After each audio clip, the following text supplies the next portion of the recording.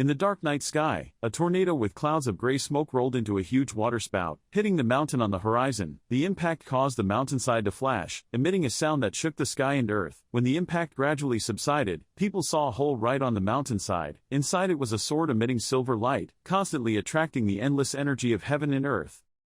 On the edge of the hole, not far away, there was a young man leisurely sitting and observing everything. Leon sat there observing the situation, maybe because the power energy was so great that it made him wince. A voice suddenly rang out, "Leon, I ask you. Do you believe that you are worthy?" Because of this question, Leon closed his eyes and thought for a while. His face was covered with sweat. A moment later, he opened his eyes. In those eyes was a determination that even he could feel with his own eyes. This holy sword appeared and said so. In the stream of silver energy that continued to flow towards the holy sword, Leon stood there, staring at the holy sword with great determination. The holy sword glowed as if urging someone to quickly possess it. For someone like him who always talks about the absurdity of fate, opportunities must be given fairly. Is that right, Leon? He gradually reached out and grasped the hilt of the sword. The holy sword's power burst out, the power causing the wound bandage on his hand to tear. The sky of this world is so peaceful, completely different from the darkness and gloom like there. The sky here is clear blue and filled with sunlight. At a certain academy, it is built in Western architectural style combined with modern angular lines. On the academy building, blue and red flags fluttered in the wind. The sound of sword practice rang out. The wooden swords collided strongly with each other under human influence. In the large sword practice yard, Leon and Leon are practicing wooden swords. You stab, I dodge, I stab, you dodge, I stab horizontally, you stab vertically. The two of them practice swordplay enthusiastically. Outside the yard, other students were sitting and watching the two learn fencing. It's true that this world is extremely absurd. Yet Leon's sword was blown away by Leon. He grimaced as he watched his wooden sword fly into the sky following Lion's movements. The wooden sword flew high and then fell hard to the ground. Leon sat on the ground, hugged his left hand and cursed, "Damn it, seriously, or do you mean you don't have to use any strength to win against me?" Leon stood not far away, his long blonde hair and scarf around his neck fluttering in the wind. He put his sword on his shoulder and smiled brightly, showing off his 36 teeth. "Of course not. There is not a single person in this academy who dares to oppose me. You are different." Leon heard that and got mad, opened his mouth and shouted, because he kept walking around with that thing all day. Leon still smiled confidently, bright white with PS toothpaste. He waved the wooden sword in his hand. It's true that I was lenient with him, but he also made a lot of progress. Lightning struck his ears. Leon's face turned black because of Lion's words. Blue veins and red veins were all over his face. He grabbed the wooden sword lying on the ground not far away. Slashed strongly at Leon, slashing and shouting, "I hate this condescending attitude of yours the most." Leon jumped up high, the sword in his hand slashed down, thinking it would hit Leon, but no, Leon just needed to lean to the side and he could easily avoid it. The students sitting in the distance couldn't help but admire. Leon is amazing. Leon can't even touch him, but hasn't he been holding out for too long? When he meets someone else, he's already unconscious for a while. Hit, in the yard. Despite Leon's furious killing spree, Leon still leisurely dodged the attack. Among the students, someone commented, probably because their names are pronounced the same. Although Leon looks more handsome, their pronunciation is the same. The wooden sword once again flew high into the sky. Everyone shouted again, "Ah, he lost again." In a certain corner, Leon sat on the ground. Next to him was a wooden sword. The shadows of the leaves covered his body. How pitiful he looked right now. He tiredly tilted his head up to the sky. His face was covered in scars and sweat. He opened his mouth and breathed air. 3 years. It's been 3 years since Leon moved here. No matter how hard he tried, he couldn't get past him. It's true that their names sound the same, but he's completely different from him. Leon has a very good-looking face. His eyes are as blue as a spring lake, thin lips, high nose, and shoulder-length blonde hair. It must be said that his appearance and personality are completely standard for the main character in a fairy tale. Every time he passed by a group of girls, they were captivated by him, eyes shaped like O, mouth shaped like A, admiring him.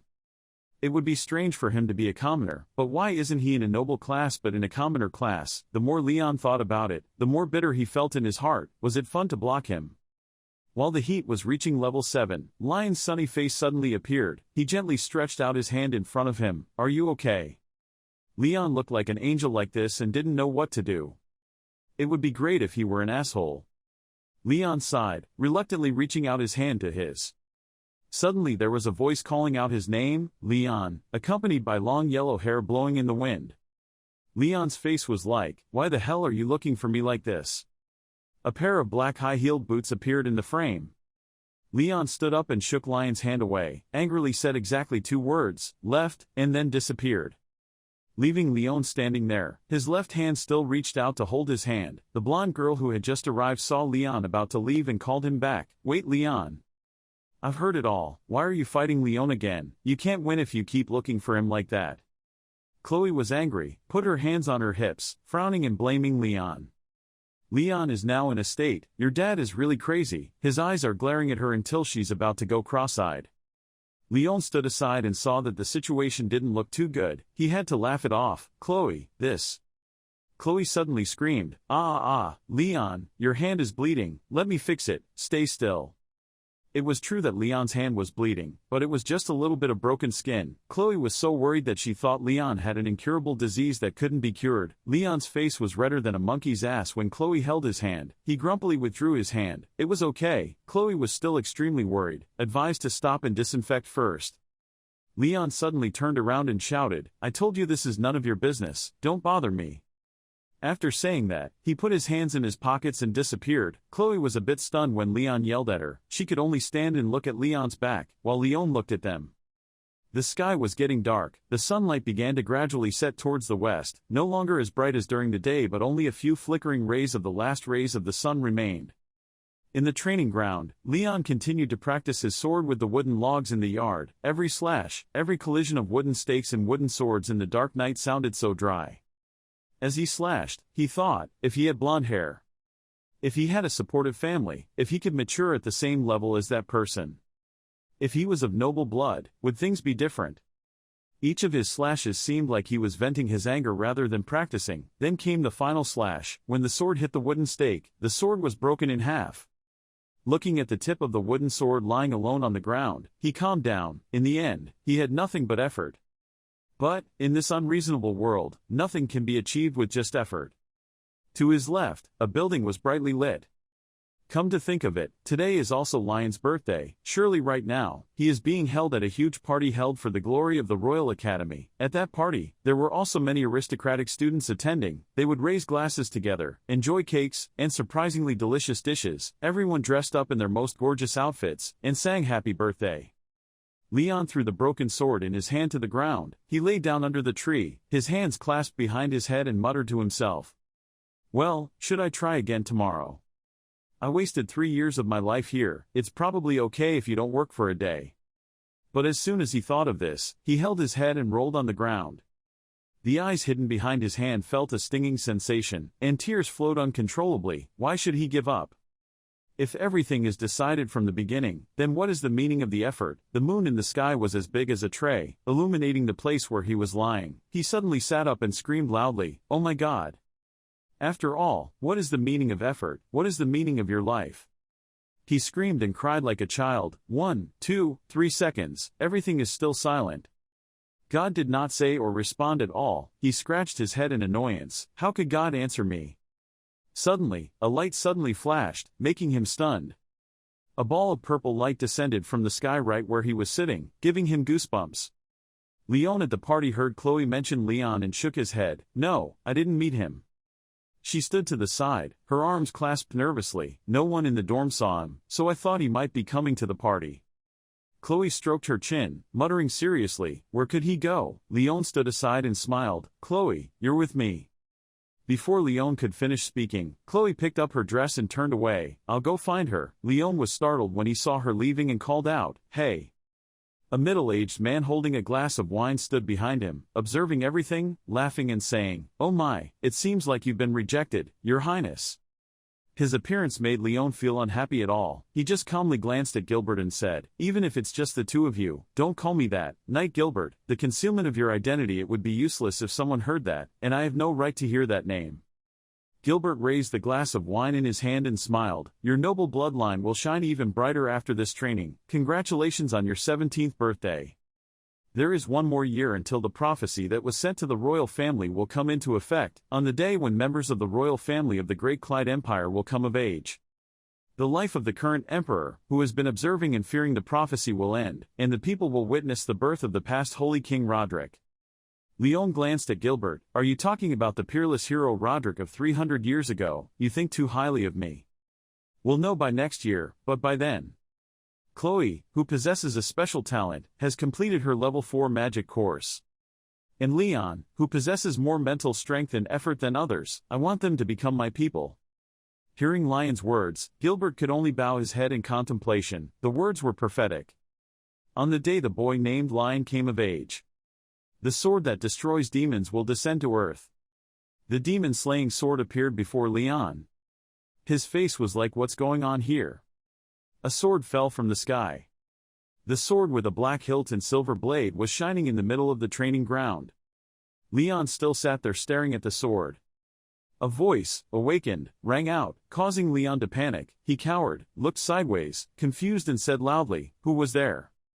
That voice rang out again, "Am I not in front of you?" Leon was confused. This situation was so confusing, and there was this sword that was as bright as the sun. Furthermore, it just spoke human language. Could it be? Leon seemed to understand something. Suddenly he shouted, "Is it a holy sword?"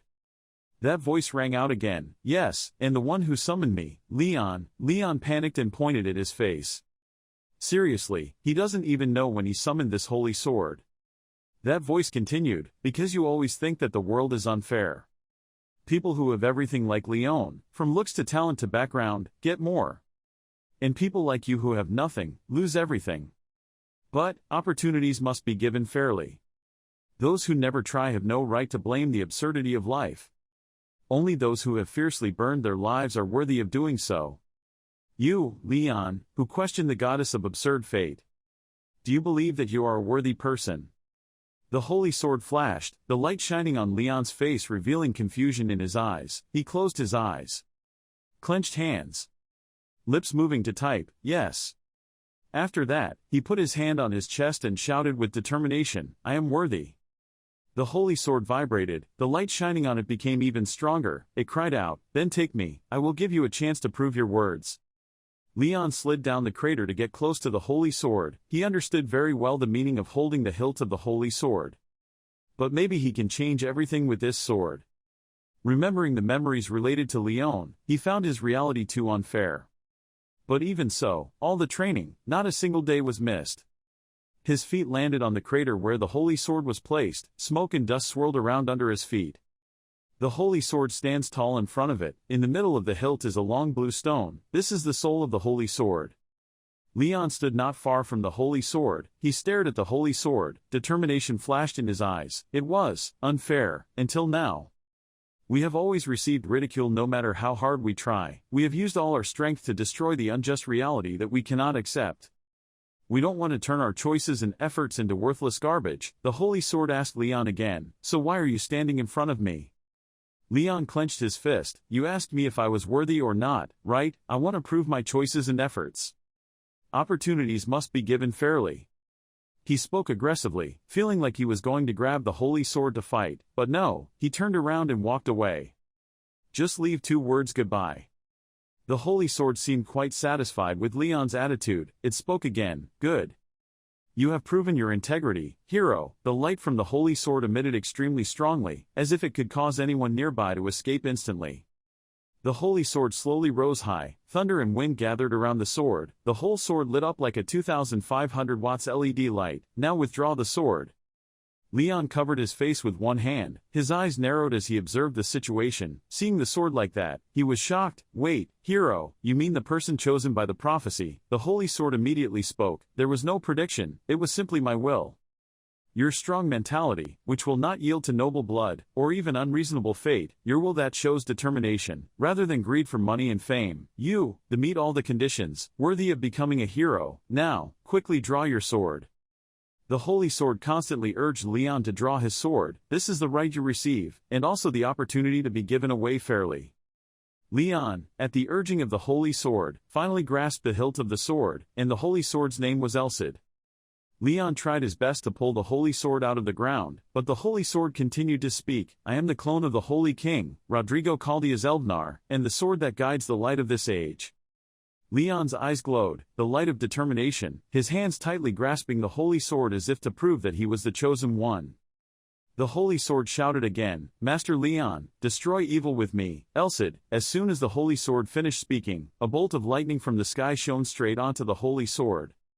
A yellow photo frame appeared. Inside was a young man with blonde hair. His hair covered one of his eyes. He was wearing yellow armor. That was Elsid. Now he will explain everything. What? You called me a holy sword and an ordinary person. Things get interesting.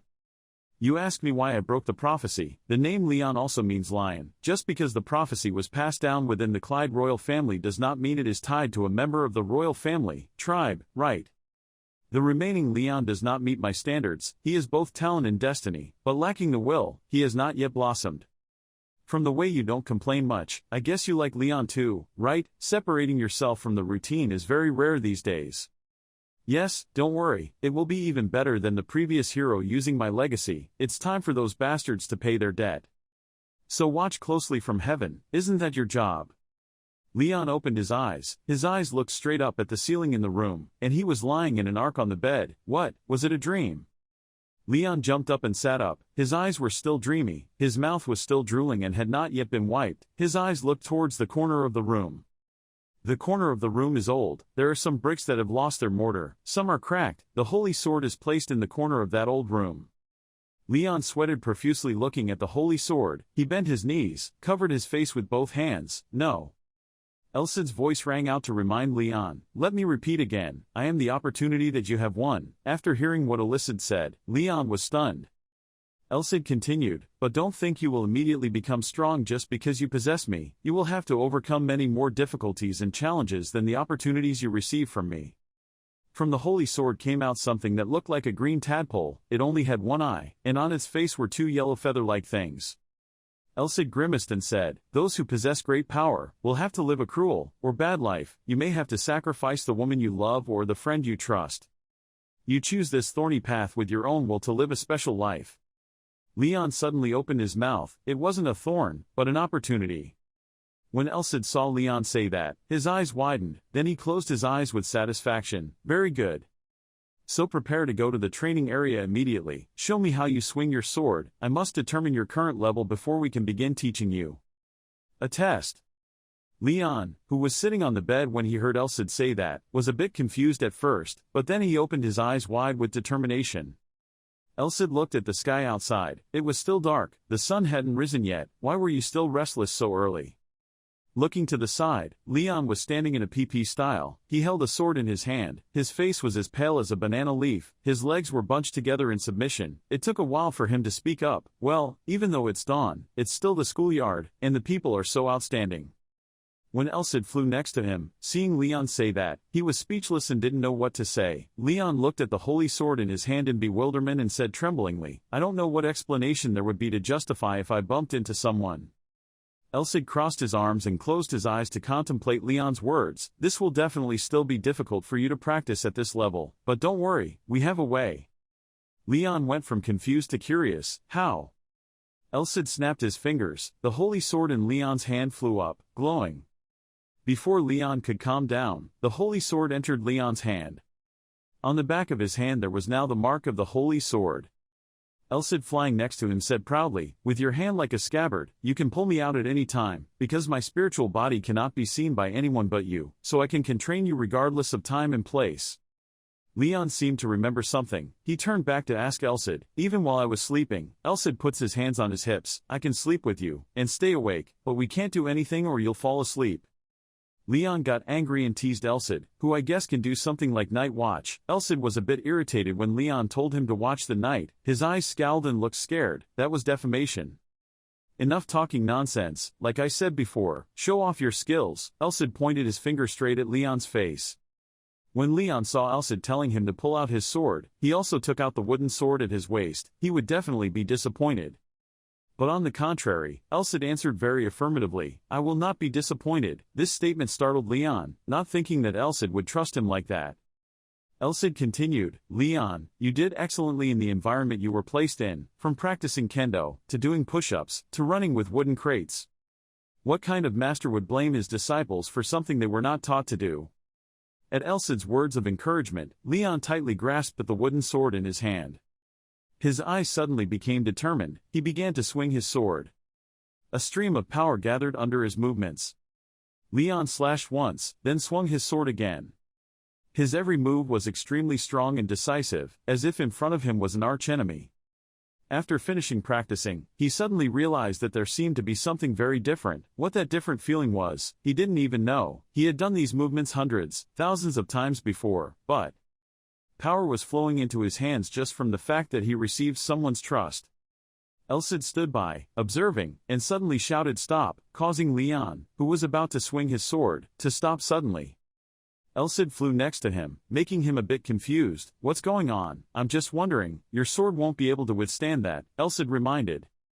Leon still didn't understand what Elcid was saying. Then with a cracking sound, his wooden sword broke into pieces. He immediately dropped the broken wooden sword to the ground. Elcid wondered, did you use it without even realizing it? Repeated practice of the basics will be useful once mastered, but it is not predicted to be possible for a non-aura user. Looking at the wooden sword on the ground, Leon was curious, what happened? Elcid still doesn't want to reveal it. You don't need to know now, your skills won't improve if you rely on it for no reason. I'll teach you when you're mature. Leon squatted down in confusion, facing his broken sword in the cold wind. There was no way he could use it now. Elcid seriously explained, you practice the basics so firmly that there's nothing big to complain about. I guess it's time for me to teach you how to move your body. Leon held the sword in his hand and glanced at Elcid. Isn't the way to move his body swordsmanship? Elcid scowled again and said, do you think you can swing a sword with your bare hands? Knowing how to move your body properly is the foundation of martial arts. Looks like someone who has been training your body regularly, but this is on another level. I will next test your physical abilities, so run away. As soon as Elcid gave the instructions, Leon immediately started running. As he ran, he looked back and asked Elcid, who was flying behind, how long he ran.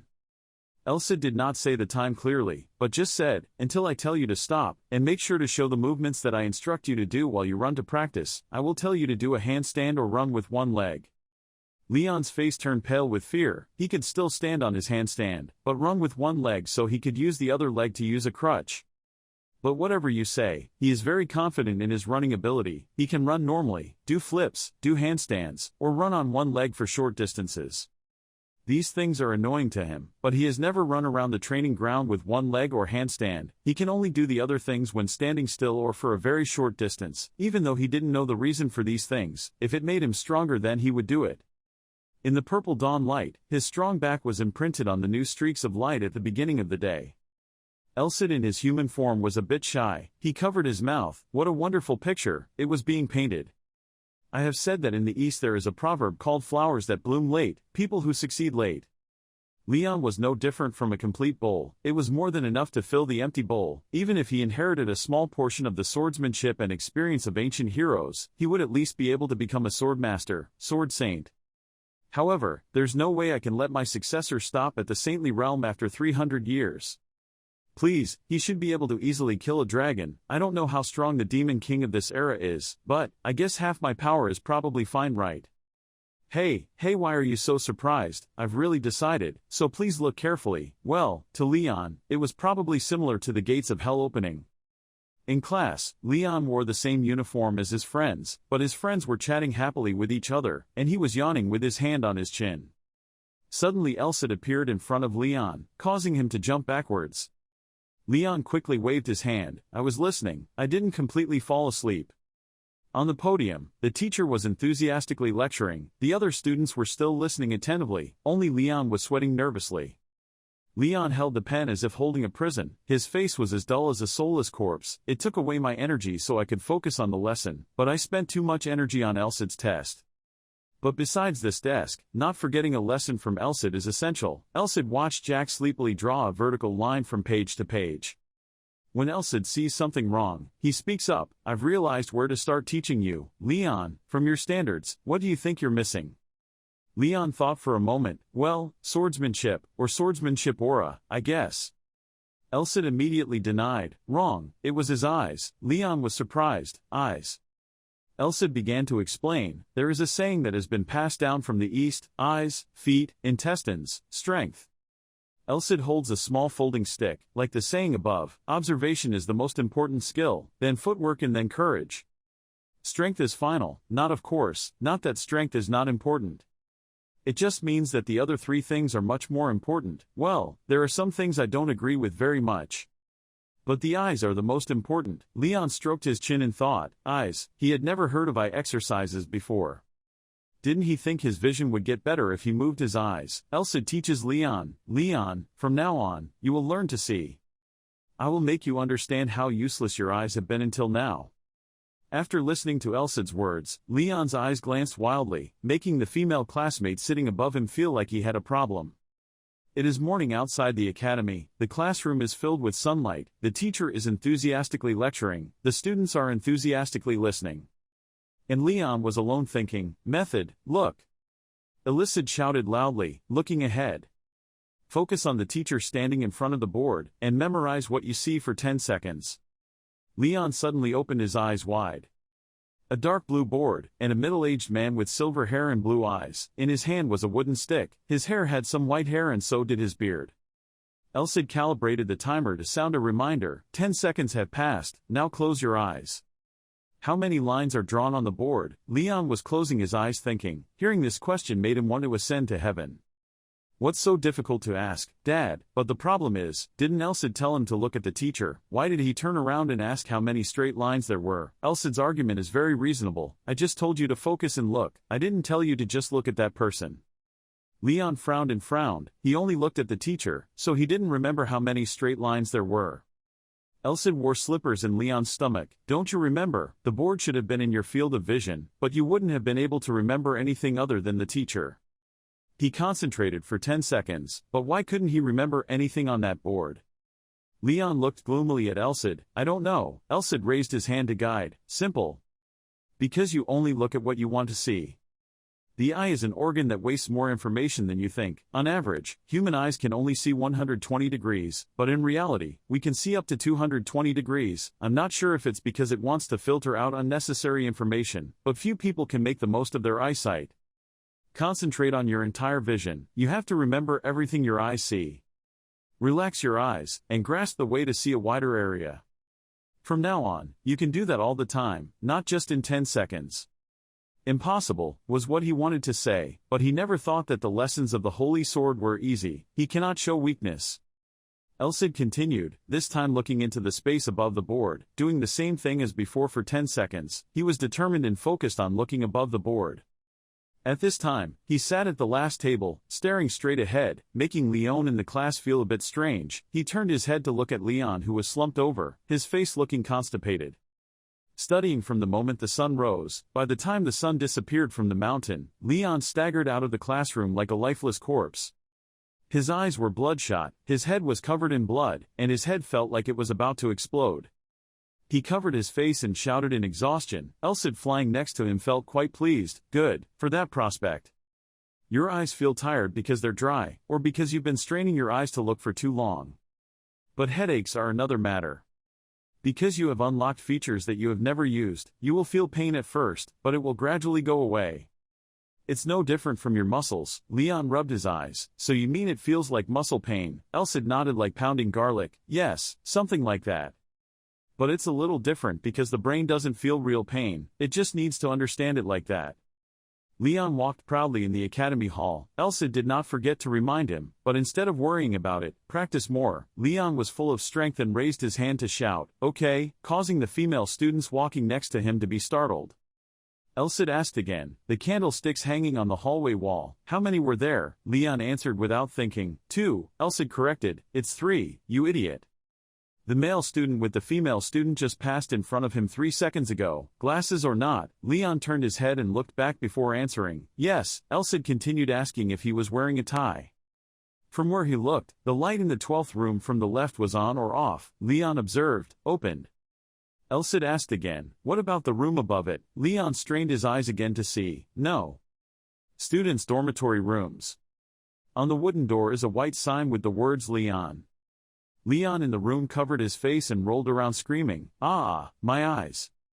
Elcid flew nearby to encourage him. He did quite well that first day. He deserved extra points because he didn't ask for a break midway or said he wanted to give up throughout the day. Leon looked like a corpse as he looked at Nam lying on the bed. If I asked, would you let me rest a bit? Elcid answered very firmly, no. How long has it been since he was pushed to the limit like that? It had been a long time since his mind felt so tired. Elcid squinted slightly. Being familiar with something also meant becoming slower. If he used the same training method, he would only level up to a limit. Exercising the same way has its advantages. The biggest problem is that the body will find an easier way to deal with it. Leon put his hand on his forehead and thought, wondering if he could find an easier way. Elcid speaks very clearly, meaning that the body will become familiar with one training method, so it is necessary to constantly change the training method. Leon came up with the moves before, like running on one leg or doing handstands, and then walking around the gym for that reason. Elcid shouted loudly and accurately. I need to know which parts you're unfamiliar with. I need to know which parts you are not familiar with. Depending on how a person trains and lives, their bones, muscles and nervous system develop in different directions. The balance of fishermen, the sense of direction of hunters, and the superior eyesight of nomads are all for the same reason. He gets it. The basics of training are to strengthen your strengths and compensate for your weaknesses. Elcid analyzed that first. Seeing Leon's silence, Elcid continued, his strengths are endurance, which is developed through a large amount of practice, and basic sword usage, derived from his mental strength and basic moves. Uncle, his weakness is his stiff posture due to only practicing basic moves. In other words, he lacked physical and mental flexibility. Hearing Elcid say that, Leon stood up. What flexibility? What about swordsmanship or aura? Elcid closed his eyes, crossed his arms and sighed. Swordsmanship is just the way to use a sword. If you can comfortably use basic moves depending on the situation, then that's swordsmanship. Of course, swordsmanship also has great power. But that's an illusion. Who would teach it just because of a promise of loyalty? Elcid's words took Leon from one level of emotion to another, from joy to despair. Thinking about it, Elcid's words made quite a bit of sense. Elcid narrowed his eyes. As for the aura, there's nothing more to say. Didn't that guy named Lion use his aura to defeat you? Additionally, if someone like him, who had no background at all, suddenly learned to use aura, many people wouldn't believe he could use it. So, I will teach you about aura after you leave the academy. For now, focus on learning how to look. Aren't you anxious to defeat that guy? Hearing that, Leon was filled with fighting spirit. Okay, I have the motivation to continue studying. But Elcid sighed, splashed a bucket of cold water. No, that's not enough. Haven't I said it already? Your body will gradually find it easier as you practice the same way, although today you focus on learning to see a wider area. If you continue practicing the same way, you will definitely get bored. After speaking, Elcid gave Leon another smile, but Leon looked at this smile and felt a bad feeling. He stammered, "What are you going to do?" Elcid closed his eyes and shook his head. Simple. So that your body doesn't dare to find an easier way, starting from tomorrow, I will punish you every time you answer incorrectly. Leon gasped, his face as pale as a banana leaf. Punishment. Elcid brought his face closer to Leon. I was not bothering him without a reason. There is a very useful thing called an air conditioner. Even though your physical strength is useful, besides your willpower, you also need someone by your side. Leon's face was pressed so close that he sweated profusely. He stammered, even so. But then he realized, Elcid was right, achieving everything tomorrow was impossible, and if sooner or later he would have to suffer punishment, then he could resolve to experience it first. Leon's eyes were closed tightly, his mouth was pursed, his arms were tense. Yes, he would be able to develop the corresponding recovery ability as well. Elcid behind him spoke again. Come on, do you dare? Leon turned his head, seething determination in his eyes, raised his thumb and replied, okay, let's do it. Leon stood in the center of power. Each line of lightning running through his body made him scream in pain. His eyes, nose, and mouth all widened. Then he turned black as coal and fell onto the bed. Elcid flying next to him shook his head when he saw that. It was only 5 seconds. Oh, it's only the first time. So it's true that you can't completely control it. I will be more gentle from next time onwards. But I'll increase the intensity if you do it twice in one try. You just need to do it well. Okay, tomorrow you both have to try your best. Leon lay on the bed, crying without tears. He clutched the bedsheet tightly and trembled, silently cursing Elcid for being a damn demon sword. Morning has returned to the village. In the sky, white clouds were drifting lazily, and on the ground, Leon was rushing forward, head and neck, following Elcid's command. From tricks like eye training that make the teacher on the board break out in a cold sweat. The one-handed stack of banana trees in the room was used up today. Elsid asked. There were some pigeons sitting on the roof. Leon raised his head to look at the birds and answered, 10 birds. Elsid asked again, which one flew away first? Leon answered without thinking, the number 6. Elsid asked again. There were some pigeons sitting on the open window. Leon held his face and sighed. It was not a pigeon but a crow. Elsid was extremely satisfied with Leon's answers. Yes, even though he could only see when concentrating hard, it was already good after only a month. You just have enough to get by. Leon was so happy that he cried. He blushed and swayed back and forth, making Elsid feel sick. So Elsid must have been afraid of this guy, so he decided, let's come here today and go rest. Leon shouted happily when he could rest, finally having a day off for a whole month. Suddenly, a voice called out from behind him, Leon, making him jump. The uninvited person was Leon, who was looking at him from behind with his arms crossed. Seeing Leon coming, Leon suddenly felt strangely lethargic and Leon didn't understand why. Leon reluctantly turned his head, his expression not very friendly. Long time no see. Since training with Elsid, he hasn't seen him once. Besides Leon, he guessed he probably hadn't spoken to Chloe in half a month. Leon looked the other way. Immediately after eating he threw himself into training, just like him. I came here because I was a little worried, but now I feel secure. Leon was curious and worried about something. Leon went to the tree and sat down in the shade of the leaves. Because he hadn't challenged me to a fight all month, I think you gave up only because of other people. But looking at his face, it seemed he still had the courage to continue. Leon saw Leon say that and clenched his fist in his hand. He could see it. Leon smiled extremely sweetly. Yes. The looks on the faces of people who think they can't defeat me are very different from yours. The other people's faces could only laugh, their faces full of worry and fear of not being able to beat him. As for Leon, he was very determined, without the slightest fear on his face. Leon smiled slightly. He leaned against the tree trunk and looked at Leon. Yes, you are delicious. That's why you came to find me after lunch. Why don't you leave after you finished your work? Leon still smiled like before. He was so cold. It's been a long time since we last talked to each other. Why don't we talk a little more? Leon bared his teeth angrily. What the hell did the two of us have to talk about? Leon curled his lips and smiled at Leon. 10 minutes was enough. Leon scratched his head. Then he sat down under the tree next to Leon. The two of them sat together looking at the sky for a while. Then Leon also spoke. You must have heard that rumor. Someone said I'm not a commoner, right? Leon scratched his face, looking like who knows. He asked Leon again, rumors? What? This matter still needs to be talked about. Look at you and you don't want to hide it. Maybe I should talk to you more formally from now on. Leon sighed. I don't want to argue about this. What I'm about to say right now, please think of it as coming from Leon, who is trying to hide his background, not your class. Leon raised his face to the sky. Okay. Leon turned his head to look at Leon and smiled. You know I always unilaterally want to fight you, right? Leon remembered the moment the two of them fought, and without thinking said, yes. Leon would not be affected in any way by refusing, and he no longer even used the status of being able to refuse to fight him. The consecutive matches were also due to his kindness. Leon frowned slightly angrily. There was nothing but the generosity of a winner, compared to him, as long as Leon put his mind to it.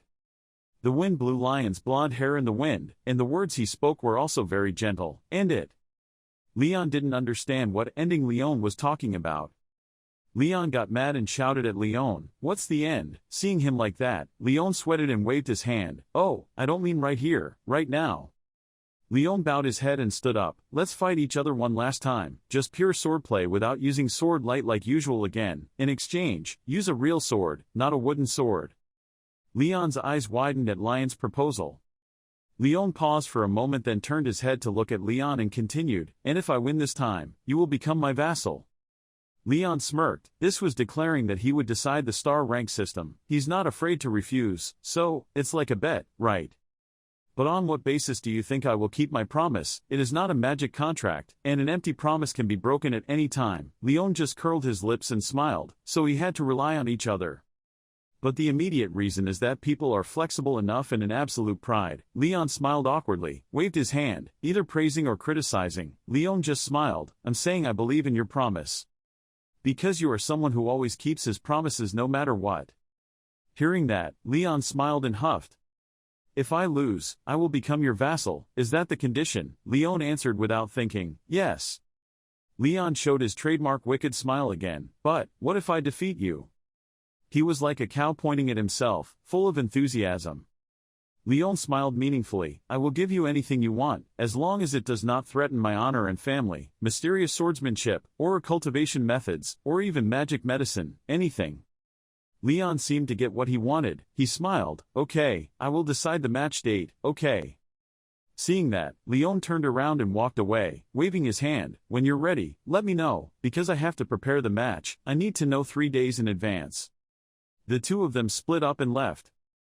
Elsid appears again in human form in the picture frame. The final moment depends on us. Leon, who was chosen as the hero by the random selection of the Holy Sword. Leon, the prince trying to take the throne yellow. This was the moment their first genuine match began. Leon stood there, arms crossed over his chest, face as pale as a banana leaf. He was so worried. The morning sun rises up to the head of the bed. Elsid flew against the sun, his face confused. What is this? Are you worried? You just chopped off that loser's words. Why are you saying you're scared now? Leon scratched his nose shyly. I didn't mean it that way. But, have I really gotten stronger? Elsid was startled. Huh? Leon looked at his hands again thoughtfully. Last month's training was very hard, but... Leon clenched his fists with determination. But I honestly didn't feel like I had gotten any stronger. Elsid seemed dissatisfied with Leon's statement. He glared. You still don't realize yourself. You're already very strong, so stop thinking. Leon turned his head to look at Elsid. So what? Elsid nodded. Vision was a different part of strength than physical strength. If you've never used it properly, you obviously can't feel it, right? Well, you're still practicing hard anyway, so don't worry anymore. Leon, you said you were going to test your physical strength next. These words of Elsid startled Leon. Hearing Elsid ask made Leon nod like pounding garlic. That's right. Elsid smirked. Then you can look forward to it. Because something beyond your imagination is about to happen. I don't know if you still say things like that. Scene changes to the stadium. On it is a teacher standing holding a stack of papers, seemingly a list of some sort. If you're not feeling well, speak up, and the rest of you should warm up your body. Below are students wearing uniforms of white t-shirts and tight-fitting tank tops. Leon stood and frowned. Last time he tested his physical strength, he got 9th. Doesn't use mana and only measures pure physical strength, but the high ranks are all of the noble class. In addition to mana, nobles also use medicine and receive special training from a young age, so his rating is also very limited. Elsid flew next to him and asked Leon what Lion's rank was. Leon covered his mouth and whispered to Elsid, first. Elsid smirked, as expected, although not as much as him. It seemed like he had also trained very hard, not compared to those guys who only had a good family background. Even if it's just a short distance run, there are still 2 laps around the field. Each lap is 400 meters, which means he has to run 800 meters. Last time Leon ran in 1 minute 20 seconds. Elsid looked curiously at Leon. And how much he got last time? Leon bowed his head slightly in irritation. Running for 1 minute and 40 seconds. Elsid exclaimed, that 20-second difference is no match for Leon. But if you haven't tried yet, don't worry. I mean, even if you try, don't worry. It's different from before. Now you have me. Leon slightly bowed his head and looked at Elsid. Okay, I will trust you, Holy Sword. The 4 of them lined up in a horizontal line. Everyone's faces were very tense. The teacher stood above, waved the flag, shouted 2 words, and set off. As soon as they heard the command, 4 people started from the starting line and rushed forward. Their speed surprised their classmates sitting outside. Leon also felt extremely surprised and opened his eyes wide. Leon rushed forward quickly, leaving his friends far behind. Leon ran forward with all his might until he let out smoke from his feet. Until he ran past the female student holding the stopwatch. The female classmate holding the watch was confused. Leon. 1 minute 29 seconds. When Leon heard his time, he smiled proudly, but Leon was extremely confused as if he didn't believe it. The teacher stood looking at Leon, who was bent over and breathing heavily. Leon, have you learned mana? Leon breathed and said, no.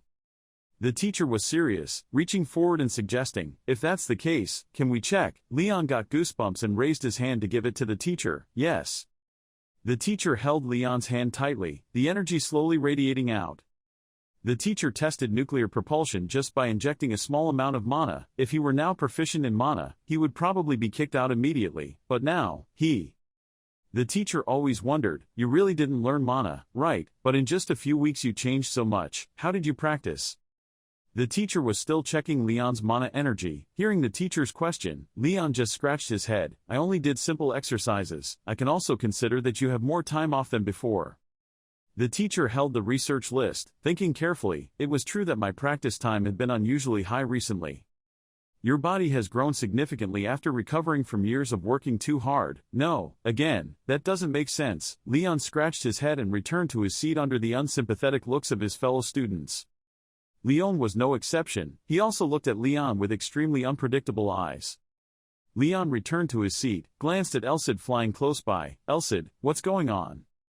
Elsid smiled brightly. How? It's just like I said, right? Leon was a bit itchy at Elsid's pig-like smile. Don't just stand there and laugh. Please explain. The first thing you need to know is, biologically, where you think force comes from. Leon answered right away, right. On the competition field, teachers are still diligently calling students to check. Elsid went on to explain, yes, most training methods in this world focus on increasing muscle size or density. Leon sat down and observed the teacher standing in front. When the teacher stood in a ready position, the muscles in his arms expanded. Elsid continued explaining, but if he didn't understand the nerves and muscles, then he was only halfway there. Do you know anything about the nervous system? Of course, muscles also have nerves. The limits of usable strength are determined by the development of those nerves. The reason why strength doesn't necessarily depend on body type is because of the differences in those muscle nerves. Leon nodded like pounding garlic. This was something he had never heard of. Not even the coach at the academy had said it. In fact, muscle density is often determined innately, and there is a clear limit to increasing that amount. You're almost at your limit when it comes to training. And I'm focusing on developing your nerve and muscle system. Leon's sweat dropped and smiled. Well, I understand everything, but how did you develop my nervous system? I've never practiced anything like this before. What did you do while I was sleeping? Leon flexed his biceps and looked at it. Elsid said proudly, it's all thanks to the punishment I gave you. Leon gasped in surprise. What? It seemed like his actions were a bit too outrageous, causing his classmates to turn around and look, not understanding what was wrong with this guy. Leon felt like he was going too far, so he quickly covered his mouth. Elsid explained, those parts had been tense for the past 10 years, but he had released them in such a period of time. It could only hurt so much that his muscles were torn apart with a sword. Leon recalled, the pain he experienced every time he practiced while learning to see, was from the process of developing the muscle nerve system. Leon glared at Elsid. Why don't you tell me? Elsid is high and proud. If that's the case, then it's not fair. The reason I laid the foundation for this perspective, over the past month, was to help you escape that pain. But if you knew the reason and knew that you had to go through that pain anyway, would you have focused on what you did yesterday? Definitely not. Leon was sweating and looked at Elsid, silently saying nothing. Elsid crossed his arms and smiled. Well, you don't have to thank me. I'm just doing what I should do as a sword saint. It's nice that after all this time, things have gone well. Leon thought again. This guy, after all, he is a demon sword instead of a holy sword, right? The one who held the soul and personality of the peerless hero Roderick. It turns out that Roderick is really a supervillain and PWD is a great hero. Leon was thinking when the boys next to him shouted loudly. It's true that Leon is different. You're great, you broke your own record. It turned out that Leon had come first in the running race. Leon ran over and glanced at Leon provocatively. Leon stood in front of the announcement board, second place overall, but I still couldn't beat Leon. Elsid flew next to remind him, isn't it weird that you're trying to defeat him in just 1 month? You shouldn't be hasty. Leon clenched his fist. I knew it too, I was just saying. He has shortened the distance between 1 and 9, to between 1 and 2. He can win. No, he will win. In the academy dormitory, Leon lay on the bed and asked Elsid, who was lying next to him. So what should we start practicing tomorrow? Elsid pondered and replied, well, I think you probably passed the stage of training your vision by simple memorization. Then we don't need to improve your physical abilities anymore. Instead, we will focus on helping you practice to gain more experience, thereby using what you have learned more smoothly. Leon glanced at Elsid. Easier said than done. Elsid raised his finger to remind him, so I said we have to leave here. Hearing that, Leon was surprised and sat up. Can't you teach me swordplay first? Hearing that, Elsid turned around and walked away, telling him not to dream about swordsmanship anymore. If you want to learn the sword, you must first learn how to use aura. As I said, having basic skills is enough to achieve a certain skill.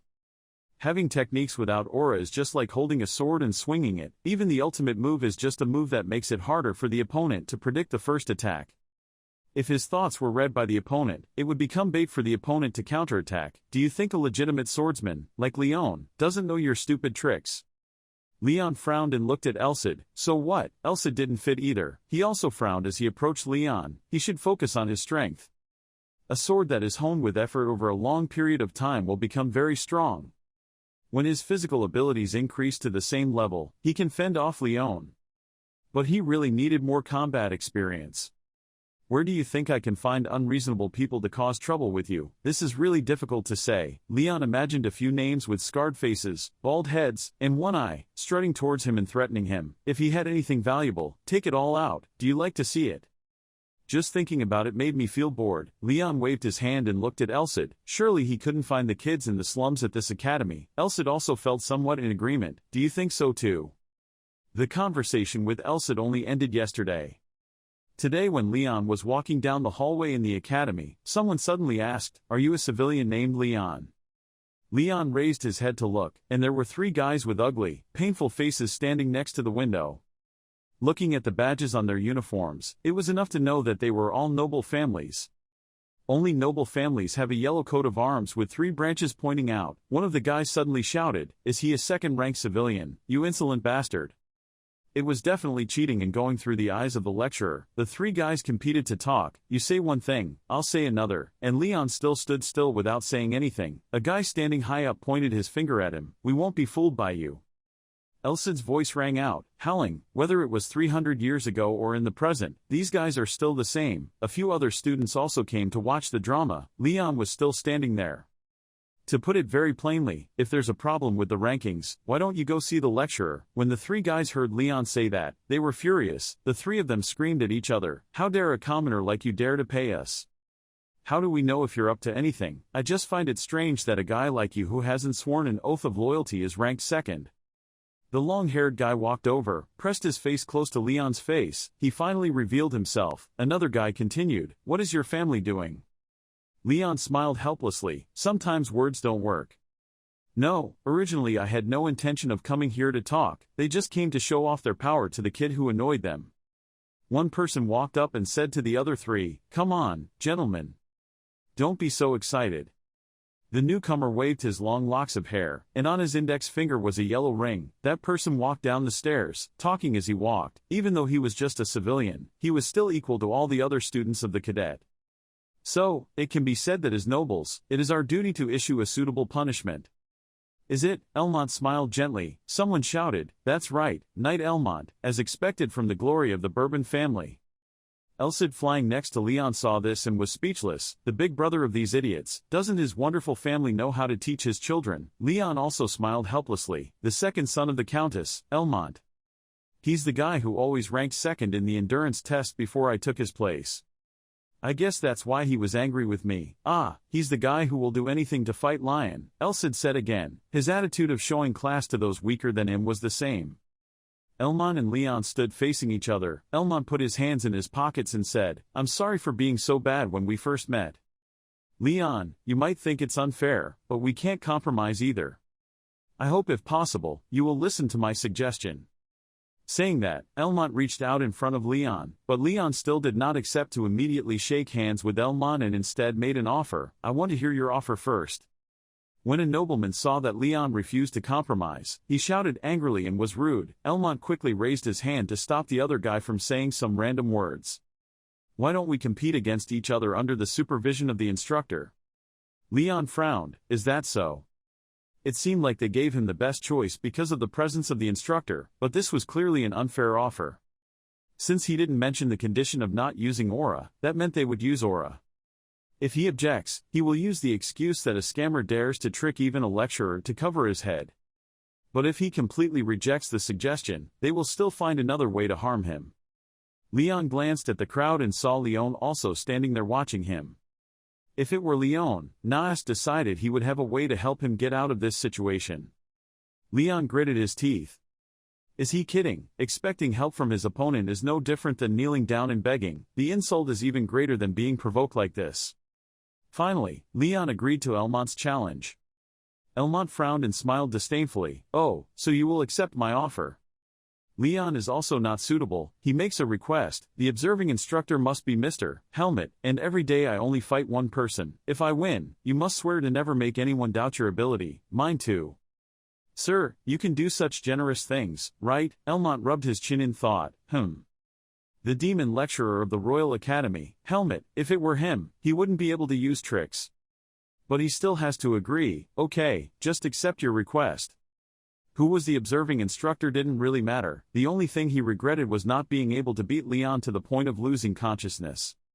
Leon returned to his bedroom. He sat on the bed tiredly. Wasn't that what Elmont's face looked like? I didn't think actual combat skills were like that. Elcid flying next to him shook his head. It's okay. Leon knew Elcid had thought of something and quickly asked, so, what do you think, Elcid? Can you defeat them without using aura? Elcid looked listless. I've never fought anyone who used aura, so I don't know. Or let me show you how easy it is. Leon quickly took a stance, looking at Elcid in confusion. Huh? Elcid snapped his fingers, the simplest and most effective method. In front of Lon appeared a black curtain. On it appeared the words, Leon, title and profession, hero cannot use aura, level 18, strength 119D, vitality 124D, agility 115D, aura 0-, unique skills, sword saint, highest level beginner Roderick's gaze level 1 body stage 1 martial artist. Leon widened his eyes and asked Elcid. What is Elcid? Elcid stood next to him, frowning and explaining, what do you mean, this is your current level. And here are the stats of this guy called Elmont or something. On the control panel appeared information about Elmont Bourbon, title and profession, kid blinded by inferiority complex, level 18, strength 97E, vitality 89E, agility 82E, aura 63E, unique skills, sword saint, level 6 beginner, level 1 secret swordsmanship, level 3 newbie aura user. Elcid explained further, I made it myself according to my own standards, so it probably won't be too detailed. Leon gaped at the two control panels in front of him. Wait, Elmont is that weak? As the son of an earl, he should have been given many precious medicinal herbs, as well as the hellish training session since childhood, and his strength should have been increased. Elcid shook his head. No matter how many medicinal herbs he drank, it was useless. If he couldn't digest them, he would be no different from taking supplements. Even those hellish training sessions you mentioned can't be used as a scale of ability.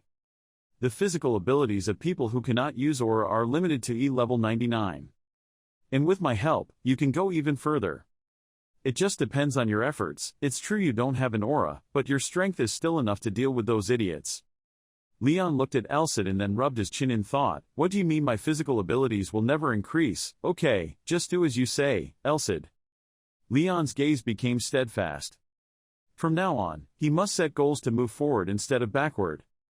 He will definitely win against that Elmont guy. Leon looked back at the control panel and asked Elcid again, but why is my reputation like this? Elcid encouraged him, if you don't like it, try to get stronger. Outside the academy gate, on the city gate or on the wall, there is a yellow bird logo with a crown on its head. In the student lobby, yellow and blue flags are hung along the walkway. Leon walked down the hallway wearing his racing outfit. Suddenly Mr. Helmet appeared. He's here. The teacher suddenly spoke up, making Leon jump. Lecturer Helmet stood there looking at Leon. He couldn't help but exclaim. It's only been a month and you've changed so much. I was planning on stopping you, if you wanted to do something reckless, but it seems unnecessary. Is that right, Leon? Leon understood everything the teacher said, but he still had to pretend to be stupid. I didn't understand what the teacher was saying. Lecturer Helmet smiled, waved his hand, turned around and walked away. That's too clever. Okay, just follow your heart. I want you to teach those stupid bastards a lesson, understand? What Teacher Helmet said made Leon a bit surprised, but he understood what he meant, so he would definitely try his best. Outside the arena, other students had already taken their seats in the audience seats. Instructor Helmet clasped his hands behind his back and slowly walked out of the arena. Following him is Leon. Outside the arena, the pimply-faced guy was waiting. When he saw Leon coming out, he angrily shouted, "You! How dare a commoner like you keep me waiting? Your liver is too big." Leon considered him like air. He turned to ask Mr. Helmet standing next to him, "Lecturer, let me start now." Instructor Helmet just said yes, and the guy with the pimples was about to get a little mad. Mr. Helmet crossed his arms and said loudly, Jeff Heinrich and Leon, you two will face each other in my presence with your own honor and promise. Helmet looked at Jeff. Jeff Heinrich, what do you want from this match? Jeff Heinrich frowned. That civilian dog, I want him to confess his crimes. Teacher Helmet looked at Leon again and asked, Leo, what do you want to achieve from this match? Leon also confidently spoke up, I hope after this match they won't bother me anymore. Mr. Helmet clapped his hands loudly. Good, everyone moves forward. The two of them held wooden swords and began to stand in a fighting position. Teacher Helmet shouted again, on guard. Leon and Chloe sat on the bleachers and observed. Leon discovered that even though it was just a wooden sword, if it was infused with aura, wouldn't it be just like a real sword? So people like Leon who don't know how to use aura are at a disadvantage. Elsid flies next to Leon. Leon, do you need me to show you this guy's stats too? But Leon refused. No need, I can take care of it myself. He realized that no matter how high his stats were, he was just one of Elmont's juniors. There was no need to waste Elsid's power on guys like this. Jeff Heinrich jumped out holding a wooden stick and rushed towards Leon. Here it is, a diagonal sword strike from the upper right to the lower left. He can clearly see the trajectory. What needs to be done is to prepare in case this is just a feint. He'll prepare, huh? This guy, why is he so slow? From Leon's perspective, Jeff Heinrich's sword was like a turtle crawling without reaching its destination. If you don't come, I'll come. Leon rushed to slash Jeff Heinrich. The movement was so fast that even Jeff Heinrich didn't notice it. It still stood there. That blow made Helmet. Elmont and the students behind him were sweating profusely. Leon and Chloe gagged in surprise. Jeff Heinrich stood there. His forehead was red, his mouth was drooling, his whole body was trembling and he couldn't stand. Leon turned his head to look back. Oh, that's it. Is the match over? Looking at Jeff Heinrich who had fallen to the ground, Leon was stunned, wondering what he was thinking. Jeff Heinrich was lying on the ground, groaning, son of a bitch. You think you can beat me by hitting me once? You're wrong. Having finished speaking, he crawled up. His legs were not as strong as his mouth.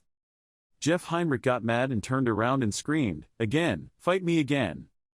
Teacher Helmet stood next to him and announced, Jeff Heinrich, you've lost, I won't let you misbehave anymore. Leon smiled with relief, well, okay. That statement made both Helmet and Jeff Heinrich dumbfounded. Suddenly Jeff Heinrich pointed at him and laughed, even though you are a civilian, at least you understand your low status.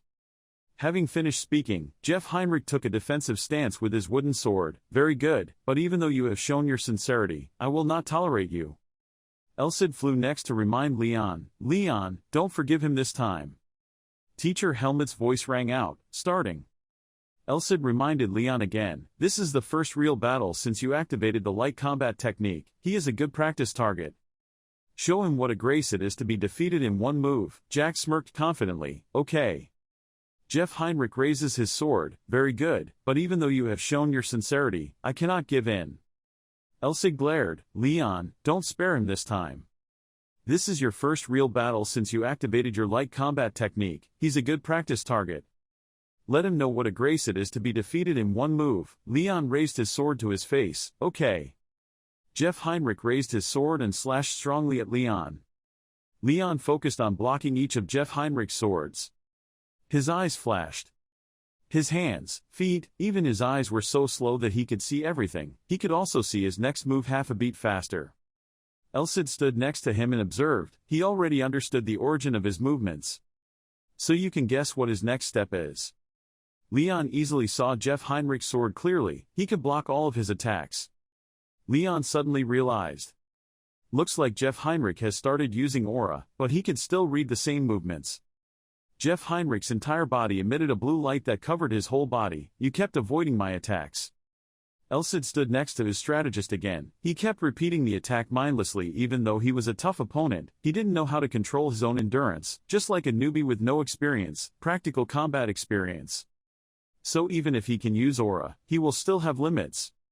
Leon raised his sword to block Jeff Heinrich's attack. Leon guessed that Jeff Heinrich's technique had a flaw. Suddenly Leon slashed Jeff Heinrich's thigh hard. Jeff Heinrich screamed in pain, his face contorted as the pain spread from the bottom of his thigh to the top. Jeff Heinrich quickly jumped away, winced, bent down and hugged his thighs. You naive bastard, you should have taken me down. You can't defeat him with those 3 basic swordsmanship. Suddenly, Jeff Heinrich screamed, waves of light like meteors flying straight at him. Elsid's voice, "What do you think, Leon?" Leon stood still in place and glanced at Jeff Heinrich, who fell to the ground and replied to Elsid, "You are right, having a real opponent is the best way to practice the steps of using light combat techniques." Seeing that Leon was about to rush at him again, Jeff Heinrich was beaten until his face was swollen and he quickly waved his hand, "I surrender, I surrender." Teacher Helmet held Leon's hand up and shouted loudly, "The winner is Leon." Leon and Chloe sitting in the stands were also happy for Leon's victory. As for the Elmont crowd, they are extremely bitter, too spicy. At night in the academy dormitory, everyone was constantly talking about the match that morning. "Hey, did you watch the match? Leon beat Elmont's group to a pulp." Another person spoke up, "Seriously, I don't know why Leon is so good at fighting." Two students stood and narrated the fight. "I heard that at first he fought each person individually, but in the end, everyone had to go to the infirmary. Now there's only Elmont left." At this moment, in the infirmary, Elmont was standing in a corner looking at Jeff Heinrich lying on the bed bandaged like a leg. Leon walked down the hallway and asked Elsid if he thought Elmont would lose. Elsid absolutely despised those people. They were truly ordinary people. They looked strong but their swordsmanship and physical abilities were too poor. How can someone like that use aura? Leon smiled. "Well, today will be a little different." Elsid turned to look at Leon. "You finally get to fight Elmont." Then the two of them walked out of the arena door. Elsid still couldn't help but remind him, "Well, it's better to be careful." Out in the yard, Elmont was already waiting. He was full of murderous intent today. Elsid reminded him. He showed his true face. Leon also smiled. It seemed like it was true.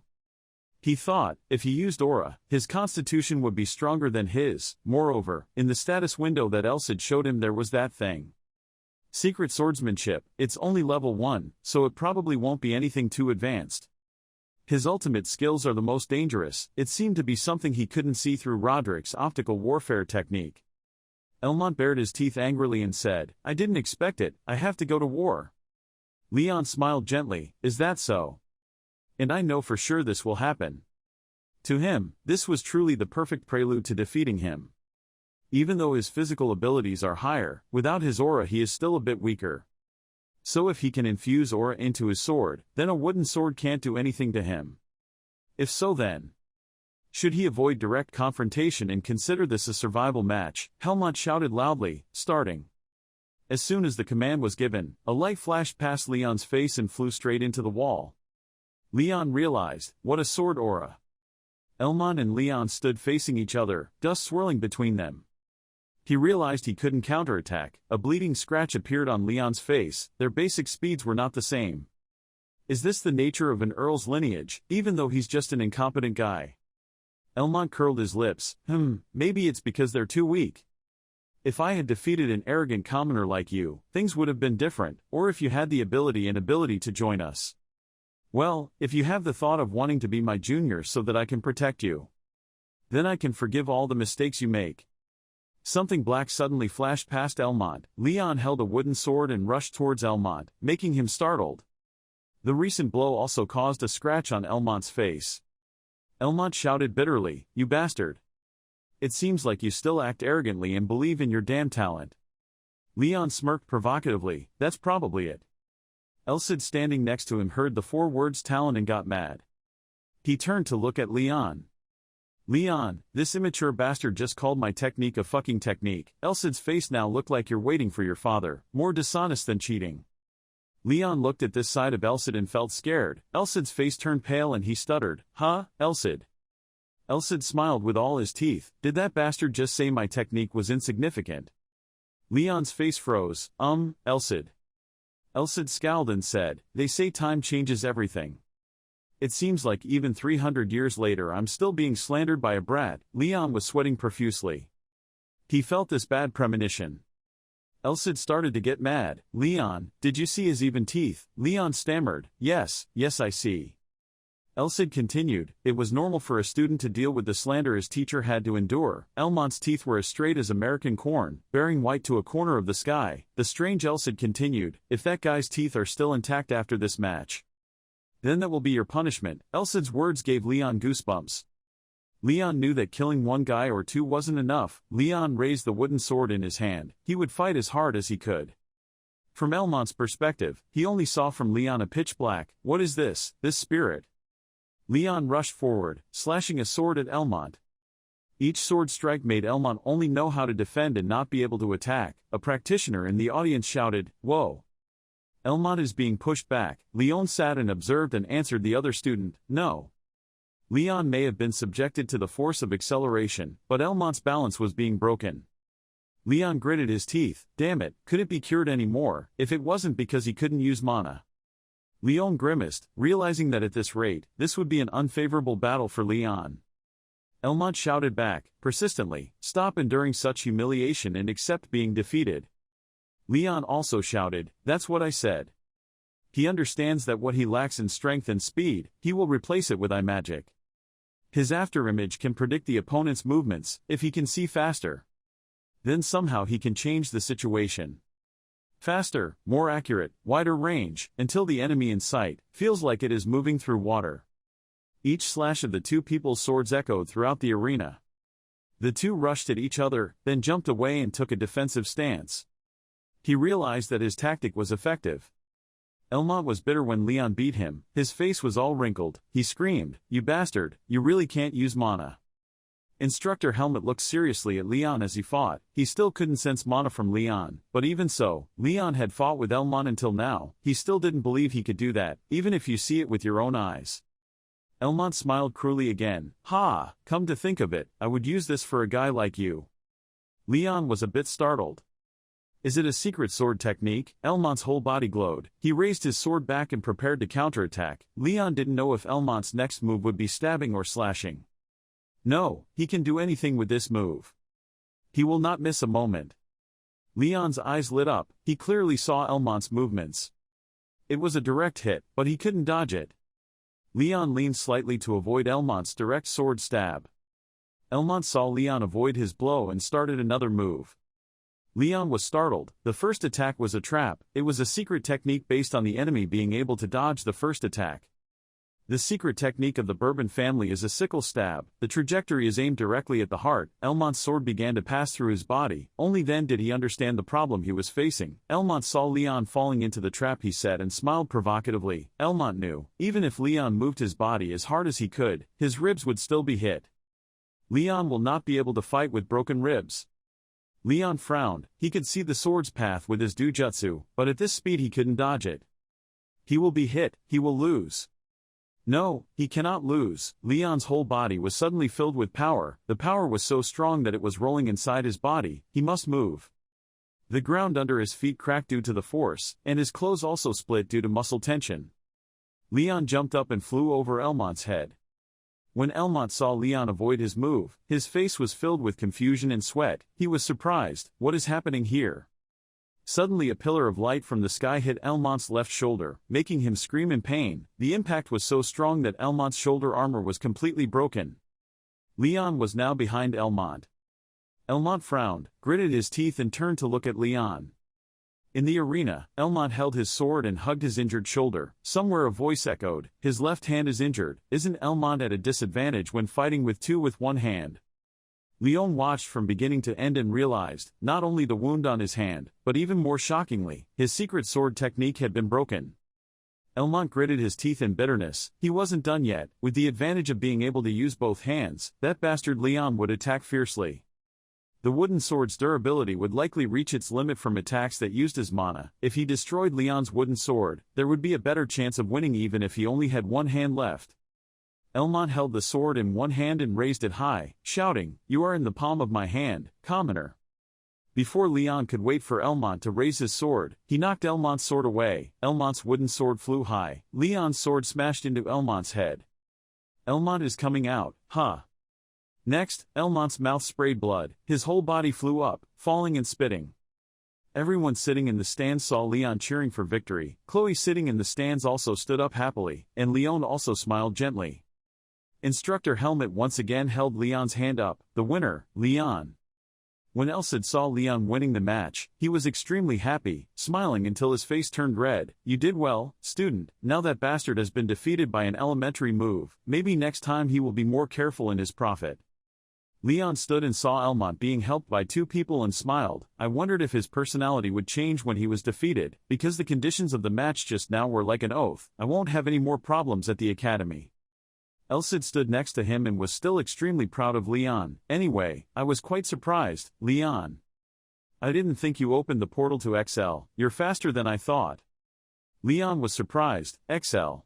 Leon was dragging his feet slowly after a fierce battle in which he had exerted a lot of effort, but the hole in his shoulder was also a problem. It seemed like after a fierce battle had drained a lot of his health. Older brother. But Leon is still Leon, always refusing to give in. Leon asked Elsid, super speed, are you talking about when I avoided Elmont's mysterious swordsmanship? Maybe Elsid complimented Leon, making Leon's face pale, appeared cheerful. Elsid began to analyze humans more deeply to express his opinion to Leon. You know, there are times when the human body moves slower than consciousness, right? Oh yes, it's so obvious that it's normal. Our brain will react to external conditions and then send signals to the body to act. But the story is different, especially in emergency situations. We always have reflexes when our brain has not yet loaded what is happening. Reflexes will always be faster than consciousness and have nothing to do with speed. Elsid showed a very dangerous expression. If so, then how did he think skilled swordsmen moved so quickly? It turned out that all this was a reference to the real question behind the question. Leon immediately had a flash of thought and blurted out the answer, because they had learned aura. But unfortunately the above answer was only half correct. Elsid then began to explain that if he did not use carelessly, his body would not be able to withstand the external pressure when in battle.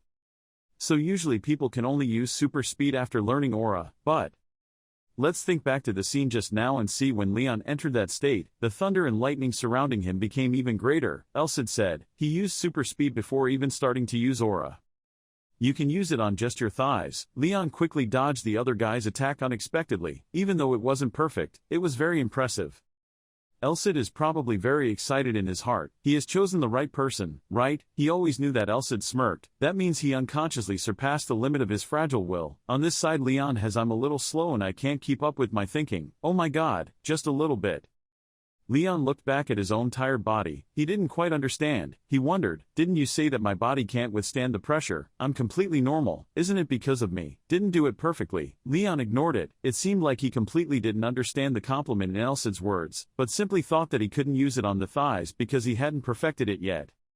Elsid also didn't bother pointing out the mistake that Leon made, how dangerous it would be if he didn't fix it. Well, that's roughly it. If he used his whole body and not just his thighs, his body would turn upside down, from the outside to the inside. These words made Leon's face dark with worry. It's very dangerous, isn't it? Elsid started to speak in a low voice, slightly mocking and teasing Leon. Oh, I think it's time for you to take care of your body. Until then, Leon is already pouting, his cheeks as big as pie. What are you talking about, huh? Leon was startled. At what moment? As soon as he finished speaking, Leon suddenly screamed gah. His legs suddenly lit up. What was going on? He didn't even have time to take precautions or do anything. Elsid obviously said, what else is of course muscle pain. Leon is lying on the ground. It seems this muscle pain is causing him a lot of pain, but why is this scene so funny? Elsid was really strict and didn't comfort him at all, so he clearly said frankly, Leon, you should be happy because you only endured this much after using super speed. Don't use it before you finish learning aura. It started threatening, but in fact it was true. He just wanted to give Leon a good reminder. If you use it again you will die. Leon expressed with a heartless expression. I know, with this expression he definitely wants to practice to improve his strength. Scene changed to the academy. Leon was putting his hands in his pockets, leisurely walking in the hallway, thinking about what he was thinking about. Contrary to that, everyone was looking at him and whispering about something. Leon didn't want to pay much attention, but he couldn't ignore those whispering noises. Leon walked alone behind him and there was talk. I heard that he was found by a famous family and gave him a medicine. I heard that he was actually hiding his identity. Turned out to be a secret weapon raised by the palace. It was said that he learned mysterious swordsmanship from an unknown swordsman. It turned out that everyone was talking about Leon's background and identity. Countless looks of jealousy mixed with a bit of hatred looked at Leon from the people he defeated. Leon was sad. It seemed like those guys had gone around spreading nonsense.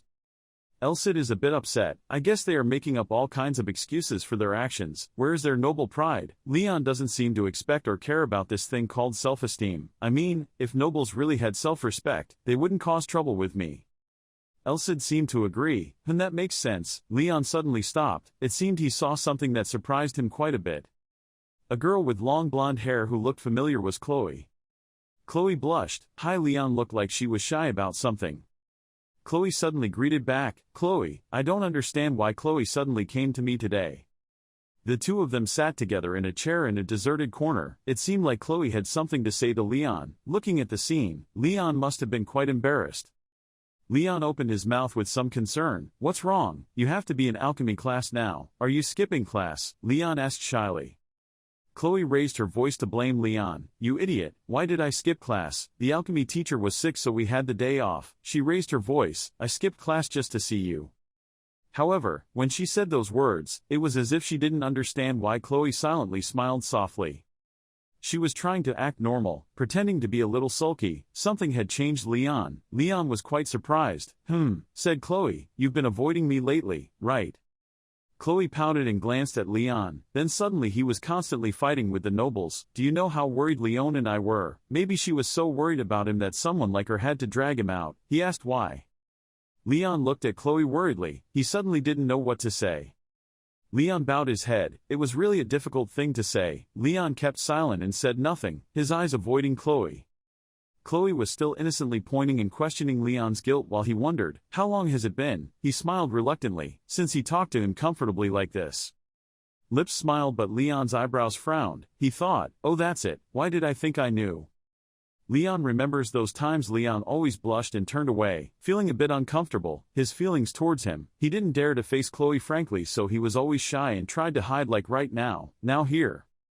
Leon silently blamed himself, and felt jealous when Leon stood next to him. Leon he did not dare to face his inner feelings. That suffering tormented Leon. His low self-esteem made him look down on himself. Leon thought back, I used to hate this world that didn't praise my hardships and I blamed myself for it. Leon remembered the scene that day. The day his life completely changed, not like the day the life he wanted truly began. The sword spoke, you called me Leon, it was you who wanted it from me. Deep in my heart I called it. Leon looked at the sword with eyes full of determination. I will give you a chance to prove what you said. Suddenly Chloe's voice right in his ear pulled him back to reality. Now he was sitting right next to Chloe listening to her ramble. Seriously, after those fights, everyone in school was talking about you, including the rumor that he accidentally picked up the magic sword and improved because of it. Is not true, it's just a random rumor. Chloe stopped talking and looked to the side. Leon on this side had 2 tears streaming down his face. Oh, Loan's weak appearance is so pitiful. Chloe suddenly opened her eyes wide. She asked Leon right away, Leon, why are you crying all of a sudden? That's just a rumor. The magic sword is something strange, isn't it? Her hands were constantly waving in front of her face, worried that it wasn't because of Chloe. Leon just cried. Leon said while tears still flowing, it's not some magic sword. Chloe was startled and worried, sweat was all over her face. Then she said, huh. Leon thought to himself, even though he was a bit blunt and mean, else had pulled him up from the bottom of the abyss. What's going on, Leon? The atmosphere seems good so I'm enjoying it. I don't understand what's going on. Why did you suddenly level up? It turns out that Leon suddenly leveled up even if only slightly. It seems that Leon is really very grateful to Elcid. He thought, if the hero is the one who saves the world, then my hero is the Elcid. It must have been on the day the Elcid appeared that Leon's life was saved. So, me. I will become a hero worthy of the title of master. Leon is full of determination in his heart. Leon is determined to become someone worthy of the title of Sword Saint and surpass the Elcid's expectations. The Sword Saint wondered what was going on here. That brat was talking to a girl and then suddenly leveled up. Someone like me who has been perfect since birth should know the reason. Ha! Well, I don't care about the reason. Elcid smiled evilly. He finally seemed worth training. It made Leon suddenly feel cold and had to hug him. Night comes. Leon was lying cross-legged at the foot of the bed. He was resting but seemed to still be thinking about something. Leon couldn't help but doubt himself after his conversation with Chloe today. He still couldn't stop thinking about it even though that conversation had ended. Leon thought to himself, it seems like I've really changed.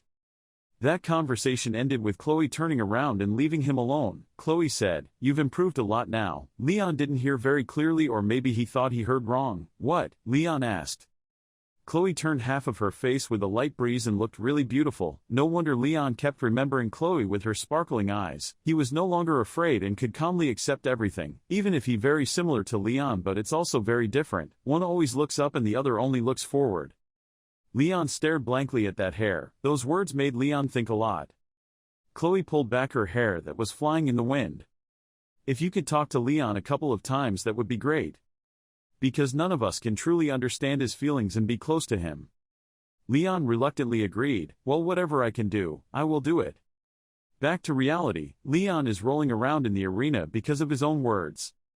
Sorry Chloe, Leon silently blamed himself. Maybe I can't do it. Even though he agreed with Chloe, he couldn't do it.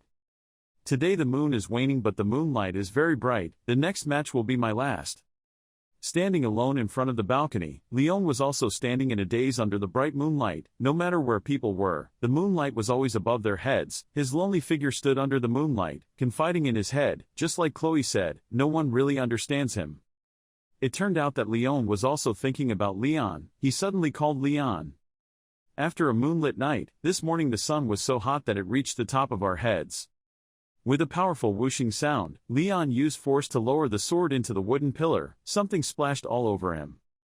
Leon was now breathing heavily, holding the sword in his hand, leaving only the handle of the wooden sword that had broken in half and thrown out with Leon's training. Elsid said it didn't seem too surprised by this. Wooden swords don't last long, right? Although this is a good technique, at the same time it also creates a lot of pressure on the sword, because even in any case, practice swords are less durable than real swords, so you have to be more careful. Leon smiled confidently and full of hope. Success once was enough. Under the sun his style shined even brighter, because the trump card only needs to be used once. He remembered the scene of being beaten by Leon. Moreover, Leon was also a genius. If he used the same move over and over again, he would defeat him. That time he was defeated so humiliatingly by Leon that he had to hold his right arm tightly. Leon had to calculate how he could win. Leon said, I will overcome him. He grasped his thoughts, him and won. Elsid put on a laughing face, seeing Lion's status window, so he was shy. It seemed like Leon had been hit in the heart and he had no choice but to say goodbye. Saying that, Lion's information panel appeared. Lion's nickname and profession was a swordsman with only talent and bloodline level 25, strength 140D, endurance 122D, agility reaching 141D, and aura is 253C. Basic tactical master skill has reached the highest level. Intermediate sword master level 5, mystical swordsmanship level 4, flash level 2, intermediate aura user level 1, sword how to add quadratic sentences.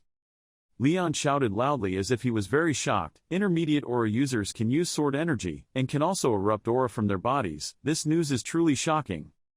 He was even stronger than the instructors. His words couldn't help but tickle the instructors. Let's start analyzing. It's a level that swordsmen don't reach until they're 30 years old and he's even surpassed that level. Leon thought and sweated. He might lose strength and speed but he could gain more endurance. Leon spoke loudly and strongly affirmed to Elsid, he is indeed a formidable opponent but it's not like I can't win.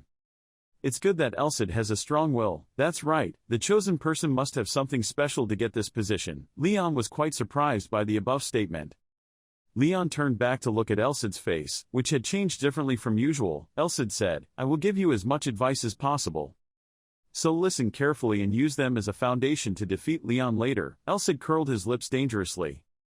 Leon exhaled softly. Perhaps Elsid did not distrust Leon, but was just provoking Leon to become better and better. Leon's face changed and he looked gloomy as he whispered, Elsid, if it's just an if. Not sure what Leon was going to say but his voice was so serious it made Elsid a little startled. Leon's face changed completely, different from usual. Oh, what's with that look? He asked Elsid what he would do if he lost to Leon. Perhaps he had prepared for a cold and heartless answer. There. But at this time Elsid said, I will not answer this question. Leon wondered why Elsid was calm. This was a test. It turned out that it was another test to see if Leon was worthy or not.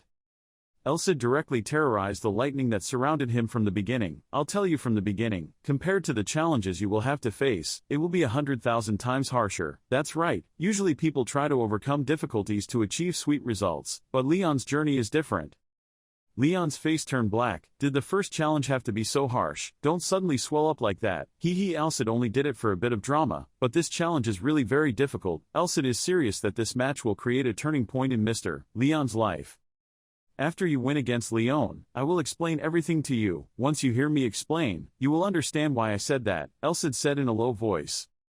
Leon continued to practice diligently. From early morning until the sun was about to disappear behind the mountain, he still stood proudly practicing for an ideal of living for the dream that Leon wanted to fulfill. The sky is covered with dark clouds. A rainstorm came and lightning flashed across the sky. Raindrops stop and cannot penetrate the glass. In Lion's house, we were chatting with a man and that man said, "What an unexpected result, I know those guys are not bad people." His expression was a bit worried, but I don't think he can beat Elmont. It seemed like he and Leon were discussing Leon's match yesterday. Leon glanced at him in surprise and said, "It seems Mr. Gilbert has predicted all these results. I remember you said before that you cannot completely evaluate him." The day Gilbert bowed his head, it had been 3 years, but if you waited for the right person, it wouldn't have been that long. He put the information board down on the table and said, "His body cannot use aura, but he was able to defeat the second son of the Duke family. It seems there is no reason to doubt his potential anymore." Leon glanced back and repeated, "Today Leon sent me a message, saying he was ready." It seemed like this was a declaration of war for Leon that Leon sent. Mr. Gilbert was a bit surprised. Finally, at this moment, Leon interrupted that sentence, "Mr. Gilbert."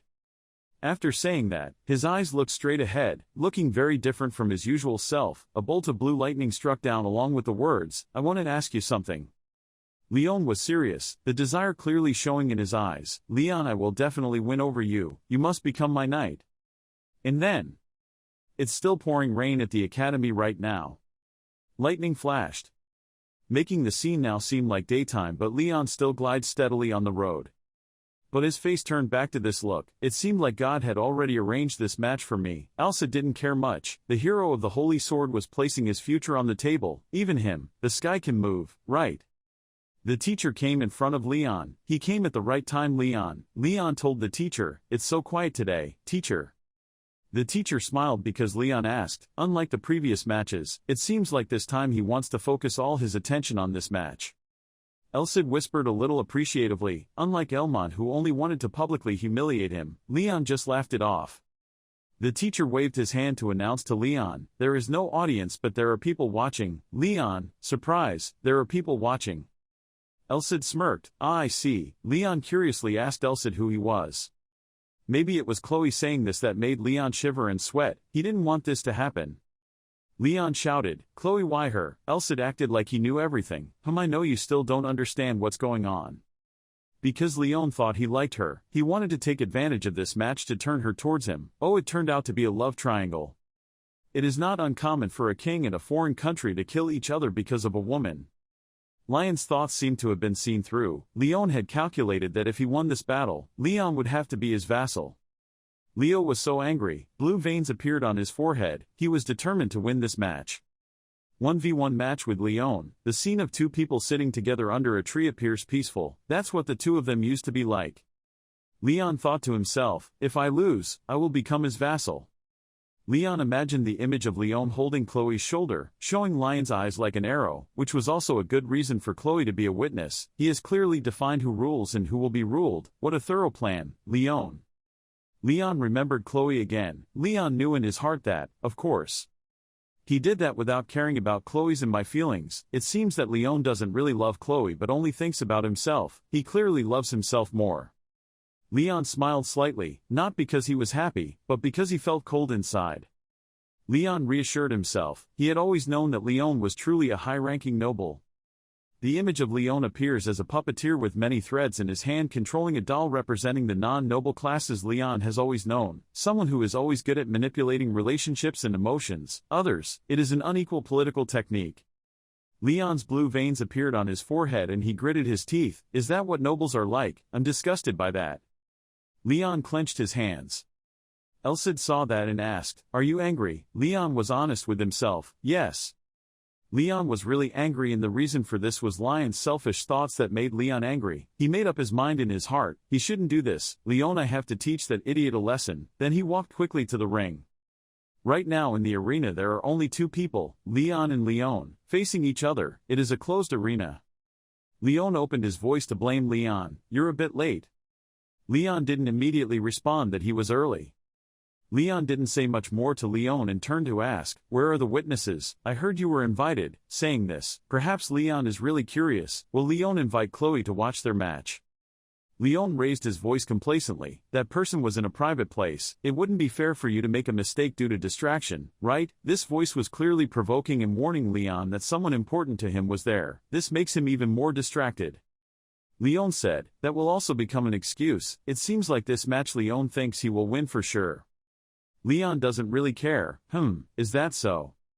Leon put on a belligerent expression. He didn't want to hear any more meaningless provocations. He clenched his fists and demanded, let's start now. Lion's opposition didn't seem ready, so he raised his hand and slowly said, well first.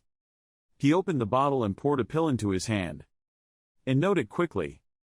Leon didn't understand what pill this was and immediately asked, what did you just eat? By this time, Leon had already swallowed the pill.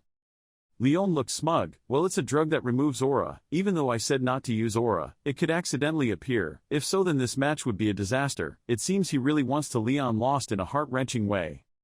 Leon had to keep this anger in his mouth for now. Talking too much was of no use. The only useful way was to defeat Leon.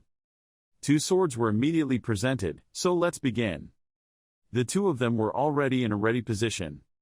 Leon quickly observed Leon. His eyes said it all. He was completely serious, unlike his usual non-serious appearance. Leon thought to himself, but when it comes to concentration, I won't lose. The referee shouted, let's begin. It's time for Leon to pass his first test to prove his abilities. The 2 swords immediately touched each other to the point of sparks. Immediately Leon preemptively attacked. He used force to knock Leon's sword away. Killing intent appeared in Leon's eyes. It seemed that Leon was quite surprised by Lion's move. Without waiting long, Leon immediately rushed up like an arrow. He continuously coldly launched attacks towards Leon. Leon could only resist. Leon started to feel a bit shocked. He thought to himself, I thought I was stronger. He sweated trying to resist, but he also understood that he wouldn't be able to last 30 seconds if he kept directly blocking the attack like that, like this. Leon let out a breath and then concentrated his strength in one blow. It seemed he really wanted to finish Leon in this one act. Leon quickly blocked this attack. His expression was still calm now. He was really worried. The sword. Leon trembled, realizing that there was a problem with the sword. It could be seen that he was trying his best, but Leon felt the sword was like a whip. Leon suddenly realized that he was on a completely different level than Elmont. And Leon's eyes flashed with a strange blue light. Leon knew that he was using Roderick's eye magic. Leon moved so fast that he left behind a silhouette, but Lion's silhouette was fainter and weaker than all the people he had fought. I have to calm down, Leon thought to himself. What he lacks in his figure will be compensated by his many experiences in fighting with me. The sound of 2 swords clashing was deafening. Leon continuously launched attacks, causing Leon to try his best to defend. This couldn't help but make Mr. Gilbert sitting outside startled. He couldn't help but wonder if this was really a match between students. The teacher, who was acting as a referee for the 2 of them, couldn't help but be startled. He sweat dropped and thought, even though they don't use aura, their level of swordsmanship and close combat ability could be even better than that of knights. Leon had a bit of difficulty assessing Leon. He is very strong. He is truly a monster.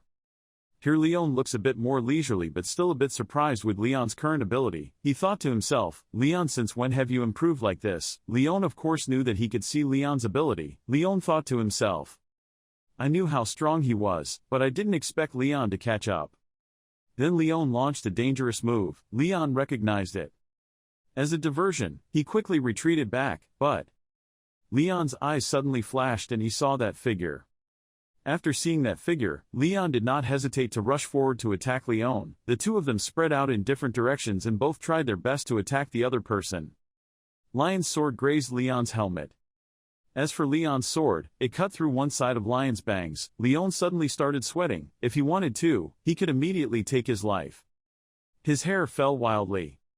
He used one hand to cover one of his eyes. The other eye was filled with killing intent towards Leon. Leon gasped, and Leon didn't know what he was thinking. I wondered why the next attacks weren't as strong as the first. Leon breathed out loudly, and it seemed that the collision between the 2 of them just now caused Leon quite a bit of effort. Leon realized he wanted to turn this into an endurance match. Now Leon's eyes had regained a bit of confidence and he wondered if Leon was surprised yet. At this time, both Leon and Leon were both using their strength to carefully observe each other. However, Lion's sword was lowered and Leon's sword was raised higher. You can see the current situation. The initiative that Leon has at this time has decreased a bit. Leon comes up with a strategy, sticking to the enemy to drain their stamina, then slowly tilting the battle in his favor. This is a strategy that doesn't allow you to make any mistakes at all. Leon assessed this as a risky strategy. Leon understood that he seemed to want to win this match at all costs. It seemed like I had to break that mindset of his. If I couldn't do that, he would never submit. Leon immediately continued to use another move. Mr. Gilbert quickly realized that it was a super speed step. Mr. Gilbert sweat dropped. Are you using the Imperial family's signature technique? Leon was also quite surprised and didn't expect him to use this. Speaking of super speed, which is a technique that uses muscle and hemodynamics, allowing the user to use strength beyond their limits, Lion's muscles were now bulging all over his body. Lion's pupils gradually became smaller. Leon knew that, even though they wouldn't be complete because he wasn't using his aura. But I only need half this power. Through this we can see how much Leon really wants to win against Leon. Leon was alert. I had to increase my magic to the highest level. Once again, the two rushed towards each other and a gust of wind rushed out. Leon glanced and quietly assessed, could he avoid the shallow price? At this moment, someone's blood was scattered on the ground. Okay, Leon's hand was hit by Lion's sword. Leon couldn't avoid it, he could only hold his injured arm tightly. He was skeptical, this guy really doesn't use aura, huh? Elcid immediately appeared next to Leon. Elcid muttered, he did not use aura at all. Elcid's sudden appearance next to him made Leon suddenly cry and forget his own injured arm. He shouted, don't scare me. Very quickly he grasped the gist of what Elcid had just said, so he asked again. Really? Elcid explained, the human body is faster and stronger than you think.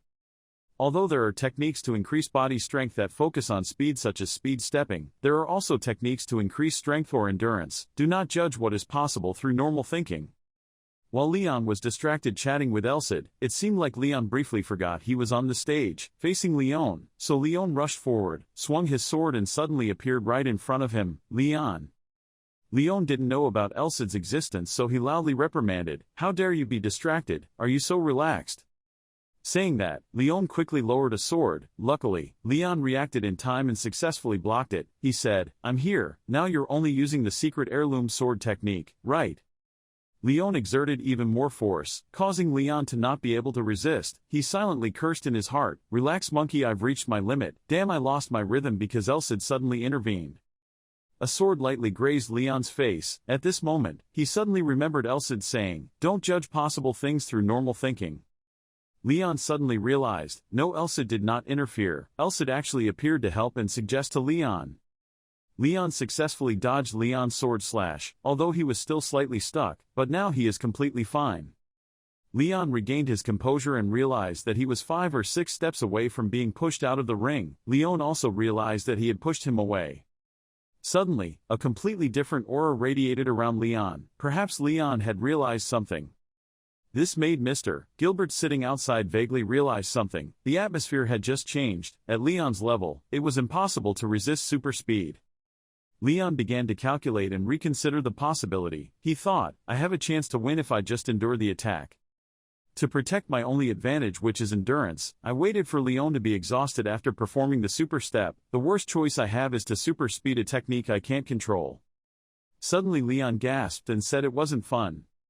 Even Leon felt surprised and confused by Leon's strange actions and words. Leon regained his spirit and concentration. He quickly adjusted his posture. With a very serious expression, he knew the only thing he could rely on was the amount of strength he had stored up. Suddenly Leon's silhouette appeared huge in front of Leon. This was the first time Leon looked so big. Leon smiled slightly. Now that one side of his hair had been cut off, he said, that's who you are. He once again restarted his spirit. I will make you my vassal by all means. Leon continued to use the super speed step. This made Gilbert notice that for some reason, his lips were slightly smiling, and he assessed that by using super speed continuously without aura, he must have crossed the limit. On this side, the Elcid whistled leisurely. As for Leon, it seems like he's really trying his best, just like what Mr. Gilbert said. He thought to himself, if I'm really a hero like this, it's nothing. Suddenly Leon remembered the past, when Leon was a defeated man lying on the ground. Leon, you don't know the difference between you who was born with outstanding talent and me who had to swing a sword every day. That's right, Leon was born without talent and without family support like Leon, so he always had to practice swinging his sword, sometimes even while dreaming. The sky still rains a little. This time the two rushed towards each other, looking at both of their faces. They knew that this was probably the decisive attack. A sword was broken due to the terrible attack from both sides, and the final result had come. As a result, Lion's sword was broken in half. Leon on this side was like a statue. Can't he imagine that his own sword was broken? The sound of the remaining sword fragment flying reminded him back to reality. He looked at his half-remained sword in shock and wondered how. Over here, Elsid happily encouraged Leon with a few words. His hard work has paid off. Leon just gently replied, yes. Leon remembered the fight just now. What decided the fight was the hint I got from Elmont's half-moon blade. It's a technique that interrupts upper body reflexes. Leon seriously analyzed. More importantly, the number of sword tips we broke varied. Yes, that was the most important thing. At this time, Leon turned to tell Leon, who was slumped in a corner, because you are so talented, your body can exceed the limit, but you cannot compare to me who knows the limits of the sword. At this moment, Leon was startled to realize the meaning of that sentence, and Leon did not hesitate to say that, well, if we used a real sword, the result would probably be different. After countless fights, Leon had to collapse and lie on the ground. This time, the two people's positions had changed. Leon became the one standing tall and looking down at Leon. Then he returned to his normal state and smiled brightly, without any arrogance but with great goodwill. I won, Leon. Elsid did not keep silent anymore but spoke in Leon's ear, and it took him an hour to realize that if he lost, he would become Lion's vassal. What are the conditions when he wins? Leon thoughtfully glanced towards Elsid. He said that as long as it didn't affect his and his family's reputation, he would give him everything he wanted. Now he can teach him mysterious swordsmanship, as well as how to use aura or create rare medicine. Those are all bargains, and if he wants something, he will give it to the best of his ability. Isn't this too beneficial for him? At this moment, he rubbed his head and seemed extremely shy, but in fact he didn't need anything right now. He continued to set conditions and said that he had already lost anyway. Anyway, he decided to fight this battle himself. Of course he has to accept this result, even though he doesn't want it at all. This makes him very disappointed, so it's best for him to just make his choice. If he knew how to promise, he would have promised him. So now, say whatever he wants. Don't be shy. Don't let him think anymore. He looked at him, his expression extremely calm and a little sad. Perhaps, as he said, he didn't want anything. It's just that he's thinking too much. In the end, he decided that it was better to talk about this later. He didn't understand what he wanted, so he exclaimed in surprise. He laughed and said, now he can't think of anything. That's why. He just waits for him to think, and then one fine day, he will talk to him again and hope he agrees. Okay. He was sweating profusely, wondering what else he was thinking. Well, he sadly accepted it, because after all, he was a loser and it wasn't too much at all. A loud cry rang out in one corner of the academy. He tried to resolve the match so that he himself wouldn't use super speed attacks, but because his opponent was Leon, he still had to force himself too much to fight. Look back now, his left hand is bleeding a lot. He is in extreme pain, holding it with a grimace. She approached him and raised her hands towards him, calling out to the healing light, please grant a miracle to the injured. Look at her, she looks so cute and adorable. When I went to help him, his face suddenly changed. He shouted happily. It was great, he was finally better, as expected of a level 4 healing magic. He thanked her for coming to watch the battle today, with an extremely excited and happy voice. Her face didn't look very happy. She didn't say anything, just looked at him silently. Suddenly she shouted angrily, tears continuously falling, telling him she couldn't understand him anymore. But if he loses, what should I do now? He never knows how to worry about himself. He only makes others worry and feel uncomfortable. He was extremely surprised by her reaction. He didn't know what to say. Maybe he knew he was at fault in this matter, so he made her sad. She slowly wiped away her tears as if she was encouraging herself, but after all, he had already won and was much stronger than him. That, at least somewhat, made her feel happier and more secure.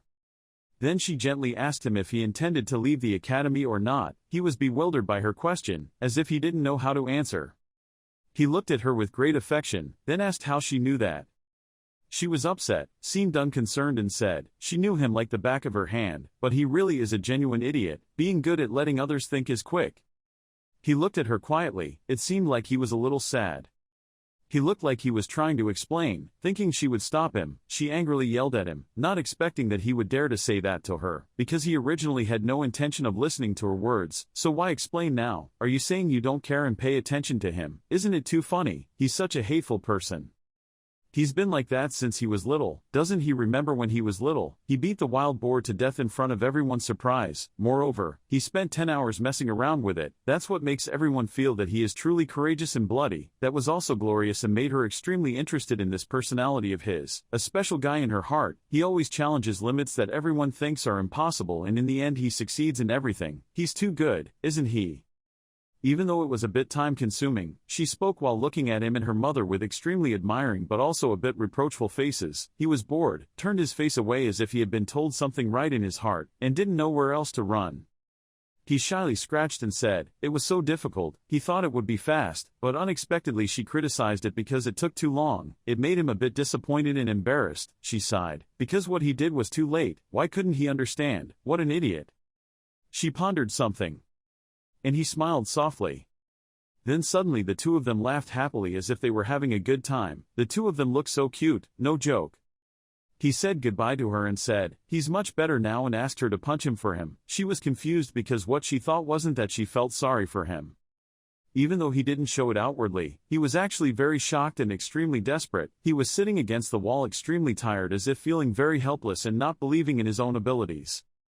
How good would it be for a punch from his girlfriend to make him obey? What he said made her extremely surprised. It seemed she didn't understand what he was saying. He looked at her and warned her carefully that would make his failure today become momentum for future development for her. Now he has given him to her. She looked at his back but was really sad.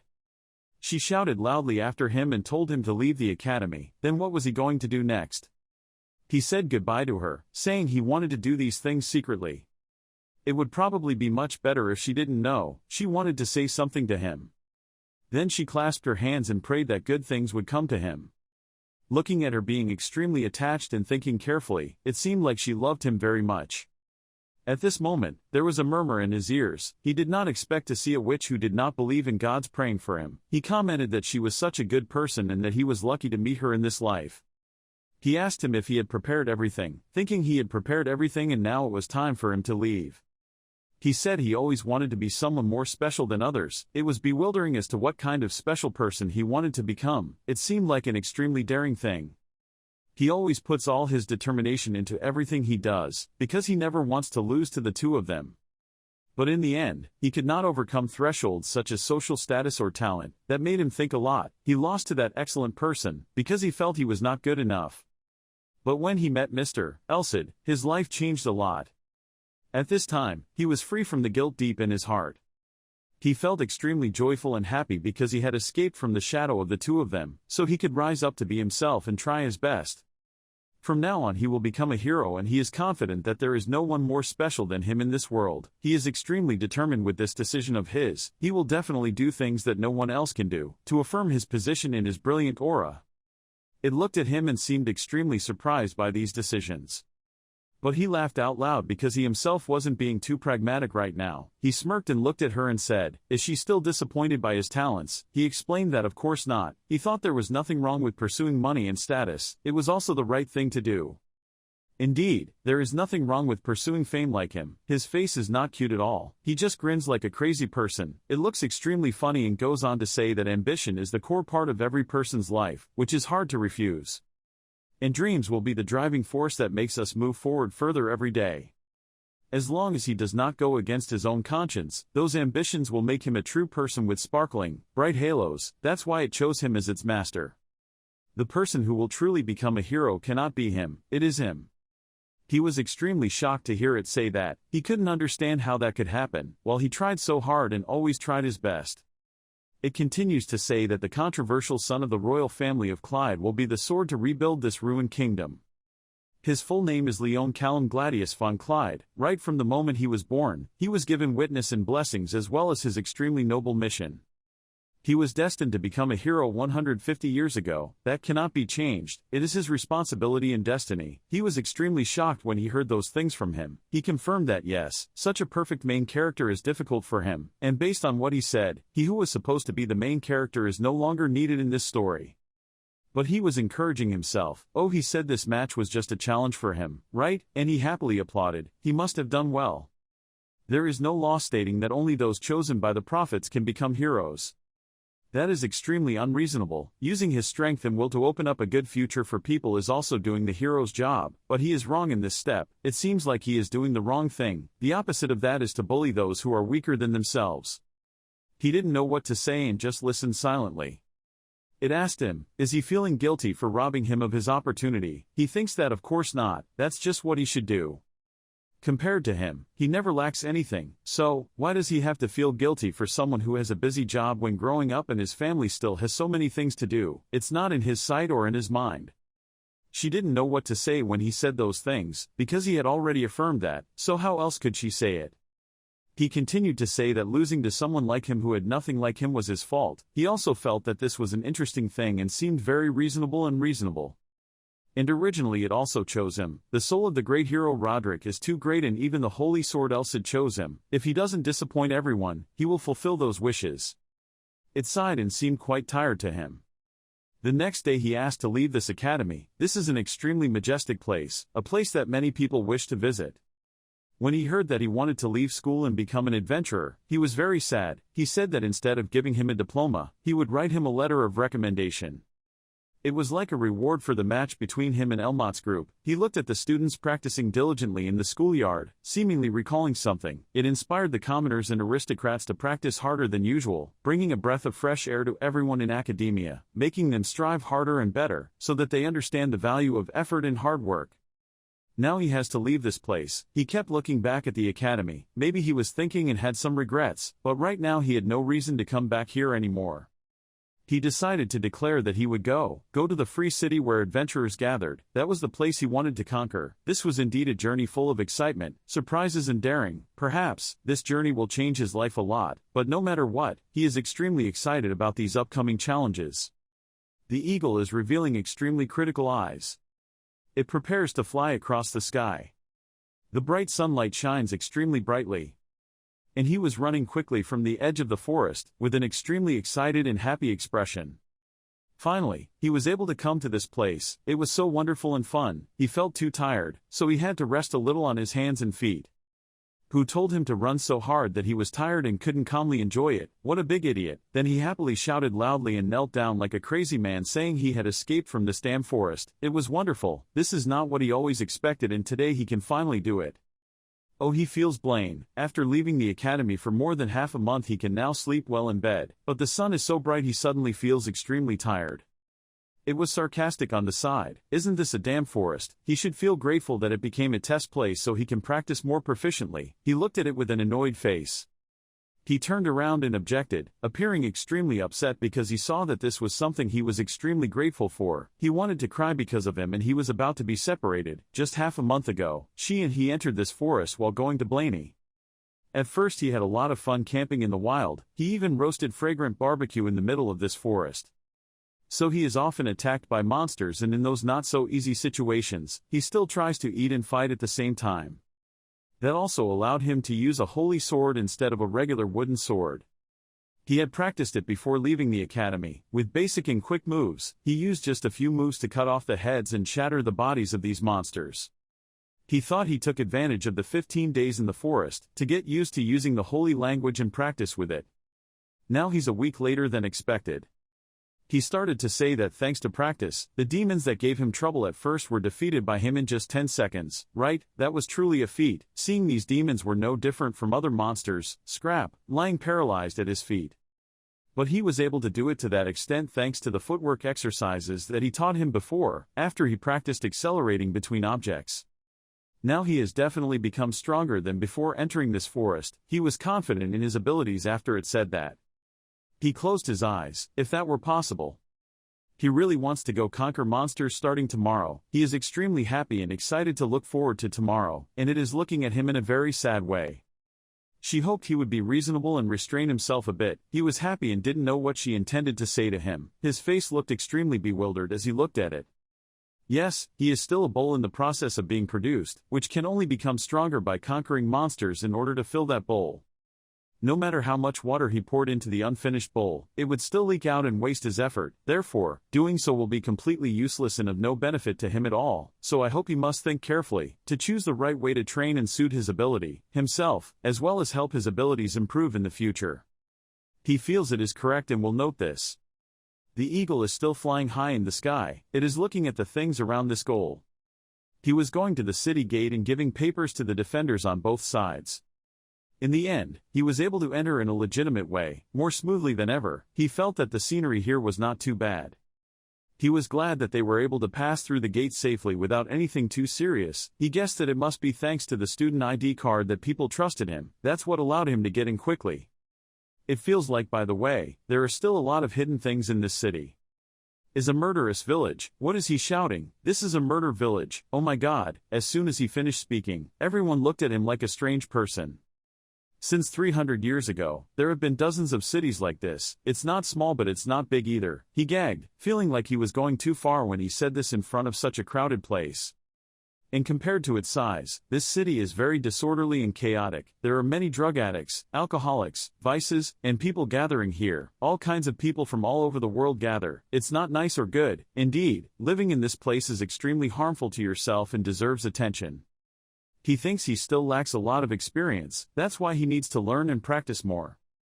He didn't know where he wanted to go. He wanted to go to the inn right now. Didn't he plan to go find the guild first and then go to the inn to rest? They don't need to rush, but it's better for him to register as soon as possible before the spots run out. It felt like he was right. He said he wanted to become an adventurer. That's right, he affirmed that he could become a mercenary, but compared to an adventurer, he didn't have much freedom to move around, and it didn't sound as majestic or majestic.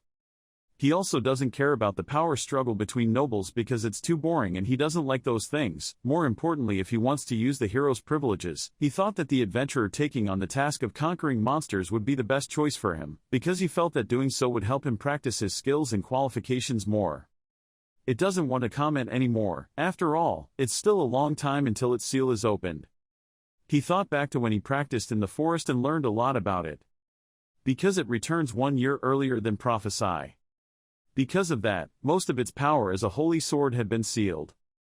Normally, possessing a holy sword will have a body that can recover very quickly, is almost immortal and has immune power, which will help him to cause fatal damage to enemies, fruit species. In addition, the owner of holy money can also become many times stronger thanks to the increase in mana and holy magic.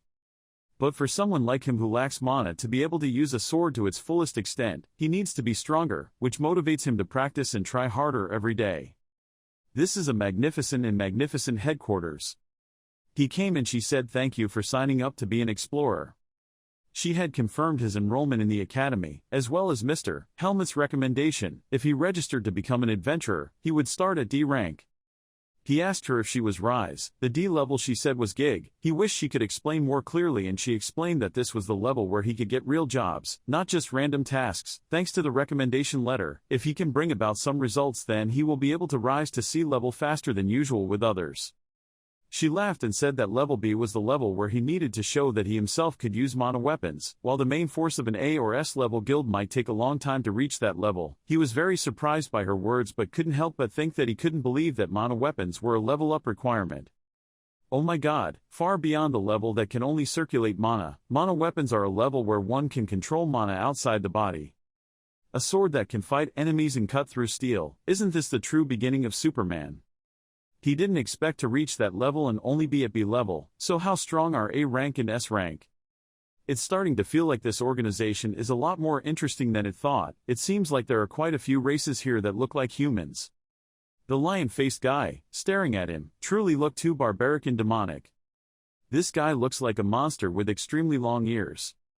It's not all ferocious wolves and even high-level ELF. It's unbelievable that they are now working with races that 300 years ago were fighting each other. The creator of this organization is truly amazing. She asked him if he had any questions, and he hesitated. She calmly said that was fine and explained that nothing was wrong. She looked at the board and told him that they were all registered. If he wanted to officially start as an adventurer then needed to do and accepted this quest without any reward, and then she held up a piece of paper in front of him. He seemed surprised. He thought that without a reward, wouldn't that mean working without pay? It's really depressing.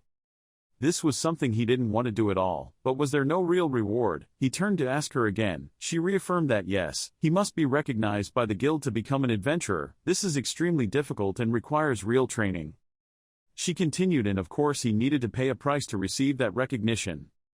It teased him that this world is not easy at all. It seemed like this was a satire and teasing him. He angrily cursed at her to shut up immediately. Don't attack him anymore. That's enough already. It's just the beginning. There's no need to think like that. Just do it.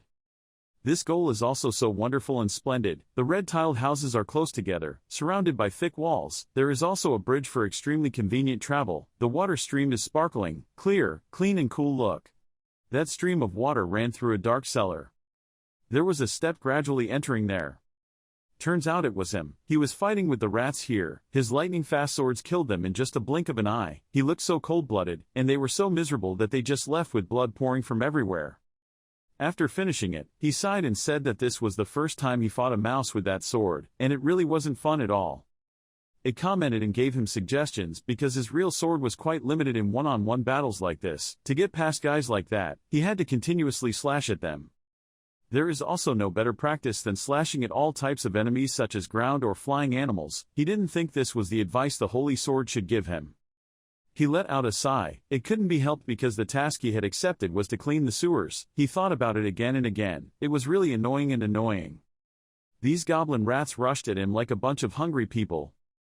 But he only used a few moves to wipe them out, looking at them like a bunch of miserable failures. He sighed sadly. He told it to look at the guy standing at the back. He looked extremely majestic and muscular, more aggressive than all the other rats. He didn't understand why it was a mouse and why it had horns like that. It was really strange. It reminds him that that guy has evolved. He was surprised to see why he had evolved. Maybe he was a demon or a goblin. It explains that they are monsters that have lived for a long time or possess some special power because they have absorbed many rare resources.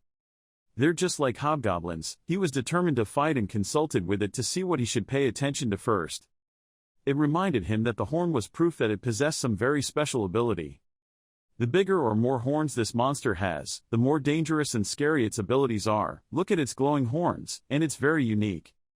He asked it if it knew what kind of skill the monster displayed and hoped it would explain it to him. It said it would be good for him to personally experience it once. It would help him learn, as well as exploit extremely valuable lessons. But unfortunately, that monster's ability is very useless. He was surprised and didn't understand what it meant. It says that the star mouse's ability is just a curse. This is the holy sword or holy weapon. The monster is ferocious and looks very fierce. This is the plague curse. It stared at him as if it wanted to devour him. He didn't know if these things would have any effect in battle because today the star mouse had met the wrong opponent. As soon as he finished speaking, the mouse seemed more scared. His face happily waved his sword and shouted loudly to hand over the horn, causing the mouse to step back in fear. This is the headquarters. And he brought back a large bag, then placed it firmly on the table.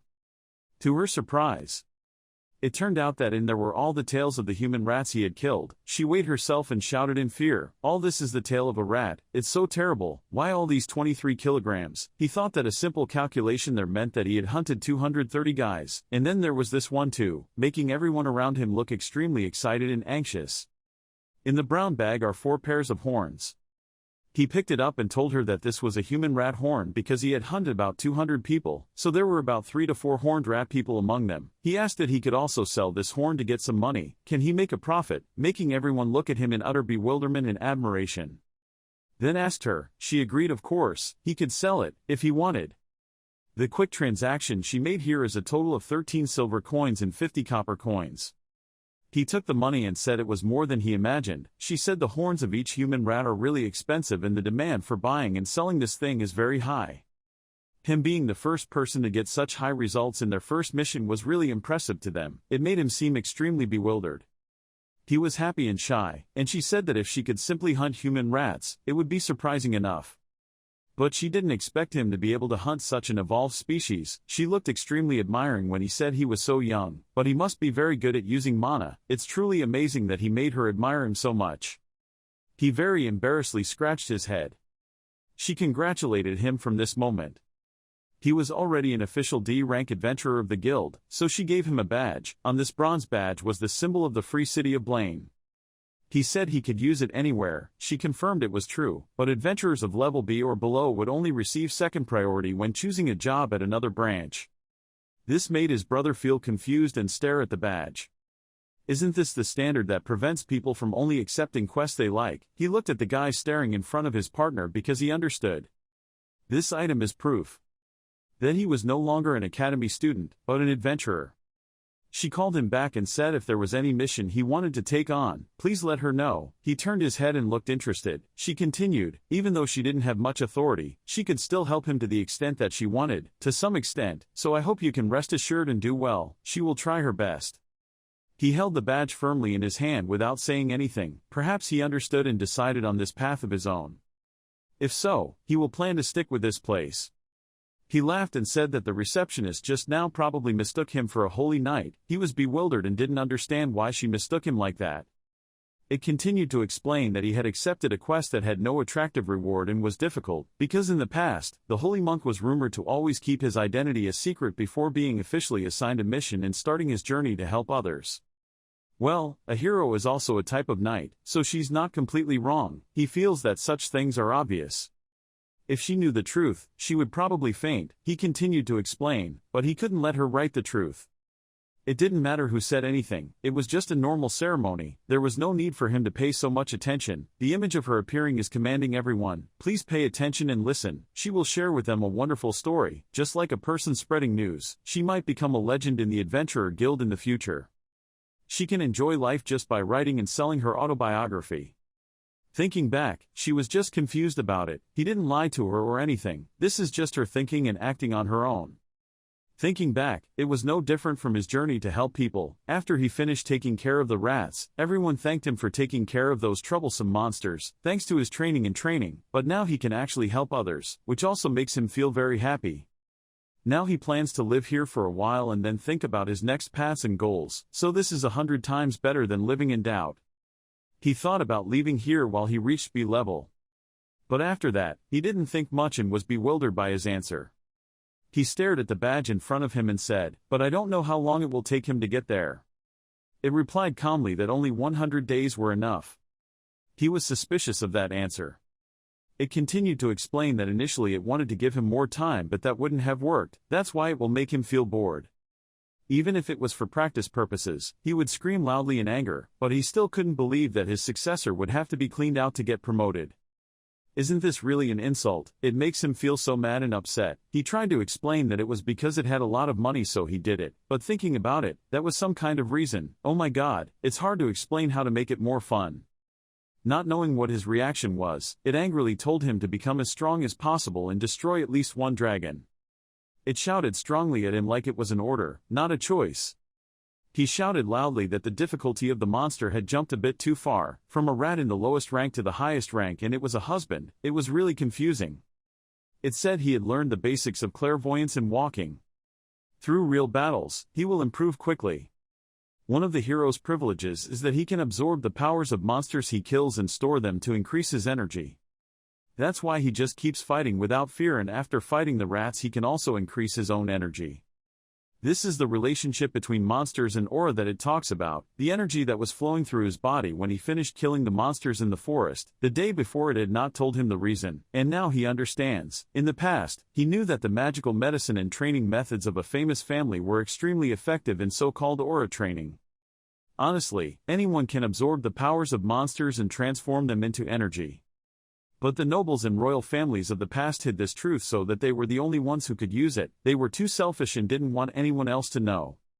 And now those people have passed away. He is the only one left to help him know this truth. Because he discovered it, he is increasingly stubborn about conquering monsters, so he has to really try hard, and this is also an extremely beneficial thing for him.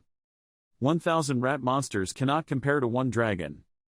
Once he became familiar with the process, he could hunt and kill monsters or even dragons with great simplicity. This made him extremely shocked and said, wait, wasn't it just a joke? Why is it real now?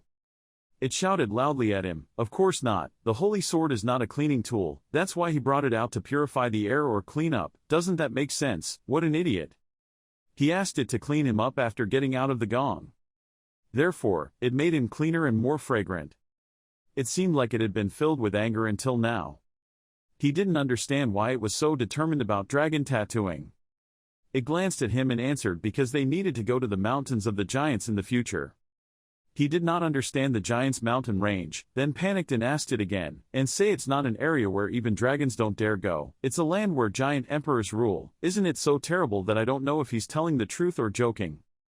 In the past, why did it want to go to the demon territory that countless kingdoms had failed to conquer? He answered that it would definitely be useful to him. Its body was left there and it also lost its memory, so it didn't know much. That's why he kept setting a goal of reaching that place in half a year, not knowing what he would see. After thinking for a while, he finally answered that he didn't want them to go there to find something that even he didn't know what it was, right? She looked at him encouragingly that it would be fine. It wasn't like they were there to play. He simply needed to protect himself well and don't worry too much about everything, just trust him. Because it is a holy sword, then its face was extremely confident, happily encouraging his fighting spirit. He smiled and seemed very pleased. Finally, he accepted the offer. He affirmed that nothing had ever gone wrong since he put his trust in it, and it happily said that now it's time to start hellish training. Oh my god, he screamed loudly. Hell, it was so terrible. This is the expedition headquarters. There were a few guys standing there talking to each other. He had a disdainful look on his face, sarcastically called him a kitten. Someone asked him if he was going to hunt mice today too. Then they discussed with each other, that bastard just said cat, how stupid. Another guy said, I heard that guy builds a mountain with mouse corpses every day. It's not normal, it's worth paying attention to. Next. Everyone kept looking at him with a very strange expression, perhaps because he became famous for hunting mice so much that he was nicknamed Cat in the Guild. He continued to place a large brown bag on the table. She asked him today's quantity is less than usual. He turned around and answered yes. He couldn't find the rat people and there weren't many of them attacking him because every time he found the rats he was afraid to run away, and he also confirmed that he thought they were already afraid of him. She asserts that rat people may be stupid, but they still have some intelligence. That's why he wanted to look at other missions. She continued to put the solving tasks on the table. She shouted loudly that she knew this day would come, so she had carefully chosen 4 entrustments for him, hoping he would choose carefully. He and it consider these tasks in a very difficult way. He looked carefully and finally saw that this trust document was quite old. He thinks it's probably because it's not popular, which also means it's never been replaced. That's why this made him want to challenge himself to decide. He was sure that he would accept this entrustment. That is destroying stone slimes. It sounds a bit confusing, but no matter what, he was extremely interested in this upcoming challenge instead of killing stupid rats. Their habitat is found underground and requires fortresses, because they eat rocks to live, so if you don't completely destroy them from the castle, the solidity of the wall will only be affected. One day the wall will crumble into smoke. He read attentively. Isn't this an order from the captain of Blaine's guard? He foolishly thought that he probably wouldn't take advantage of him. He slowly walked to the goal and gave the credentials to the defender. The guard was also surprised that it was about destroying stone slimes because he had never asked for a commission. That makes him it extremely difficult to understand. He explained how it was possible because this was an official document of the guild. Could it be that he was lying to him? He thought for a long time and said, there must be some mistake here. There is no such thing. He turned around and was about to leave when he gasped and said he was a cat, right? Did the rookie adventurer clean up the rats? He obeyed and accepted that it was him. He smiled happily, put his hand on his shoulder and said he was wonderful. They really needed adventurers like him. I can't believe that people who only want to accept simple commissions and avoid heavy work would dare to call themselves adventurers. They are so ridiculous and stupid. He asked him if he thought like him. This made him not know how to answer. He could only stare at him intently and agree. And then he entered the stone goal. He walked and thought while he smiled and said that depending on his ability to work, he might give him more rewards, so I hope he tries a lot. He had the feeling that he was very difficult to deal with. He asked and was sweating profusely. It reiterated that wasn't it a good thing that he said he would give him an extra reward. As he walked, he said that this place was not as dirty as the bottom of the sewer, but on the contrary, it was too wet and slippery. Someone who is not familiar with the sets will have a hard time keeping their balance when coming here, and they will actually cry. He frowned. In other words, this was the perfect place to practice his footwork, so he hoped he would try to enjoy it well because he didn't always have such an opportunity. Then he said, please wait for him a moment before saying more. He turned around and looked behind him to see 3 blue circular dots that seemed to be getting closer to him. He didn't know what these 3 were, so he advised him to use clairvoyance. If they were normal slimes, the other adventurers wouldn't have run away. That's what he said, so he decided to listen to what he said, which is also true. In the end, he used clairvoyance. Suddenly a piece of rock slid past his face, making him extremely panicked, but luckily he was able to dodge it in time. He turned to look and thought it was a rock. Where could it come from like that? It reminds him that in front of him, he should pay attention quickly. and he used his holy sword to slash the middle of its body. But oh my god, why did the sword bounce back? He thought that this was the reason why it was called stone slime, because it could bounce back extremely resiliently. He suddenly felt quite interesting. It continues to explain, yes, maybe he already knows that. As he saw it, the main point of these guys is their core. If he can break the core in the middle. Of course, no matter how strong these slimes' abilities are, he can still defeat them easily. But he should note that there are countless stone fragments inside this slime jelly. Equivalent to having many layers of armor protecting their core, the monsters also know that. So it's not strange for adventurers to want to avoid them. Blunt weapons will easily penetrate slime's defenses, while swords and arrows will easily cut or penetrate them, so they use stone fragments to strengthen their weak points. This makes them the most difficult monsters to fight with weapons, therefore, you should be careful and pay attention to them. These stone monsters were opening their mouths wide and spitting stones at him. He looked at the stones rushing towards him and quickly used the sword technique perfectly. The blades flew out so quickly that they blew away the stones. They rushed towards him and he did not refuse. Looks like he's in pain somewhere. He let out a painful cry, which reminded them that he couldn't dodge all the attacks, so he was trying to hit his vital points. It asked him if he had analyzed the previous attacks with light tuat. Offer to shoot stone fragments from a distance of 5 meters, it will create a hole to shoot rocks out, then have to stop for a while before shooting rocks out again. He thought that if he could close the distance now in that time, maybe he could pull off a move or two. The problem was that he needed to determine how he could penetrate the slime jelly's defenses. He needed to find a way to avoid the rock fragments and cut the cores of all of them. Suddenly he thought of something and said no, he must cut them off. With Dujutsu he can analyze the genetic cycle of the pieces inside their bodies. If so, just use the holy sword to penetrate straight through the gap. The problem is that the pieces of rock are constantly moving, so finding the space is not easy. It's really difficult. God, looking at them like this, but it's not easy to eat it all, and he told her that panic is also an advantage, right? Then it replied that the moment the slime master created a small hole to shoot rocks, the flow of this substance also stopped for a certain period of time. Based on his abilities, there is no better time for him to destroy the core. He replied that when he chose the blue stone, he had already considered this, right? It admitted it was right inside because of course it had to plan these things in advance, before anything bad happened. He decided that okay, now he would try it. Then he rushed towards these jelly slimes. With cold eyes, he slashed them away. Because if he misses just 1 second, he will become the one receiving damage. That's why he had to seize this opportunity to attack them all. Because they detect moving objects around them using sound waves, it expects them to try to limit the pressure they create when moving on the ground to the minimum level possible. Using behavioral magic is best. He thought he could, just like he said, he just needed to use behavioral magic. He suddenly exclaimed in surprise. Oh my god, why are there rocks flying down from above and hitting him? He had to quickly dodge away, his teeth clenched tightly together. He tried to dodge each bullet coming towards him. There was a blue jelly staring at him. He tried to wait for an opening and make it fade quickly. Finally, after a period of intense fighting, he was able to handle those blue jellyfish well. She looked at him and said that just now she still doubted his maturity level. Who would have thought that he was so good and all that, worthy of praise, as expected of being her friend. He touched the mucus that was splashing on his face, then didn't know what it was trying to say. It complimented him that he had already done level 2 action magic just now. At this point, he rarely asked anything. It continues to say that finding balance on the surface and reducing noise and vibration are the basics of level 2. If there are other objects on the ground, then he must know how to use them, so that it is reasonable. Whether on the ground or on a piece of hot steel. Being able to use everything in the environment as part of one's own power is the core of flying magic.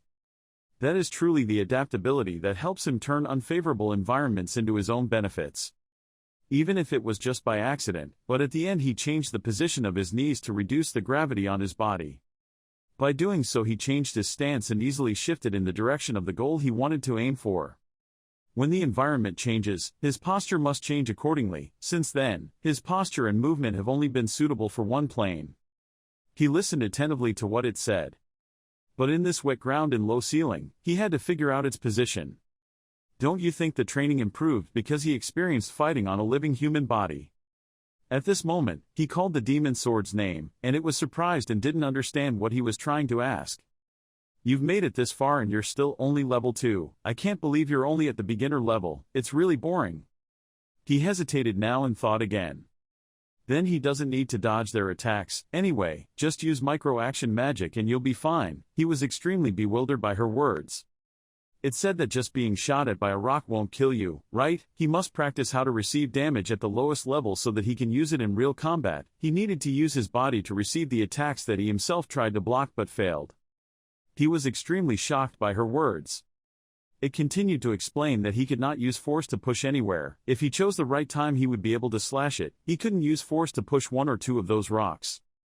He was even more confused by her words. He shouted loudly and cursed him. Why didn't he tell him to go die already? This evil demon sword. She also frowned and shouted loudly at him. She only wanted the best for him. If she let him relax now, it would be very difficult for him in the future. That's why. I hope he tries harder from now on. He got angry and shouted at him. Now look at how peaceful he is. Why didn't he say that quickly from the beginning? Look, a bunch of jellies are chasing him in it. He tried to explain that he felt like this was very relaxing. Understand, tell me, his time has come. Hurry up and fight. You really talk too much and don't know what to do. Scene change. Now a group of soldiers are standing together talking about something. A person with a scar on his face raised his hand to stroke his chin and wondered, it's already the 3rd week, what time will he come out today? Another person said, probably before 10 o'clock a.m., before the 2nd shift. Another soldier saw Leon working so hard at such a young age and couldn't help but praise him. That's a lot of effort. They continued to wait and flirt. At first I didn't think he would be able to destroy the slime jelly. Who would have thought that now every time he goes out he carries a full bag? The reward for going hunting slime jelly isn't that great. As soon as I mentioned it, it came. Leon appeared right in front of the entrance to the surprise of the soldiers, his whole body dirty and covered in slime after the battle with slime jelly. His face seemed lifeless. Seeing him step out, a soldier pointed at Leon and said, "Oh, there you go." The others who heard it also looked towards him, their faces sweating. He took each step forward. Leon, with a proud expression, held 2 large bags filled with destroyed slime jelly. Looking at that scene, it was enough to understand how hard a fight he had had. Several soldiers still stood frozen in place, looking surprised at this young man's ability. Then Leon brought the bag forward and said, "Today is the last day." The soldiers still didn't understand what was going on and were stunned. With a satisfied smile on his face, Leon spoke and explained, "I have captured all the jelly slimes around the surrounding areas of this city wall. The jelly slimes don't reproduce as fast as mice, so it's probably fine. It will be a long time before we need to hunt again." As soon as he finished speaking, he left 2 bags full of jelly slime and asked, "These are the last 2 bags of jelly slime. Please update the completion status of this quest with the Adventurer Guild for me." A soldier picked up the bag and turned to look at the others, his face constantly sweating. As he walked away, he asked Elsid, "So, I'm done, right?" He replied. Leon and Elsid looked at each other and said, with the power he had accumulated during the jelly slime hunting expedition, he was ready to learn how to use aura. Scene change. On a beautiful morning, white clouds and blue sky at Leon's house. He was sitting cross-legged, on his bed and next to Elsid. He spoke, faster than I expected. Elsid remembered, when he was fighting the jelly slimes, and expressed his intention. At first I intended to let him absorb a large amount of power from the slimes. After all, those jelly slimes were created creatures, from mana. It lowered its face and added, "I guess thanks to that, no one is willing to take on hunting missions like this, so we have a month to develop. Anyway, you have gained strength, minimum to learn aura." Thinking back, Leon was also 1 step slower than others. Elsid worried, "Leon, compared to others, you learned aura quite late. Are you prepared?" Faced with that question, Leon's face was filled with determination and he answered decisively, "Yes." When hearing Elsid talk about aura, Leon suddenly remembered that a few noble people who were especially favored, those who came from prestigious families like Leon, would be baptized the moment they were born to expand the circulatory system. The aura foundation is also formed with countless medicinal herbs. Remembering them, you also remember how you, from an ordinary background in the past, were despised. That is why background and social class determine each person's ability. Not being baptized still practicing aura is almost impossible for me before. Not stopping there, Elsid raised his hand, and warned him of one problem. One more thing, if someone uses baptism to clear the circulatory system clogged by impurities in the body, that person can become anaphylactic and die.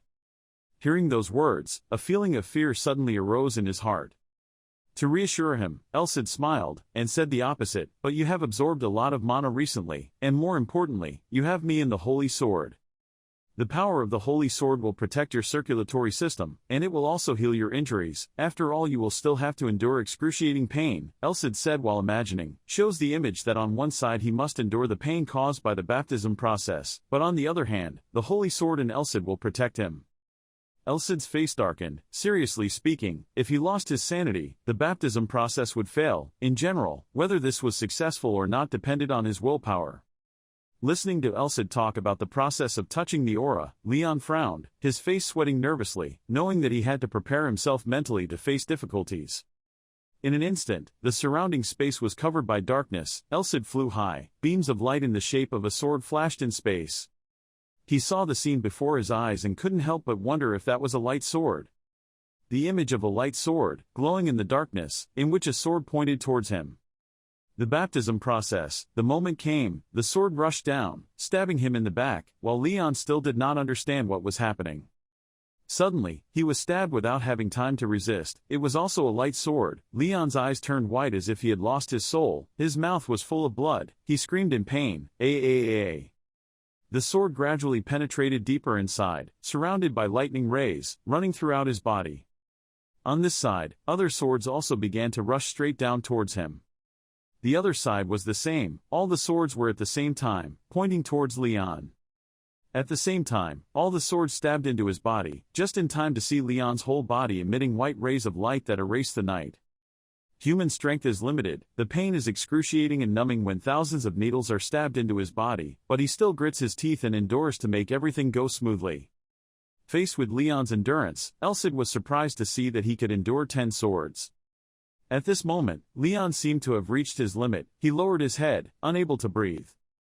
Outside, the window frame, the scene was already at night. The surrounding houses were also starting to light up at night. Elsid looked out, thinking, along with Leon's aura awakening.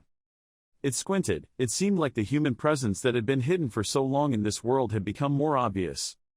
Inside, Leon's house at this time also made a sound. It seemed that he had succeeded. Aura. His eyes looked down, observing the change of himself, and was startled. Leon raised his hands, looked around. His whole body emitted a source of energy, magical and full of power. I could feel the circulation in my body, a pure power flowing in my heart. Faced with the explosion of his own power, Leon immediately saw that what he had to endure was worth it. He clenched his hands tightly and said cheerfully, as if he had another body containing it, "A new strength compared to my physical abilities. I feel like there is nothing that can be difficult for me now." Facing Leon's excitement, above Cloud 9, Elsid slowly said, "You are wrong." Hearing Elsid say that, he suddenly sprayed hard glue. The holy sword inside, at this moment, was secretly happy, but it was not enough that he had also contributed a lot. He was truly so wonderful, even though he knew in advance that he would awaken with his own willpower, but still exceeded my expectations. The holy sword pondered, not understanding why he looked so happy. He pointed at himself, constantly thinking proudly, "I told you I would be in charge of the ideology of hero training." In the end, everything went smoothly, right? Isn't the hero stronger, the more beneficial it is? The problem is how you do it. He remembered with a bitter face, "You used a spell to push me into the holy sword. Don't you still remember that I am a holy sword?" Then he pointed forward, smiling brightly, "Leon is my successor. Can you go and keep your own thoughts? Remember to consider everything in heaven." Elsid pointed at Leon and let out a sigh. It looked towards him, and spoke its mind. "After all, I thought you could only endure 5 sword strikes." Elsid's next words were like lightning hitting his ears, making Leon feel confused. He crossed his arms and said, "That's why I use baptism to open the artery. If you want to use it immediately, to use aura, you have to open more veins. So you're just a kid who received a small amount of power. You still have a lot of things to do." After listening to Elsid's lecture for a while, Leon was no longer so excited and rubbed his head in obedient response, knowing that. Anyway, he glanced away in thought. He reached forward, feeling the strong power flowing through his body. Even if his physical abilities had not changed, he could still feel the abundant energy flowing, and covers the body as if transformed into a new person. While Leon was enjoying his new power, Elsid said, sensing aura, if he concentrated and used that flow, he would be able to analyze his surroundings. Listening to Elsid talk about that magical power, Leon couldn't help but imagine that one day he would conquer the world and master everything. His eyes were sparkling and his mouth was drooling. Sounds so cool. However, after all, Leon is just a new owner of Aura, and if he doesn't understand it clearly, it will definitely cause trouble. So Elsid immediately acted as a teacher, explaining it directly to him. I know he's happy, because I have Aura, but first, I need to explain what Aura is to you. You also know that Aura itself possesses properties, right? Wood, water, metal, fire, earth, all 5 elements appear with red arrows crisscrossing each other. Elsid continued, there are 5 attributes commonly found in humans. His attribute is not among them, these 5 attributes. Elsid smirked, and told him, I was a bit surprised, you have the same aura attribute as me. After a while, listening attentively, Leon was also shocked and surprised, like you, strangely angry. Understanding what he was thinking, Elsid replied, yes. At this moment, an image appeared, of the sun like a giant fireball, so without concealing it, Elsid wanted to tell him frankly that his aura was the attribute of sunlight, light and heat, the highest level of the attribute, representing the radiant aura. Hearing Elsid reveal his attributes, Leon's face couldn't help but show surprise and also a little fear. Your mana is of the sunshine attribute. Bright and hot, the top attributes of an outstanding person, Elsid had told him about his own attributes. After realizing that he had such a rare attribute, his expression couldn't help but be surprised. Suddenly, in front of Elsid's panic, Leon jumped up, clenched his fists and raised them up. His face showed such joy that he shouted loudly, Great, I have the same attributes as the legendary hero. Phone call. Leon was secretly happy. Faced with Leon's excited, somewhat excessive look, Elsid was helpless. Let's summarize before we get to the main topic. Next, Elsid snapped his fingers. After that, an information board appeared, with his name and parameters on it, showing Leon's current strength. Leon, title and profession. The hero knew how to use mana. Level 22, Strength 133D, Endurance 140D, Intelligence 129D, Mana 50E, Skills, Swordsmanship level max, Magic Roderick level 3, Behavior Roderick level 2, Martial Arts level 2, User level 3 Angel Mana. Looking at the information in front of him, Leon did not believe in himself. He did not expect that in just a short period of time, he would have made such outstanding progress. It was very different from before. Not only that, I just learned how to use mana and I'm already level 3. Seeing that Leon was still unclear, Elsid immediately pointed and explained that he knew how to use super speed before even learning how to use mana. Elsid helped Leon remember the image of himself when he practiced super speed, his whole body glowing, accompanied by several bolts of electricity. His feet broke the ground. He can also quickly dodge other people's attacks, and in front of that super speed Elsid also said, I mean your level is much higher than level 1 to 2. He didn't believe it and asked again, is that true? Elsid put his hand on his chin, thoughtfully and said, his martial body also increased to the 2nd level after his meridians were opened, but now. As soon as he finished speaking, he punched a few times with his hand into the air and happily said, I want to teach you some sword techniques. Faced with that instruction, Leon also appeared excited, and was ready to receive the lesson, this new study. Leon clenched his fists, very happy to be taught by someone so influential, and he would learn and improve more and more. Great, I can learn swordsmanship from the hero, Great Roderick. Sure enough, after receiving the power from the aura, he became much more enthusiastic. His eyes sparkled brightly, like promising stars. Leon was looking forward to being taught. Let's start right away. Elsid also noticed, you're so enthusiastic. Even though the sun had fallen asleep, Elsid's voice was still heard inside the house. Maybe it was better than having no motivation, but there was one thing he had to know first. Elsid held out his hand, pointed outside the window, his face full of seriousness and said, in this city, there are our enemies. Are they enemies? Now that he heard Elsid mention this, he couldn't help but be surprised. Huh? Looking outside, the houses are lying still under the dark sky, but perhaps in some corner, there is still something moving that refuses to sleep, Elsid said. Somewhere in this city, I can feel it. Get them. Face to face, the atmosphere was now filled with tension. Elsid immediately explained more clearly. The archenemy of the hero, the traitors were trying to carry out a plot, to hand over this world to the villains, in another world. Elsid at this time, was no longer easygoing and friendly, but seemed to have transformed into another person. He gritted his teeth angrily. The insects were always wiggling in the hero's shadow. Leon was also a bit nervous, slowly asking, their names, what? Malice is hatred, it has turned on the hatred state. Elsid's eyes and whole body, veins are rippling and emitting lightning. Name, those trash don't deserve a name. If you have to give them a name, you can call them hatred, a bunch of evil. Elsid looks so scary, like he's ready to devour them. Hearing him say that, Leon also clenched his fists, determined not to forgive those people, the hero's enemies. However, after turning off the hatred state, Elsid returned to being as calm as ever. He waved his hand and breathed heavily, but now, he couldn't confront them. After hearing such comments about himself, he seemed to have discovered something. I just need to get stronger, I'm determined to become a hero, he said with determination and the spirit of a hero. Standing in front of Leon's confident look, Elsid just looked at him and said nothing more. Next, Elsid seemed to have grasped the way. They crossed their arms and said, right now they probably won't dare to act rashly, but you don't have much time, at most 2 months, once again they will start to act. Elsid also clenched his fists, showing determination. Attacking monsters is the way to become stronger, but hatred is an enemy that a hero cannot avoid. Then, it pointed its finger at Leon, and informed him that he was now a hero and had to do what he should do. From now on, he would have to roll around in the swamp of blood and hatred. Enemy. Scene change, to a tall and spacious building. Rise asked Leon, I received a message from the security team, but I was very worried because he was absent from the match for 4 days in a row. Hearing that sweet reprimand didn't make him feel guilty, so he rubbed his head, and laughed and said, I made you wait. She shyly put her hands behind her back and replied, you look a bit strange.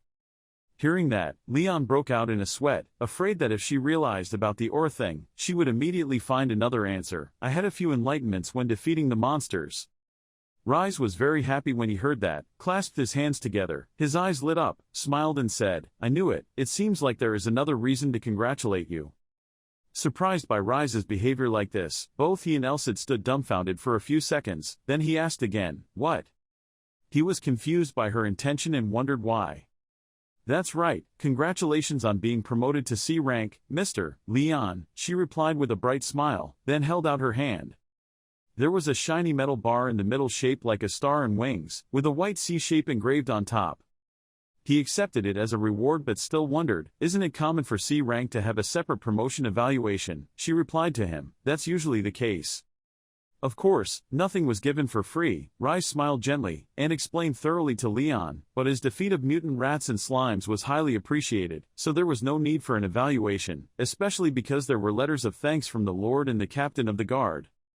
Leon held the badge in his hand, feeling that his efforts for so long were worth it. He didn't expect to be promoted after completing just 2 missions.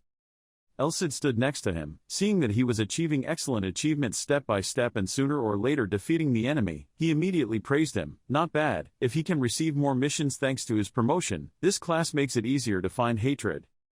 Hearing that, he wanted to take action right now, so he raised his hand and happily asked, so I can accept a C rank mission, right? Rise also happily responded and put a piece of paper in front of him. Yes, boy, can get it now.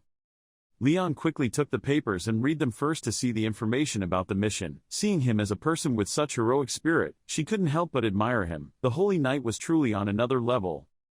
Elsid looked at her expression and understood enough, but he thought differently. She must have misunderstood, because holy magic is quite similar to sunlight mana. Reading through those missions, Leon was still confused and turned to ask Elsid, so what do you think, Elsid? There are a few that seem useful for training, but I don't see any of them related to hatred, Chief.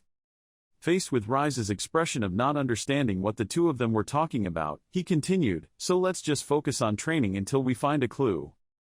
She thought that Leon had now been promoted to rank C, so these missions were all trivial and not worth his hands, so she immediately said, let me show you the missions in another section, just accept a few missions, it's a bit simple. He was also confused and waved his hand to refuse. No, it's not like that. Leon then put his hand on his chin and thought about something. After thinking carefully, he came to a decision and reached forward, asking her, can you show me quests related to the slums, or quests in areas with bad rumors? When Rise heard that, her mind was filled with the word slum. She didn't understand why Leon wanted to go to those strange places. Slums, she couldn't understand. But Leon chose, so it was already planned. The image of the slum appeared, a dark, unclean place, full of people living in ragged clothes. The slum was the residence of poor people, but Blaine's slums were a little different. Thieves, informers, escaped criminals, smugglers, assassins and so on, were the dens of criminals from many different countries. A group that looked very dangerous appeared in his mind. Leon had carefully calculated that, if it was in a large area of disorder and no law. However, unfortunately for what he was thinking just now, Rise regretfully said, there was no mission directly related to the slums. This also made him confused. A place like that, no one mentioned anything. She now shrugged and explained, because that was the job of mercenaries, not adventurers. If he can't get in there, then what should he do? He cursed under his breath. Damn it, adventurers don't interfere with human movements. He suddenly remembered the chaotic scene of people fighting each other. The riots that happened in the slums were mostly disagreements between people. At this moment, Leon was put in a difficult position. He had a headache and couldn't stop thinking about it. I can't be a mercenary with so many restrictions after going so far, and if I dig up the area slums without any specific reason, they will definitely be on their guard. Suddenly, while Leon was racking his brain, she put a piece of paper with a mission on the table and said, "How about this mission, Mr. Leon?" He did not hesitate, immediately picked it up and read it, conquering the armor that lived in an abandoned mansion. Rise now spoke, providing more information about the mission. The decorative armors left behind in an abandoned mansion had turned into living armors, and became real estate that could not be sold. She added that the reason why this quest was still frozen without anyone accepting it was because the reward was not only low, but also because there weren't many D-rankers who could destroy the living armor. After hearing this, Leon also thought that his holy sword could probably deal with that thing. And why did she suggest this mission to him? Because, since that mansion was near the slums, he could go around that area while doing the mission. Leon found it reasonable for her to say that. Yes, the important thing was that there was a legitimate reason. From inside the building, his voice echoed, no matter how strong the forces in the slums were, there was no way they would cause trouble with the adventurer team. Without fire, there's no smoke, Leon was sure, because they would have to face high-ranking adventurers if they encountered the guild. He imagined a scene where A and B rank adventurers would be brutally executed in the slums. A rank or higher people were the power that controlled this country. Rise saw the guy in front of him, very excited to accept the mission, and was also extremely happy. Leon was also embarrassed, scratching his head when the girl smiled at him. "Thank you, Rise, I will definitely repay you later," he said, responding to Leon. Rise also very humbly, "Don't worry about anything, this is my job." Before leaving, Rise held a full bag in her hand. Inside was a reward. She said cheerfully, "Let's get the reward for the slime jelly conquering mission." Leon, the guard captain, also added, "A little should be quite a lot." Leon quickly took it and shook it slightly, looking satisfied. But he didn't leave yet, but lingered and said, "Oh, there's more." He pointed and asked, "Can I ask something else?" Rise also enthusiastically agreed, "Just ask." Leon's expression turned serious, and said, "Can you show me the way to Blaine Church?" Facing his request, Rise's face changed color. She was confused and asked again, "Home, church?" To her surprise, he calmly replied, "Yes, I have some things to deal with there." Hearing that, Rise pursed her lips and clenched her fists, hesitant to accept that suggestion. Glancing at Rise, Leon also secretly knew the outcome. I knew she would behave like that. If Rise thought she was a holy knight like Else had said, then so be it. At this moment, Leon's mind appeared, the image of the church. Although the holy knight could not ask the church to organize a baptism, if an enemy of the church appeared, there would be an exception.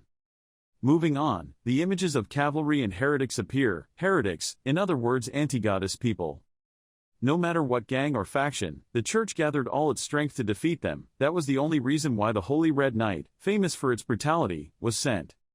Rise was now trembling and showed Leon the way to the church. It was located in the northeast of the Prima district. It was the 13th building. Leon at this time also waved goodbye to Rise. "Thank you, then I'm going." At this moment, she stood frozen in place, still not understanding what happened. A moment later, Rise discovered something. She was startled. A holy knight looking for a church meant that an enemy of the church had appeared. This was not something the guild could ignore. "I have to report immediately." Rise was in such a hurry to run to report that she tripped and fell right in front of so many people. Scene change, to Leon's side. Before his sharp intelligence, Else also had to say, "What a cunning man." Thinking back, from his previous conversation with Rise, Leon had completely hidden his identity without revealing it. This was definitely the most effective method without revealing his identity. No way, how could the guild dare to act without caution? A D rank, no, a C rank adventurer is not even a paladin like you. Leon had also anticipated what Rise would do and immediately pointed his finger and said, "Wasn't that the right thing to do?" Once she reported, the guild would act on its own. Listening to what he said, Elsid thought it made sense. After thinking about it for a while, Leon regretted it. I would have taken Elsid to church if I had to, but I'll leave that as a solution, after all. To completely control everything, Leon decided to slow down but surely. No matter what he thought, Elsid's seal had not yet been completely opened, and he had to hone his skills more to claim himself as the master of Elsid, holy sword in front of the church. Today, it's a beautiful day. The sky is clear and cloudless, very suitable for performing the mission. Leon returns to the main topic. Let's forget about that. The mission is a walking armor. The monsters are using the armor to move around, right? However, Elsid objected to the idea. No. He hesitantly asked again, why? The image of an armor controlled by magic, by someone appeared, and Elsid immediately explained the knowledge to this bewildered golden deer. Walking armor is an extremely rare natural phenomenon. Encounter, the entire armor can move thanks to the power of magic or witchcraft, or by someone's thoughts that have been imbued into the armor. They have no ego, they are nothing but piles of metal with instructions to repel intruders, Elsid added. About their powers, from the sounds of it, it seemed like they were just a bunch of useless scrap metal with no self-control. Not that terrible. Leon immediately came up with an idea. Then, wouldn't the magician's banishing spell be the solution? Can you decide everything? Seeing that he still didn't understand, Elsid immediately denied that idea, and added, they weren't created by magic, so they wouldn't work. The principle of the banishing spell is similar to collapsing a building by removing its pillars. It does not destroy the pillars themselves. After hearing the explanation, Leon understood somewhat and immediately erased the old thought in his mind. So magicians have no effect in this story. Well, what we face is not a big deal. He took out the paper and looked at the drawing of the iron armor and said, they were armor made from silver-plated iron alloy. However, he thought, he was still too naive and not yet deep. The egg was wiser than the balut, Elsid denied. If it was so easy to deal with, then he thought why the conquest had not been completed yet. If it was chosen as a mandatory quest, it should have been handled a long time ago. Elsid crossed his arms and said boredly, all the while he was still staring at the paper. I don't know if he heard any words, but Leon brought his face closer and closer to the paper, intently reading something, and Elsid looked at him in confusion. It seemed like he had found something useful. The armor's regeneration speed was unusually high. It seemed that he realized something. Leon imagined the scene of the armor being broken into many pieces but soon returned to normal. He immediately spoke his thoughts. Even after destroying everything, even parts of the armor, it can still come back intact in less than 10 minutes. Their weapons couldn't last until the end, so they gave up. It said here. Elsid looked at Leon somewhat reassured because he had realized the key thing. Got it. So how strong is that walking armor made from iron alloy? After mentally preparing himself, Leon held the paper tightly and continued moving forward. Well, when he got there he knew it. Let's go. Without wasting too much time, the scene quickly turned into a starry night sky. Nighttime is a good time to explore and do adventurous things like this. Leon and Elsid have arrived. Female mouse farts. Glancing around and investigating, I saw a very bustling scene. It was true that the entertainment area was different, Leon said. Much busier than I thought. Elsid also thought so, for sure. It must be said that humans have a sixth sense, can sense danger lurking, and Leon is no exception. You call, Elsid, it replies. You continue to talk. I feel very uncomfortable since I stepped on this path. No one has been following me, right? Elsid didn't think so, so he said the opposite. If so, I would have told you right away. Well, I have some doubts related to this matter. Leon curiously asked again, what is that? It turns out, everything stems from his magical power, Elsid replied, because his aura sense. The sunshine aura is very sensitive to evil thoughts from the outside. They are testing him, because they think you're young, you're an easy target to attack. That evil intention stimulated his aura, Elsid said at this time, thinking of those hoodlums with bad intentions. Suddenly, being scared made him feel nervous, as if he felt hundreds of eyes watching him. Leon said, now that I know, I feel even more uncomfortable. Suddenly, if he didn't know, he wouldn't know, but if he knew, his body would tremble, perhaps because of the cold or some other reason. Leon said, unable to believe that all these chills were people trying to hurt me. Elsid reminded him, but you should still be careful. It sounded a warning, telling him to be on guard. Most of the evil intentions came from little guys, but among them there were still very dangerous guys. He replied, okay. Elsid continued to warn him that no matter where he was required to be wary of strangers, to constantly show himself to them because he was completing this mission. But suddenly, behind him, a wall appeared. There is a sinister-looking guy, definitely not with good intentions, stalking the two of them. At this time, Leon and Elsid were still talking calmly, still unaware of the impending danger. A moonlit night, pure with a full moon, overhead shining a gentle light. Well, Leon had arrived at the mission site. Standing in front of the door he thought, here it is. He looked around a bit, only seeing a large building, surrounded by a few trees with a few crows perched on them, looking as spooky as something out of a horror movie. Looking up at the window, seeing that this place wasn't bad, Leon said, if there wasn't a walking armor in here, it would probably have been sold. Gradually entering the building, Elsid also responded, that's right. The deeper you go inside, the more a set of iron armor appears, surrounded by dust and spider silk. Suddenly, the armor moved as if it was about to come to life.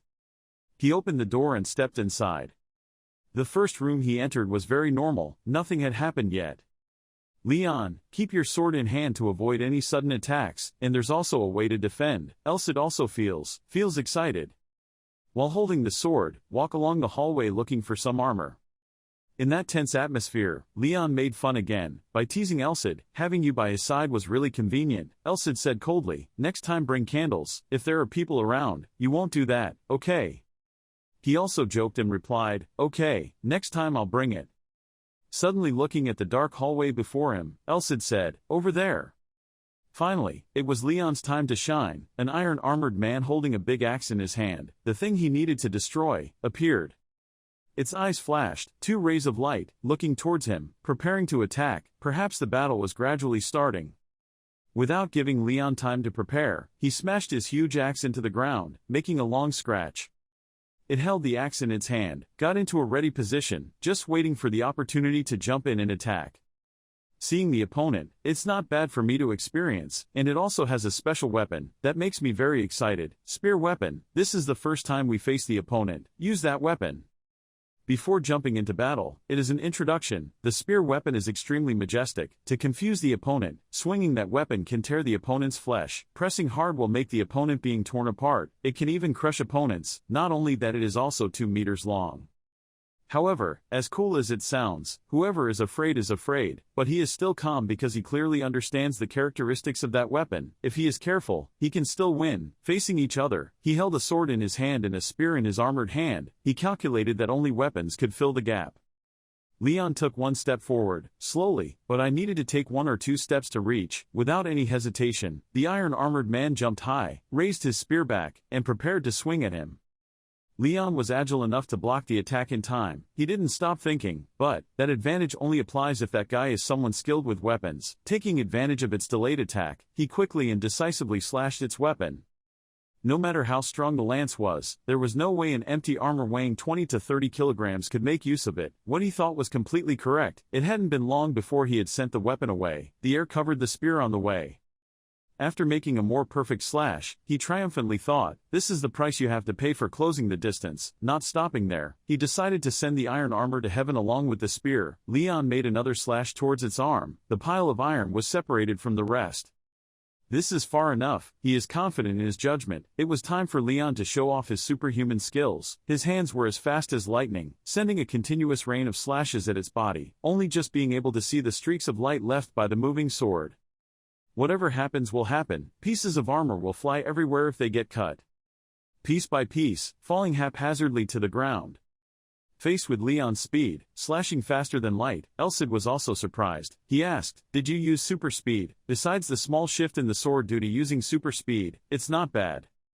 In response to that compliment, Leon also said, but it was difficult for me to only use it for a few minutes, but now I can use it more naturally, because I am an aura user. However, looking at the pile of rubble scattered in front of him, Leon remembered something. After all, it is said that even if destroyed by warhammers, they will regenerate. The two of them, still looking at the pile of iron in front of them and waiting, to see if they were really reborn.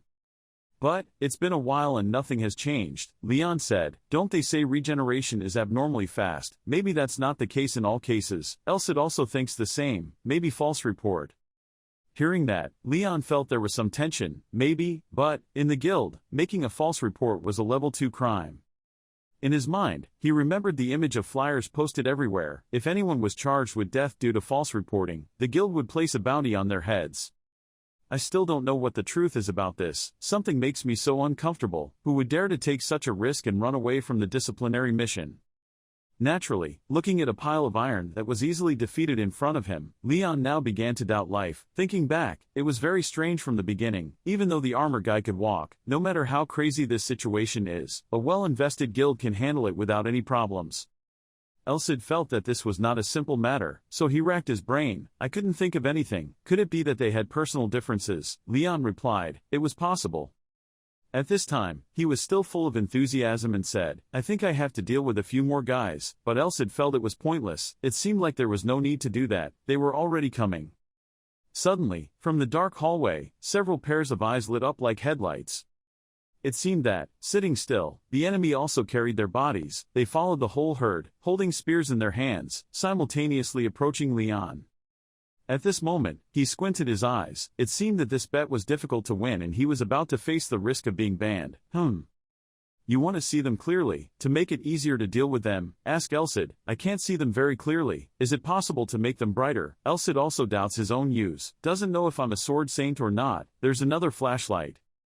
The sword he held in his hand emitted a dazzling light throughout the space.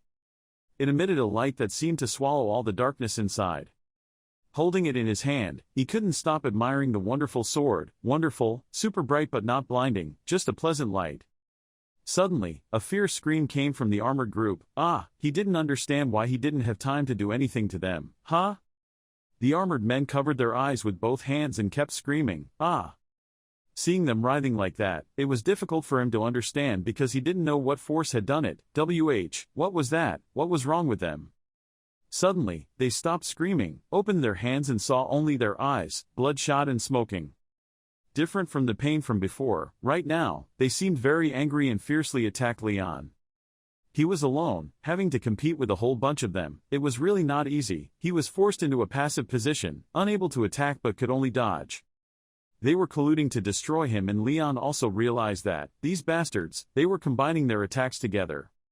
The direction of the attack was easy to predict, but the attack was perfect. He also found it difficult to hold off against them because the martial arts skills of these armored men could not be underestimated.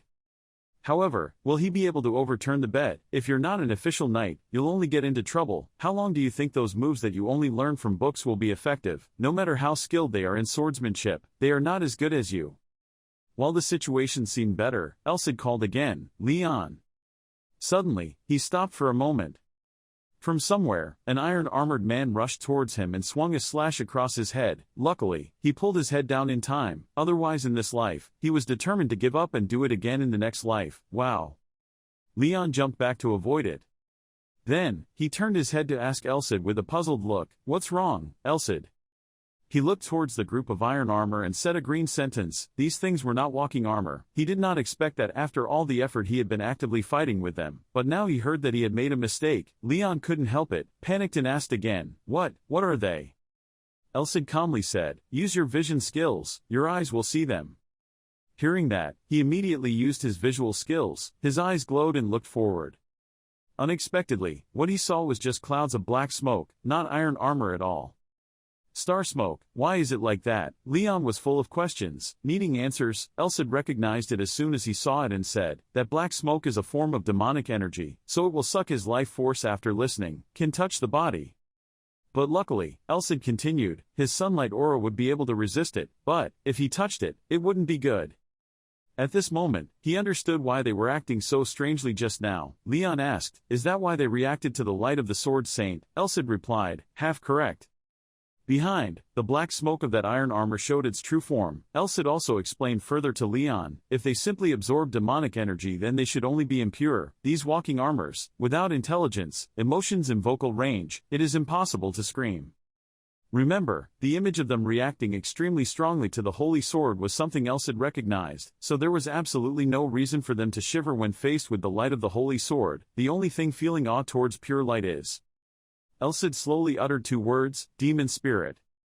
It was the strange black smoke that Leon had seen earlier. Elsid added, about the demon spirits, they were ghost armors. They were born through armor containing restless souls, with hatred towards living creatures. When I remember, Elsid and I stood stiffly, like stone statues when we couldn't see. The pile of iron was regenerated. Now Leon was enlightened. That was the reason why the guy I defeated couldn't be regenerated. Iron armor, taken over by demon spirits. Leon thought, armor controlled by demon spirits cannot be destroyed until their hatred disappears. No matter how much power they use, they will still be involved. Continue to stand firm. After that, Leon thought of a few ways to help them escape. The only way to conquer the ghost armor is to chase the soul away with magic, breaking the connection between the soul and the armor that is using its power, aura, or purification by holy magic. No need, look no further when Leon already has the holy sword in his hand. He looked at the sword and thought, fortunately, I own the holy sword, the top of all holy weapons, but... Looking at the pile of opponents, in front of him he was truly overwhelmed. Leon had made a wise choice, there were too many of them. If it was ghost armor, then it would be better to retreat now and come back tomorrow. After. Elcid really has sharp eyes, nothing can escape his eyes. Elcid also noticed that there was a strange number. Their number was really strange, there could be no way there were many of them gathered here. Such a coincidence, Leon did not expect it, it was not a coincidence. Elcid suddenly went into serious mode. The success rate when creating a ghost armor was very low, even no matter how strong the magic spell was used. Whether intentionally, or accidentally, such a large number, after countless failures means, hundreds, or thousands of souls, have flown into this mansion. Elcid's words seem unbelievable. It's not wrong, countless souls are gathering here like a festival. Even Leon couldn't accept this truth, so he shouted, it's impossible, there are so many dead people in this city, it seems like tonight is a sleepless night for Leon. In the end, who is the person behind all of this, pulling the strings, no one knows, but looking at the group of ghosts in front of him, Elcid also has some guesses. A ghost cannot, by doing so, they cannot go too far, or exist in this world for too long. Even going to another district in the city was not possible, so, there was no place other than the slums. Hearing Elcid mention the slums, Leon also turned his head to look. Suddenly, he saw that everything seemed to be interconnected. It could be explained that way, a place not bound by any rules, the only place where all the elements converged, that's just the slums, a place where violence and money can get everything. Leon frowned, gritting his teeth in indignation. He looked back at himself and thought, but, someone without much experience like me still can't handle that. His hand still held the sword tightly and did not let go. Even if I could use this sword to shake the church, it still would not be effective if I could not find out the identity and purpose of that organization. Leon jumped high, raised his sword, and prepared to rush forward to attack. After all, he had nothing to lose, so he decided to take a risk. If he wanted to return before dawn, he had to take the risk. He split the armored man into two, and thought extremely optimistically that, at this time, fighting his opponent in the dark like this would also help his skills increase. Another guy had to surrender before Leon. He slashed its upper and lower parts in two. And the other guys, unable to escape their fate, became lucrative prey, allowing him to practice his swordsmanship, each slash as fast as lightning, passing through their bodies. Finally, dawn came, the warm, early day rays of sunlight shone through the window. The rays of sunlight crept into the hallway, clearly illuminating the scene of a pile of iron lying motionless. They were defeated by Leon's hands, Elcid said. It seems like they were almost all killed. Maybe that's it, brother. He leaned down on his sword and replied. Fighting all night, without stopping, Leon still looked cool. He said, I'm not fighting in a state of siege like this. It's not so bad, right? He stood up and brushed the dust off his clothes. Elcid asked, is it all due to your blind spot? He replied, yes. Leon immediately mentioned, a special thing that I possess. My vision is quite wide, but it is also limited like other normal people. No matter how hard I try, I cannot see the things ahead, behind my head. Knowing how to take advantage of his strengths and overcome his weaknesses, Leon won, he said, so just pressing his back against the wall and fighting is the best way, right? Elcid found it reasonable and replied, well, that's right. After that, Elcid raised 3 fingers on one side and 2 fingers on the other and said, Level 3 is knowing how to control the situation, Level 2 is adapting to the environment and... It held the number 1 in front of Leon and continued, Level 1 is to resolve the situation and turn it into strength. He had gone through a difficult night of life and death, but now he could breathe a sigh of relief. Leon opened the door wide, enjoying the warm light. He enjoyed it and thought, that's something I have to overcome on my own if I want to be capable of fighting in the slums. He is not too unfamiliar with the sight of traps and various tricks of people in the slums. The level of danger in the slums is of course much higher than in the drainage area and the slum area. The tunnels were carefully set up with traps everywhere just waiting for their prey to fall in, and surely the assassins specializing in sneak attacks would target my blind spot. Leon raised a hand to cover his eyes. If he continued to rely on this limited vision, he would fall into their trap with no way to escape. Scene change, on a blue sky day, dotted with a few floating white clouds, with a few rays of sunlight shining in. Contrary to that beautiful scene, a young boy appeared alone standing in a crowded street. The boy must have lost his family, he sobbed. From afar, there was a step walking towards the boy. Seeing the person standing in front of him, the boy stopped crying, as if he was frightened by something, so much so that he had to stop crying immediately. Instead of wiping his tears with his hands, the boy covered his mouth with both hands. It was him, the Snake Fang Khan, standing behind the boy. It was early in the morning when he arrived. Everyone around saw his appearance and couldn't help but be scared. He, along with his accomplices, marching forward proudly, is Khan, the leader of the Miscellaneous, the most powerful gang in Blaine.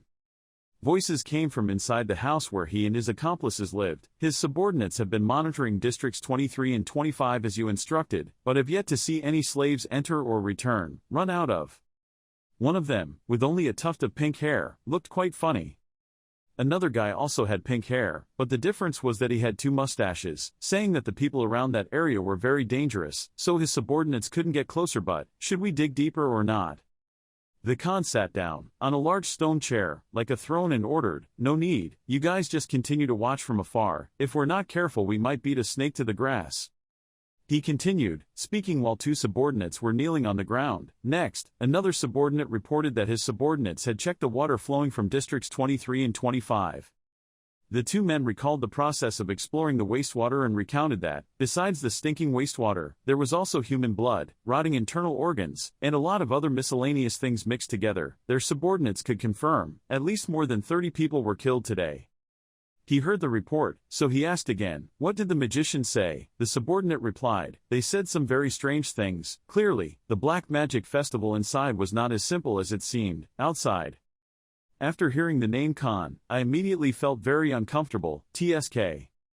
Finally, he also gave the order, "Collect everything I told you to find out and summarize it once for me. With evidence the better, just do this and let the others go."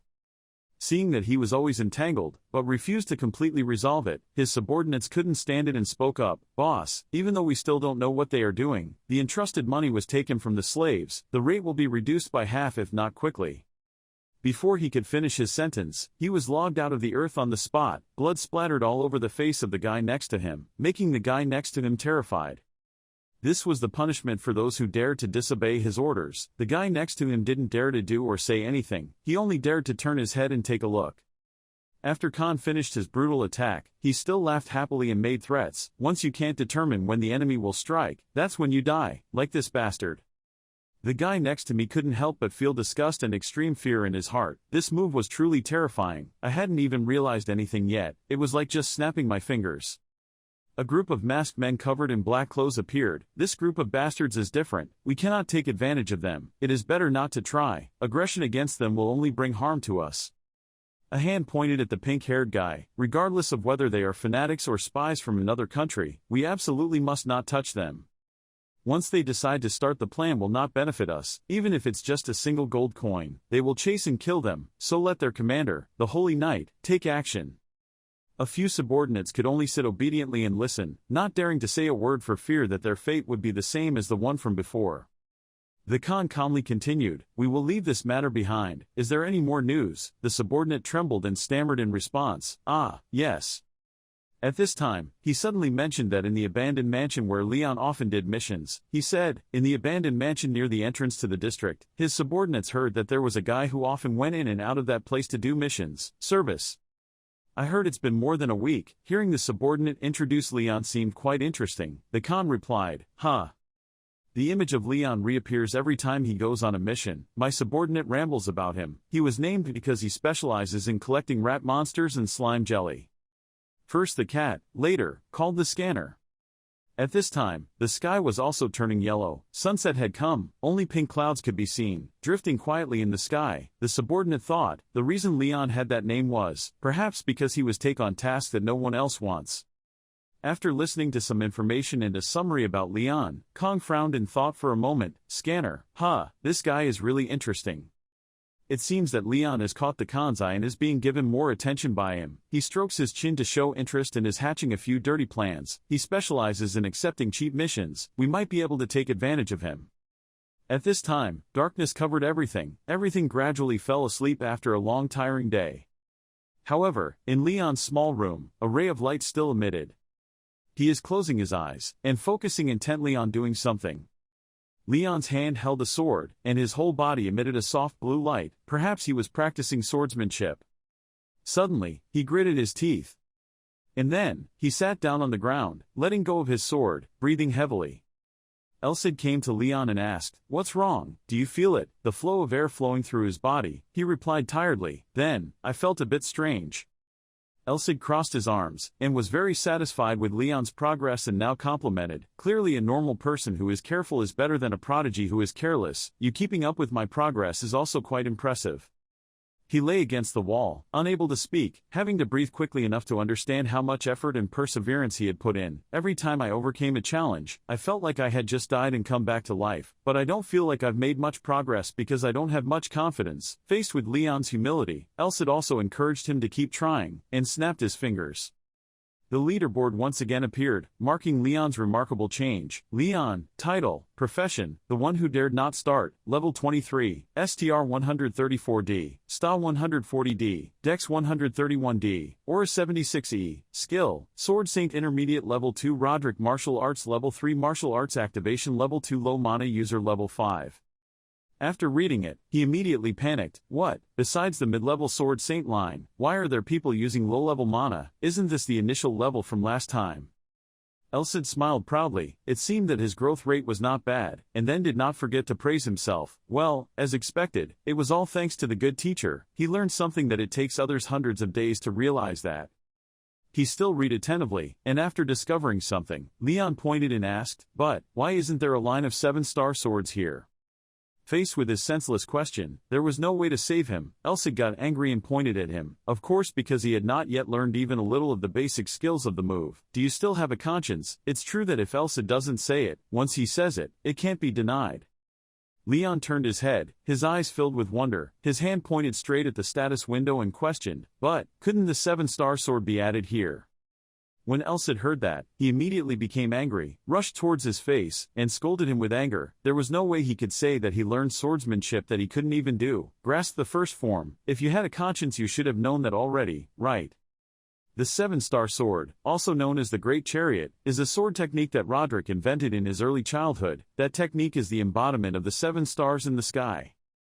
And the person who created it was Roderick. He was a young man with blonde hair and sharp orange eyes, his whole body radiating powerful electricity. It was rumored that a person could only truly call himself a master once he could continuously use all 7 forms of that sword technique. Elsid continued explaining it so that Leon could understand. After receiving the useful information, his eyes immediately, more determined than ever, swung his fist forward and said, "I want to learn at least one of these forms before facing the enemy. Enemy, if I add the 7-star sword to the holy sword, will I ever be able to gain the upper hand regardless of who my enemy is or not?"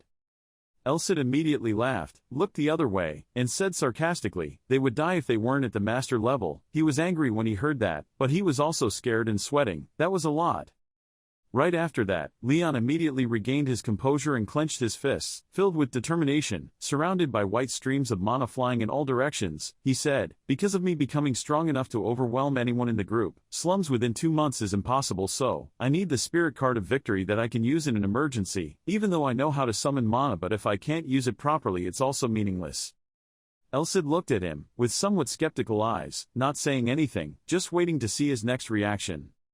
After refilling his energy, Leon was extremely enthusiastic and raised his voice decisively. "So let's start right away. I will continue to practice until I succeed." But Elsid's words, "After this is going to put you off. I'm glad you're so full of enthusiasm, but today's training session ends here."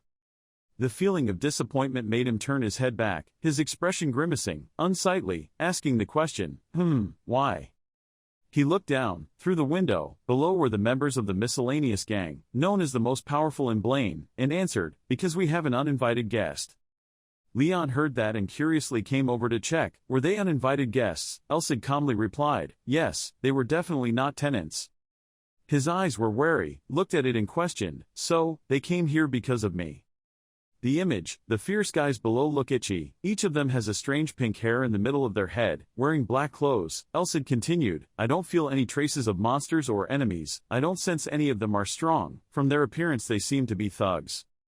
Leon at this time, a little surprised, eyes wide open, asked, could it be that they came from the slums? Elsid answered him, they didn't look friendly, but I don't think they came here to cause a fight. Hearing that, he immediately made up his mind, maybe I should go out and meet them, maybe they have some clues to help find the hater.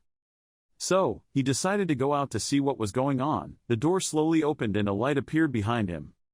Leon slowly walked out before the savage eyes and cunning smiles of those from the miscellaneous gang. As soon as he saw him coming out, one of them, with a scarred face, pointed straight at him and asked in a loud voice, are you a sweeper? He also calmly accepted, it was me. Then, the guy with the bandaged face continued, we apologize for coming to you without warning. The scarred face next to us also added, because we only came here because we were told by above, so we hope you understand, for us. After hearing this, Leon wondered and asked back, what happened above? So, they turned around, their back hands on their hips, their front hands on their heads, as if they were creating a wonderful pose for people to admire. Then the bandit guy loudly introduced, yes, we as a member of a gang, called the Mixed Race. Looking at their strange and eccentric but extremely confident standing posture, Leon and Elsid were speechless and could only look. Mentioning the miscellaneous gang, he immediately remembered a man, with hair as strange as the other group, a long scar on his face and a strong body. He thought to himself, I have heard about them in the past. While gathering information, the gang was commanded by a man nicknamed Snake Fang Khan. The leaders of the masses divided the slum into 3 parts. The scar-faced guy in front, still smiling cunningly, pointed straight at him and said, Big Brother is looking for you. He continued to ramble, we received orders to leave you alone if you say you don't want to come with us, but I suggest you obediently go with us. Before he could finish his sentence, Leon immediately interrupted, lead the way. Unexpectedly, they were stunned, shocked to the point of immobility, sweating continuously, stammering, oh, but he didn't pay any attention, turned his head in the direction of the car and thought to himself, he won't call me, come this way, if he's planning on doing something to me. Immediately, his eyes became determined, his expression extremely interested in this meeting. As long as I mentioned the name Snake Fang Khan, most people would get out of my way. This was my chance, to get deep into the brains of the slums. Elsid on this side had also guessed the other gang's moves. He said, I can confirm exactly what he is planning to do. The guy next to him heard that and laughed proudly, that's right. Night fell and covered the entire slum area. The moon above was round and bright, but it was partly covered by drifting clouds. Leon was walking with a group of people from the miscellaneous gang to Snake Fang Khan's place. He walked in the middle, scratching his head and thinking, he must be thinking about entrusting me with a job that he couldn't ask of the guild, can do it. Then suddenly smiled meaningfully, confident in his plan, if you are going to take advantage of me, then I will also take advantage of you. The bandaged man pointed in one direction and said, on this side. Suddenly, there was a man carrying a sack and quickly ran away. Because his speed was too fast, he accidentally let the sack collide with his shoulder. Because of that, that person fell to the ground, his face extremely panicked. Sweet red apples fell from the bag, rolling all over the ground. The man sitting below's face turned pale and he trembled as he spoke, I'm sorry. Before he could finish his sentence, that man's deadly, angry look stabbed straight into him. The man realized that he had encountered a fate that was difficult to save his life, and stammered. Ta Tap Chung, the bandit guy, was angered and screamed loudly, you damn insect, why don't you open your eyes wide and look where I'm going. He cursed and kicked hard at the poor person below. That person could only block the blow in pain. Leon saw that and was angry. He frowned in discomfort and tried to rush in to help. But before he could rush forward, Elsid appeared and calmly stopped him. Take his time. He didn't understand and shouted, what? It looked at him, its whole body was burning with mana, filled with murderous intent, wanting to attack the bandaged man. It continued to advise and be more careful in controlling his emotions. If he emitted a bloody smell like that, you just did it in front of this person named Khan, then this will end without any benefit for you. Leon heard that, closed his eyes tightly, thought for a long time, and found that it was very reasonable. Then he turned away, leaving only one sentence for Elsid, I'm okay now, I'll be careful. Then they all continued on their way, arriving at a well-lit mansion in a dense forest.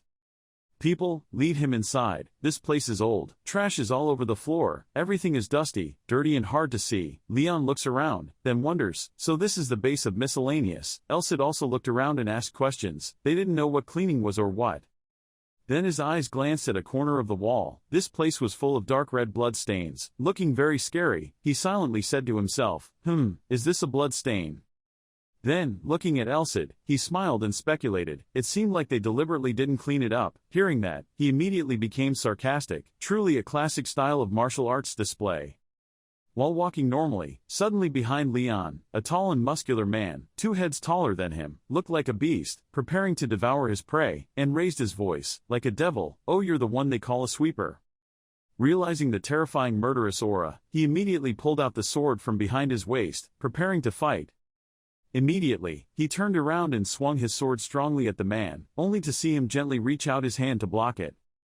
The sharp sword was not strong enough to touch his skin, so it stopped trembling. He smiled complacently with the long scar on his mouth. It was Khan with snake fangs. He sneered, "Ha!" His bloodshot eyes were full of murderous intent, looking straight at Leon, frowning and raising his voice. What an inappropriate nickname, Sweeper. Leon was frightened. Before his terrible strength, his eyes opened wide, as if he couldn't believe it. Khan saw him, was scared to the point of freezing, immediately clenched his fists, turned back to gain momentum, his muscles flexed with intense strength, his eyes glowed, his face darkened. As for Leon, there was no more resistance. He was so scared that his soul flew away, leaving only a motionless body, his face pale without a drop of blood, silently despairing in his mind. I will die, lost. After gaining enough momentum, the Snake Fang Khan pushed his shoulders up, delivering a blow so powerful that it could smash the huge rock where the fist stopped, creating a terrifying force that enveloped Leon's entire body, still standing there, not knowing whether to live or die. A strong wind appeared from his fist, blowing away everything in the hallway, leaving only 2 people. The punch stopped in front of him, just a little more and it hit. Even though he didn't directly receive the attack, the pressure of that move, applied to his body, was enough to make his nose bleed profusely. Blood from the nose fell to the floor drop by drop, blending into the red color of the carpet below. The fist was still in front of his face. Leon's eyes were lifeless, his nose was still bleeding. He thought to himself, I can't dodge it, just the wind pressure is already this strong. If he doesn't stop then he will definitely die. His head was already flying, but even so he slowly spoke up and asked, are you the person called Snake Fang Khan? He, seeing Leon regain his composure so quickly, frowned, his crimson eyes exclaiming, you are also brave. I heard that you were a C rank, so I thought you were some kind of trash. Then he lightly punched him in the chest, making him step back a bit. He spoke up, but this is enough, okay, I've decided. Leon used his hand to wipe away the bloody nose, his eyes looking straight at him wondering, deciding what? Snake Fang Khan turned around and slowly spoke up, insisting on my request. You didn't come all this way because you were suspicious. He continued to say, I will give you what you want. He was startled, not understanding and asked, what do I want? What is that? When he heard it, he immediately turned his head, gave a creepy smile, sharp eyes directed straight at him. I'm sorry, but I have already investigated your situation. After, determined to give Leon what he wanted, the Snake Fang Khan spoke loudly, the Royal Academy, where civilians are always second in line. When he heard that, his face was blank and he said nothing. When he's speaking of the Royal Academy, it is a very large school, like a spacious castle. He laughed, full of triumph, his arms spread out majestically, revealing his strong, toned body. He spoke loudly, the one who had given those nobles a blow in the face thanks to his own efforts. After there, he joined Blaine's group, taking on tasks that no one wanted, but making himself famous throughout the city. Now, Leon was surprised and exclaimed, the leader of the slums, the Snake Fang Khan, had many spies under him. He, then lowered his face, eyes closed, slowly spoke, I more or less understand the reason why you gave up at that academy. Then, after that, he opened his eyes, smiled extremely happily, pointed straight at him. He did not want to become a knight, nor did he want to have to stoop and kneel before those rotten nobles. Before, the resolute tone as if he understood everything. In the world of the Snake Fang Khan, Leon and Elsid widened their eyes, embarrassed expressions, wondering in unison, Then, he kept recounting countless scenes. With arguments he created himself, he thought of the image of Leon using a wooden sword to fight a nobleman, beating that person to pieces, said, so he fought with the nobles and decided to become an adventurer. After that, Leon swung the decisive blow, he said, unlike those descendants who consider themselves noble but only know their own benefits. He won absolutely with the referee's recognition, while the other person lay motionless on the ground. Then he, again led to the scene. He was alone holding a sword, fighting with countless powerful monsters, loudly telling, he saw a broader picture of the future when becoming an adventurer. That's why he was able to reach C rank after only 2 missions. In the mind of the Snake Fang Khan, Leon was still fighting fiercely, with a glowing sword full of mana in his hand. Then, he received a prestigious C rank badge from a beautiful girl with crimson hair. He confidently asked, "Is that right?" The two of them had just watched a long movie. Their faces were dark and foolish. They smiled wryly and silently protested, "No, clearly not." In front of Leon's blank eyes, the Snake Fang Khan still refused to forgive him, continuing to pour out a long tirade. If he was a money-hungry person, he definitely wouldn't do that. From the beginning, he only had one goal. Pepper, isn't it? As soon as I saw it, I discovered it. That's it. He paused, for a few seconds, then cheered, clenched his fists, eyes full of determination, smiled loudly and affirmed, "Reputation, something that nobles cannot interfere with, is also something that can be enhanced, status no matter what your background, reputation." Then, he spread his arms wide again. A gust of wind blew, blowing the shirt off his shoulders, smirking smugly, "But sure as hell, I'm sure the reason you came here as soon as I invited you, even though we know the slums are a very complicated place, that's why, right?" Finally, Khan made a face, as if he had guessed correctly. He was very talented, smiled confidently, looked straight at him, and declared, "If you agree to my conditions, your wish will come true." Leon at this time, his face was serious, his words were more careful. He understood. But actually, he didn't understand anything until now. He just said that to make Khan Snake Fang happy. Looking at him smiling proudly at himself, he helplessly turned his head to another direction, silently scolding him, "What the hell, you said it wrong but you keep trying to say it." But, Elsid had the opposite thought. He spoke up to explain, "It's true that he's a bit crazy but it's not wrong to say it. Looking at his past and the missions he's completed, everyone would think he did it, so just for reputation." He thought again, about what he said. The image of him wearing armor, holding a sword raised high and the admiration of the red-haired girl made him speechless. He completely misunderstood his plan. "Your decision." However, I don't need to correct those words. He smiled slightly, as if he had come up with some idea from this ironic mistake. Then, raising his face, looking into the steady eyes of the Snake Fang Khan, he was proud in his mind, because he might become an enemy one day. If he misunderstood, then just take advantage. It's okay to use that misunderstanding. Then, he regained his composure, frowned, looked straight ahead, held out his hand and spoke. I at least heard everything he said. At that time, the Snake Fang Khan looked down with eyes that had bloodshot pupils, not knowing what he was thinking. It was still night, the moon above was still bright, dark clouds slowly gathered, partially covering its light. After closing down the false arguments of the Snake Fang Khan, now, he was sitting in a room, holding a bottle of wine, taking a sip, then spoke up, "The people in the slums, be careful with outsiders, but they don't exclude or hate you." Placing the bottle of wine on the table so violently that the water inside shot out, he continued, "This was the most suitable place to survive. There are many people, unaware of their own status, who want to come to this slum to seek power," he continued, to the man sitting opposite. The scene appeared, when people wearing strange masks and wearing black cloaks appeared in this area. They created fires, cruelly burning people. Khan said, "We directly destroyed all of them 3 or 4 months before they started taking action." He continued, "So, let alone District 23 or 25, 200 corpses in one day is my solution." Hearing that, he silently wondered how to do it. In his mind, images of evil demons appeared, wearing iron armor. His face was pale, his eyes were wide open, horror could be seen on his face. Could it be that Malice had shaken hands with the armored demon? Then what? Khan Snake Fang raised his hand, leaving 3 fingers. There are 3 people dividing power, leading in this slum. The first name is a mysterious person with glowing eyes, living in wealth, owning countless expensive gold bars. A golden pig next to him, he introduced, a business name called Golden Pig, Simon. The second guy, shaped like a bird's head and human body, where he lives is a cemetery, with a wooden coffin. The Snake Fang Khan continues to introduce, an assassin who has never seen his face, the one who guards coffin. The third guy, it was enough to understand. He proudly raised one eyebrow, his mouth curled up in a satisfied smile, his thumb pointed at himself, arrogantly said, "And of course, I, Khan, am the one who chief among them." Leon looked at that appearance and could only doubt his mind, thinking to himself, if I hadn't met him before, I wouldn't be able to think of anyone who matched that name.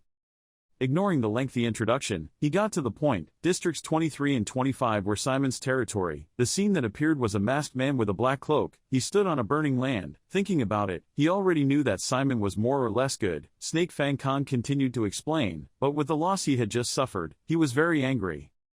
Snake Fang Khan continued, in the end to balance the case, he hired many mercenaries from level D to level B. Those were extremely promising mercenaries, each of whom possessed a body, strong, healthy. Looking at it, everyone thinks it will bring a positive result. But with his eyes, the Snake Fang Khan did not confirm that, only seeing him frown and seriously announce that they were all dead. The last two words made Leon startle. His eyes widened in panic. He didn't think things would get this bad. Immediately, he impatiently asked who they really were, but Snake Fang Khan didn't care at all. He still calmly took a sip of wine to clear his voice and said, "Guess what?"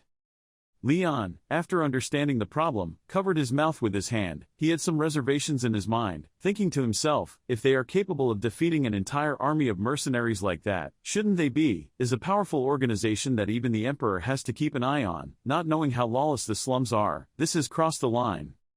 He thought again, of the situation where he was alone, holding a sword to fight with 3 armored demons holding all kinds of dangerous weapons, and hoped in his heart that if Khan was included, he would have enough numbers to defeat them, might be a little more reasonable.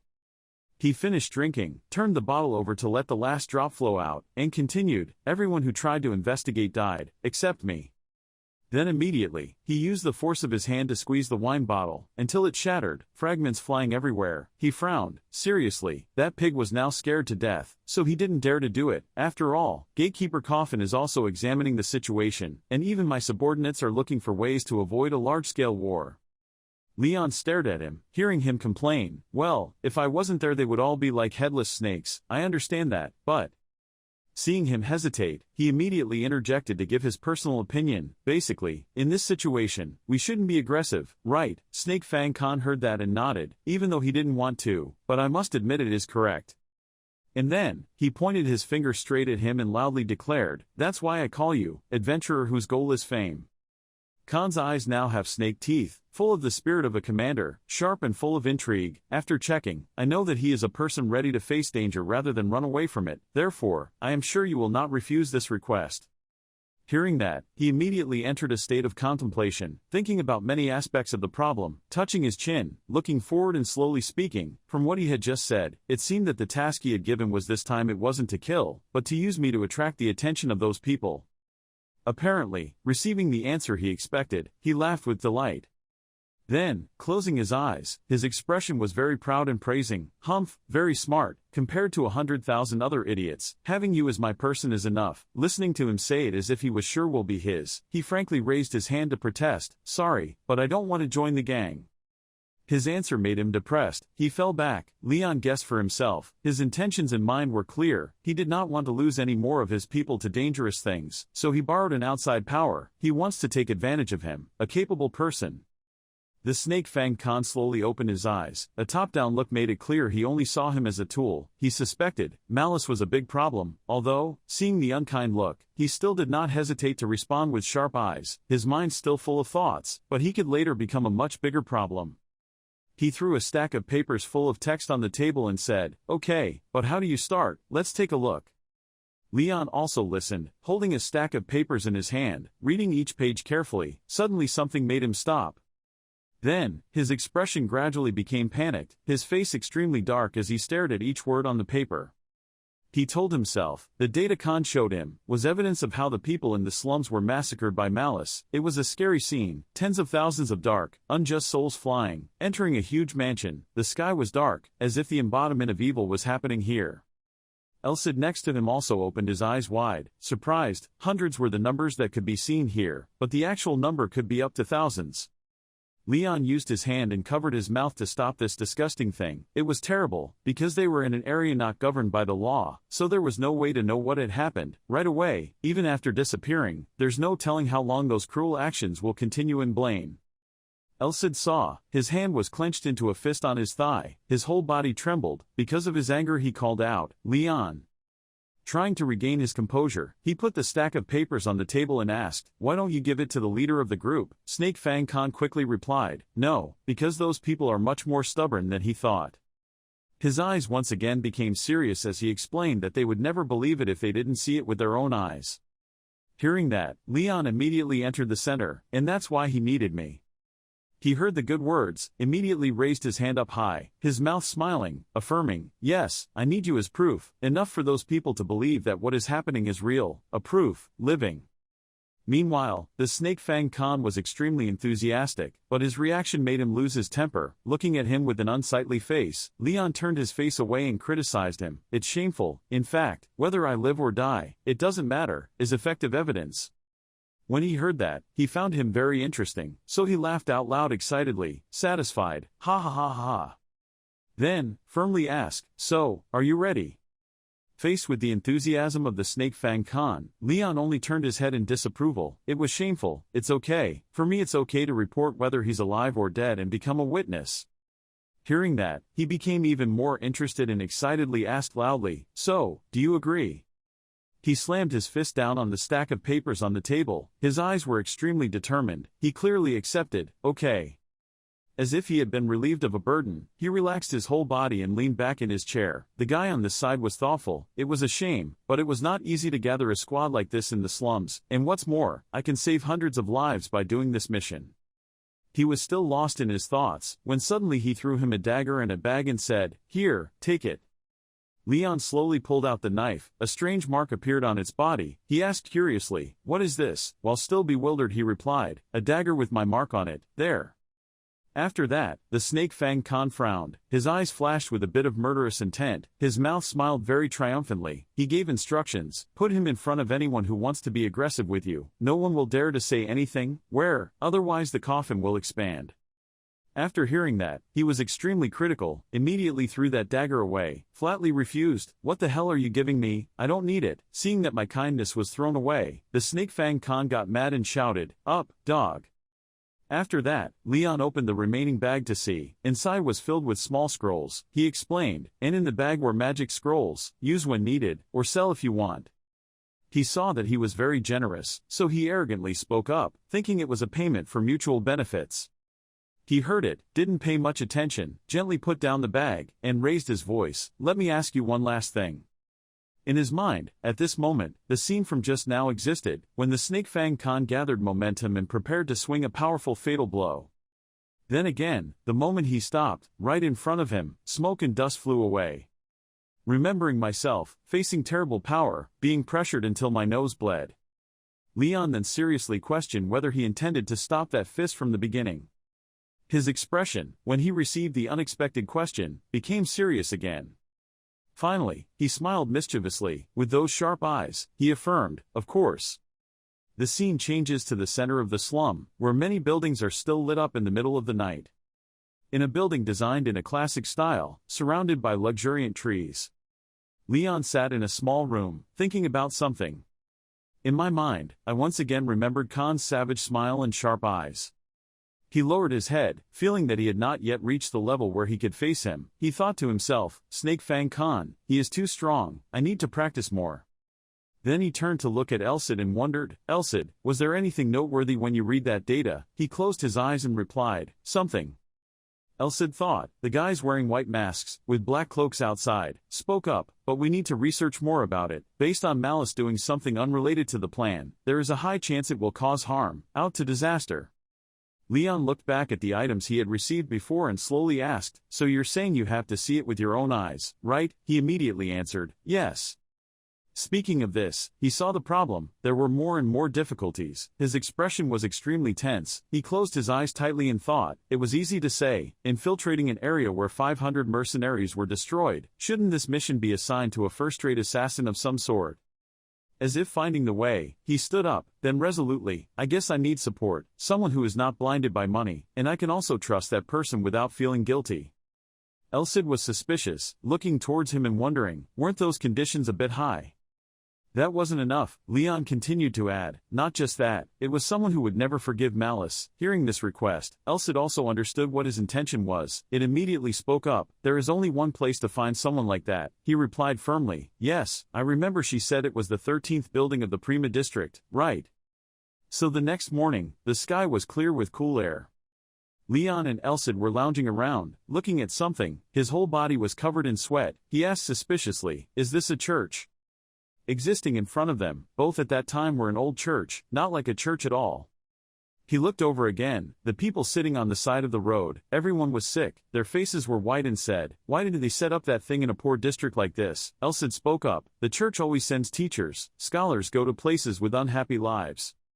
Then, the image of a woman appeared. She was dressed in white and was kneeling in prayer. It continued, "Those who would be overshadowed by interests and easily subdued, and those who have become slaves to ambition will be easily controlled, but the clergy will not be corrupted by it, because they must always have integrity." The image of a statue, a saint with a bright halo behind him appeared. Elsid continued to speak, "They only respected their faith and the commandments of their superiors, they never lost their way." Leon heard that. Continue, "In other words, they will never be deceived by lies again." He said with his eyes, full of determination, looking straight ahead, "I have no other choice, so I don't want to draw attention to myself as an inexperienced hero, but I guess I have to say just the truth." Then he remembered, the moment he talked to a cleric, but things didn't seem to be looking positive. Besides, even if we showed evidence, most of the teams there were clerics, they never tell anyone if you tell them to keep quiet. Images of slum dwellers appeared in his mind. He thought, at any rate, everyone here wore poor clothes like those in the slums, but their eyes were always radiant even though they were not affected. When the light shines in, they are not wary of anyone around them, even looking into other people's pockets, proving that they still have trust in others. Leon looked back, gave a reassuring smile. I wondered if it was because of this church branch. I wondered who was in charge of this church branch. Then, he reached out and held the doorknob, knocking a few times. Inside, he didn't open the door, just asked out loud, "Who was this?" He just laughed and introduced, "I'm adventurer Leon. I had something to ask the bishop." His words suddenly stopped, his body suddenly radiated countless sources of mana, to the point that he was startled. He looked at his hands, thinking to himself, the aura in my body is reacting to the aura of the person on the other side of the door. That door has now opened, revealing the pure white leg of his shirt. The person inside was dressed in white with a few yellow spots, walking outside with his face still hidden by darkness. After, there was enough light to see clearly. It was a man, with long golden hair, white skin and orange eyes. He introduced, "I am the bishop in charge of this place, Cesar." He looked in, and was a bit surprised, saying to himself, "An elf." The two went inside, to enjoy a cup of hot tea. Cesar sat across from him, saying that he must have been very surprised that the bishop was an elf. He smiled shyly and replied, "No." He calmly continued, "As an elf in my position it's quite rare, the superior loves everyone equally, so I always wholeheartedly serve him." He continued, speaking at Leon's attentive face, "I heard about your achievements, Mr. Leon. You defeated the underground monsters in the sewers and in the walls, right?" He smiled a gentle smile, slowly continuing his words, "The quality of the water has become better than ever thanks to you. The number of people committing suicide due to stomach pain has decreased a lot. I'm sure on the surface, the above will be fun too." When Leon heard that, he could only close his eyes and smile. "Haha, you're too praising." Immediately, his calm appearance turned serious and sharp. "Now, you said you have something to tell me, right?" Hearing that, he immediately regained his mood and his eyes became more serious. He placed the stack of papers on the table and said, "Can you look at these documents first?" Cesar took them and read them carefully. Then, his expression became extremely unsightly, as if surprised. Then he suddenly spoke up, "This is an issue that the church must get involved in, however." He put the back side up, the pile of documents facing up and said, "The origin of this information is the problem. This document will be doubted and the bishop will request the investigation to start from the beginning." Cesar closed his eyes and covered his mouth as he spoke, but if that happened, it would take a lot of time to resolve. Leon next to him agreed, "Yes, I think so too." Then he reached forward and gave his opinion, "So I want to find someone who will investigate areas 23 and 25 with me. Can you introduce me?" He thought for a long time and then replied, I'm sorry, but there's no one in my branch who can fight." That made him a bit disappointed and silent. He continued, "There are a few people who have learned recovery magic and support magic, but I don't think they will be of much help in this mission." He lowered his head, sadly, "So what?" thinking, "This is the last place." Immediately, Cesar made a bold decision, "But there is still a way, I will join you." After hearing that, his face turned pale. He was so surprised that he was speechless. He continued, my intention, I will let someone else take care of matters here, so I, Cesar, will join you. Because I am a bishop does not mean I cannot do difficult things. Leon was awkward, his eyes were a bit panicked, thinking to himself, thinking of a bishop agreeing to join him, I only dared to think of having a few priests to help. He asked, is it really okay? He stared at him, but did not answer immediately. Then Cesar raised his scarred hand and said, don't I look trustworthy? His eyes widened when he saw that scene. He immediately raised his hand sideways, his eyes extremely determined. From the palm of his hand, a source of red mana appeared, shining with power. Then, Cesar unleashed a powerful red source of energy, his eyes steadily looking straight ahead. Leon thought to himself, a manifestation of mana is that when she touches a certain threshold, it will come out and burn, air fire. That strength caused him to cover his face with his hands. He thought again, a skill that could clearly tear mithril metal like paper. Elsid next to him also exclaimed in admiration, from the speed of execution, he must have mastered it through countless battles. In terms of strength, he is probably on par with the Snake Fang Khan, it continued. Then Cesar clasped his hands, smiled and looked at him. He thought to himself, is he a bishop because of passion? He asked, what do you think? I won't involve you. When he heard that, he was embarrassed and scratched his head. Actually, I was worried that I would implicate him. When he heard that, he burst out laughing. Ha ha ha, please don't think too highly of me. The image of a saint, a mighty knight appeared. Below were countless majestic people. He continued to recount the past. 50 years ago I was a member of the armored team of holy knights, but now he is no different from a wise man. His eyes widened in surprise, thinking to himself, the armored holy knight, he was once a member of the most powerful army on the continent. The two immediately accepted the plan and shook hands as a commitment. He said, I hope you will take care of me. He humbly replied, of course, that's what I said. Then Cesar turned around, went to a back door, said, wait a minute, I'll go get the weapon, you go to the front yard and wait. He readily replied, oh yes, okay. As soon as he had a strong ally, he enthusiastically clenched his fists, full of hope, just thinking about being accompanied by someone who was once in the armored paladins. He felt like he had a whole army, something like that. I'm imagining that Cesare's weapon will be a big bow, with a sharp arrow, plus, the weapon from when he was still in the team, is probably a cool bow, suitable for a demon, crystal from the hunting tribe. When Elsid next to him heard that, he could only shake his head in frustration. How naive, don't you see the calluses on his hands? He lost interest and stammered, huh? Suddenly, a mace with the body of a round iron ball, surrounded by sharp spikes appeared, falling hard to the ground. That was the weapon that Cesar used during his time in the Holy Knights. He happily walked out. Both of them froze when they saw it, horrified by the playfulness of a bishop. He held the heavy mace and tossed it like a toy, before his surprised eyes. Then, Cesar spun his weapon around, his eyes widened, seeing only white. He gained momentum and used a strong force to throw it forward, causing strong winds to appear. The iron hammer, with great destructive power, smashed straight into the rock behind it, causing it to shatter, sending rocks and soil flying everywhere, creating a cloud of smoke and dust. After doing that kind of horrifying thing, he happily held the round ball in his arms, smiling gently, exclaiming, wow, I haven't had this feeling in a long time, I will never forget it, feeling satisfied when crushing the skulls of heretics with this mace. Even now, a long time since I escaped from the front lines, it still makes me excited. Leon and Elsid were scared, his face turned purple, he smiled awkwardly, to the point of looking like a statue. He immediately stepped forward, got close to his face, his eyes full of ideals and said, destroy the bad guys, as well as their crimes. I'm sure, God is also watching our sacred battle, is that right? Just seeing the fierce appearance of that bishop made him scared, shy but not daring to refute. For sure, when he heard that, his eyes lit up and he laughed with delight. Sure enough. More than half a day full of hardships has passed, the sky gradually turns to night, it looks so beautiful. Leon was walking in the cramped slums. He glanced slightly behind, where there was a person wearing a dark cloak, slowly following and whispering, he is following us, isn't he? Elsid replied, yes, you said it again. I said he changed it to fit the slums, because it's impossible to walk around in a criminal den wearing a priest's outfit, but... He suddenly stopped, only seeing Cesare's eyes were very suspicious. It was a sharp and scary look.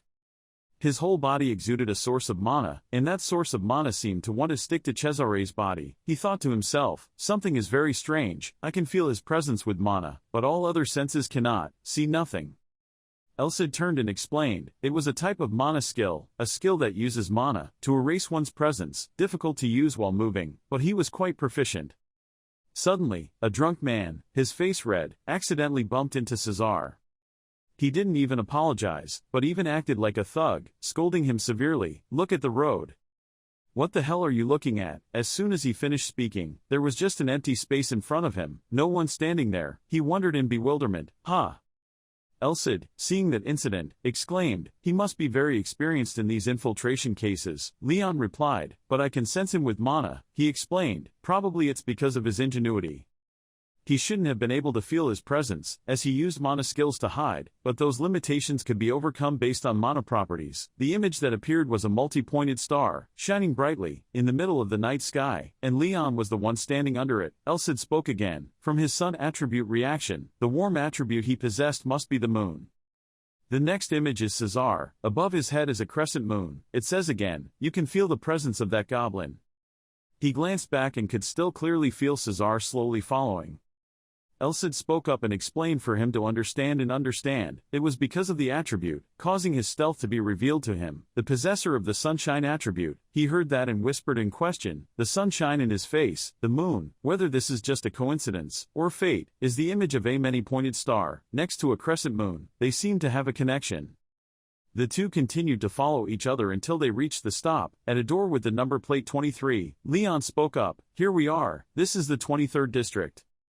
The two looked at the dagger. There were traces of the snake Fang Khan. Elsid silently exclaimed, "That thug's dagger must be useful." He agreed, "Yes." Inside this area, everyone has a fatherly, cheeky look on their face, hair in all sorts of strange styles, faces full of scars, and extremely barbaric expressions. You took advantage of that treasure, put it straight in front of those people and loudly said that every junior we met had to give way. And that's right, as soon as the whole crowd saw the traces, they immediately spread out on both sides of the road, respectfully inviting them to pass. Cesar next to him just witnessed that scene and laughed and complained, "Not believing that we could pass through this slum so easily. You are truly as miraculous as what we heard." His eyes became scary, his face was half hidden by his cloak, increasing his barbarism. His voice was filled with terrible words. "Thanks to you I was able to quickly deal with those insolent heretics. They insult life, but do not know how to thank God for blessings." When he saw it, his soul wanted to fly out of his body. He could only smile wryly, but his face was full of sweat. After that, the two went to a secret cellar. He lifted up the board and said, "From this place onwards, it was the domain of evil, bright and righteous. It would be dangerous to penetrate, so we will use the sewer that Snake Fang Khan showed me." The stairs leading down were dark and difficult to see, so Cesar had to use his light power to illuminate the way. They walked along, following the dirty water below the sewer, going straight ahead to the exit. Suddenly, something made Cesar wary. A sound, then completely stopped the light source in his hand. The two stood silently, underneath the gate. Suddenly, from above, came the sound of a stranger. "Is that all for today? We can't complete our quota, because the sacrifices have started to protest. We need to get rid of 12 more of them, but 70 names a day is a bit too much, really." When Leon heard that number, he could only be surprised, his eyes widening in disbelief at what was happening. Above was a room full of blood, with a body lying silently behind a layer of dark cloth. They spoke again, even though they began to deal with them without stopping. "From dawn, when the ritual ended, my uncle stays up late, always throwing things on us, those sons of bitches." You below heard that whole disgusting story, disgruntled, clenched teeth, indignant, ritualistic. 70 people in one day. Did they massacre that many people in one day? For months, cannot be forgiven. Just thinking about that, he felt a source of murderous aura next to him. When did Cesar bring out the mace? No one knew. He didn't say much, just said briefly, "I'll do it first." Then, he immediately shot up from below, smashing the iron ball onto the ground, causing it to shatter, scattering countless giant fragments. The group wearing masks and black cloaks were also surprised to see that. Before they could escape, the mace was pressed close to their faces. Then the two mysterious guys took a blow to the face, to the point of spitting out blood. That move seemed to help him vent his anger from a while ago. As soon as Leon climbed up, he saw everything completed. He was stunned and could only stammer respectfully, "Sir." He smiled gently, still holding the heavy mace in his hand, and replied, "Oh yes, we are planning to sneak in, right?" Suddenly, a person appeared, with the same appearance as the previous group, exhaling a stream of red air. Cesar didn't hesitate, one hand threw the mace at his face. The force was so strong that a wind full of pressure appeared at its stop. But it seemed like something strange had happened, making his face look a bit surprised, making him question it. It turned out that the mace had touched a mana shield, not causing any damage to him. He was protected, he was extremely proud, took out a sharp knife, and said loudly, he, with this armor, even attacking is useless. He once again shouted smugly, how dare you sneak in here, are you all crazy, we just ran out of sacrifices, we came at the right time.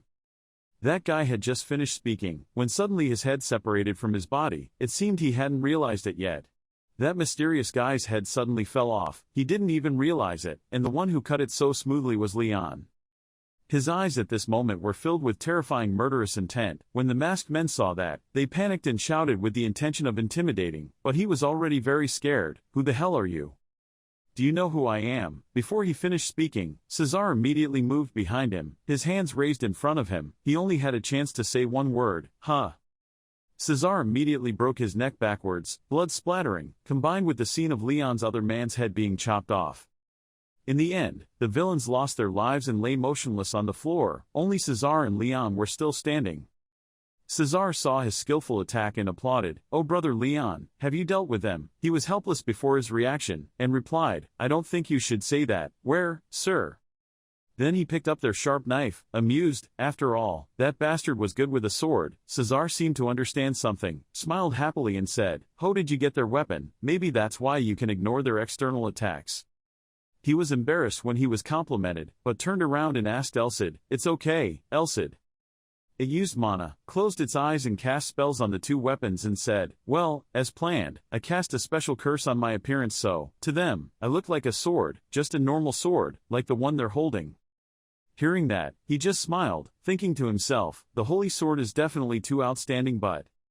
Leon remembered the image of Holy King Roderick holding a holy sword, and continued thinking, if they were people who knew about Holy King Roderick's holy church, I don't think it would help, because they would be able to recognize that it was a holy sword, just by appearance.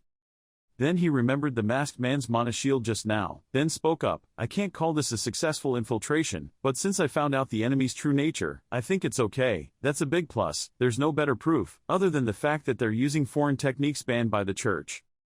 Cesar heard that and thought for a long time, then agreed, he was right, but this was not a failed invasion. He smiled brightly, and continued, like if there were no witnesses, it could be called an assassination, it could be called an invasion, if we killed everyone, all of them. The interface was clearly friendly, but his words always made Leon and Elcid shiver. They could only try to smile, afraid he would go crazy and throw a mace in their faces. Then the two approached a mysterious door. He suggested, let's search a little more carefully, sir. Cesar agreed with that idea and said, yes, I agree, brother Leon. Then, the two opened the door to look inside. And the second thing he saw was a horrifying scene, filled with bloody skulls. Next to it were countless sharp tools used to cut meat, covered in dark red blood. Here is a box full of human limbs, extremely barbaric. Leon had to cover his mouth, to cover up the nausea. He was secretly horrified. This nightmare scene, how many lives had been sacrificed, and how much they had suffered here. Elcid now spoke up, bear with it. It continued to say, when he was a little purple in the face, you must not get used to these bad things, you must not turn a blind eye to misfortune, even if no one remembers, a hero must remember. When Leon heard that, the fire of determination in him burned fiercely. He remembered the scene of skulls lying around, the scene of people suffering, in the sea of blood of inhuman beasts wearing masks. He was dissatisfied, he was resentful. Elcid continued to speak. This tragedy was the true form of the enemy he sacrificed his life to fight. Hearing this he asked, isn't it the Demon King? It continued to answer, ordinary Demon King that, how can it be your enemy? It again presents the idea that the world is not green enough to be saved just by defeating a bad guy. Those words made him realize something important. His eyes opened wide, full of surprise. Images of demons and monsters appear in the midst of a hellish scene, and innocent people have to face it. Elcid explains in detail, with the poor, it is poverty, with the sick, the epidemic, disease is their demon king. It questioned him, do you really think, do those misfortunes have a reasonable cause? Can you cut poverty with the holy sword? Can you destroy diseases with it? The holy sword appears powerful and majestic, but what Elcid says is completely reasonable with reality. It shouted loudly again, letting Leon awaken to his true heroic ideals. Compared to them, a demon king who can cut is nothing, the one who brings a brighter future. That is the definition and the duty of a true hero, and also the reason why you must fight to the end. No matter how bad it is, you cannot avoid it. When he heard that, his aura was fiery. He clenched his teeth, his eyes full of determination. In the end, Elsid told him that he could only eradicate evil by facing tragedy. After a long tirade full of Elsid's logic, Leon let out a breath. At that time, his face was no longer afraid. Like before, all the anger and rage were compressed, forming the determination to take revenge on the evil and unvirtuous people who tortured sentient beings. Cesar next to him couldn't hear anything. He could only see the change in his face. He silently questioned. I wondered what he was saying to himself all this time, but he was able to calm down, just for a few seconds in front of such a horrifying scene. He has a strong will. Then Leon looked at Cesar and said, "Hey," he replied, "the place we went through, it seems to be just a place used to dump bodies, and from here it seems to be a real agency." The image of the masked men appeared in his mind again. The enemies from here would probably be at least double digits. We would be in big trouble if we continued to invade blindly. Then he remembered the Snake Fang Khan, and thought to himself, thinking of them as bonuses, and doing whatever he wanted with them. He immediately took a scroll from his pocket and said to himself, if possible, I don't want to use them, but... He immediately opened a scroll to see if there was anything useful. Cesar next to him wondered, asking Brother Leon, what is that scroll? Only to see that from the middle position of the scroll, an orange eye appeared, with a powerful source of energy trying to escape from outside. It slowly, moving its power into his eyes. He closed his eyes to feel it. Open your eyes wide to see. That is a clairvoyant calling technique. Elsid next to him, laughing with delight, questioned the use of magic that temporarily gave the caster the ability to see through. He also added it to his vision. As soon as he finished speaking, his eyes lit up, countless bright rays of light. His vision was also expanded, scanning from one range to another, seeing above. There are two mysterious people, there are two people below, so it's easier to move and be more careful. The scroll fell to the ground, and the drawn eye was slowly eroded by magic power. Then it darkened, drops of red blood fell from above to below. It turned out that he had a nosebleed when using the ability in the scroll. Cesar panicked and ran to ask, Brother Leon. He covered his nose and said, I'm fine, it's okay. I don't think this underground agency is too large. There are 24 people who can be considered enemies, in order of east, west, south, north, image of two mysterious guys, talking to each other. He said again, 10, 5, 5 and 4. Then, below there are also two names, below that there is one name. The image of a closed room appeared. He shared, there was a room in the middle that I couldn't see through, and its entrance was on the east side. He wiped away the blood flowing from his nose, looked straight at Cesar and said, I wonder if there is a key there. He replied, maybe, or it could be a trap aimed at those who think like that. The key element of any strategy is to surprise the enemy. He said while thinking of the image of a fish aiming at a harmless object. Cesar continued, the most common trick is, the place considered the weakest is the place of strength. Then there was the image of a larger fish appearing, devouring the small fish. He said again, maybe that place was just an empty burial chamber, and the real important place is in District 25. When he heard it, he broke out in sweat because of this confusion. Then he clenched his fist and said, you may be right, but I just want to go. After officially confirming it, Leon came in enthusiastically and determinedly. Security won't be as lax as it is now, if we come back next time, so today is our best chance. Cesar heard that will, bowed his head and smiled. So now that we have achieved the basic goal, should we deal with them as quickly and neatly as possible?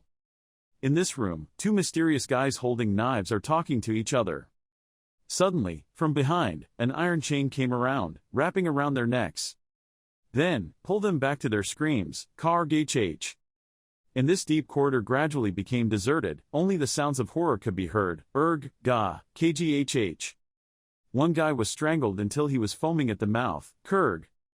After Cesar finished, the masked man fell dead on the ground. He calmly said, this is the 12th man, which made Leon stand still, bewildered next to him.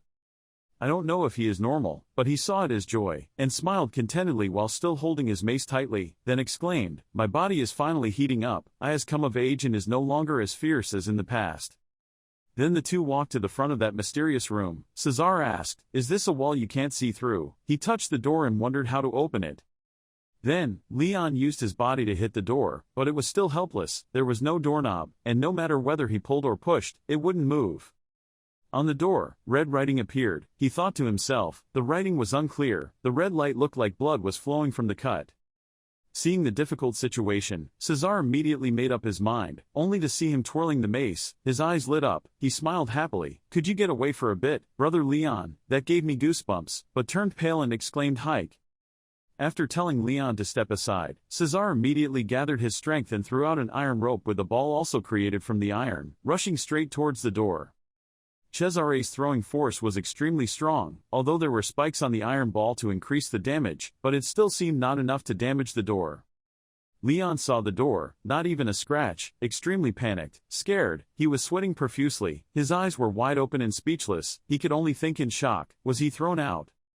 After the throw, Cesar had almost put all his strength into it. He was extremely surprised by the hardness of the door. He was panting and angrily looking at the door, standing still before his attack. The memory comes back. In Cesare's mind, his image is very different from now. With silver hair, wearing a long white and yellow outfit, he is flying like lightning and throwing iron balls towards him. Before, the iron ball, with extremely strong throwing force, hit a large stone directly, causing it to break into hundreds of pieces. A loud noise was created when two hard objects touched each other. Cesar thought about the power of the iron ball in the past. That iron ball should have been enough to crush the rock into powder. Another image was recreated. Cesar rushed up from underground, crushing rocks and bricks into pieces, dust flying everywhere. When the heretics saw an intruder, they quickly turned back to see who was coming. Who dares to invade? Cesar did not let those heretics have time to attack. He quickly threw the iron ball, defeating all of them. Each of his throws was accurate, and without a single wasted move. It made him think about the wings. It was a door that an iron mace couldn't knock down, so how could there not be a single scratch after the attack just now? Elcid next to him suddenly spoke up, making Leon startled and looked up. "Antimatter." Elcid continued to explain. It was a portal to open a particle of matter, a substance based on a theory that had never existed in this world. The image of two glowing quartz rocks appeared. One was yellow, a blue block. Leon heard what Elcid said and immediately wondered. "Antimatter."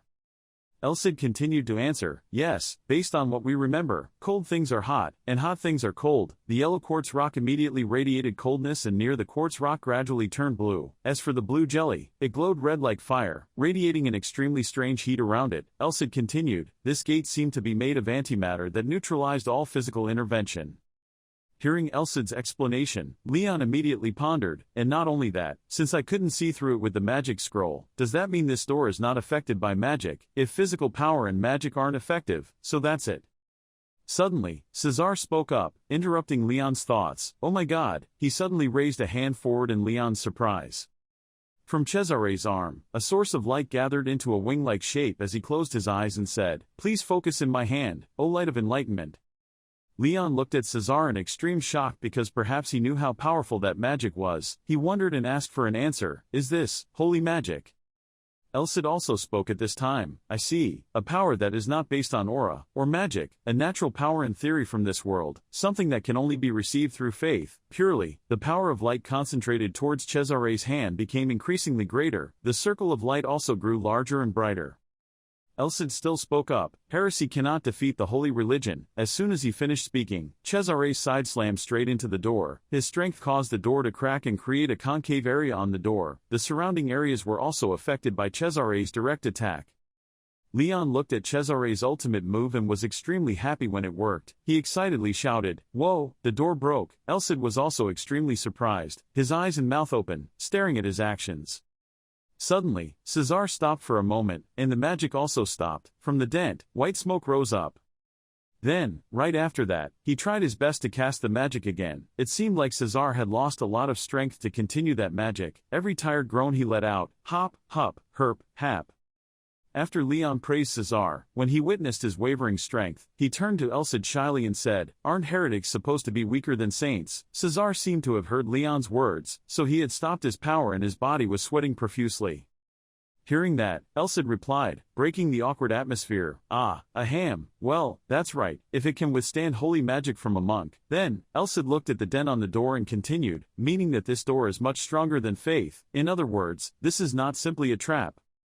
Elsid looked at Leon and asked, "It seems like you have to do the finishing blow. I will support you." So, before Leon could finish the sentence, he already had a sword in his hand and quickly accepted the words, "Elsid's, okay." Cesar looked at Leon and couldn't help but be scared, trembling as he said, "Senior brother Leon." Next to him, Leon was extremely serious at this time. His body radiated powerful magic that made everyone scared. Leon suddenly shouted loudly, "Hap!" His face contorted as if he was trying to gather all his strength for the final blow. Having said that, he swiped the sword in a line around his body, creating an electric current that surrounded his whole body. A sharp slash was slashed across the delicious door. The door was finally cut in half. Leon and Cesar immediately arrived in front of the door before it collapsed. Leon even used his foot to knock down part of it to quickly open the door and go inside. The door collapsed and quickly disappeared. Leon said in surprise, "Did it disappear?" Elsid continued, "After all, it wasn't supposed to belong to this world." When Cesar saw Leon's precise sword stroke, he couldn't help but exclaim, "What an amazing sword stroke! It seems I have underestimated you, senior brother Leon." When Leon was praised, he scratched his head. His face turned red and shyly replied, "You're too praising. You did it all. It's your credit."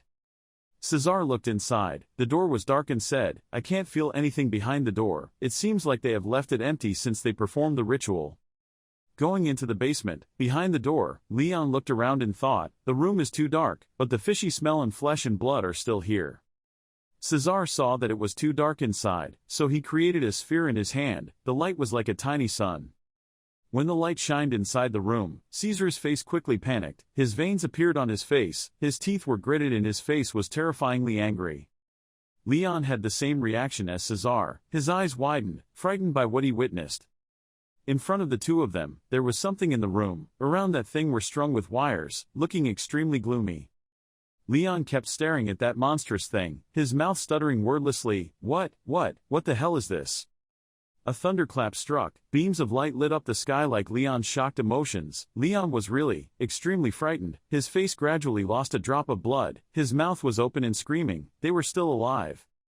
Cesar was not much better. He closed his eyes tightly, not daring to look directly at that thing, just lowered his head and gritted his teeth in worry. Each light flashed, still competing with each other continuously.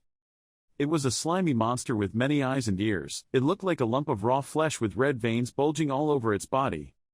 Pieces of flesh on that monster's body separated from its huge body, and they also had eyes, mouth, and hands. They kept trembling closer to Leon's feet. Leon saw that pile of slime and panicked, thinking they were still alive. Those things made him so scared that he vomited. Looking at that scene, Leon couldn't hold back his tears. His hand kept covering his mouth to prevent him from vomiting. Elsid looked inside. It was a laboratory with a jar containing part of the monster's body, and the jar next to it had a human sitting there. Seeing that, Elsid said, "I understand." Then, hearing that, Leon felt confused. Elsid continued to explain, "They cut flesh and took blood from intelligent species and experimented on them into lumps of flesh with a little more life force added to them." Elsid continued, "Based on what they achieved, the result was clear. Each part of the main body appeared more clearly. The more you looked at it, the more disgusting it became because of its monstrous appearance." Elsid still says, "A mutant summons a huge number of monsters only to sacrifice them as bait, because just opening their mouths can devour an entire city, a natural disaster that has been designated." Leon was shocked and frightened and asked again, "What's the name?" A terrifying image appeared, a monster opening its teeth-strewn mouth, sucking everything around it into its deep black hole-like mouth. Elsid repeated it again, to emphasize how dangerous the monster was. Honestly, Elsid continued to say, "They needed a lot of time and effort to prepare." Leon's face was bloodless, he was numb and no longer had any emotions with Elsid's every word. Elsid still said that no matter how scared Leon was, it was impossible to stop once it started, an entity from another space that even gods did not dare to face.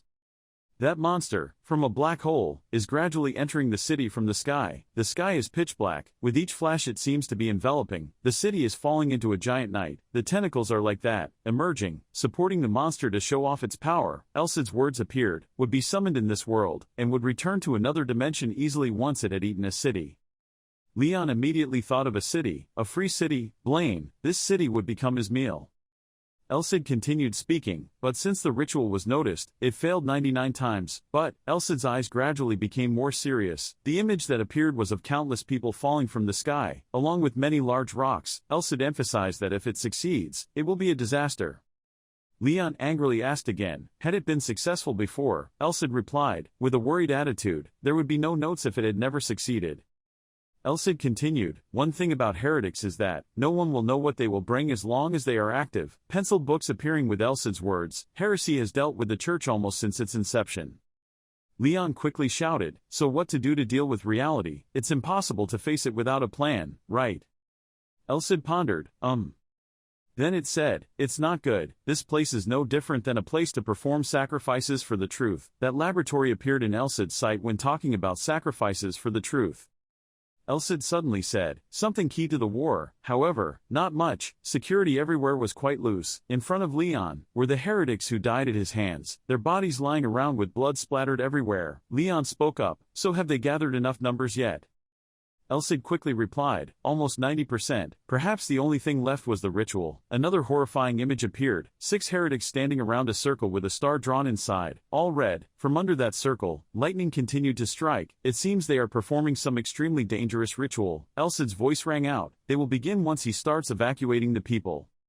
When Leon heard that, he was so surprised that he couldn't speak. To break the serious atmosphere, Elsid turned away and hesitantly said, let's come up with a simple strategy right away. Leon angrily replied, simple.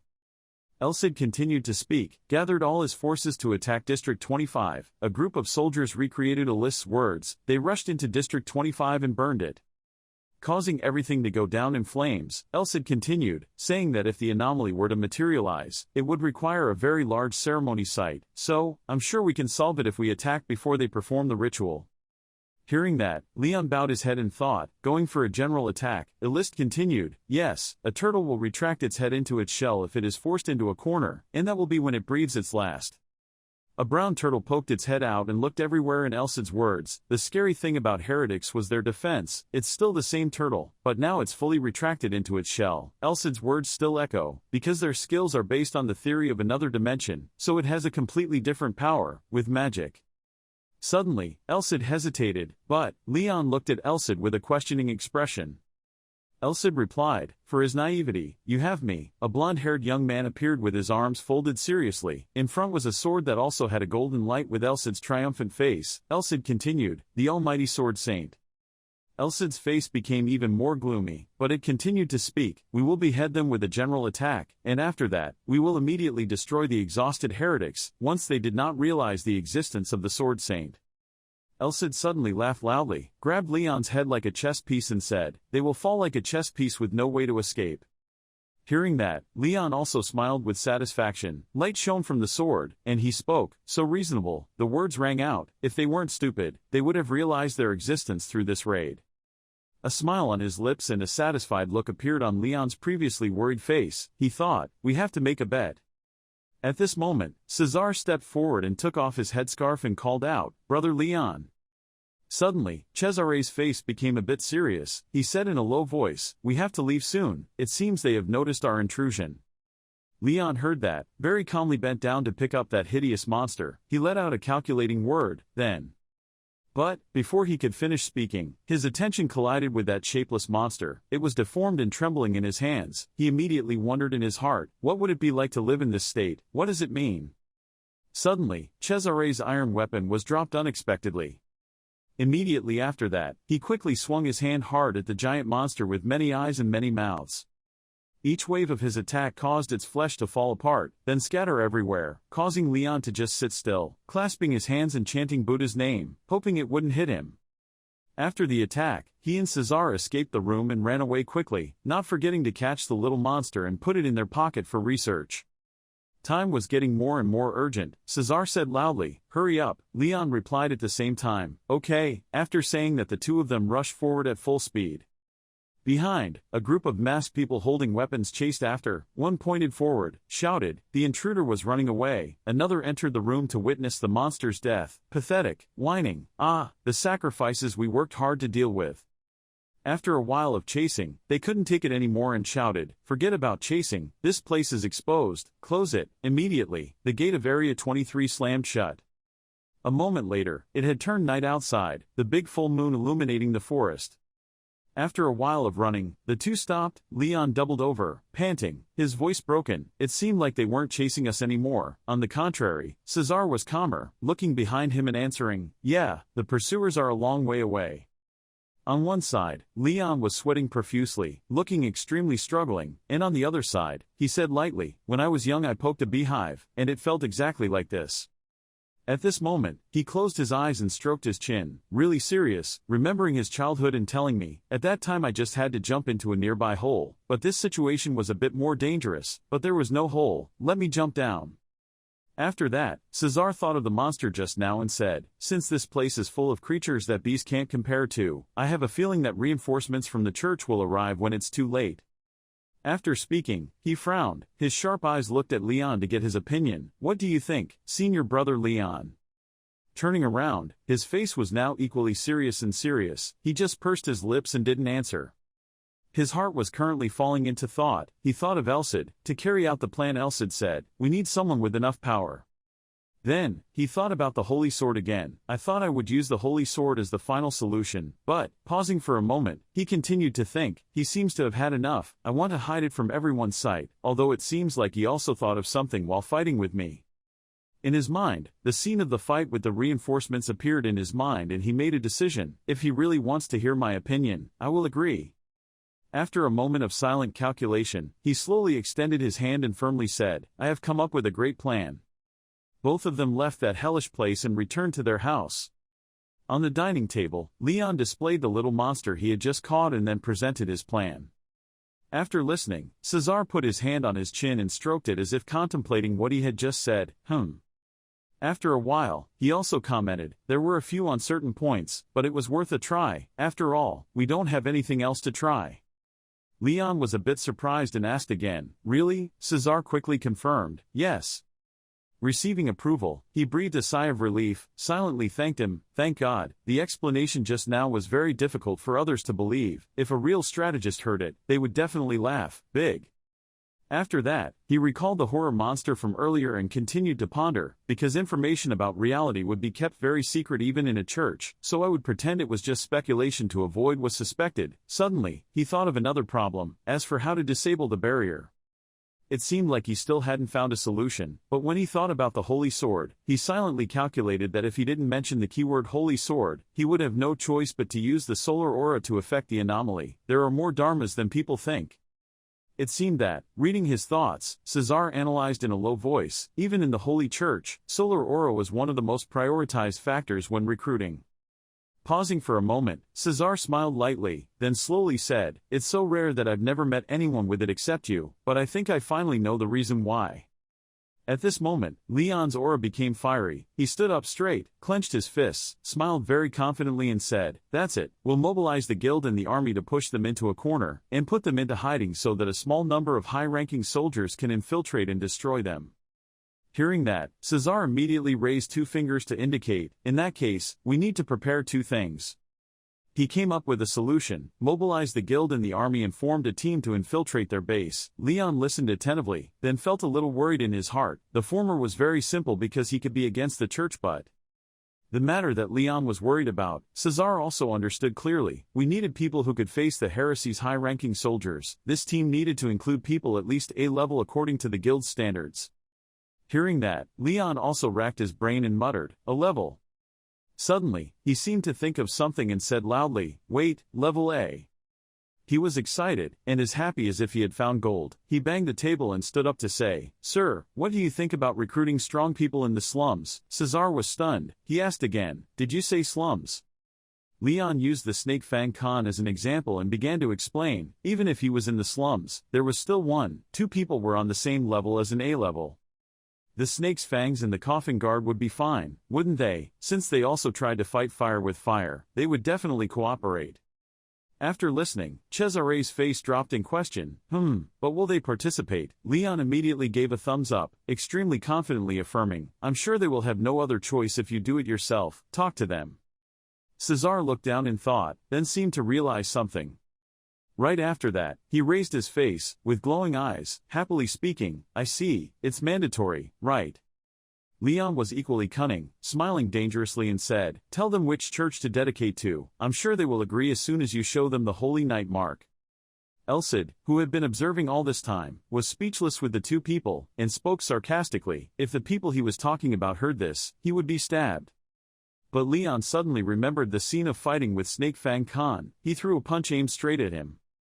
That punch was only about 2 centimeters from his face and then stopped, but blood from his nose suddenly spurted out non-stop. Returning to reality, Leon laughed with great pleasure and said in a harsh voice, "I definitely won't take revenge for him causing my nosebleed." The next morning, in a majestic building, it was the church. There was a group of terrified people, their whole bodies shaking as they witnessed something. Rise was equally scared, his voice faltering. Hello, Mr. Leon and..." It turns out, besides Leon, there is another person. He is extremely tall and exudes an aura that makes others fear him.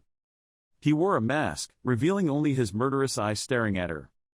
At this moment, Rise was so scared that his soul left his body. The others standing outside only dared to speculate in their minds. Weren't those holy knights? What business did they have with the guild? Seeing that, Leon turned and said, "Rise, I came today for work." Next to him, the holy knight slowly took off his mask. It was Cesar. He introduced himself. "I am Cesar, the bishop of the Holy Church. I request the full help of the order in the name of the Holy Knight War." As soon as he finished speaking, the whole church became feverish and shouted in unison, "What?" Later, in another room, a dignified man introduced himself. "I am Bernard, president of the Blaine branch. Although we have not yet worked together, please take care of us. We..." Sitting opposite were Leon and Cesar. He observed Bernard and thought, he is even more senior than Khan. It is said that in his prime he was an A-level but retired due to a leg injury.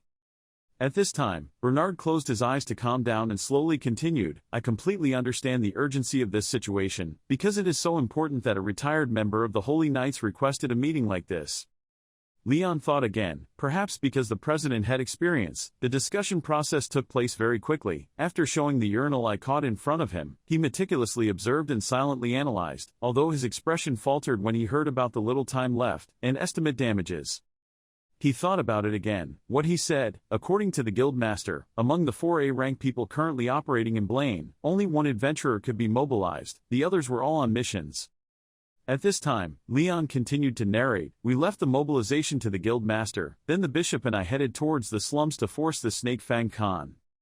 When Cesar and the Snake Fang Khan met, the two of them faced each other like longtime enemies, neither one willing to give in to the other. Leon also had a bit of a headache. Well, his and Khan's meeting was filled with threats. Yes, perhaps he had the intention to kill, even for just a moment, but he had no choice but to obey the compulsion."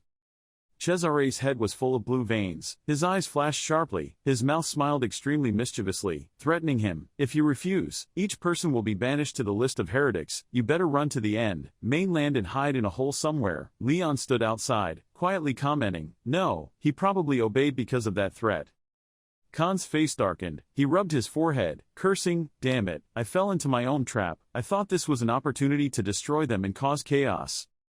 Cesar stared at him, his words carried weight. "This proposal is not only for you, but also for the person guarding the coffin. If you don't want to struggle alone, send it to him too." Hearing that, a thin layer of sweat appeared on his face, and he asked in a harsh voice, "It's just me and the coffin guard." Cesar was also patient, explaining that the remaining people would evacuate the population before the attack began. Hearing that, the Snake Fang Khan smiled dangerously and said, "Are you trying to cut off the snake's head with such a small number of senior soldiers?" Cesar also laughed savagely, responding with a rare compliment, "You are quite smart compared to a normal thug." All this while Leon, standing outside and watching the two of them confront each other like water and fire, couldn't help but feel helpless. Then he silently made up his mind, "We cannot eliminate Khan, we must unite to fight honestly, even though whatever happens, it's better than everyone dying." The day the army gathered, to march to destroy the demon army, Leon stood on a high mountain looking down. His face was surprised and speechless. "Even though we said so, all those people still gathered together in just 2 days. The mercenary army, fully assembled, warriors wearing armor hidden behind layers of cloth. Every brave warrior's face had a confident smile about this battle. Like the spirit in their hearts, the blue flag is raised high and flutters in the sky." The army of archers, standing in a straight line, were comfortably conversing. They agreed on uniforms including gray jumpsuits and red scarves on their heads, each holding a bow a bit higher than their head. Leon and Cesar, standing on a raised piece of land looking down, saw groups of soldiers arranged in groups, destructive weapons like trebuchets, all heading straight towards Citadel number 25. Rise came from behind. She happily spoke, causing everyone to turn their attention. We have sent an urgent request to all C rank and above member associations. Most of the adventurers have decided, join. The president of the Blaine branch, Mr. Bernard, also participated. His face was still as serious as always, his hand raised to coordinate his words. A total of about 1,500 people. This is really something you should call a total war. Leon remembered the small body of the abomination writhing on the towel when brought before everyone. He thought, we have convinced Lord Blaine thanks to the evidence that has been preserved. As for the situation, right before his eyes Leon silently calculated that the garrison army had completely surrounded the 25th district. Leon had already drawn up a plan in his head. While the archers stood on the walls aiming to shoot, the warriors below were ready to attack. He continued to calculate that close combat would be left to the adventurers and soldiers, mercenaries, and squads that lacked the ability to fight individually will support the rear and attack at long range. After calculating everything, Elcid suddenly appeared, praising him. He used 2 fingers to touch his lips, eyes slightly narrowed and said, "That's a wise decision. They will submit to the illegality if they rush forward, just wobbly." Elcid then proposed another plan to Leon. Instead of wasting power on the enemy, it was better to passively cause disadvantages to them. After hearing this, Leon also agreed, with a look of excitement on his face. "Start looking behind you." The Snake Fang Khan was smiling mysteriously, looking forward to the upcoming battle, and Cesar was still indifferently looking into the distance. Leon proudly looked forward and answered Elcid, "But after all, the main force is us." Not stopping there, Sir Bernard raised his hand, introducing another warrior standing behind him, and although there was only one person, Lord Blaine has sent us his manpower. The man with red hair, straightened and parted to the sides, his hands behind the armor, shiny but full of scratches, he introduced, "I am a high-ranking knight from your family, Lord Blaine. Cornade is pleased to meet you, guardian of the goddess." Cesar happily continued to talk. Both of them laughed and joked freely. "Come on, I don't deserve that title. The goddess above will bless you." And Leon stood there looking longingly. He thought, silently, that Cornard is the one known for his brilliant military exploits since his early days as a knight. Contrary to everyone's warm welcoming appearance, Khan Snake Fang was the opposite. He complained, "Well, as expected, I don't fit in with the people here at all." His words made Cornard glance at him, and Leon thought helplessly, after all he was still the leader of the slums. The joy had not yet left. Then the surprise came again. Suddenly behind Leon, making him panic, a shadow appeared. Looking closely, he saw that it was the silhouette of a large man wearing a crow-shaped mask. He asked, "Am I late?" His sudden appearance also made the others there wary. Cornard was the first to speak. "Who are you?" His doubtful question made the watchman in the coffin feel angry. He placed his claws on Leon's neck and raised his voice to say each word. "You asked who I was when you were the one who called me here. During this time, fortunately, Snake Fang Khan stood up to mediate. He smiled savagely. His face darkened, said, "Because we are already tied up in this mess, so just follow the instructions. It's up to you, coffin guard." But, the coffin guard did not care. He only agreed to participate and did not listen to instructions. Once again he said in a hoarse voice, "I will move the way I want. I am a killer. My opponent is not like you."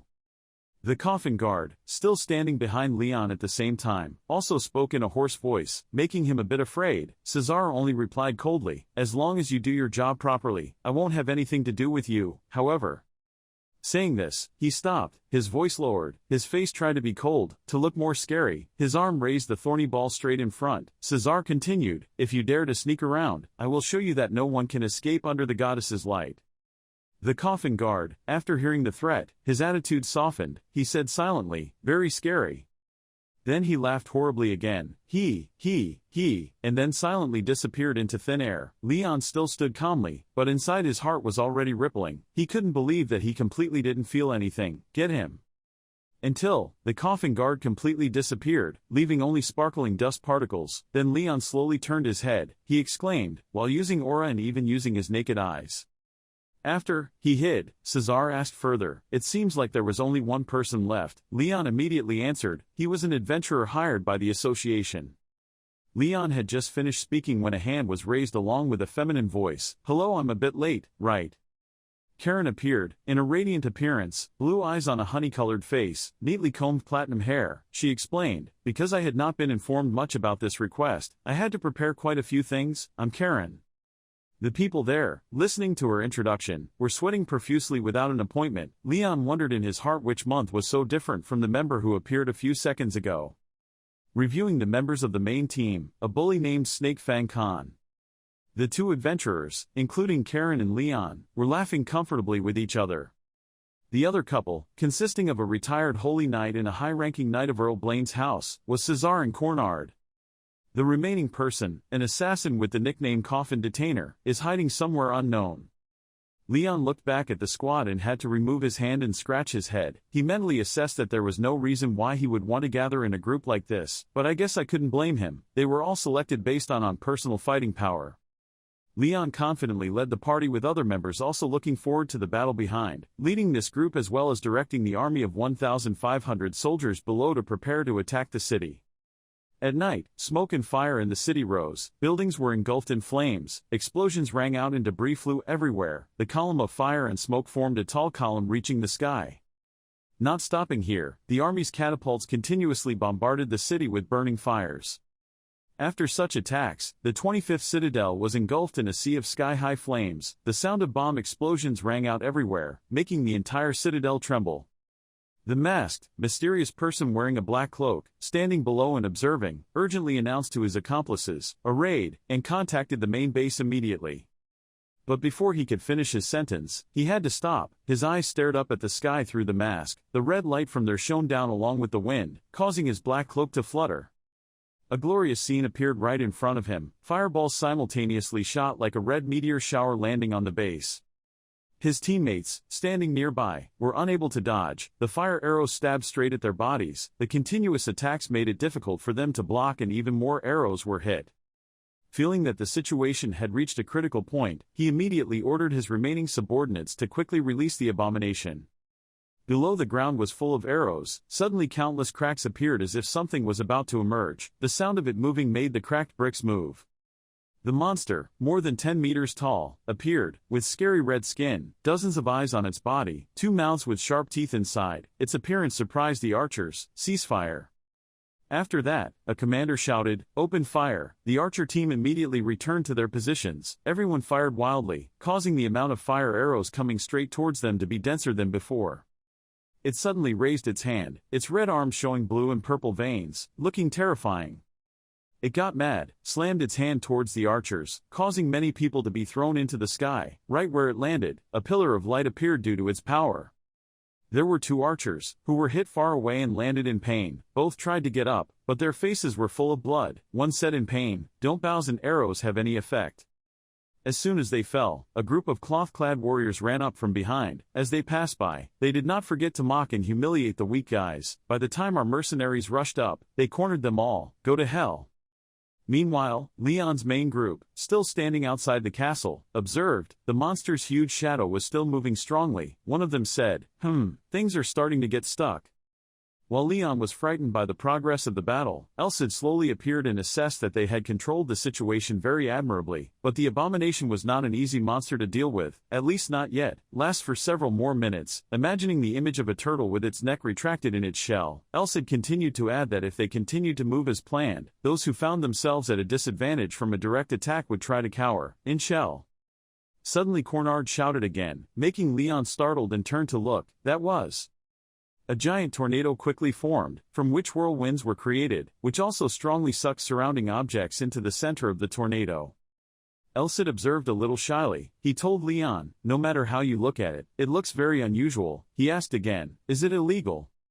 While the 2 of them were still talking, the remaining 4 quickly rushed forward as soon as Cesar shouted, "It's our turn," leaving Leon standing there looking bewildered.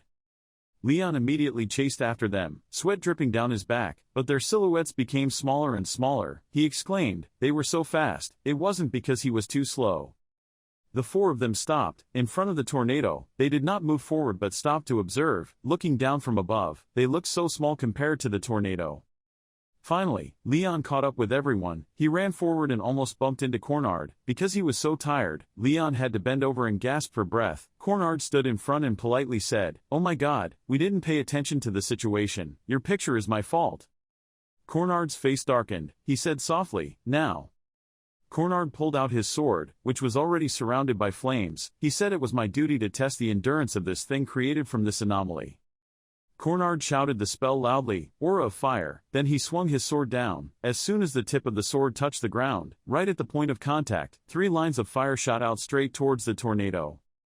His fire magic grew from small to large and gradually formed a long line of fire that covered the outside of the tornado. Right at this moment, Conrad had unleashed his power. He shouted loudly, Spiritual Fire, then suddenly the fire grew bigger and bigger, attacking the tornado in front of him. But this tornado, also known as the paranormal, was attacked with extremely terrible power from fire, but it did nothing and made Conrad's spiritual fire disappear immediately. At this moment, Leon was exhausted. Looking at the whirlwind, he said with difficulty, The spiritual fire is really strong. It is Mr. Conrad. This tornado became bigger and bigger. Conrad was worried when he saw that his technique could not defeat him. He cried out to heaven and earth that the barrier was so strong. The Snake Fang Khan was pleased, patted Conrad's shoulder and said, You weak guys should stand aside. Conrad heard that and got angry, but there was nothing he could do right now. His snake fangs suddenly burst with power. His eyes radiated a strange red aura with murderous intent inside. Rushed to stand in front of this tornado and attack, but it was not harmed by this tornado. He was angry because he couldn't attack and break the barrier of this tornado. Conrad saw that and mocked him, exclaiming, Wow, that's great. Hearing that made him even angrier. Cesar said seriously now, seeing his 2 comrades unable to do anything, My magic can probably break the barrier, but I should save as much as possible to prepare for things to happen. It may happen that when entering there, Conrad and the Snake Fang Khan behind him will not give in to each other, determined to confront each other. Suddenly, Leon cracked his arm and shoulder joints and stepped forward. He seriously spoke up, showing everyone his ugly face. Cesar was also bewildered and confused when he said that. The 2 people, Conrad and Khan with snake fangs facing each other, also stopped and looked at Leon in a confused way. Karen, she was no worse than the other 3, she was also confused, not understanding what he was saying and what he wanted to do next. Then, Leon held his sword in his hand, preparing to draw it out to fight. His sword suddenly emitted electric rays. He acted and spoke at the same time. Elcid, have you gathered enough strength? Elcid did not let him wait long. It answered him. Of course, it was redundant.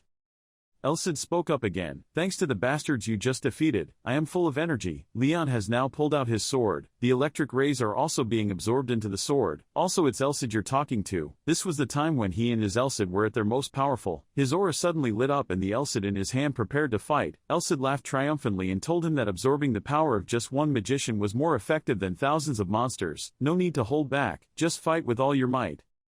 Hearing that, Leon also smiled and whispered, Okay, but don't be too excited when you return. As soon as he finished speaking, Leon suddenly seemed to become a different person. His face and murderous eyes were more ferocious than ever. With Elcid in hand, he confidently took a stance in front of that tornado and attacked. Labor. Cesar and the Snake Fang Khan were both bewildered when they saw him as if he had turned into a different person. This is, ho. Leon didn't hesitate to attack the tornado. His eyes were still as sharp as ever. He slashed straight down at the tornado. The light from the sword also emitted dazzling light. The tornado was now slashed by him, causing it to disappear into smoke, and because of that slash, the ground in front of Leon was destroyed. After the barrier was destroyed, Cesar and his accomplices including Karen, Mr. Conrad and the Snake Fang Khan, not without Leon, rushed into the destroyed ground with a large hole. This is our chance. Cesar and the rest rushed into the crater quickly. Below the large crater is a strange place. This place has water flowing and walls are built. Floors are also installed like a real house. The 4 of them in the bright light in Cesare's hand turned this place from a dark place into a place with a little light. Suddenly Cesar spoke up, Coffin guard, are you here? The coffin guard who was behind Leon also spoke. Of course, Leon, who was walking at this time, also heard the coffin guard's voice and immediately blushed, scared and speechless. Leon thought to himself again, it seems all 6 of us managed to get in safely. The 6 of us also included the coffin guard and Elcid who came along. Besides, the other 2 people were wearing full armor, but when they moved, I didn't hear any noise. Elcid saw him thinking like that and sighed and said, that means their basic movements have reached a completely different level. Leon heard that and immediately took a step back, silently saying in his heart, I still need to try a lot. Suddenly, Karen seemed to have discovered something. She spoke up and said, wait, there's a way down ahead. As she said that, she pointed to where the way down was. Cesar saw this and replied suspiciously, that's too suspicious. Snake Fang Khan is no worse than that, isn't it a trap? But Conrad he didn't think so, so he told them, even so we can't leave it alone like that. As for Karen, she happily rushed down the aisle and happily said, everyone, this must be the only way down, I think we should try to go in. They saw her being so enthusiastic, immediately laughed, oh, it's that easy. Cesar didn't think so, so he was alert and said, Karen, can you detect the presence of traps from here? Because Karen, the president recognized that Karen is very cunning. Karen heard Cesare's request and looked down the aisle, nervously saying, it's difficult. She also continued, the area below the stairs is a completely different space than up here, so I can't explore that area until we enter directly. Cesar heard Karen say that and replied, so just go in. If we waste time, things will only get worse, not better. Conrad also replied, okay then, let's hurry up. Together they went down to the place they had just discovered. Everyone was cautious and alert to everything around them. As for Leon, he was following closely behind them. He worriedly looked at his shadow and thought to himself, I still don't feel the presence of the coffin guard. I don't know if he is there, or following or not. Leon he took slow steps down the stairs of the walkway. Suddenly, he stepped forward to a step, where countless red lights appeared. He looked down and huffed. Then he immediately fell and was transported to another space. He suddenly cried out, after falling. Leon slowly opened his eyes. I was suddenly bewildered that I was in another dimension. He thought to himself, where am I? Everyone has disappeared. He looked up and down looking for everyone, thinking to himself, I can't feel anyone's aura. Elsid right next to him knocked on the wall and said, Labyrinth formation, classic technique. It transforms and expands space to increase the base area. At this time, Leon was standing in a completely different space. He frowned when he heard Elsid. It spoke again. The others must have been separated somewhere in this maze. If we are lucky, we will meet them soon. Suddenly someone called out from behind him, oh, Junior, we just left and we've already met. And he and Elsid were both startled to hear someone calling them. It was Karen waving at him, behind. Elsid spoke up, how lucky. Karen was the same. She happily smiled and rushed towards Leon, grabbed his hand and said, thankfully, being alone in a gloomy place like this makes you nervous, right? Leon was bewildered when he saw her. Karen she appeared in front of him. He whispered, Junior.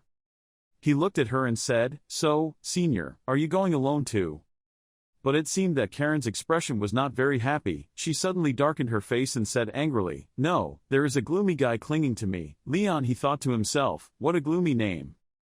Then suddenly, behind Karen was a dark shadow with bright eyes. Suddenly a voice spoke, who are you talking about? Are you gloomy? The person who spoke was the coffin guard. He suddenly appeared with an appearance that could not have been more strange. Karen sighed and said, besides him, there is no one else here who is gloomy.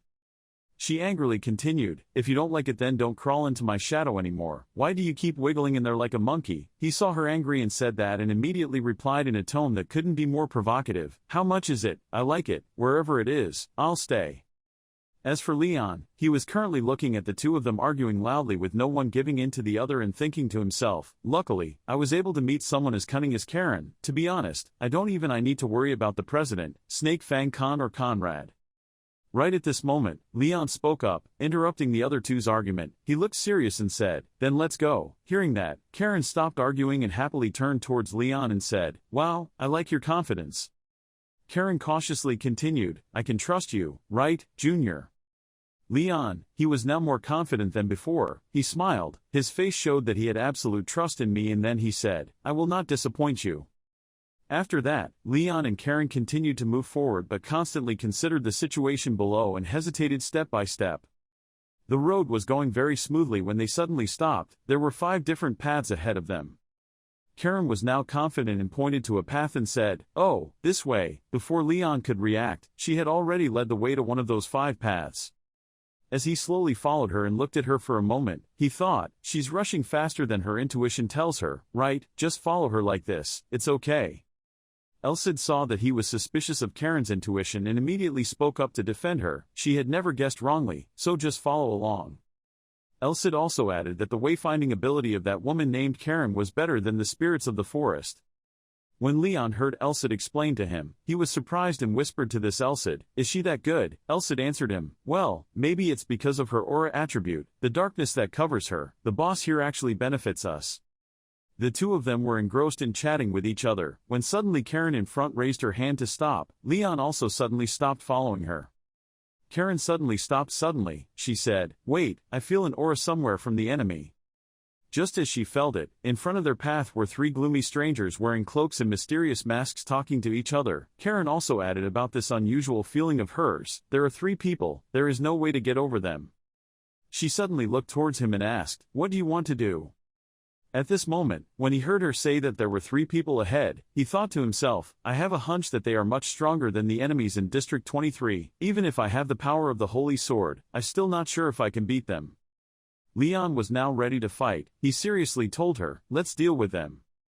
Karen, she sarcastically provoked him, asking if a sea-level person like you was a bit too brave to do that. "You know, you rush in and act like you're here, then you need help, it's so humiliating." He's angry when she insults him like that, but there's nothing he can do, so he just has to swallow the bitterness and say, "Look at you, if you're worse than your younger brother, you might be even more humiliated." Hearing him say that, she was as angry as he was. She gently pulled out the knife she had prepared from behind her back. "That's all. Should we try to fight each other?" At this moment, her face showed a strong murderous intent and a green aura surrounded her whole body, both hands holding swords on both sides, ready to fight. Leon whispered, "Green aura." Suddenly, Karen jumped up. Right now, she was standing on the high ceiling. Leon and Elsid also looked up in bewilderment. At this time Leon spoke up, "Is that also an aura skill?" Elsid answered him, "Well, she uses aura to sell on the wall. If she looks this proficient, I bet she must have gone through it, lots of intense practice sessions." Now he needed to focus on the Jing Kung more, if he wanted to keep up with her speed. Hearing that, he was also determined to run quickly and follow her closely, using all his strength to keep up with Karen's speed. He silently replied to Elsid, "I know." Three mysterious people were standing at a place observing, when suddenly something fell from the wall. One of the three guys looked up at the ceiling and looked. Then it was no one else. He saw Karen waving at him. He got scared and shouted, "Yes, there was an intruder." Hearing that, the other two guys also turned to look. Before she could figure out what was going on, Karen suddenly threw her three small, sharp knives straight at the three mysterious guys. They took three knives and stabbed straight into their masks and broke into pieces. Karen was still clinging to the ceiling. Leon had also caught up. He was surprised to see the incident in front of him. He thought to her, "Great, how could she throw it so fast?" With the sudden attack from her, one of the three men was angry. His beast hand appeared with sharp nails that could scratch anything. With the hand of an animal, not a human, he started scratching the ground, angrily saying, "How dare you!" Suddenly, after breaking their mask, they seemed angry, revealing their true form as strange beasts, one like a giant bear with sharp fangs and extremely long nails. Yes, another guy has tentacles like a real octopus, not inferior to the big-headed bear, and has teeth that are no less, and the other guy looks like a mutant, cruel, with murderous eyes and weapons in hand. They shouted loudly, "Do you know where this is?" Karen smiled contemptuously at the other three guys and then gently replied, "Where else?" She suddenly rushed forward at a very fast speed with a green aura accompanying her, threw two swords straight forward and said, "Is it a slum without a manager?" Suddenly, the fringed man knew her attack and dodged, using his tendrils to change the direction of the blade. Then he shouted loudly, saying nonsense. But avoiding the melon shell instead encountered a coconut shell, avoiding her sword attack, but unable to avoid the rope that was wrapping around his leg and pulling him away. He was surprised and fell to the ground. He was dragged by her. Karen, with a sinister look on her face, smiled triumphantly as she pulled and said, "If you focus too much on counterattacking, you will end up like this." He was surprised when he was pulled down and screamed in pain. As for the other gangster, before he could express anything, his head was blown away from his body. It was none other than the person guarding the coffin, and he gave this guy a fatal slash that made him cry out in pain, raised his voice and then returned to his ancestors. Leon was now holding the sword in his hand, looking at Karen and the coffin guard who were fighting fiercely, thinking worriedly, how scary. Fortunately, they were destroyed so quickly that they didn't have time to call their teammates. Suddenly, he was bewildered and pondered, what about his opponent? Then immediately as he thought, a certain force suddenly rushed to attack him. But before he could react, his cheek was injured by this sudden attack. He couldn't react in time to the other guy, and the wound also spurted blood. While he was receiving one surprise after another, Elsid spoke up, making him freeze for a few seconds. He must be very unlucky. This is the strongest guy of all three. Right at this moment, the other guy was twice as big as him. He laughed scornfully at him, and he was timid when he heard Elsid talk to him. He silently blamed Elsid. After the battle ended, then you can say it. Right then, Leon suddenly focused and showed off his power. He pondered, used both of his eyes, and released as much aura as he could into him.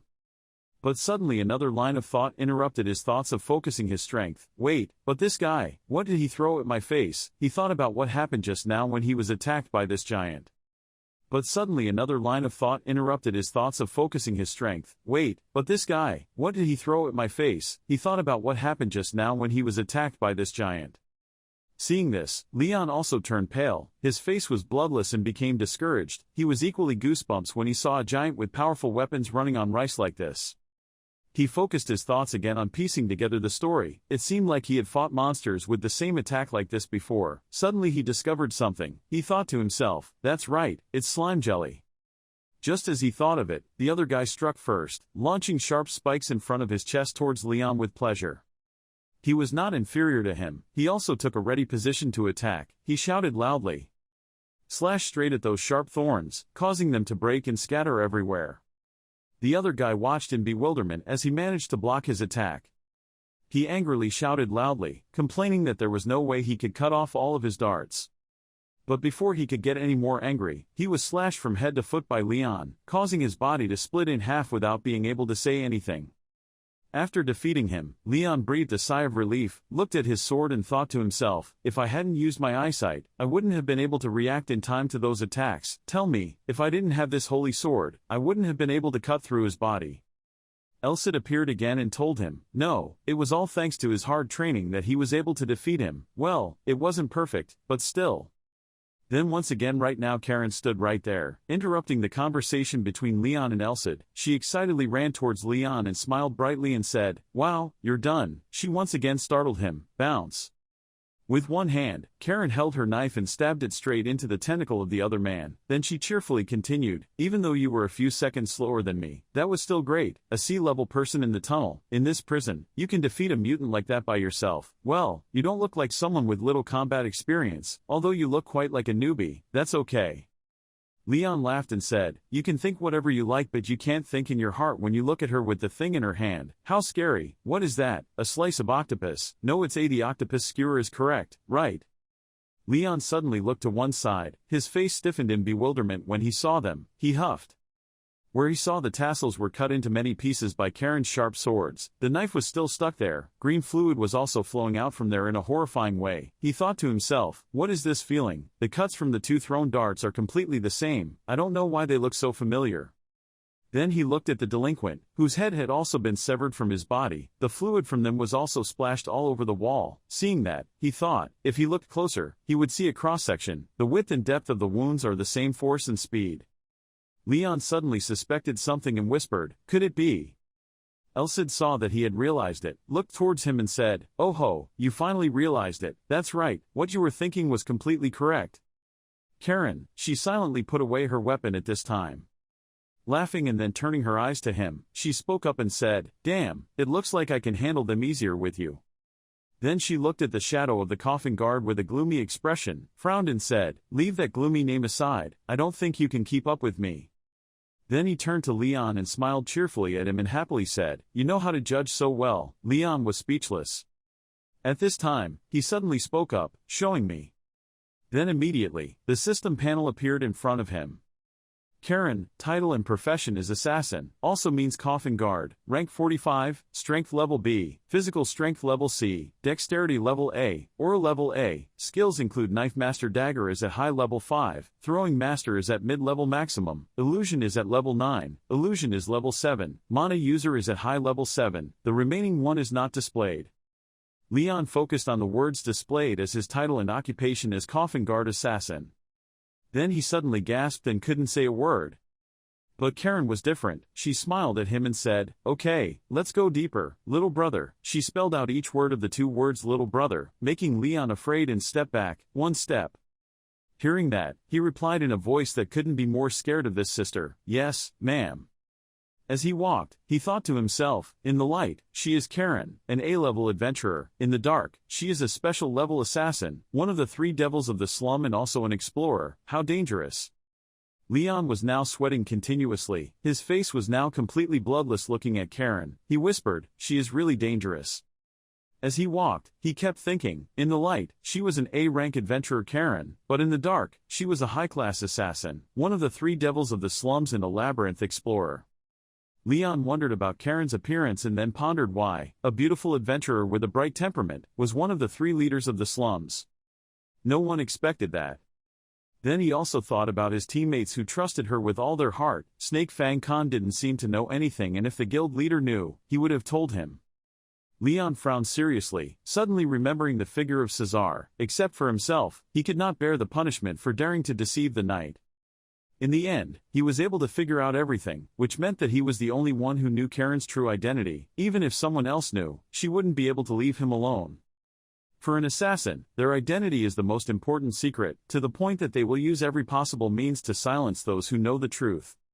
He suddenly remembered Karen's killer appearance and shook his head thinking, I have to be as careful as possible, I have to be careful not to let my expression change even a little bit, she will be watching me constantly. Suddenly Karen signaled to stop because she seemed to have discovered something. She warned, turn left, there will be another enemy. Not exceeding Karen's prediction this time, in front of them was another beast. It had 2 horns on the top of its head, along with 4 terrifying eyes, and could not lack sharp teeth that were so hungry that they were bleeding, drooling. It was like a real beast that could swallow anything. Underneath its feet was nothing but human bones. Its saliva slowly flowed down. It also made the ground where it fell smoke. This monster seemed to have been starved for a long time and was so hungry that it could go crazy. At this time, Leon brother and Karen were hiding in an observation spot. She waved her hand contemptuously at the disgusting beast in front of her. Karen's current expression just wanted to vomit immediately. She whispered to Leon that, oh my, it's not cute at all, it makes me have no interest in fighting. Leon, hearing that, couldn't help but laugh. He thought to himself, it's probably not just because of appearance preferences. Else it appeared to warn him, no matter how many darts Karen threw, it was very difficult to hit it, and it also had healing energy due to being summoned by magic. Hearing that, Leon also looked up at Karen and asked her, can we avoid it? Karen heard that, sighed and raised 3 fingers and replied, it's possible, but it will take another 30 minutes. And I'm not sure if the remaining road is clear of monsters or not. In front of them, the beast is now lying down, waving its evil tails as if waiting for prey to come. Leon said reluctantly, then he probably has no choice but to fight it. He was still hiding and observing that beast. He gritted his teeth and said angrily, are they trying to buy time to activate the practice? If they activate it, they will win, so they probably have no reason to fight yourself. If so, we will. He suddenly became quiet. It seemed he had his own plan. He spoke up, the coffin keeper. He heard that and appeared and replied, why? Leon also discussed with him, and then he continued, can you shoot a fatal shot at that monster? The man holding the coffin said proudly, what if I could? Leon heard that and immediately turned to look at him. Then he determinedly said, be ready when Karen and I keep it. Whether you like it or not, we are in the same boat, so no, wouldn't it be better if you cooperated obediently? Karen and the coffin keeper heard that without saying a word. The man guarding the coffin finally spoke, understood. Leon now clenched his hands into fists and thought to himself, the stamina I spent running here has recovered, now I just need to do my best. The beast suddenly became alert to everything around it. Then suddenly, right in front of it, Leon, who was rushing at extremely fast speed with the holy sword in his hand, jumped up to attack this fierce beast. This beast was not inferior either. It growled loudly a few times, and a few strange purple spots suddenly appeared in its mouth. Just then, this beast suddenly let out a strange roar and a ray of purple electricity appeared to attack Leon right in front of him. The current scene is very chaotic. Leon is not weak against it. He begins to use his holy sword. He calls out, Elcid.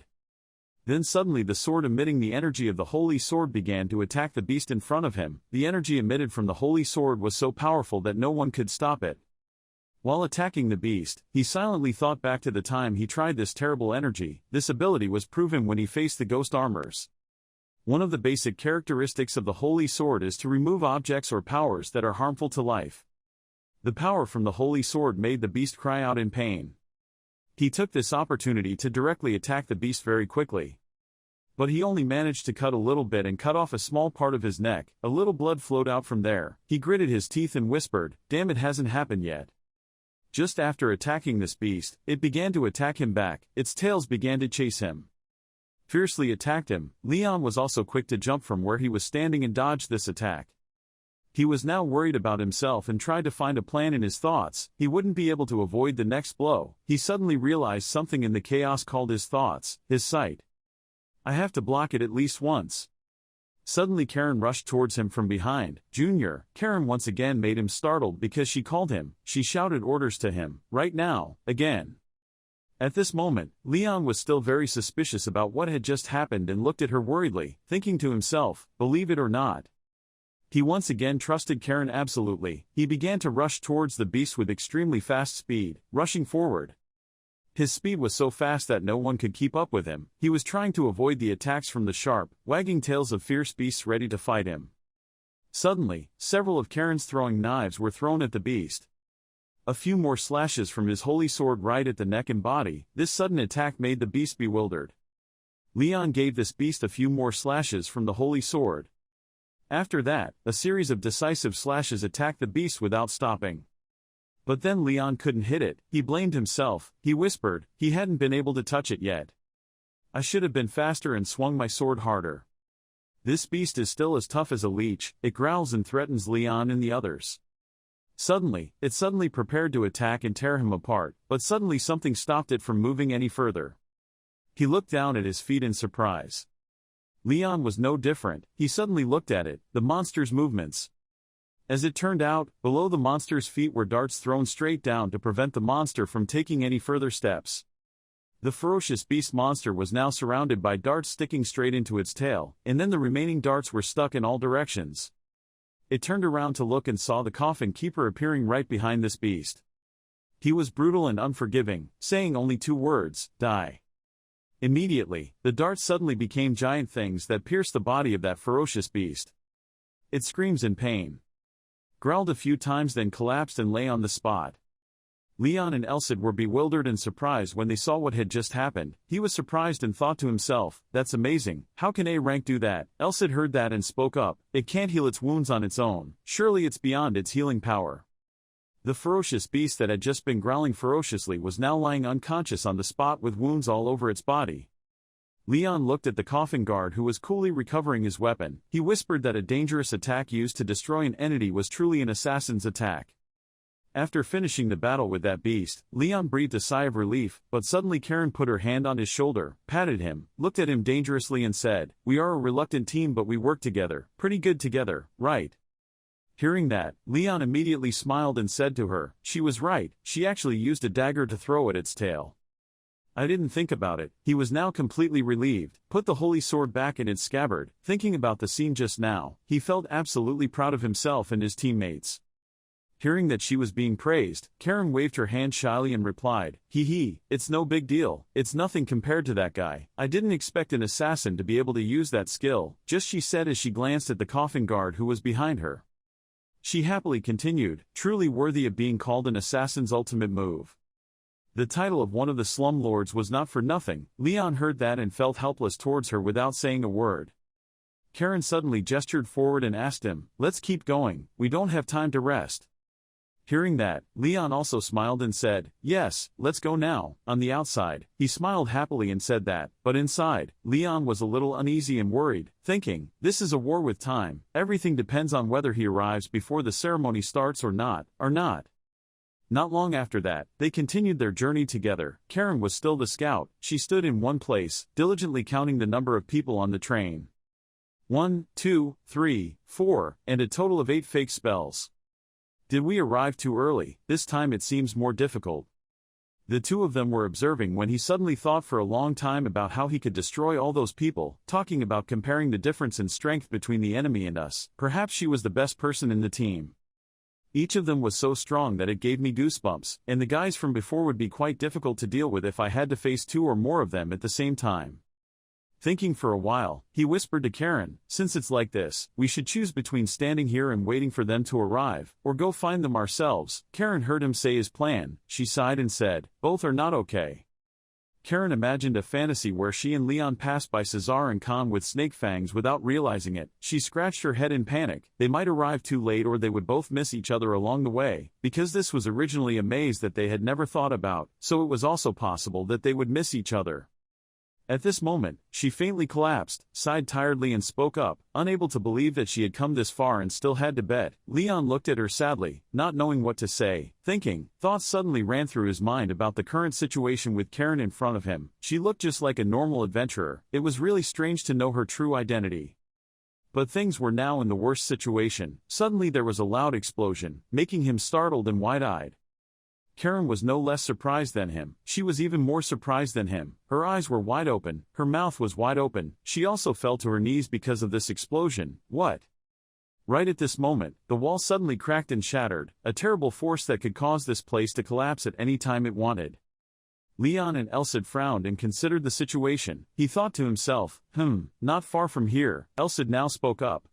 That was the vibration of two giant sources of energy colliding with each other. Suddenly he looked at Karen, who was also very serious about this situation. The two of them now seemed to have the same thought. Someone was fighting. Right now, the illegals are gathering. Suddenly, a power shot out from somewhere, causing these guys to be alert and send someone to check the situation. Leon now also grasped our current situation and thought to himself, the four of them are moving to the source of the sound. Now they have more options. In his mind, there were now two different thoughts running around his brain: go help his comrades who were currently fighting, or defeat the remaining number of enemies and go inside. Leon had difficulty facing two dilemmas in front of him. So don't let your teammates down. Maybe you've made your decision. Then you said to Karen, I think we should go find them. If they win and come back, they will appear right after us, and we will lose most of our troops. As I said that, I also kept checking the remaining guys to see if they had any movements. Leon is now more determined than ever. He invites her to fight with him. We must gather as many people as possible. Karen now also gave in to his quick and thoughtful actions. She sighed in acceptance. I agree with you. The remaining four guys don't look easy to deal with either. Suddenly she lay down on the ground, put her ear close to the floor and concentrated on doing something. She also whispered to him. Before that, he didn't understand what she was doing in front of him. Karen focused on using her cunning ability and discovered the path ahead, meaning their teammates were also there. She jumped up and walked back, pointed in that direction and said, this way, and Leon was still surprised by the terrible ability she had. He thought to himself about what she just did. Her senses were unusually strong, perhaps a form of ability different from her clairvoyance and magic. Suddenly right in front of them, the path they had chosen had two forks. Suddenly there was the sound of someone being stabbed directly in front of them from one of the two turns. Leon and Karen suddenly stopped, so surprised they couldn't say anything and could only look in one direction. Yes, in front of them was Conrad, their comrade, who was being attacked in an extremely pitiful way. Leon and Karen were now like lightning. Without stopping, Conrad was now being tried by a powerful force like a giant spike piercing straight into his chest. From then on he lost quite a lot of blood. This man's strength was exhausted. His whole body was covered with wounds caused by the illegal men. Not long after, he vomited blood. Leon shouted in pain, his hand preparing to pull out the holy sword and rush at terrible speed. Mr. Conrad. As for Karen, she could not stop being shocked because the incident in front of her shocked her terribly. At this moment, one of the four illegals announced to each other, Enemy 1, no, 2. Leon was now too angry to control his emotions and without considering the situation, rushed to fight them. One of them sneered contemptuously and said, I will deal with this guy. Leon was also facing him head-on with the holy sword in hand. At this moment he was like a fierce beast wanting to rush in and tear him apart, destroy all these evil people. It seemed he also realized the serious situation in front of him. He looked around and frowned, thinking, 1 is aimed at himself. And 2, Karen. Karen is not doing very well right now. She is also surrounded and cornered by 2 other guys. He observed the situation and thought, it seemed like Lord Conrad had defeated the guys on the ground. The ground was now littered with the corpses of those illegals. Elsid now appeared and comforted him. Don't worry about her, your enemy is strong. You have to focus on this front. Suddenly the strange enemy in front of him recited a few incantations that said love, justice, in his name and then started chanting. Suddenly he created a lot of energy that was released everywhere here. Leon was surprised and angry at this time. Smoke, blue smoke, huh?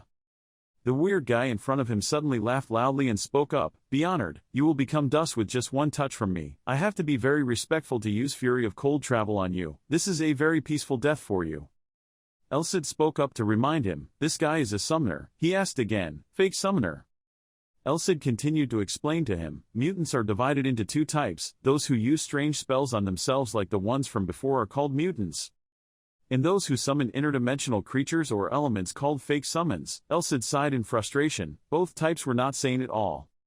Leon now used his holy sword to prepare to release his energy. He said to that strange guy, "You, a peaceful death." He shouted angrily, "It should have been my sentence."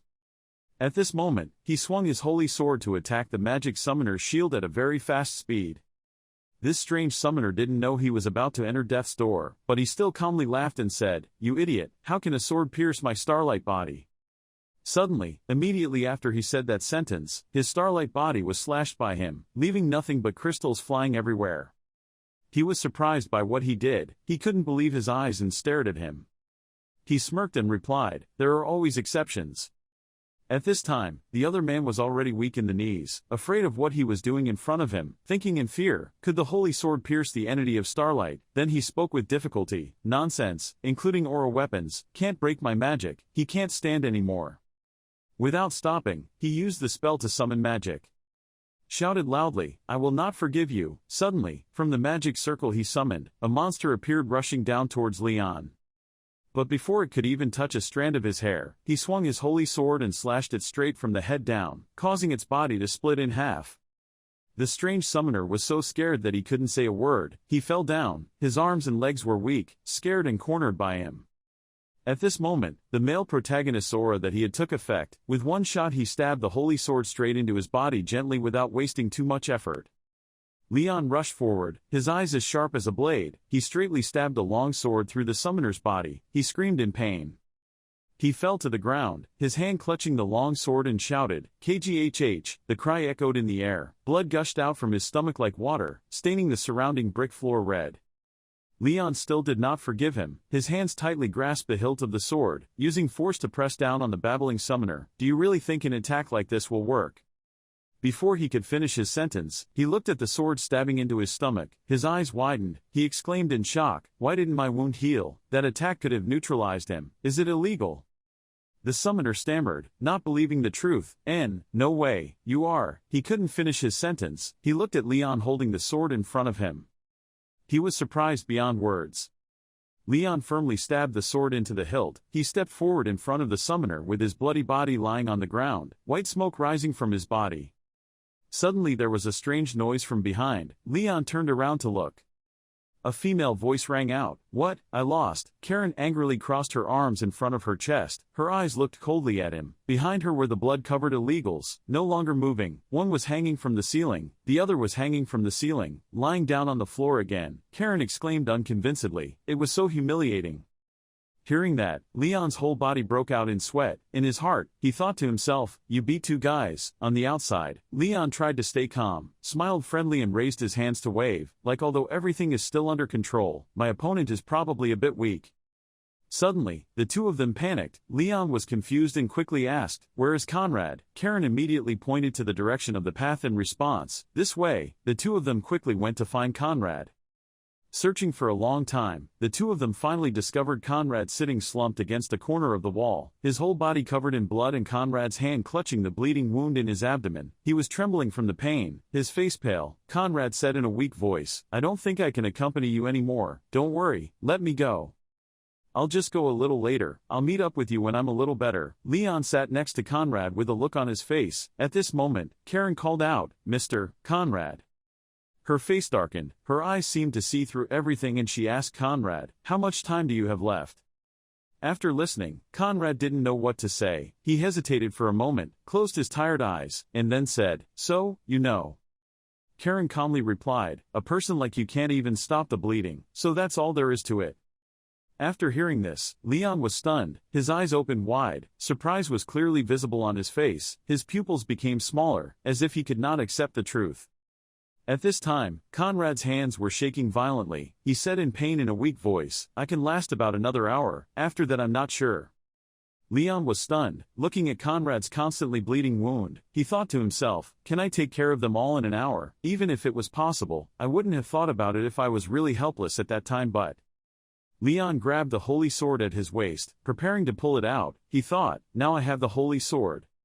Leon immediately called Elsid. It quickly appeared next to him. Elsid replied briefly, "Yes, he told me, just repeat what I said."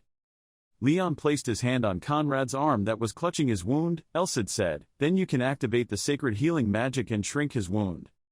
Karen stood next to the scene and couldn't help but wonder.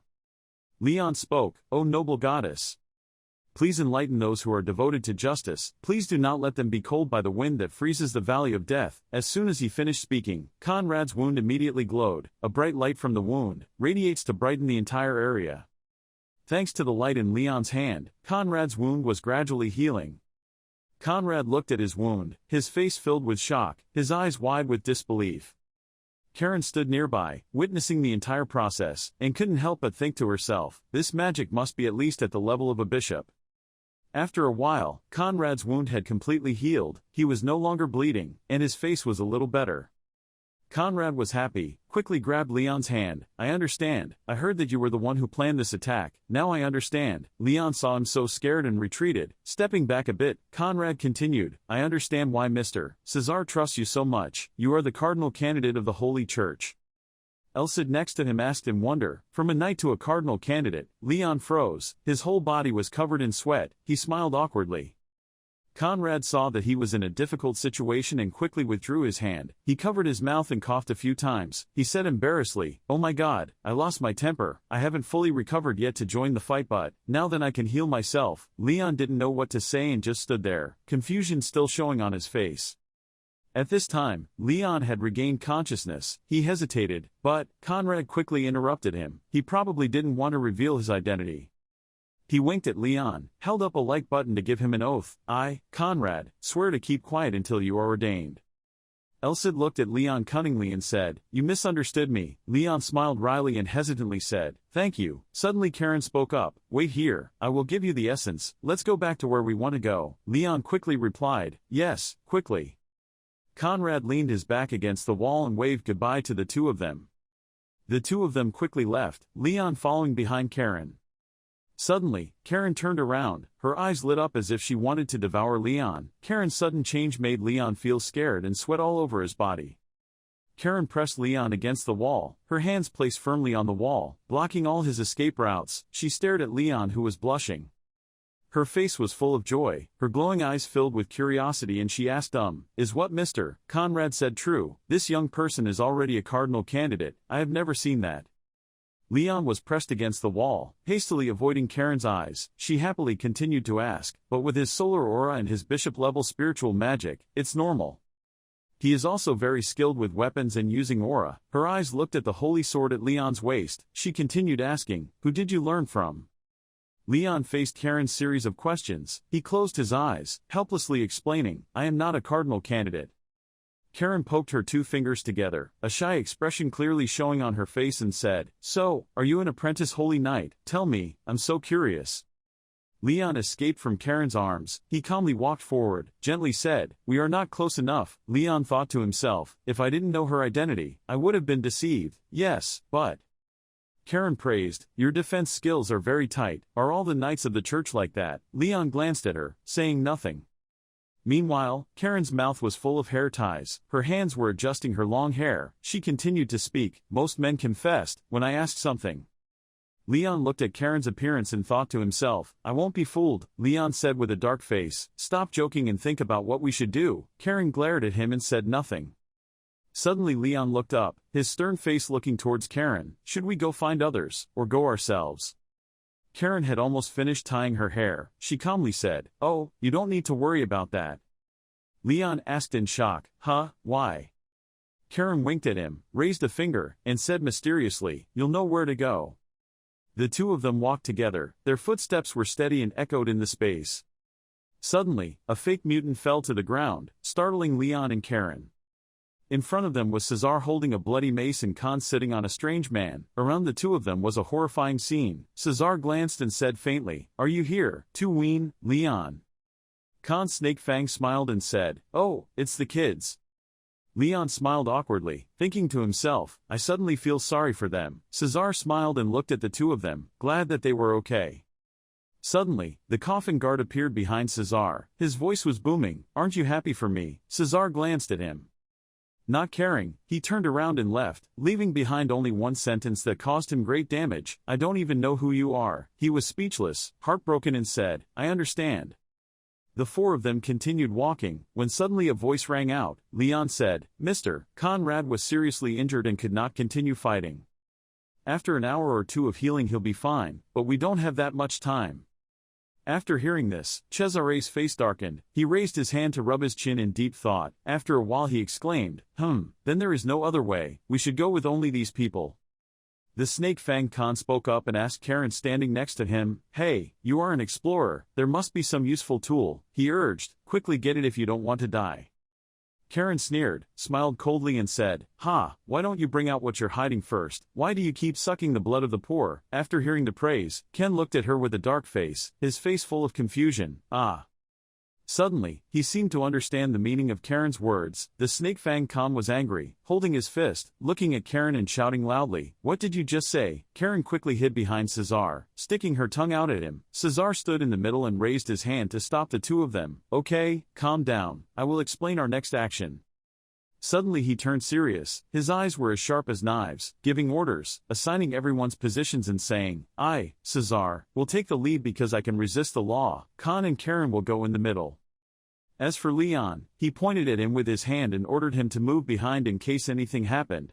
After many times going through difficulties and fighting together, the other Khan still doubted Leon's fighting ability. When he heard Cesar assign Leon to go last, the Snake Fang Khan made a face of contempt for him. I smiled sarcastically, pointed my index finger behind him in the direction where Leon was standing and said, Our trump card is this new soldier who hasn't blown his nose cleanly.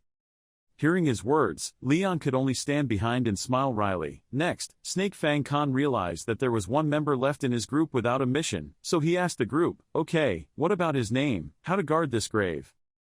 In the same position as when pointing at Leon, he also pointed his index finger at the assassin guarding the tomb, asking that question with a calm look and frowned eyebrows, his eyes glancing at the other guard. Khan's attitude. As for Coffin, Leon had seen everything. He was extremely surprised and could not believe his eyes because for Leon, Mr. Khan did so. It was understandable, because Leon was a new soldier and he did not know much about his strength. It's okay for you to be a little sarcastic, but for Coffin, a mysterious assassin who has been fighting for a long time and has never been seen by anyone, but the gangster also has such a disdainful attitude, it must be Mr. Khan, with great strength and a high position. Leon responded, Leave him alone, everyone will benefit if he is left alone. When the mysterious assassin guarding the tomb in the distance heard those words, it seemed he was angry. He spread his five-fingered hand in front of his chest to summon. Swords with purple light were preparing to shoot out, stabbing at the person who had teased him. Leon felt something behind him chilling his spine, so he quickly continued, He had helped us a lot before.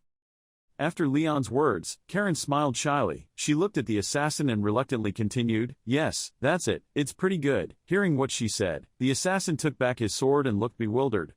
The Snake Fang Khan crossed his arms and stood with squinted eyes looking at her with a puzzled expression. This scene that just happened was so fake.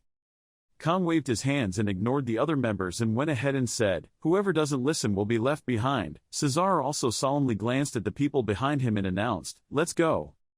The joking moments have ended, now the group is moving forward, a place covered by mysterious darkness. It is impossible to see through, let alone know what will happen to the group. Just keep moving towards that deep darkness. Snake Fang Khan sensed the strangeness right before his eyes. His sharp eyes focused on scanning the darkness and wondering, what strange energy was this? Snake Fang Khan frowned and focused on looking straight at him. Ahead to determine what that energy was, made him feel tense. It was the type of energy that could not be underestimated. Suddenly, in the darkness, a large circle with purple light appeared in the air, causing everyone to suddenly go into a defensive position. It seemed that Cesar had discovered something. The bishop spoke up to inform him, The whole group seems to be a space created by an anomaly. Then Bishop Cesar clasped his hands together, closed his eyes, focused his inner strength, and behind him appeared a dazzling golden light, illuminating the entire area. Right after that, Cesar ran quickly into that mysterious purple circle, not forgetting to signal to the members present to come in. The figure of that bishop fell into that black circle, followed by all the members also running into that mysterious black circle, without fear or reservation of anything. Inside was a terrifyingly realistic night. No objects could be seen. The group members could not recognize each other. They just kept moving forward in the scary darkness. They brave and curious what will happen to them. Leon cautiously advances step by step. His eyes become sharper, observing everything meticulously and thoroughly. In his hand he still holds a sword, always ready to fight. Leon's inner self told him that, besides the aura, I couldn't see anything or hear anything. But this did not stop Leon's footsteps. He courageously moved forward. Each step he took in the deep darkness, Leon thought, felt like he was sinking deep into a bottomless, slimy area of mud. Anxiety and confusion surrounded Leon's mind. He ran quickly in the direction his mind told him. His hand touched the light. That light pulled him out of that dark shadow. Leon closed his eyes tightly and crossed the deep black circle to escape. In his heart, a fierce joy rang out. He was out. He could finally see the light. Not long after Leon had escaped that darkness, he heard Cesare's loud scream, "Watch out!" Bishop Cesar had escaped the darkness not long before Leon. As soon as he got out, he realized that there was danger around here, dangerous, so he quickly reminded his team members to warn everyone to defend against upcoming dangers. Following Leon were Khan with Snake Fangs, and Karen also quickly escaped from that shadow. The whole team heard Cesare's command, so they took a defensive position and prepared to fight. Facing them is a group of soldiers wearing black cloaks with hoods. They exude a very evil aura. Those black-cloaked men were also equipped with masks. Each of them looked the same, with red eyes and a long pointed nose in front, looking very much like dark crows. No one could see their real faces. Behind that mask, the members' inner hearts were whispering. They were surrounded. Did they know in advance that we were coming? The leader of the dark men walked towards them with a creepy smile. He said, "Wow, I've been waiting for a long time." So he arranged this, or else what would happen? I can stand here and wait like that. This leader has a different face from the rest. His face is white. His eyes have red vertical lines down his cheeks. On his forehead is the symbol of a certain association, engraved in red, like a trail of blood. He continued his sentence. "I didn't expect you guys to spend so much effort for us. It's so hard for you." Then he laughed loudly, revealing his sharp teeth, and sarcastically said, "Please give me your thanks." It seemed like he was deliberately provoking and irritating the other person. It seemed that the leader had succeeded in provoking Cesar. The bishop frowned, looked straight at the leader sternly. His lips pursed and he hated the person standing in front of him, making a slight sound. Maybe he realized who the guy in the black robe was. He continued to use a teasing expression, looking down on the other person and smiling crookedly. All over his body emitted a red hidden aura, very uncomfortable. "Now Cesar can completely confirm that you, the missionary." His face is both uneasy and panicked with anger, but the angrier Cesar is, the happier the leader is. He's still maintaining the same savage smile, not changing at all. He replied to the bishop, "Oh, you realize it." Right at this moment, Elcid appeared in Leon's ear, looking towards the missionary with a disgusted look. Seeing Elcid, Leon glanced over and asked, "Missionary, is a rank in malice?"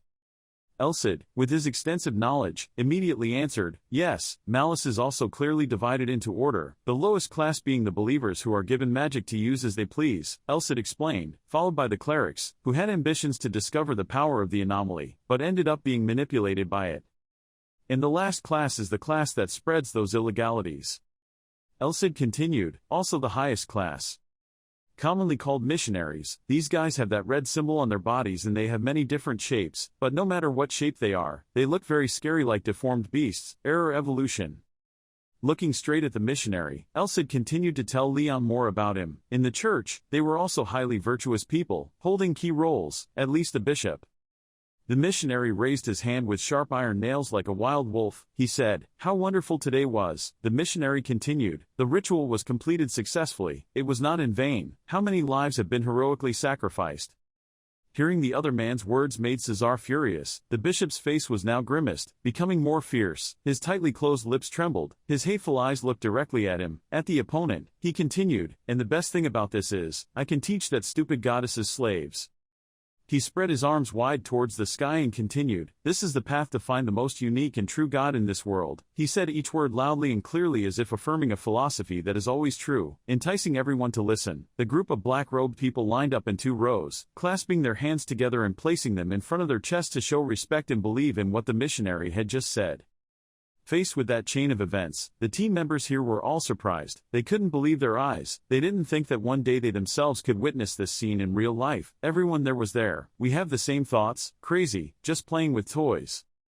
The Snake Fang Khan gruffly asked the missionary back. What was the ritual? He didn't see anything. It seemed like this question also had the intention of teasing the other person. Faced with this question, the missionary's smile faded away. He glared at Mr. Khan. The expression on his face gradually lost its humanity. He said gloomily, truly a low-class species, there was no way to save it, the deal was over, there was only one last step left, which was to let you immersed in hopelessness. He finished speaking, the group of followers simultaneously looked forward, their eyes glowing red, indignant, ready to attack their opponents when given orders. Leon wanted to grasp the situation to find a fighting strategy, so he asked Elsid. He said the ritual was completed, so that meant it was over. Elsid replied boredly, not yet. After that, Elsid explained clearly to Leon, practicing like fishing. Elsid continued, it uses the essence of life as bait to lure monsters from all dimensions to gather. Hearing those explanations, Leon probably woke up to something. He quickly glanced towards Elsid, repeating the sentence in his mind, fishing. Elsid gave Leon a hint so he could think of the answer himself, so before they find their prey and take the bait, we still have time. From Elsid's suggestion, Leon deduced and was almost about to find the answer. He asked Elsid again to be sure, so no one would know when the monster would find its prey and take the bait. Elsid firmly affirmed, yes. Leon thought about the time it took the monster to find its prey. He hypothesized, it could be an hour, but it could also be a few seconds. This was silly. It made Leon unable to predict what would happen. What will happen? Leon can only correctly affirm one thing. In other words, in this match, time decides everything. Not whose strength is greater, not whose speed is faster, but simply everything. It all depends on time. That's the point. Leon had found something, so he quickly called out, Bishop, to signal Cesar to start the fight, otherwise when the moment came they would not be able to react in time. Receiving a signal from Leon, that talented bishop knew what to do. Cesar began to recite the prayer, O Almighty Saint. As he read it, he raised his hand straight up to the sky. He continued to read, warm this place with the powerful light of the one who guides humanity. Out of the dark night, a golden, noble light appeared all over Bishop Cesare's body, lighting up the entire sky. From far away in the sky, the moon appeared and began to shine rays of light on Cesare's palm. Then suddenly a bright light emitted from above, illuminating every dark place, making the evil, dark people surprised. They looked at that light in bewilderment as if they were seeing it for the first time in life. Those rays of light become increasingly brighter, allowing them to realize what is true justice, what is right that should be pursued. Looking at those rays of sunlight, they gradually became afraid and panicked. They began to feel the pain and had to grit their teeth to endure it.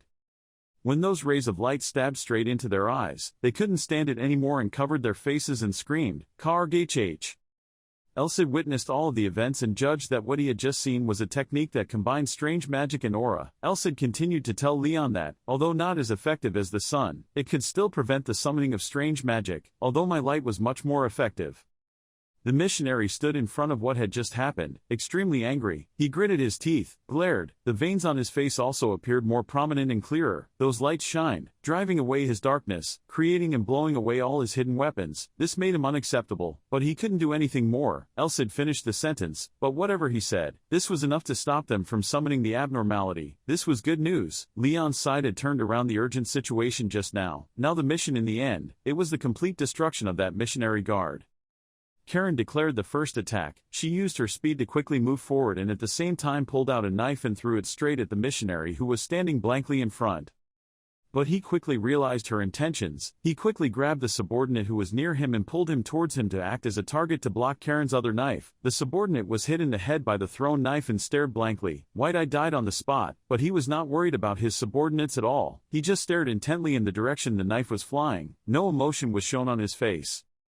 Cesar, Snake Fang Khan and Leon also took action. They destroyed the group of subordinates very quickly, but they still paid attention to the other leader. They had the same thought, that missionary had not actually participated in the battle yet. The missionary had regained his composure. He raised his eyebrows and smiled, baring his sharp teeth. No one could guess what plot he was thinking of in his mind just based on the expression on his face. Only by the action he was about to do could we vaguely guess what his intentions were, because he was busy protecting the starting point of that ritual. After a period of careful observation, Leon also came up with an idea to fight to win on his side. His idea was that, while they still couldn't perform the magic, he had to defeat them, destroy that altar. Thinking about that idea, Leon ran with all his might towards the altar with sharp eyes and sword in hand. The missionary saw his opponents taking turns fighting and thinking of a way to destroy him. He forced a bitter smile. Ha ha, you idiots, you think that's all you can do to stop the spell? He began to mutter some kind of spell, causing all of Leon's activities and thoughts to stop. He stood still, concentrating on hearing what those spells were, but he couldn't determine what kind of strange spells they were. Suddenly, red circles with star symbols appeared in space, then even more unexpectedly, a sinewy hand with sharp nails suddenly protruded from inside the circle, making everyone gasp. They were all surprised. The missionary recited the summoning spell, awakening the monsters in that space. In the darkness that no one could see, hundreds of thousands of painful red eyes suddenly appeared. The silhouettes of huge and powerful monsters were aiming at Leon. Thinking that Leon would be afraid of the big monsters, but no, he was just panicked when he saw them, because their appearance was so ugly that Leon had to exclaim in his heart, "What could he eat to be so ugly? Kid, I'm not afraid of losing to those monsters, I'm just afraid because they're so ugly, it's so funny." At this moment, Elsid also appeared next to him. Elsid realized the trick that the missionary was using to blind everyone. Elsid told Leon that the strange magic was blocked, so they used it temporarily. The current magic that summons the chimera flock is truly nothing that can escape Elsid's eyes. Thanks to that, Leon realized the key point and was ready to fight without fear. Elsid continued to speak so that Leon could understand the situation better. Because those strange powers were not yet complete, they would soon disappear. But before Elsid could finish his sentence, Leon spoke, and it took quite a bit of time to solve the problem. Decide them. This time it can be clearly seen that Leon has really improved a lot. He makes faster, more accurate judgments and he bravely confronts everything that happens. He is no longer Leon weak as before. The missionary didn't know what else to do. He stood still, probably thinking about the next strategy to buy time. Then suddenly the altar behind him appeared dark weapons. Red rose into the air. He slowly curled his lips and smiled crookedly. Could it be that the ritual was about to activate? Had he succeeded? That couldn't be possible. Suddenly, red circles appeared in space with multi-pointed star symbols inside. Then even more unexpectedly, a sinewy hand with sharp nails suddenly protruded from inside the circle, causing everyone was surprised then. It seemed that the missionary had recited a spell to summon and awaken the monsters in that space. In the darkness where no one could see anything, hundreds and thousands of them suddenly appeared, painful red eyes. And the silhouettes of huge and mighty monsters were targeting Leon.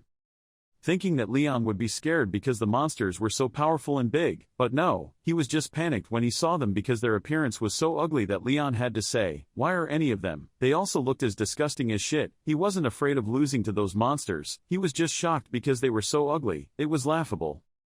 At this moment, Elsid also appeared next to him with a disgusted expression. From the beginning, Elsid realized the trick that the missionary was using to deceive everyone. Elsid told Leon that he was summoning fake magic, was sealed, he could only create chimeras with incomplete magic. Indeed, nothing could escape Elsid's eyes. Thanks to that, Leon realized the key point and was ready to fight without fear. Viscous, Elsid continued to speak so that Leon could understand the situation better. They would self-destruct soon. It was not complete, but, before Elsid could finish his sentence, Leon spoke. That was more than enough to buy time. Then, this time it can be clearly seen that Leon has really improved a lot. He makes faster, more accurate judgments and he bravely confronts everything that happens to him. He is no longer Leon weak and timid as before.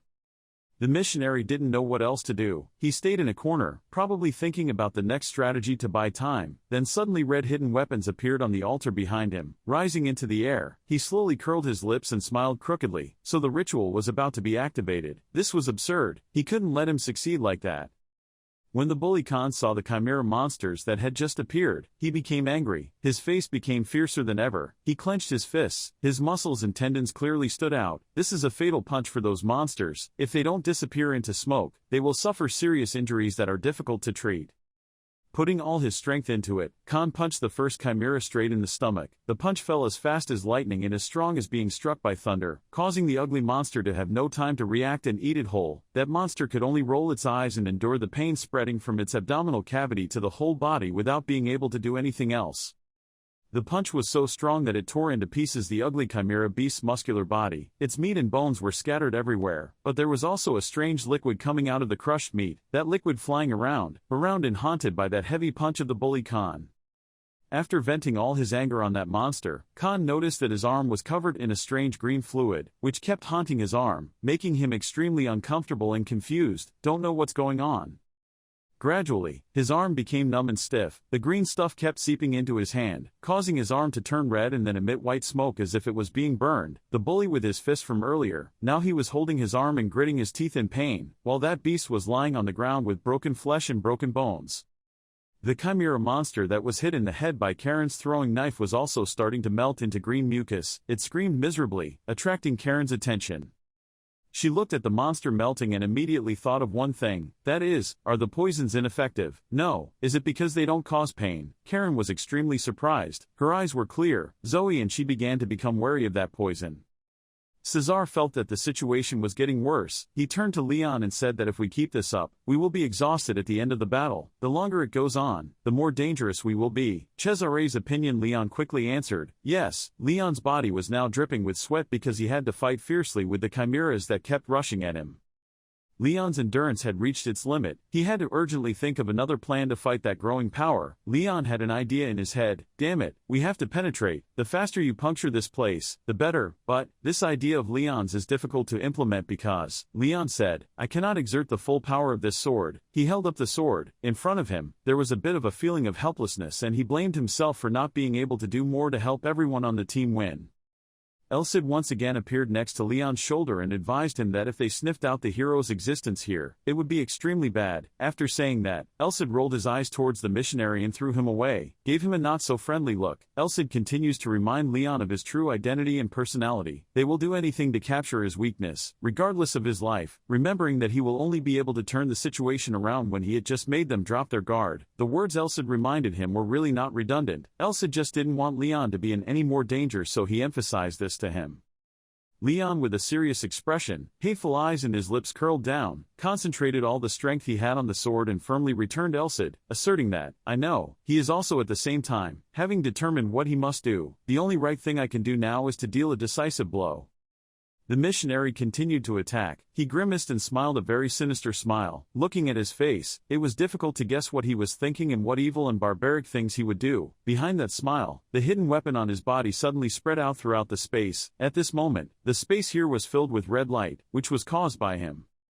His evil aura made Leon extremely uncomfortable. He pursed his lips and swallowed his hatred. His eyes widened, inevitably surprised by that guy's strength, even though he had witnessed the incident with his own eyes, but he still couldn't believe his eyes.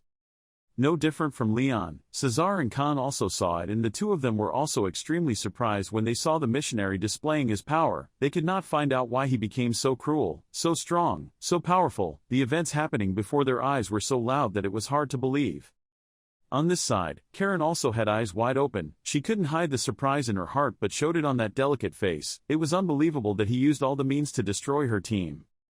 The missionary turned around towards the altar. He stretched out his arms to the sky, pouring all the strength he had trained into the altar that was flashing red lightning bolts. Every day that thunderbolt gets brighter, bigger and taller. It seems like something very powerful and full of darkness is about to appear in this place thanks to his power. He was overjoyed. The missionary's face still had a trace of happiness. He smiled widely, looked up and said, They have finally arrived. My apostles have responded to the call. After our call, it turns out that he has been focusing on calling for help all along. He is truly a man with many tricks, unpredictable. A huge thunderbolt fell from the sky, causing the ground to explode, scattering rocks and soil throughout the space. The missionary still stood there, opening his arms to welcome something that was about to appear. Faced with that incident, Leon suddenly felt like his chest was about to explode. He used one hand to touch his chest to determine the reason why he was in such pain. Leon found the reason, his heart, beating like crazy. The red thunderbolt just now destroyed an area of land, creating a crater-like crater that could burn anything that came close to it. Faced with that devastation, Leon thought that he should do something to help people, to prevent things from going too far, so that no more killing would happen. He had to act. Leon fought. Psychological struggle, fear of superior strength that I have never witnessed, so this is practice. Leon had made a decision for himself. He silently called his soulmate, Elcid. After calling, he glanced to the side and immediately saw Elcid's silhouette appear, and Elcid quickly considered, No, where is the time warp to execute the holy sword? Pausing for a moment to observe the situation, Elcid continued to speak, But we need something to break the current situation. We will use magic with half the accumulated energy. Elcid's idea is not bad, but it is very difficult to be successful. After Elcid finished speaking, Leon did not dare to believe his ears. He glanced suspiciously at Elcid and asked if magic could be used like that. Elcid also answered with a bored look. It was difficult. The answer was as if he was resisting, lone but didn't know what to do, so he had to accept it because that was the only way Leon could do it now.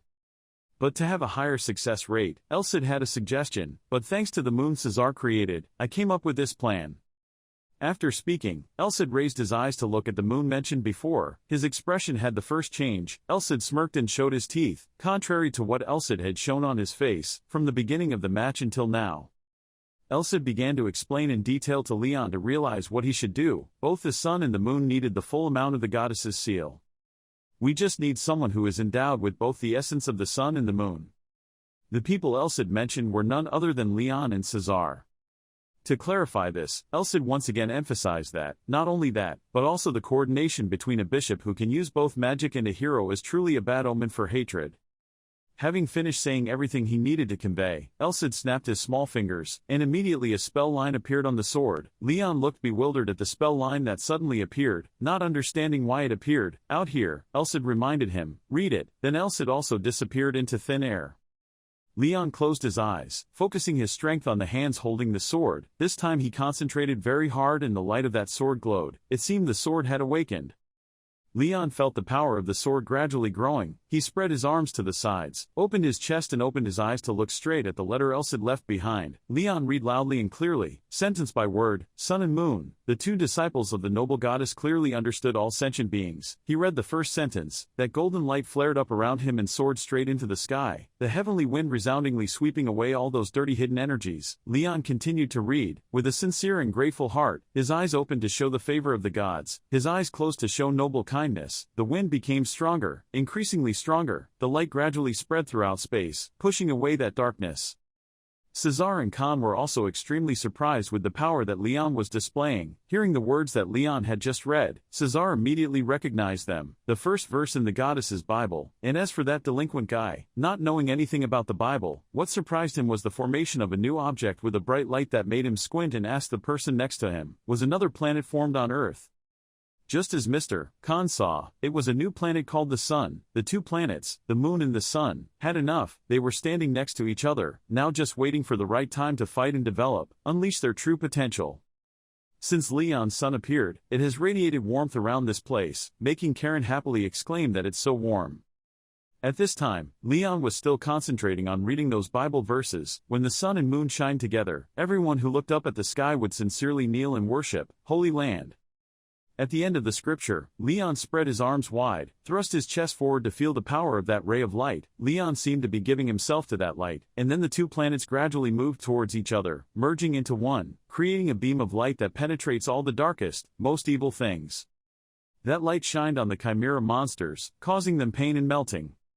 All of those monsters were ravaged and devastated by the light of that sun and moon, completely destroying them.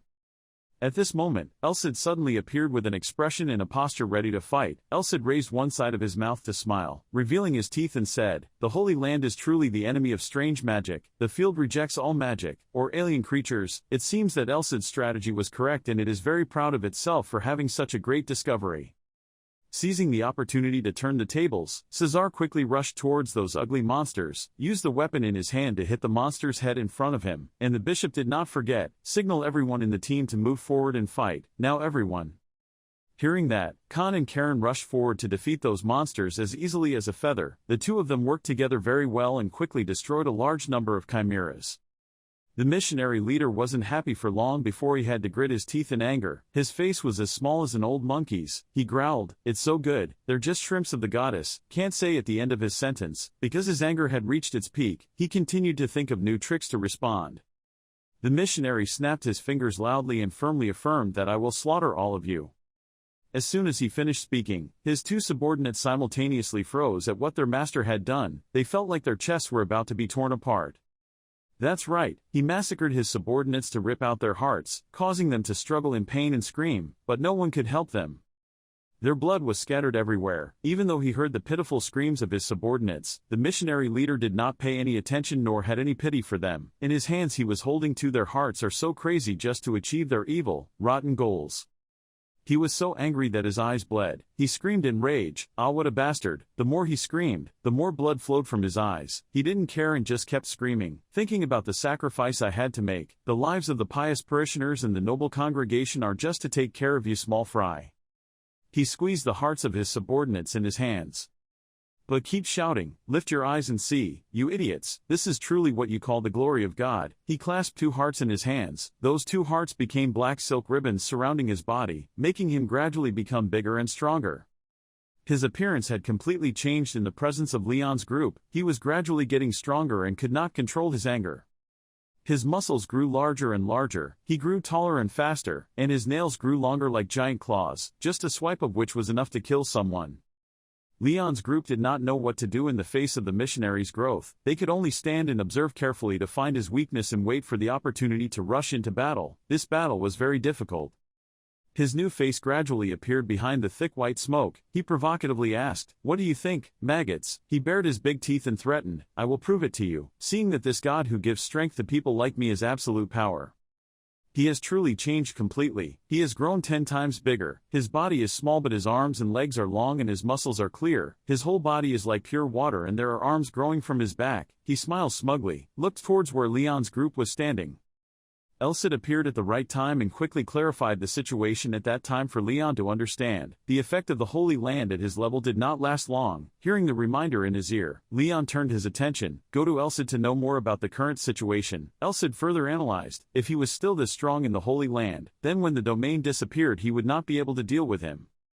Hearing all of Elsid's reminders, Leon stood there stunned. He didn't know what to do to end this incident here and keep everyone's lives safe. He was completely in a state of confusion, momentarily unaware of the approaching danger around them. Fortunately, Cesar was nearby. He rushed above Leon and fought heroically with the weapon he held in his hand. Next was Khan. He gritted his teeth, used all the power he had, and used consecutive punches to directly hit the missionary. Under constant impact from Team Leon's members, the missionary didn't seem to feel any pain or loss, but he looked even more excited. He laughed loudly and said contemptuously, "Ha, that's all you can do." His eyes flashed red like an emotionless assassin. He loudly declared, "Now, it's my turn." As soon as he finished speaking, his whole body grew more arms. Now he looked like a giant spider. A dark spider quickly crawled forward to attack the humans present here. Unexpectedly, he just made a light move but Karen and Khan couldn't stand it and were thrown far away. On the other side, Cesar also had to use all his strength to resist his influence. As for Leon, he knelt down on the ground and looked up at the missionary. He thought that the gap was too big. His attack ability had skyrocketed, and both his regeneration and defense abilities were much better than before. Was a completely correct view of Leon. He correctly determined the strength of his opponent. Leon came up with a bold idea in his mind. If so, the only attack method that would work against him would be the star-shaped holy sword. That was the holy sword that Leon was holding in his hand. The sword it is glowing a green color of hope, faith and salvation. Watching the giant missionary grow stronger and stronger made Leon feel a little less confident. He wasn't sure, but could he kill him in one blow? Leon Guy slowly stood up. He struggled in his own thoughts. If not, then wouldn't we lose the last chance to stop him? In a dark and chaotic space, a tall, black figure seemed to be one with the sky, but that thing stood out with dazzling red veins, the power overflowing inside me.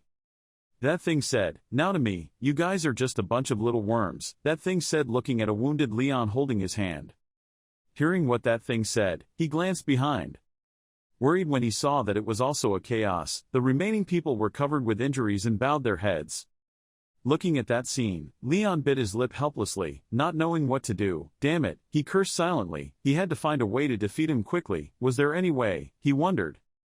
A girl suddenly woke up clutching her head in discomfort, attracting Leon's attention. "Coo!" The girl let out a cry. Seeing that the girl was awake, Leon quickly ran there and knelt down next to the girl and asked worriedly, "Are you okay?" The girl just smiled and comforted her. "It's okay."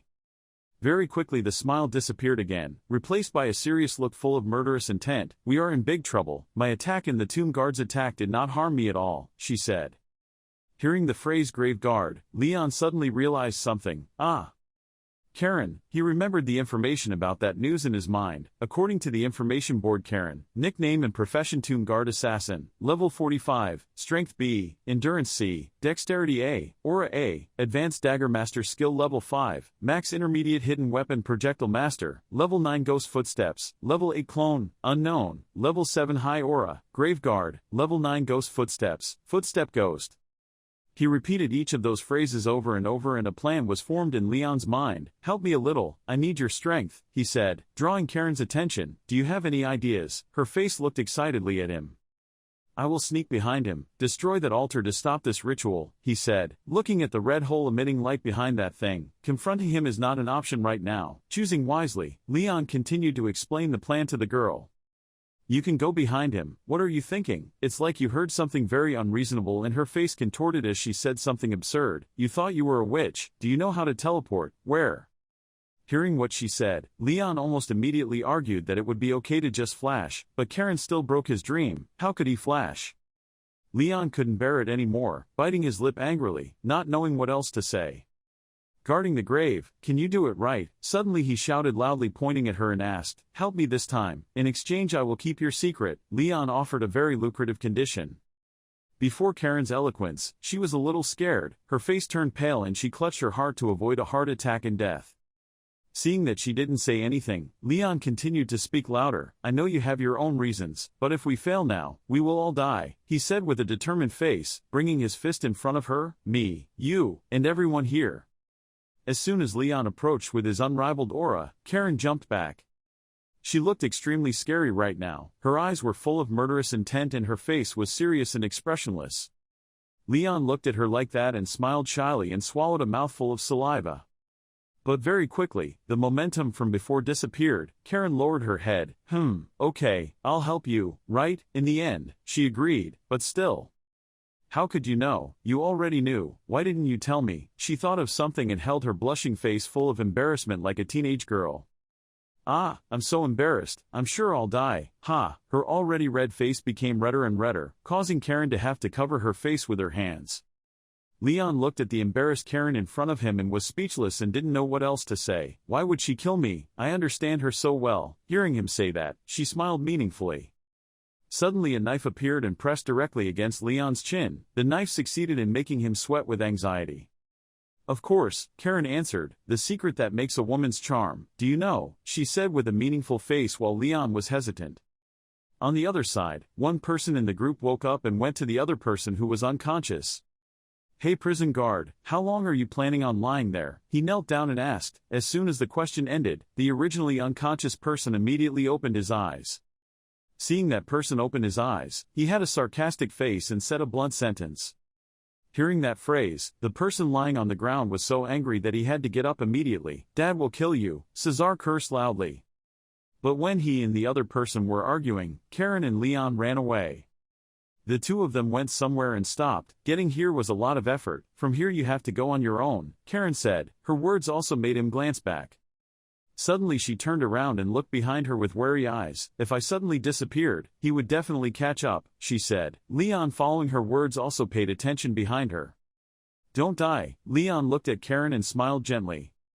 Karen looked at this and opened her eyes wide, her face full of embarrassment. I didn't expect that one day I would be worried about by someone at church. Karen walked in the opposite direction where he stood and snapped her fingers. A black smoke surrounded Leon. Ghost Step is a technique that helps users flash, but even if you are a high-level witch, it is difficult to flash a long distance. This distance is only enough to be used for assassination. Leon recalled what you said about that skill. But it was enough to teleport behind him. He thought as he stealthily appeared behind that guy from a shadow. So here it is, the centerpiece of the ritual practice. In front of Leon now was a large hole emitting a terrifying red light, and hanging on the wall was a strange black flag. Then Leon's gaze collided with a red ball floating in the middle of the hole. That was Divine Pearl's life. He was surprised and couldn't believe it, so he had to ask again. When Elsid heard Leon's question, Elsid appeared from somewhere to answer Leon's question. Yes, it was the Divine Life Pearl, crystallized at the cost of 10,000 human lives. Just hearing the words 10,000 people made the sword immediately unsheathed. Leon's face was filled with anger, both hands firmly holding the hilt of the sword, and he shouted loudly, unable to forgive. But suddenly Cesar with a panicked face shouted his name, Mr. Leon. But his ears had been ringing since then and his eyes were dark. It turned out that the other guy had stabbed his sharp hand straight into his chest. A mouthful of blood was spit out from both Leon's nose and mouth. Elsid looked just as scared as he did. Leon. That bad guy didn't know when he turned around and looked at him like a piece of trash. You dog slaves, give up. You've lost your last chance, that guy said as he lifted his brother into the air. My great God has placed a curse on you. That curse is death, he laughed. Cesar and the wolf Fang saw this and ran in panic. Mr. Leon, this idiot. However, with just a wave of his hand, that thing successfully repelled him and turned around to look at the two people. It's not twisted, all of you will fall into the same fate as him. That thing saw Leon's body hanging motionless and laughed loudly. Hey, is he dead? Ha ha ha. Dead, Leon whispered the word in his heart, his eyes darkened, his vision blurred, his ears couldn't hear anything. Am I about to die? He wondered. While he hadn't stopped the evil or done a righteous deed, countless questions appeared in Leon's head. Elcid, what are you saying? I can't hear you. In my memory, you're a panicked Elcid. That's right, we'll go to the top of Titan Mountain together. I remember, it seems like I can't keep my promise. Promise, Leon repeated in his heart. I believe in you. I believe that you will definitely keep your promise, no matter what sacrifices you have to make. Every word, every look, every gesture of Leon appears in his memory. Those memories are present, came alive, making Leon feel like a smiling Leon gently reached out to help him up. Thanks to those memories and those feelings, a light appeared in Leon's eyes. He gritted his teeth and closed his bloody mouth. Promise, Leon's face was full of blood pouring out.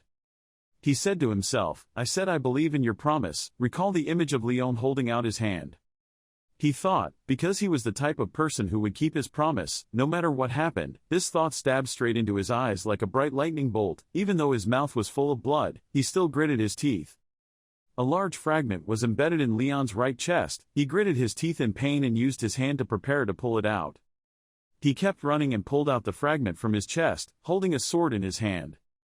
The monster's red eyes surprised him. Then he fell to the ground, covered in blood. But Leon still tried to shake himself up. He exhaled tiredly and thought, I have no chance of winning. However, the mission of a hero is to aim for victory, and that is what the teachers in the academy, who always wanted him to improve, taught him. He trembled and stood up to face that monster. He thought, I will. Elcid above observed. Leon still stood up seriously even though his body was covered in blood, raised his sharp sword forward, smiled slightly. He thought, defeat him and save everyone like a hero. The missionary laughed gloatingly and said, Bastard, at least I recognize your perseverance. You were about to die but still clutched your sword. He roared loudly and prepared to attack. If that's the case, try blocking this move. The powerful Elcid appeared to possess him to give him strength and speak to him. Sigh, guess I had no other choice. You did well. Leon's Elcid appeared from behind. Leon was startled. So just this once I will help you. Elcid glanced at Leon. Look carefully, my stupid disciple. Leon also glanced back. The two looked at each other and smiled triumphantly. Leon made a move, the 7-star sword. 7 stars north. Tian Tuyen. Chu went straight to the missionary. The missionary turned around, startled because Leon was behind him. Fish, what? When did he get behind him? One slash cut off his head. He screamed, his head falling to the ground. The cowardly head on the ground is still screaming. After you dare to hurt me again, do you think just chopping off my head will be enough? This thing will grow back inside. Before he could finish speaking, something sprouted from his neck like concrete. He thought to himself, it won't grow back. Leon smiled happily and said, You're still alive after being beheaded. How dirty. He stood up straight and scratched the back of his neck and said, This pitiful state is what you want, so why don't you go serve a Dullahan? They can walk around without a head. The missionary's torso opened with a red eye. Then his body fully formed into a screaming face. Your disrespect, your disrespect, your blood cannot wash it away. Looking at his trembling hand, he thought, his strength was lacking because of his injury. Elcid and him stood parallel to each other. His body now couldn't withstand the second blow, but he still tried. Okay, but he would pay a heavy price. The 7 northern stars. Tianshu. Tianshu is the remaining star in the 2 bright stars to locate the Big Dipper star group, outside Tiantuyan. He flew up and attacked straight at him. The upper part of the body was also split in 2, screaming, why, what is happening? Why can't I regenerate? My strength is dissipating. His whole body was now just a big cloud of smoke. He said, Since it has come to this, I will drag all of you with me. He whirled into a vortex. Die, die, die, all of you, die with me. Leon put his sword on his shoulder and smiled and said, I knew you would do that, so I held back a bit. He frowned and smiled defiantly. Now I'm really going to blast you into pieces. His circular eyes constricted their pupils to tiny ones out of fear and surprise. Your strength says, don't miss a single moment, Leon. The true power of the 7-star sword is in its combo attack. Swinging his sword to create a circular vortex, he was still inexperienced in using each move completely, but, as long as he put the essence of the move into the holy sword, it would at least become a finishing blow, only. Big Dipper, the constellations form each blow against the missionary. Leon jumped up and down. The missionary's red eye instantly shattered. Facing the deep suction of the black hole, the circle was the missionary trying to hold on so as not to be sucked in and say, the self-destruction process failed, and the divine pearl's life was destroyed, absurdly. Then he was sucked straight into the hole. He screamed, no, I'm being sucked in. Even if he was sucked hard, he still said, I can't let things end like this. Before he could finish speaking, he was sucked straight into the mouth of another, larger monster. The monster devoured the missionary. Then the flood fell underground. Then it completely sank down, leaving a pile of cracks on the ground. Elcid walked away from him and said, almost. Leon asked, is that it? Elcid replied, yeah, it seems it chose to eat something smaller after the God Pearl was destroyed. The two of them laughed heartily, but it was very evil. In just a few seconds we would have been sacrificed to it. Cesara and the Snake Fang Khan sat on one side, holding their faces tiredly. Elcid was about to praise Leon for doing a good job, but when he said, well done, Leon threw his head back and vomited blood. Leon sat down, coughing and coughing up blood. Cesara approached and asked, Leon, are you okay? Leon shyly replied, oh, me. Sarasa interrupted, don't say anything, I will treat you. Sarasa reached out and injected power into the hole in Leon's right chest. Then Sarasa also vomited blood, almost. Sarasa hugged her chest and said, luckily I wasn't too late. Leon agreed and replied, well, you should take care of yourself first. Karen hugged her shoulders and approached, asking, did we win, Junior? When I arrived, something flashed and he disappeared. Were you the one who defeated him? Snake Fang Khan cupped his hands and shouted, oh, right, what happened to the ritual or something? Someone please explain. Looking at the cracked floor, Leon replied, we stopped awakening that evil ritual. The missionary was swallowed by the ritual, so he was probably 100% dead. Leon trembled as he looked at Sarasa and smiled. Sir, Sarasa replied, yes. Leon continued, I think I'm about to faint, please take care of me. Then Leon leaned back unconscious. Karen shouted loudly, ah, Junior. Elcid flew away, still leaving compliments for Leon, good job. Leon lies unconscious with his wound healed. There was a huge, earth-shattering tremor, scaring the people there. Karen asked, isn't this place about to collapse? Sarasa replied, most likely because the person who created it is dead. The ground shook and collapsed even more strongly. Khan scolded with snake fangs, instead of standing still and analyzing, think of a way to get out of here. Karen naively replied, oh, we still have to pick up Mr. Conrad. Behind the wall, Conrad was standing holding his stomach. Khan was angrily cursing, ah, damn it. At house number 25. In Leon's dream, Elcid in the form of a tangible Leon talked to someone, hey, things are a bit dangerous this time. He actually had to face a plot to sink an entire city while haven't yet found a way to make aura tangible. When Elcid entered Leon, he said with a serious face, you should have helped instead of just watching. Anyway, you were just doing it for fun because you were too free, right? Then he looked serious again. What, you idiot, what can a saint do after the hero is dead? You should prioritize the hero. Then he crossed his arms and faced calmly. Well, anyway, everything is over, so let's forget it. Danger like this is an everyday thing for a hero, and I'm pretty sure this is an experience, valuable experience for Leon. Then he winked and smiled. What a punishment. Putting my hand to my mouth and pretending to cough, I understand. I really can't avoid that. After all, it's something I have to use even though I'm in a sealed state. Then he opened his mouth and laughed. Well, he'll probably be able to support himself. That guy will reach B rank in the blink of an eye as long as he practices diligently. Besides, I don't know if he can read. Let me see at least 2 techniques from the 7 stars North Star. Then he froze and smiled helplessly. He needed to be strong enough to protect himself before we left for the Titan camp. Early morning in the guild. In the recovery room. Leon is lying on the bed. The sun shined on his face, causing him to wake up dimly. Then I woke up, opened the blanket and asked, where am I? Suddenly he was startled and remembered something. His body stiffened. Then he shouted loudly, ah! Then he looked like he had a headache and raised his voice. Recalling the image of yesterday, the missionary stabbed one of his tassels into his right horse and then painfully lifted it up. He then used his sword to cut off the monster's chain and fell down. Then remembered when he used the power of the constellations. He opened his eyes wide. Ah! Thinking back to when he called Sarasa, he thought, I must have fainted right after that. He looked around and said with peace of mind, this place looks like a guild's recovery room, a bit too luxurious for a C-rank adventurer. Then he looked at his bandaged arm and called out in panic, Hey Elcid, are you there? From Leon's hand, Elcid flew out, but it looked a bit strange. Leon opened his eyes wide thinking, what's going on? He looked a little different than usual. Elcid flew out but looked a bit strange. It said, listen carefully Leon, if you are listening to this message. Leon frowned and looked worried. That means you've woken up, Elcid said.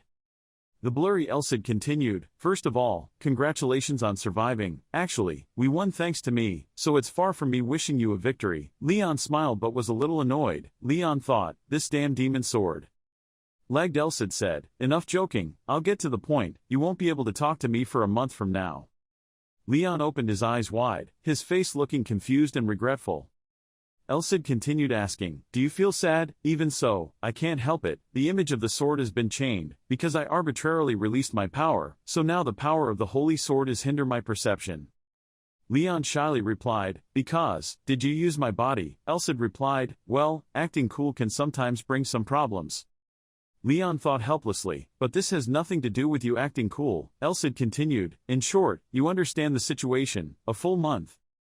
You better learn how to materialize aura when I get back, understand, Elcid said. He continued to say, since I personally demonstrated the love for you, you should try imitating it. Oh, but don't try too hard when you haven't fully recovered, unless you want to be crippled, I just mentioned that. Leon thought, with the body of a C rank like me, that move is already so strong. It's truly unimaginable how terrible it was when Roderick used it in the past.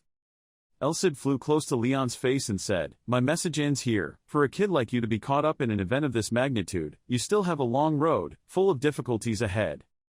Elcid then raised his hand and praised, well, you're not too bad, practice hard.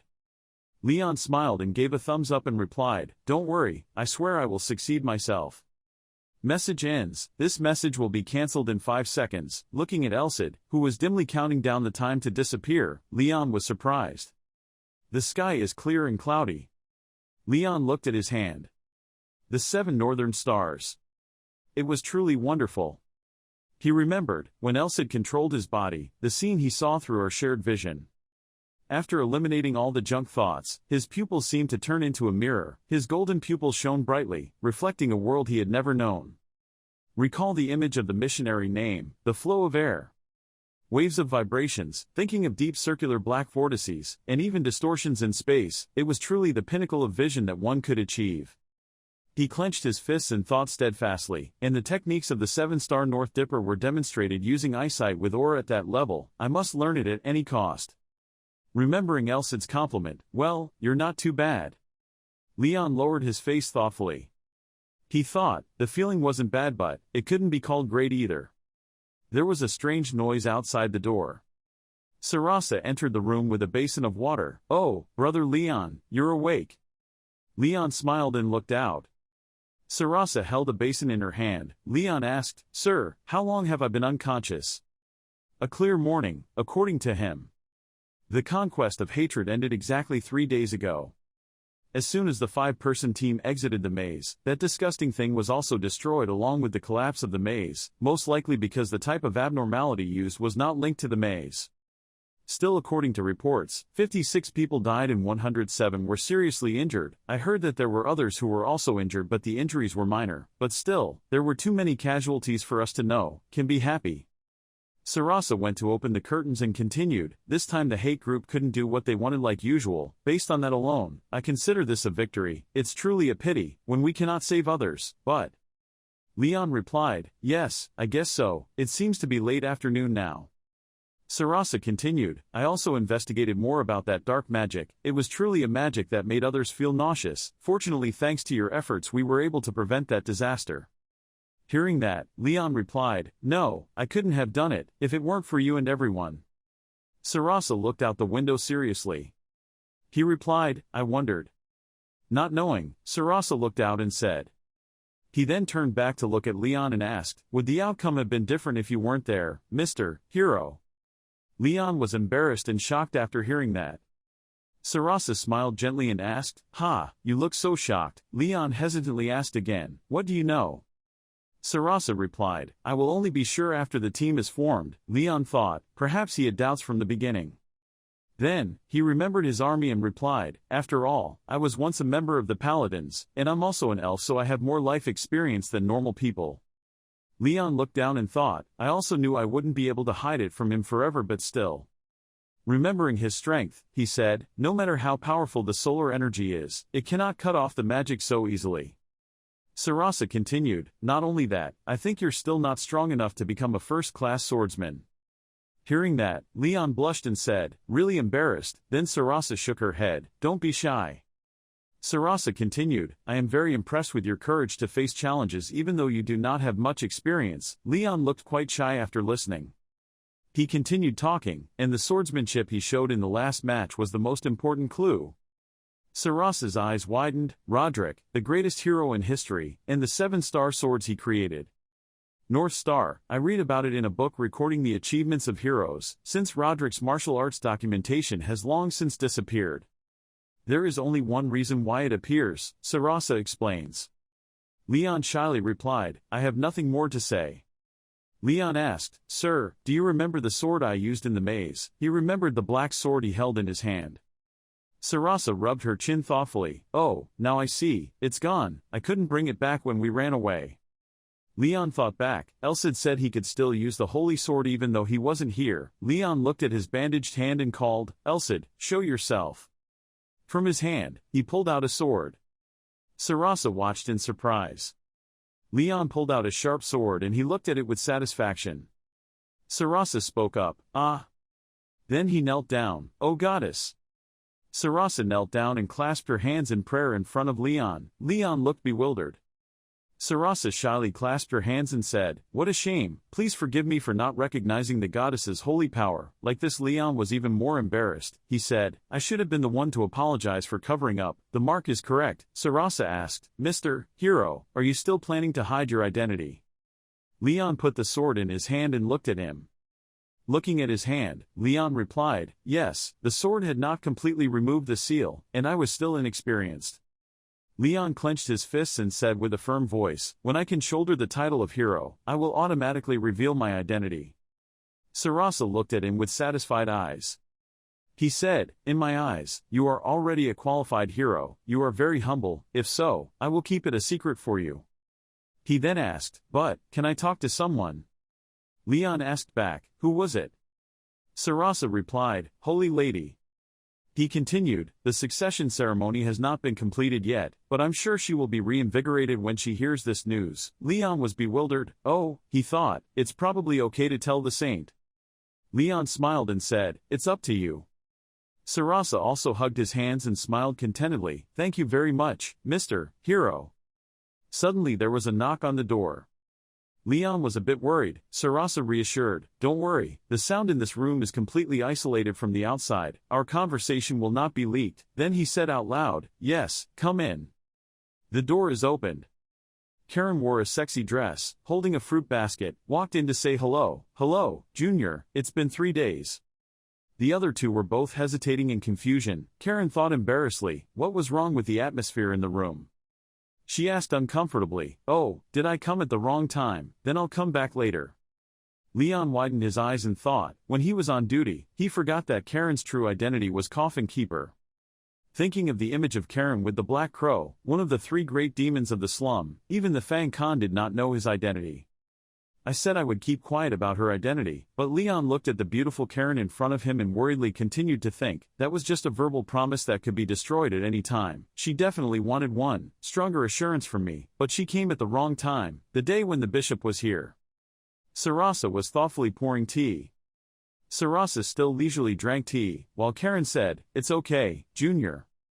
Karen said, he already knew everything. This made the other two feel awkward. Leon suddenly felt scared. Sarasa explains, it's because of my aura, because of your temples. and my inner surface resonates together, so it's sensitive to everything that comes in between that connection. Sarasa looked at Karen and said, and how low the odds of two people having the same dark trait being in the same places, it's really strange. Karen heard that and turned away in annoyance. Leon replied, you must have noticed when I jumped into space. He laughed and asked, don't you want to scold me? Even though I knew her identity, I didn't tell you. Sarasa sipped her tea and frowned, asking if letting the world know the truth was the right thing, or giving someone a chance to turn around was the right thing to do. Hearing that, Leon's eyes widened in surprise. Sarasa explains that assassins do not have friendship. He thinks of images of Karen and Khan with snake fangs, but Miss Karen is not like that. Sarasa continued, she fought with us even though she shed blood. Even though I cannot forgive her crimes, I can trust her as a teammate. Thinking of the bloody image of Karen, he continued, if her nature was truly a cold-blooded killer, she wouldn't do that. Karen stood behind, looking both worried and apprehensive. She thought, the atmosphere is so nice, so I will be acquitted. Karen hesitantly asked, sorry, but what are you two laughing at? You didn't secretly schedule my execution or something? Sarasa's voice called, Karen, startling her, and she replied, yes. Sarasa turned his head and looked at her as if glaring. Tell us your story first. How did you become an assassin and why did you use your identity as an explorer to hide your identity? After hearing the question, Karen was stunned. Sarasa's voice called, Karen, startling her, and she replied, yes. Sarasa turned his head and looked at her as if glaring. Tell us your story first. How did you become an assassin and why did you use your identity as an explorer to hide your identity? After hearing the question, Karen was stunned. Sunlight shines into the room. Karen stood in front of Leon and Sarasa. She looked down and asked, he thought about what kind of people are looked down on the most in this world. The two frowned and looked at her in confusion. She continued, orphans, especially mixed blood. The past she shared, Leon thought, was not a light story. Forget about money for food, clothing, and shelter, she doesn't even have parents to protect her, a few levels below that are even lower than a disabled vagrant, truly the bottom of society. The image of a dirty Karen appeared in Leon's thoughts. While she was living a dangerous life in the slums, poor Karen was sitting in a corner. Someone saved her, a person with a hand extended to Karen, but this person did not look kind. Leon continued thinking, but unfortunately, that saving hand had nothing but dark intentions, from start to finish. Apparently it's very common, Karen explains, to adopt orphans, because no one will care if they die, and raise them to be assassins, even if the odds are 1 in 100, to be successful, it's worth it. Leon continued to think, even her keeper did not expect anything of it. She, being a mixed blood between human and demon, soon realized her talent and succeeded in countless assassination missions, then gave himself the nickname Coffin Keeper. The organization became stronger and stronger as Karen's skills became faster and more precise. Her career as an assassin was growing. Karen was under the command of the leader, until only she was left as the boss of the entire organization. Karen lowered her face and continued to explain, not much, it didn't even take me 7 seconds to kill him. The boss was lying on the ground in a pool of blood. She, the one who had eliminated the entire assassin organization, including the boss, was no exception, and then single-handedly climbed to the position of one of the 3 strongest people in the slums, did not expect that she would become an assassin just to repeat unwanted killings. Karen dropped the knife in her hand. However, Karen did not want to live forever under the guise of being a coffin keeper anymore, after purging that trash organization. Leon thought of the image of orphans. She freed the orphans who were captured for the same purpose as her. Karen continued, those days I rarely acted as a coffin keeper, because I couldn't live a normal life as an assassin, so I became an adventurer so I could live as one, normal people. Karen laughed, but unfortunately, I guess the plan was over. Sarasa and Leon both looked down in concern. Karen clenched her fists and said, now that my identity has been revealed, I don't even think I can run away from the Holy See. Karen clasped her hands and begged with sparkling eyes, please consider my contribution in the previous conquest. I don't want to go to jail, so please accuse me of doing something like this instead. Labor is also okay. When Leon and Sarasa heard that, their beaks twitched. Sarasa hesitated, Brother Leon. Leon looked at Sarasa in confusion. Sarasa smiled at him. He was suddenly startled as if he realized something. He thought, maybe, he wanted me to say something. Leon nodded, I see, are you going to let me decide? Leon clenched his fist proudly, not Leon but a hero. she didn't want to be an assassin, Leon thought, but she had to. Leon said, everything she showed us was a good and virtuous person. Recall the image of Karen taking on Leon's role, with the desire to live a new, better life as a normal person. He smiled slightly and thought, not just anyone has the right to judge her, nor is it necessary to swing a sword against someone who is repenting for her own sins. Leon called, Karen. Karen still answered with wide eyes, what? Leon opened his hands and said, I will give you two choices, you are free to choose one of them, and I promise I will respect your decision. Karen was surprised when she heard that. Karen asked, what are you talking about, why are you the one who decides that and not him? Leon was startled when he heard it. Leon thought, thinking carefully, I just told him that I don't want to reveal that I'm a hero to everyone. Leon held his head in worry and awkwardness, the only person who knows that I'm a hero is him. And the holy woman is about to meet. Leon pondered, would it be okay if I revealed my identity as a hero to the coffin keeper? Sarasa asked, is something wrong? He turned away and said, I'm sure, he can decide your problem, Karen. Karen turned to ask Leon softly, hey, what were you two talking about just now? Leon resolutely said, Karen, after thinking carefully, choose one of two options. Karen widened her eyes in confusion. In Karen's blue eyes, a sword appeared. Leon said, a week after the battle against the cult in the labyrinth dungeon, I had fully recovered and wanted to leave. At the Holy See, voices echoed down the hall, thank you very much for your hospitality, ha ha ha, you're welcome, besides, I'm really lacking for the hero who eliminated the danger to the city. Bernard stroked his beard and said, I haven't given you anything in return, about our short discussion last time, have you really thought about it? A person wearing black shoes replied, yes. Bernard thought. He patted the other person's shoulder and said, even so, I'm glad to be able to meet a passionate young hero like you, let me know if you change your mind, my network is very wide, this will help, much for you. The blue sky echoed Bernard's promise, I will let your identity spread throughout the continent within 2 months, that was a bit. At the door of the Holy See, the person wearing black shoes walked out. Karen stood leaning against the pillar and greeted, oh, young man. That person in black is Leon, you say hello again, Karen. Karen's eyes widened as her cheeks turned pink. She shyly nudged Leon's body and praised, what, you've become much more manly since the last time I saw you. When Leon was complimented, he scratched the back of his neck shyly, ha ha, really? Karen asked, oh, about it, did you talk to the guildmaster after your recovery? Leon replied, yes, about my reward after the conquest, and, since it was so different from the previous conquest, so. Karen frowned and asked, what is the reward? Leon shyly replied, he wanted to promote me and spread my reputation to many other kingdoms. Leon blushed, but I refused. After Karen heard it, it was like lightning struck her ears. You asked again, Leon continued, and he also said something about introducing me to the Lord. He laughed again and blushed, but I also refused. After hearing this, Karen got angry and asked, what, are you crazy? Karen helplessly held her head and said, you are a hero, but also a fool, you basically have a fortune offered to you, but you just refuse like that. Leon finally replied, if news of my achievements in this conquest spread throughout the continent because of this. Karen was still holding her head helplessly. Leon continued, it would lead to my existence being discovered by other hateful people. I almost lost my life fighting against the Dharma mutants by borrowing the power of the Holy Sword, but, my fighting ability is still too weak, I need to continue training and become strong enough to not embarrass the Holy Sword. Karen asked, so? Karen spread her arms around her chest and asked, this is why you suggested that to me. Karen remembered the request from before, I am the hero of this era, chosen by the Holy Sword, could I ask you to become my companion in the name of the Elcid Sword? It was almost afternoon, Leon said, she thought she needed time to think about this. So have you decided yet? Karen and Leon are walking on the hill, Leon is behind asking. Karen replied, oh, this place is quite suitable.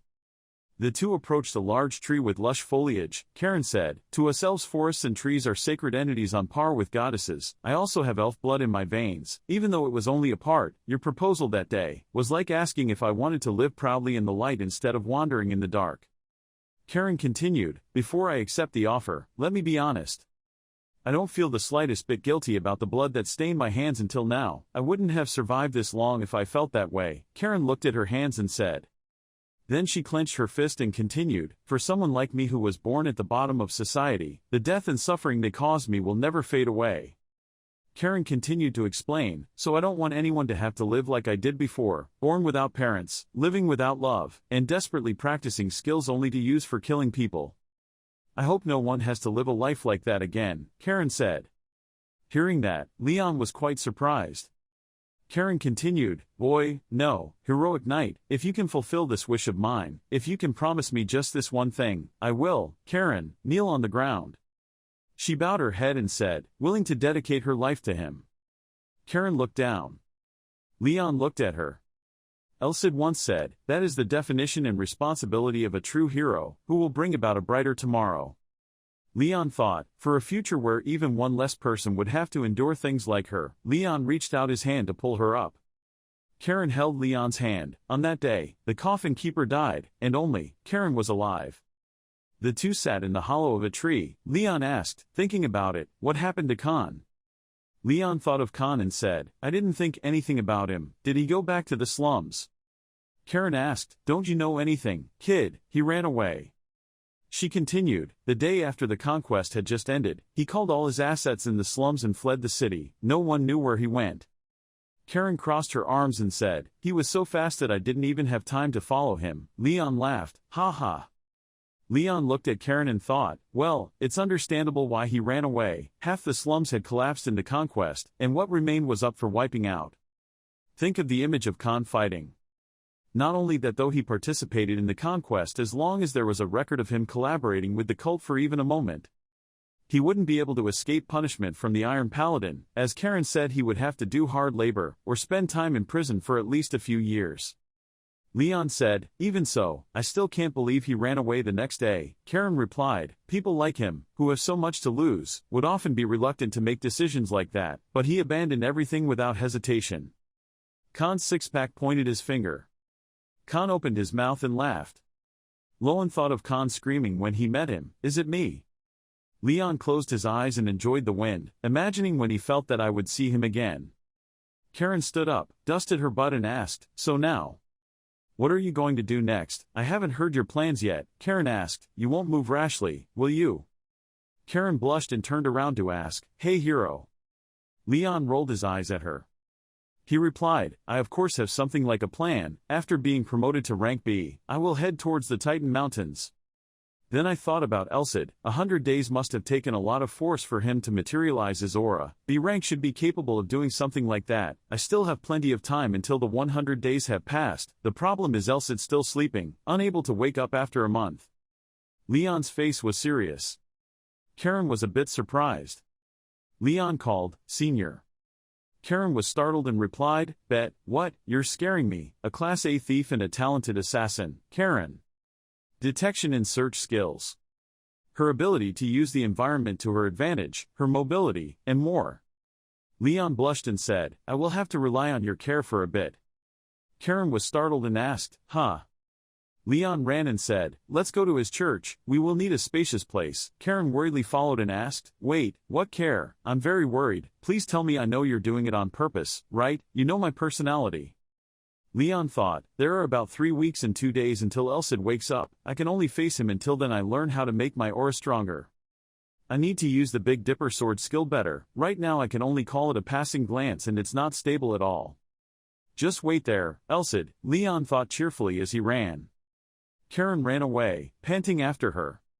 In District 13, someone said, thank God at least we have something to eat. Looking at the delicious pile of bread on the table, it's all thanks to the church and the bishop. The baker is selling cakes. He said, take another one, you have a child, it must have been very difficult for you to evacuate District 13. The girl holding the baby said, oh thank you. He gave the cake to the boy and said, this is not what I brought, here it is. He pointed toward the church and she continued, if you want to thank, or go to that church over there and pray to the goddess, you wouldn't receive such favors without the church. The girl looked towards the church. Looking at the Holy See, she thought, it's so different from District 23, so warm. She and other residents are praying. Suddenly there was a loud explosion. Everyone was pale with fear. Loan thought, there are about 3 weeks and 2 days left before Elsid awakens, only when I learn how to materialize my aura will I be able to face him. I also need to master the 7 stars Big Dipper, which I haven't learned its basic skills yet. Wait there, Eclid, he thought cheerfully. There was a loud explosion in the Holy See. Leon raised his sword to fight Karen. Karen held a sharp knife in her hand. She tilted her face to the side to avoid the sword. Then she jumped again. In a moment she disappeared in front of Leon. Suddenly a girl appeared behind Leon. Leon suddenly glanced back. The ground under Leon's feet subsided. Then Leon jumped out again. Karen said, "You do." She held a sharp knife in front of her. "Your behavior is more stable than I thought. You are more suitable to be an assassin than a knight." Leon was trembling and gritting his teeth. Karen continued, "Well, it can be said that your movements are like those of a commando and your techniques are excellent, but they are far from masterful." Of them, before finishing her sentence, she disappeared. Then she decided to fly straight towards Leon. He thought, she created an afterimage in just 2 steps, I have to use my eyes to keep up with that speed. He looked at Karen moving around, the left side is fake. Then he raised his sword, what a person. Then he glared, fanned a blow that almost hit Karen's head. She said, "Wow, you recognized it." Leon was sweating profusely. Karen said, "I didn't use any aura but I was pretty serious." She continued, "Okay, let's see how far you can see." Leon looked confused. Illusion. There are 10 Karens from 1 Karen. He thought, it was just a photo before, not a simple clone technique. Karen said, "I'm coming." He stood still, looking at her clones around him, confused. Her speed was slower than before, but the problem was that this phenomenon made my eyes disoriented, it made my sense of direction and distance confused, left or right. His eyes were bulging red, his arms were stretching or contracting, the muscles in his eyes were so busy that he was so big that they were about to atrophy. Suddenly Karen appeared from behind, and Leon realized, ah. Karen pointed the knife at his neck. "Stab, you're dead, Junior." Karen continued, "This is the 102nd win out of 102 matches, right?" Leon said helplessly, "I surrender. Is it fun to bully juniors who haven't reached level B yet?" Karen smiled complacently and replied, "Of course." Karen explained, "Using aura is like physical enhancement, planning is meaningless, you are no match for me when fighting in open space." She continued, "Everything was in your favor, but you couldn't even win against me even once." Leon sat in a corner feeling sorry for himself. His words were sharper than her knife, he thought. He continued to think, "I did quite well during the evil retreat. So I think I've matured a bit, but the difference between me and Karen is so big. And it seems like she hasn't given her all yet." Leon smirked and asked, "So what do you think about my performance just now?" Karen darkly replied, "Oh, it's okay." Leon was extremely upset when he heard the helpless answer. Karen coaxed, "You're joking, you did well." Leon happily asked, "Really?" Karen has an opinion. "If you can see my afterimage, then even a first-class assassin will have difficulty facing you. Your skills are better than most B-level." Leon blankly asked, "Even though I can't materialize my aura yet?" Karen replied, "Yes, I admit that the aura weapon is very powerful, but it is meaningless if it does not hit the target. It is not easy to hit you with that vision and movement." "The axe was cut in half," she said. "The tangible aura could cut through steel and destroy rocks, but visible aura cannot chase and defeat opponents on its own. Most assassins are weaker than adventurers of the same level, but they can win thanks to techniques that surprise their opponents, and tricks to win at all costs. However, that is also a way to win." She continued, No, the coffin holder eliminated his opponent that way." "Well, to summarize your pros and cons. I admit you have a solid foundation. You have good eyesight so you won't fall into the trap, but that's the only way you won't be fooled. He has no talent for tricking his opponents. In other words, he will have difficulty regaining his advantage once he loses it." Leon rubbed his chin thoughtfully, thinking, "Deceive your opponent." Karen tucked Leon's head under her armpit and said, "Don't think too much, the trick is just to make up for the difference in skills, it's just the preparation that forms the foundation for a counterattack." Karen calmly continued to explain, "I don't know who taught you, but it must have been an incomprehensible genius or a silly monster." Leon hesitated thinking about Elsid. Karen concluded, "In short, you lack creativity in attack and movement." She continued, "You don't need to imitate me, but try increasing the number of secret cards you have, Mr. Hero." Leon glared at her. He thought, Karen was right, if we had a trump card to try to win together, it would be a completely different story, but... He clenched his fist and continued, since I don't have any, I need to increase the number of cards I have and enhance them. A hand with purple fingers grabbed his shoulder and said, come on, that's it for today's practice, let's move on to another part, okay? Karen in a strange appearance, Leon trembling, you scared me. Karen appeared again and continued, don't think too much, let's go, practice tangible aura, or weapons. Karen said, what was the thing we mentioned last time, the relationship between aura systems and training methods, yes, next. Karen doesn't bother explaining, aura is the power created from the refinement in the user's body, it is basically the user's nature. Leon asked strangely, essentially. Karen explains, is the foundation of the subject's life experiences, thoughts, and the like. In a specific situation, some people will fight, some people will hide, and some people will run away. Karen continued, but that doesn't mean you can differentiate between good and evil based on your nature. Even if a person pursues justice, if he or she goes astray, they will become conceited, training your aura, which means enhancing your personal purity and strength. For example, the training method for a fire aura could be destroying something, fighting someone, or tapping into one's own potential.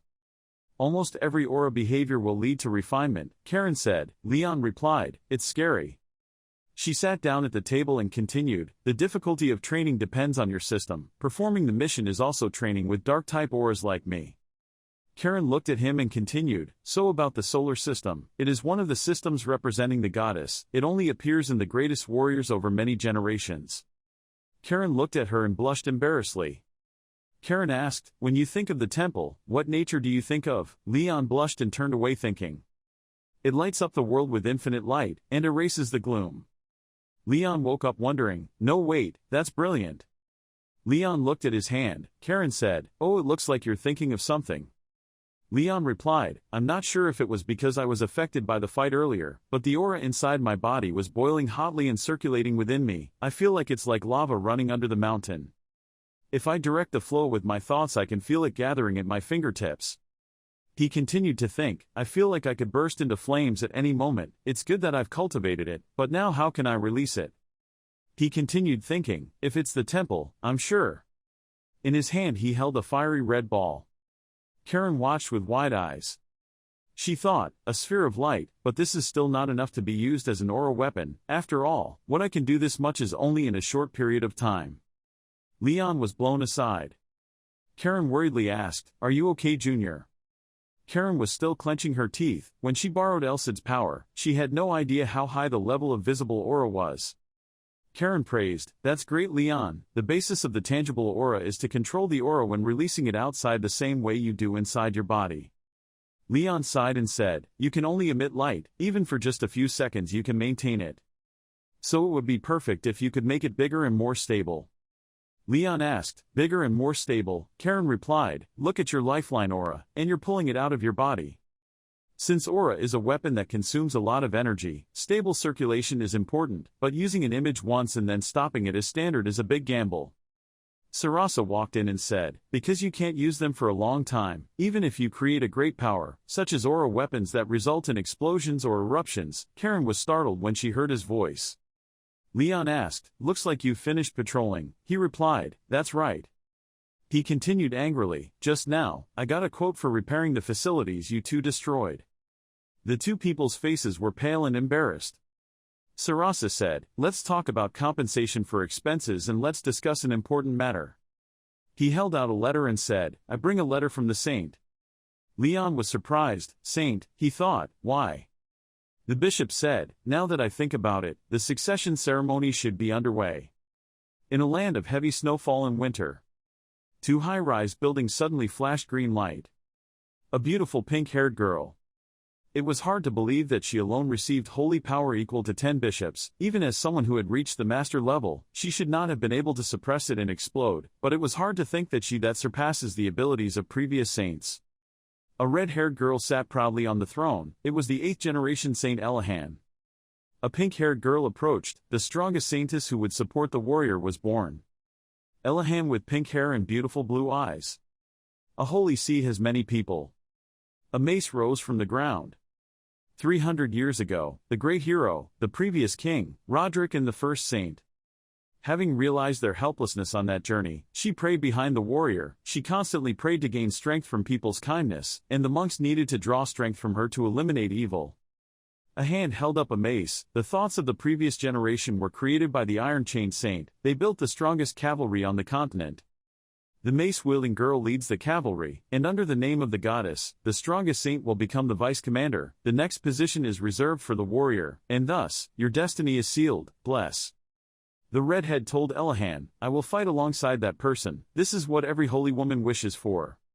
She nodded and replied, yes. Now is the final test. Elahan, prepare to fight. She took off her coat. She stepped forward. Her body was covered by a new, tougher outfit. She took the mace. Bring the mace straight forward. The other priests were surprised. That is the strongest fighting weapon, the great mace. Amazing.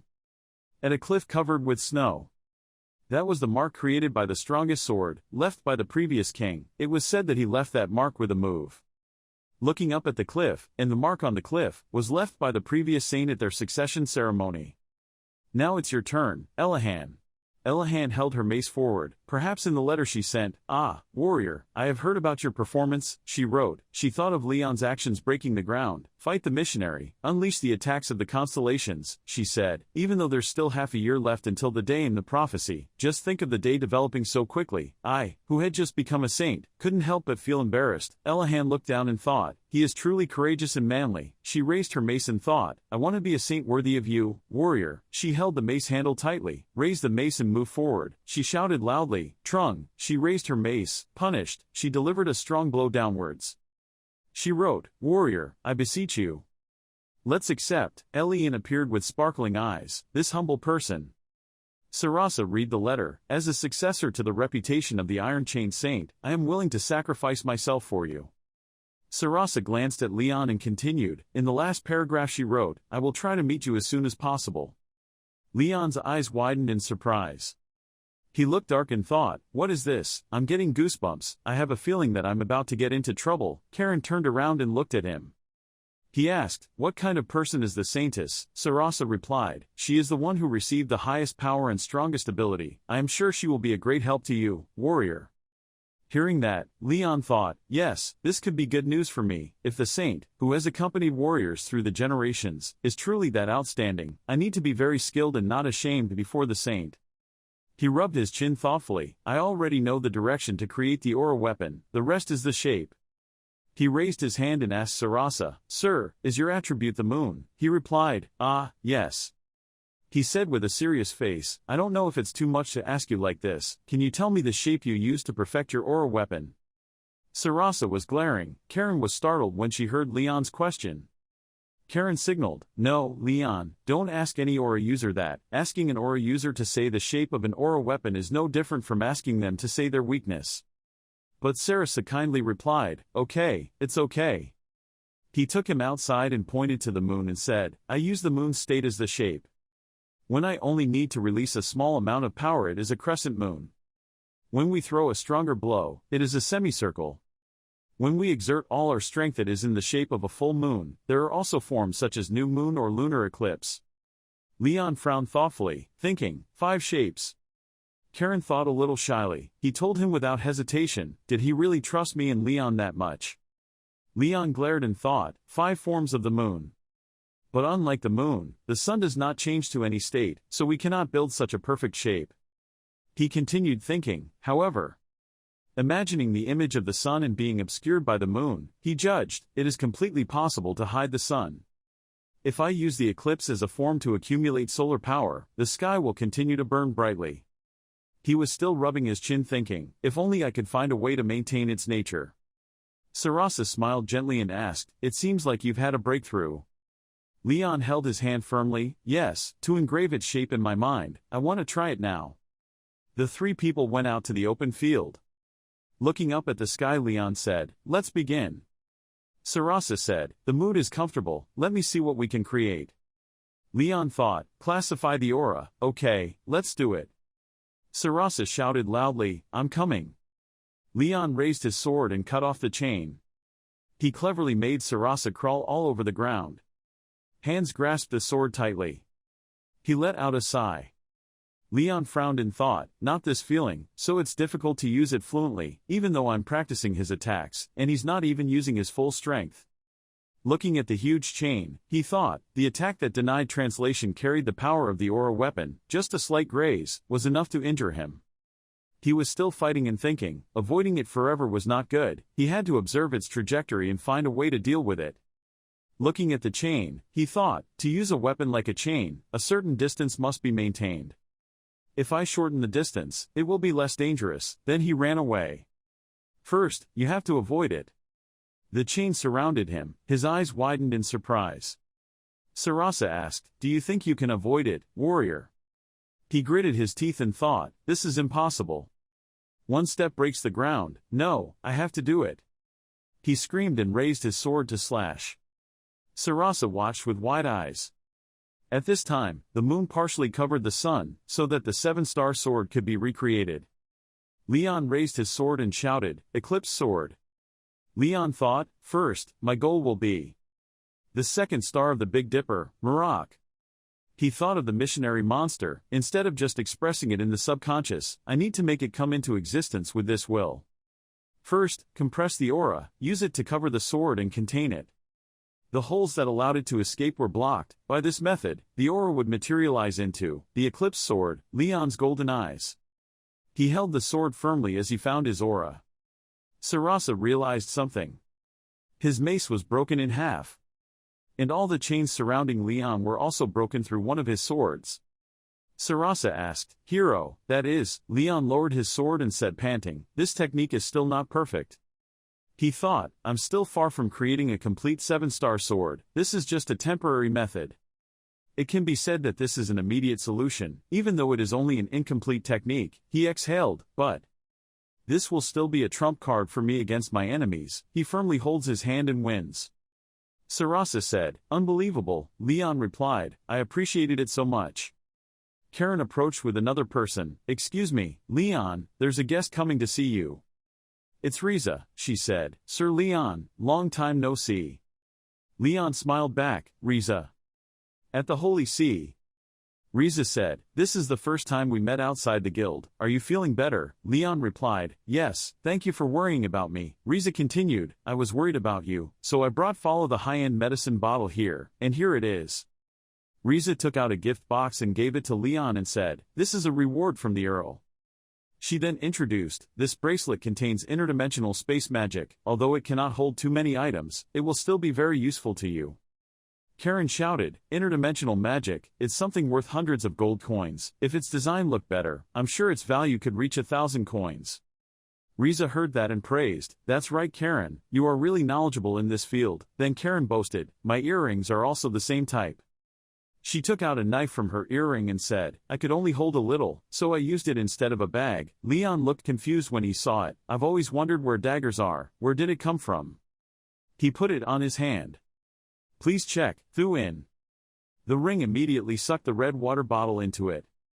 He said, this is such a convenient magic item, Count Blaine is more generous than I thought. Riza continued to announce, the second reason is that Sir Leon has been promoted to rank B. She held up the rank card and said, now that you have met all the conditions to rank up, if you show me your aura weapon, I will give you this badge. Leon widened his eyes. Euclid said, 100 days, okay. Leon thought, I've promoted to rank B in less than 100 days, unfortunately Euclid couldn't witness it, he held the sword tightly.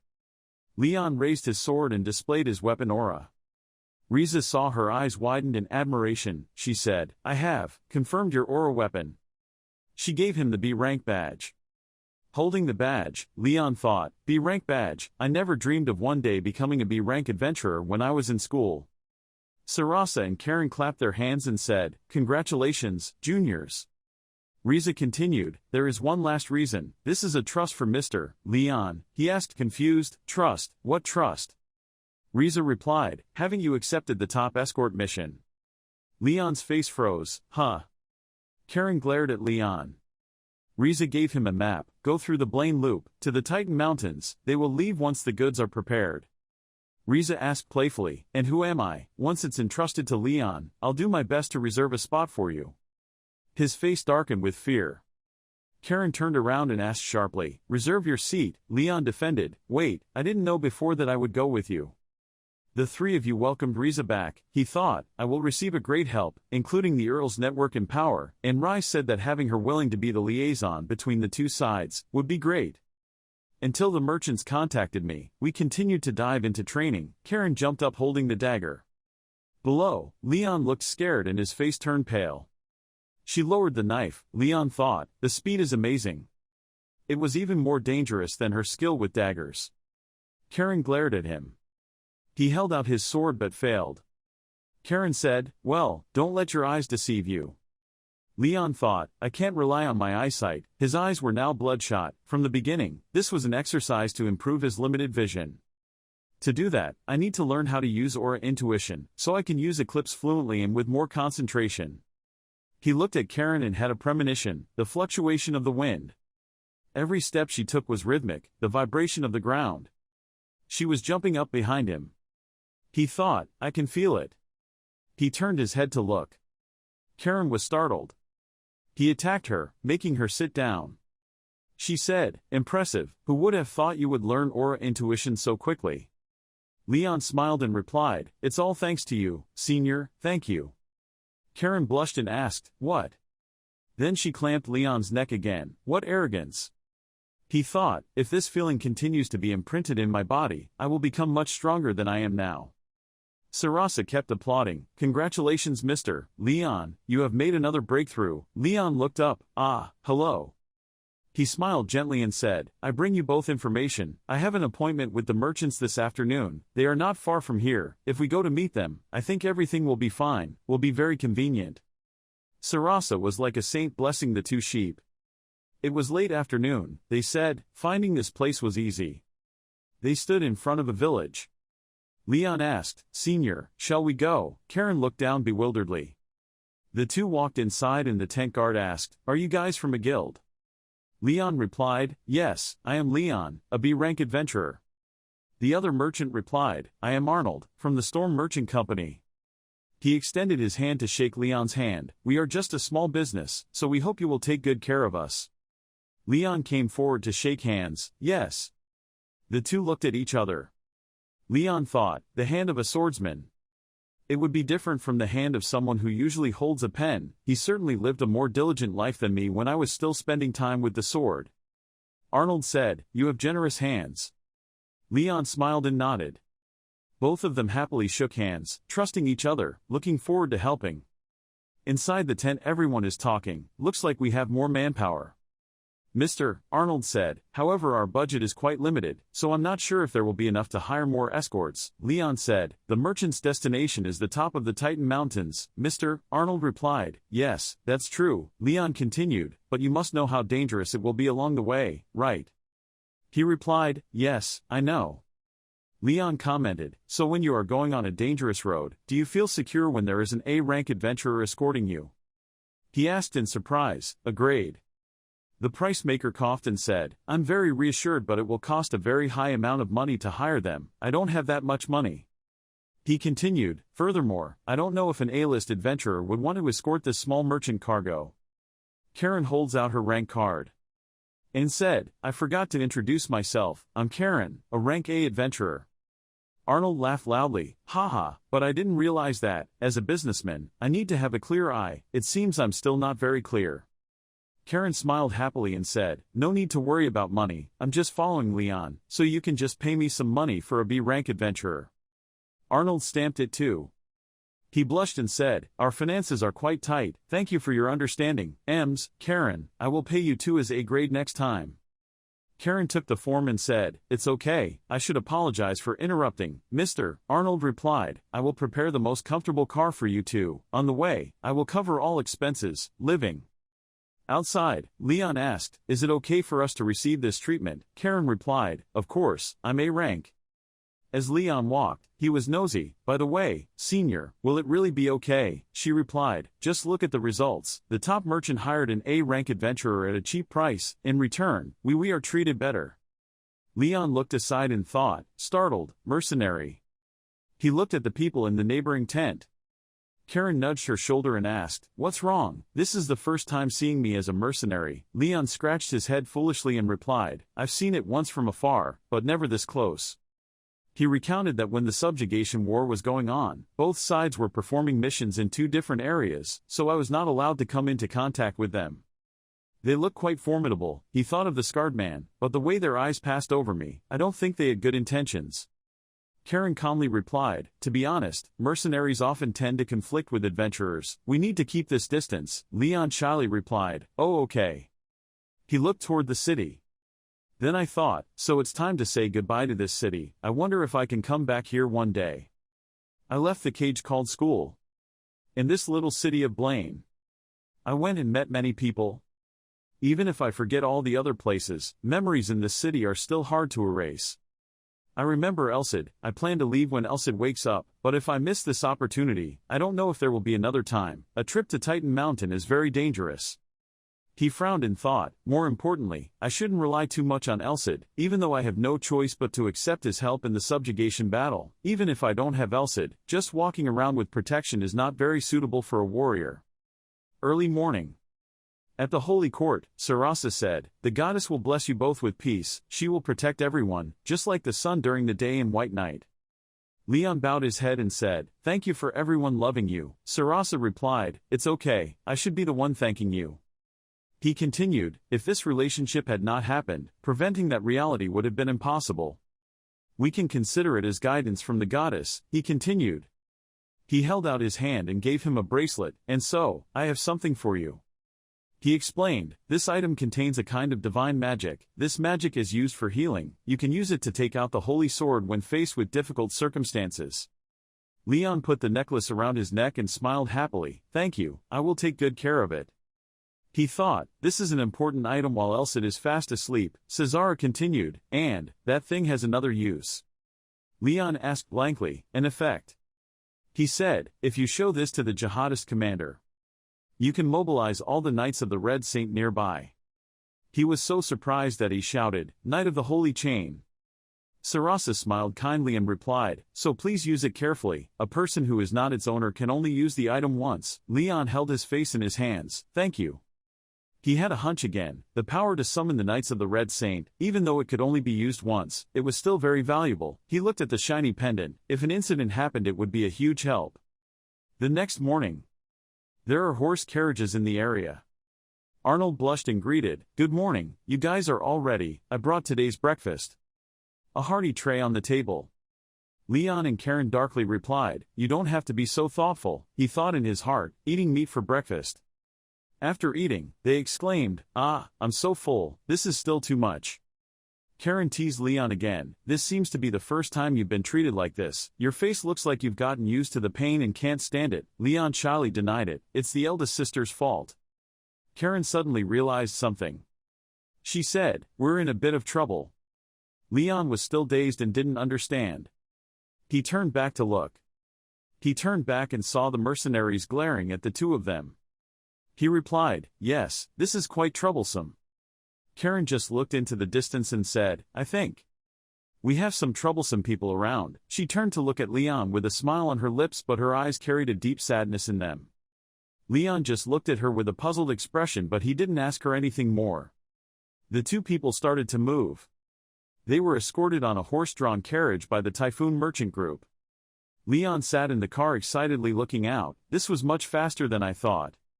Karen explained, "Because it was a carriage that used magic." Leon wondered. Karen pointed to the carriage with the magic mark on it and said, "Weight reduction magic is the most effective and popular method, easy to perform, and lasts a long time. It is very convenient, but not perfect. The shock resistance of the will be very weak."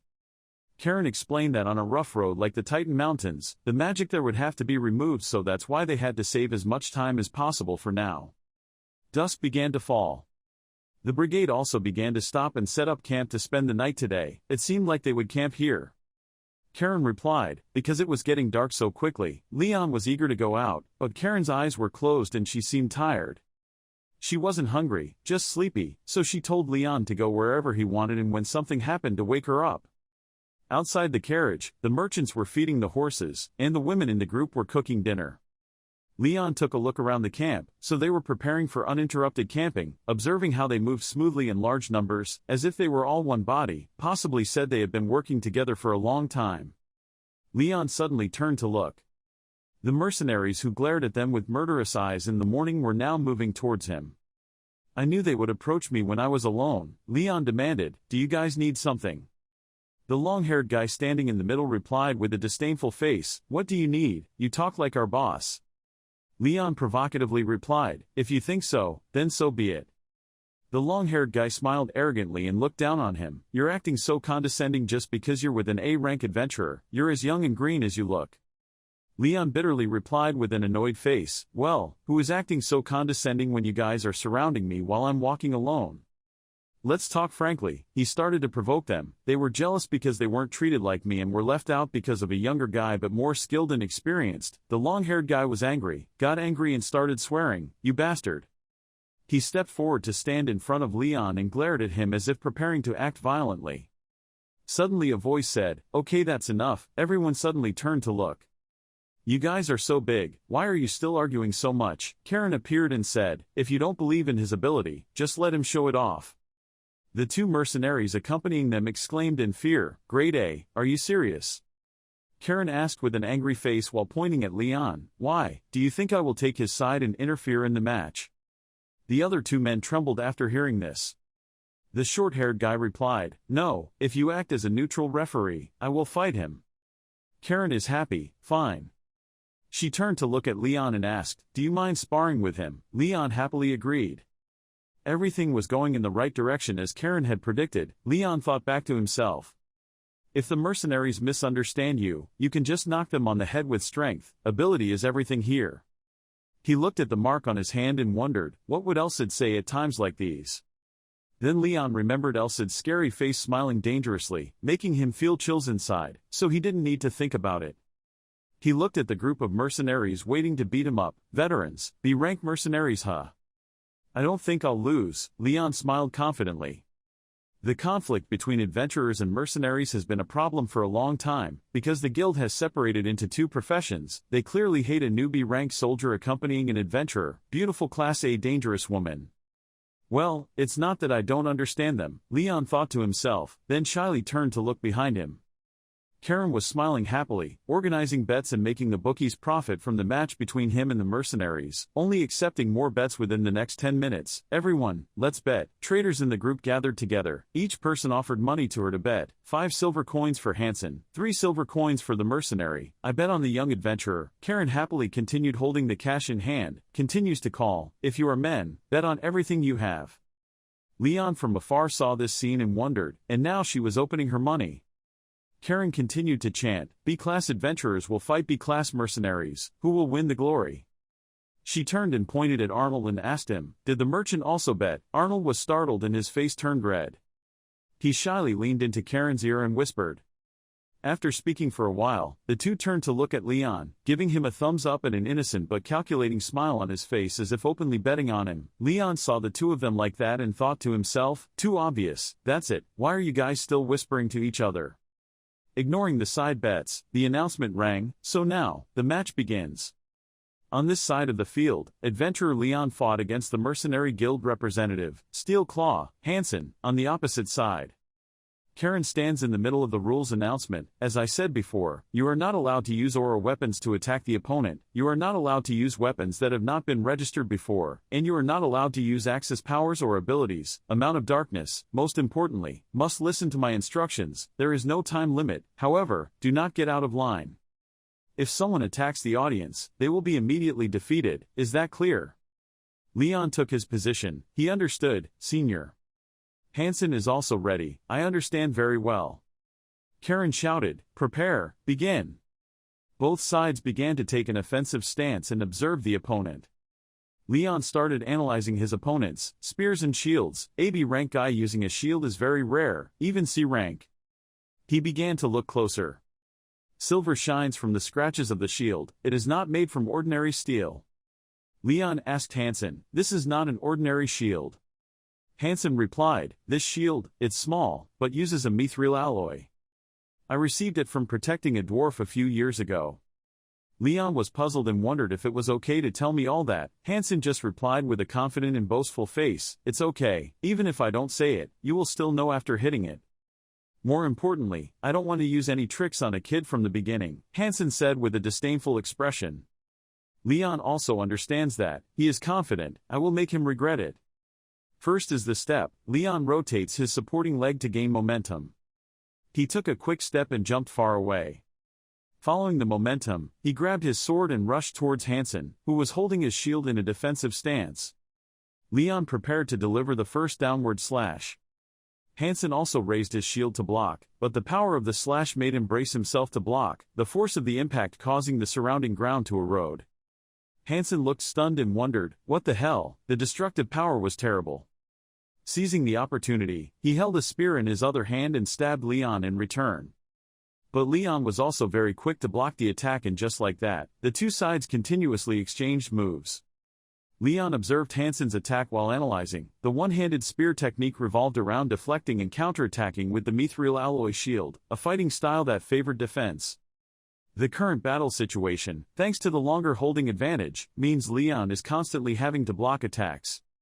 Damn it, the more I attack, the more damage I get. It feels like I'm surrounded by porcupine spines. Leon is gradually being flattened and taking a lot of damage. Leon planned to use the Eclipse technique to split the shield in half, but he was worried that he might split Hansen's body in half as well. The situation is gradually falling into a deadlock.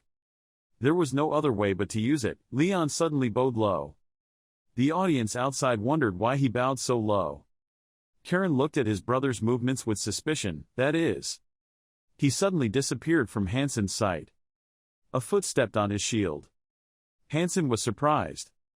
He was knocked off balance by Leon, who appeared from the side and kicked him one by one, causing him to lose his balance and fall. Hansen wondered, did he not use a sword, but a kick? This guy, isn't he a traditional swordsman? Before he had time to settle down, Leon rushed forward to attack again.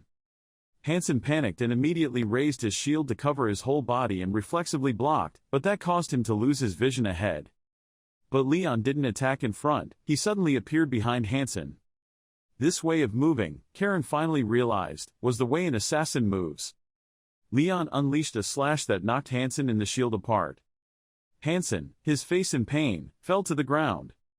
By the time he woke up, the tip of Leon's sword was pointing straight at his face. Powerless before Leon's abilities, Hansen admitted defeat. Karen announced that the match was over and B-rank adventurer Leon had won, amid everyone's cheers. Only the merchants who bet on Hansen were not very happy, while Arnold was happily holding 3 or 4 bags of money. Leon turned to look at Karen, who was also happily holding the bag of winnings, and thought, the technique I learned from my senior is quite useful. If Elsid saw this, he would definitely joke about me trying to imitate being an assassin, but it's also useful to know many techniques, then I'll have more options to choose from. Besides Roderick, who else can defeat all enemies with just basic strategies? The two remaining mercenaries bitterly fought for the next turn. Suddenly a voice spoke, stopped. It was leader Gustav. Gustav said, after observing the first match, I'm sure you all have no business with that guy. The two scared mercenaries could only agree. This person is the leader of the mercenary group, Steel Claws. What? Leon thought as he trembled in front of a tall, black, foul-smelling Gustav with a scarred face looking at him with a murderous aura. He felt like he was going to die, already. But unexpectedly from his appearance, Gustav bowed his head 90 degrees and apologized to Leon. Your skills are worthy of B rank, we misjudged you, it's our fault for not behaving properly and causing trouble. At this time, Leon was still stunned and didn't know what to say. Gustav confided that we were just angry because we were so old and still at rank B. After saying that, he and the mercenaries started to cry. Moreover, he was upset because the 4 men had to travel in the same car. Meanwhile, Leon was sitting with Karen, a beauty, so they were very jealous. Gustav cried while apologizing for his attitude towards Leon. After hearing the story, Karen just chuckled. Leon held out his hand and said with a kind face, from now on, let's go together. Gustav and the 2 mercenaries were dazzled by Leon's tolerance. He shook Leon's hand. And swear, I'm really indebted to you, I won't forget this debt. Leon just shyly refused, no, there's no need to be like that. Gustav took Leon's shoulder and pointed towards the sunset and said, "Repaying a comrade is a very important thing in life. Even if you don't accept it, I will still repay it to you. Just wait and see. Everyone is happy. Great, let's all drink all night tonight." Night fell and the moon began to rise. The meal was held in a peaceful night forest with the sound of clinking glasses and light from the fire. The mercenaries took turns inviting Leon to drink. And with the first beers Leon was drunk, the atmosphere was cozy and full of laughter. Karen sat in a corner with a glass of beer looking at Leon with a happy face. Come the next morning, Leon was groaning and covering himself with a wet towel because he was drunk while Karen was looking at him smiling. If everyone knew that he became like this because he was too drunk, they would probably laugh out loud. Leon was so tired his mouth was drooling and sweating that he could only groan. After reconciling with the mercenaries, the atmosphere of the trading group became much more comfortable. Surprisingly, the profits were quite small, but I learned how to fight against the orcs in the mountains, which according to Hansen, came from the north. The place they went to might have to face the orcs many times, so Leon needed more information. Not only Hansen, the rest of the mercenaries were boasting about their tricks to fight monsters. Leonik was showing off his muscles to Leon. Leon only shyly replied, "Thank you for replying." He gave the best answer he could even though the question was difficult. Leonik looked serious and wanted to ask him a question again. What is Leon's relationship with Karen? Meanwhile, Karen was still sleeping soundly. Leon was surprised by this question. Meanwhile, Karen was still sleeping soundly. Leon was still thinking about the question, the relationship between him and his senior. Leon smiled shyly and replied, "Why do you guys suddenly ask such questions?" But the mercenaries kept insisting that there was no need to hide it. They were sure that it was obvious that a man and a woman were sitting on a carriage. Leon spoke up to deny and defend himself. That was not the case. Hamel stood behind the tree leaning against him and asked, "Then, should we call it an intimate relationship between senior and junior?" That's because both of them have extremely similar moves. It looks like they're just respecting each other and they're not affected by the shoulder gap. Leon turned to look at Hanmel and thought, isn't he Hanmel? Before changing his profession, he used to be a ranger, so his observation skills are quite good. Just think of him, can detect similarities in the movements of the two of us in just one shot. Leon clumsily replied, "We became close after doing a mission together. We don't have feelings like some people think." So not yet. The three mercenaries were curious. Meanwhile in the tent, Karen wasn't asleep yet, but she was eavesdropping on the conversation of the four of them. After what Leon said, she was embarrassed, her face turned red and she had to cover herself with the blanket because she was shy, but she also felt a little sorry for herself. The scene changes to Leon walking around the camp. He says, "There is no guarantee of safety if there are A-rank adventurers participating in the mission, but there is a rumor that a newbie-rank soldier has connections, feelings for a senior. No matter who saw us, I look like a real pimp." He thought to himself, "Without a doubt, I will be misunderstood as hiding under a girl's skirt and get support to get through this task. So, is that the only way?" He looked at the fist and thought, "I don't have time to be lazy."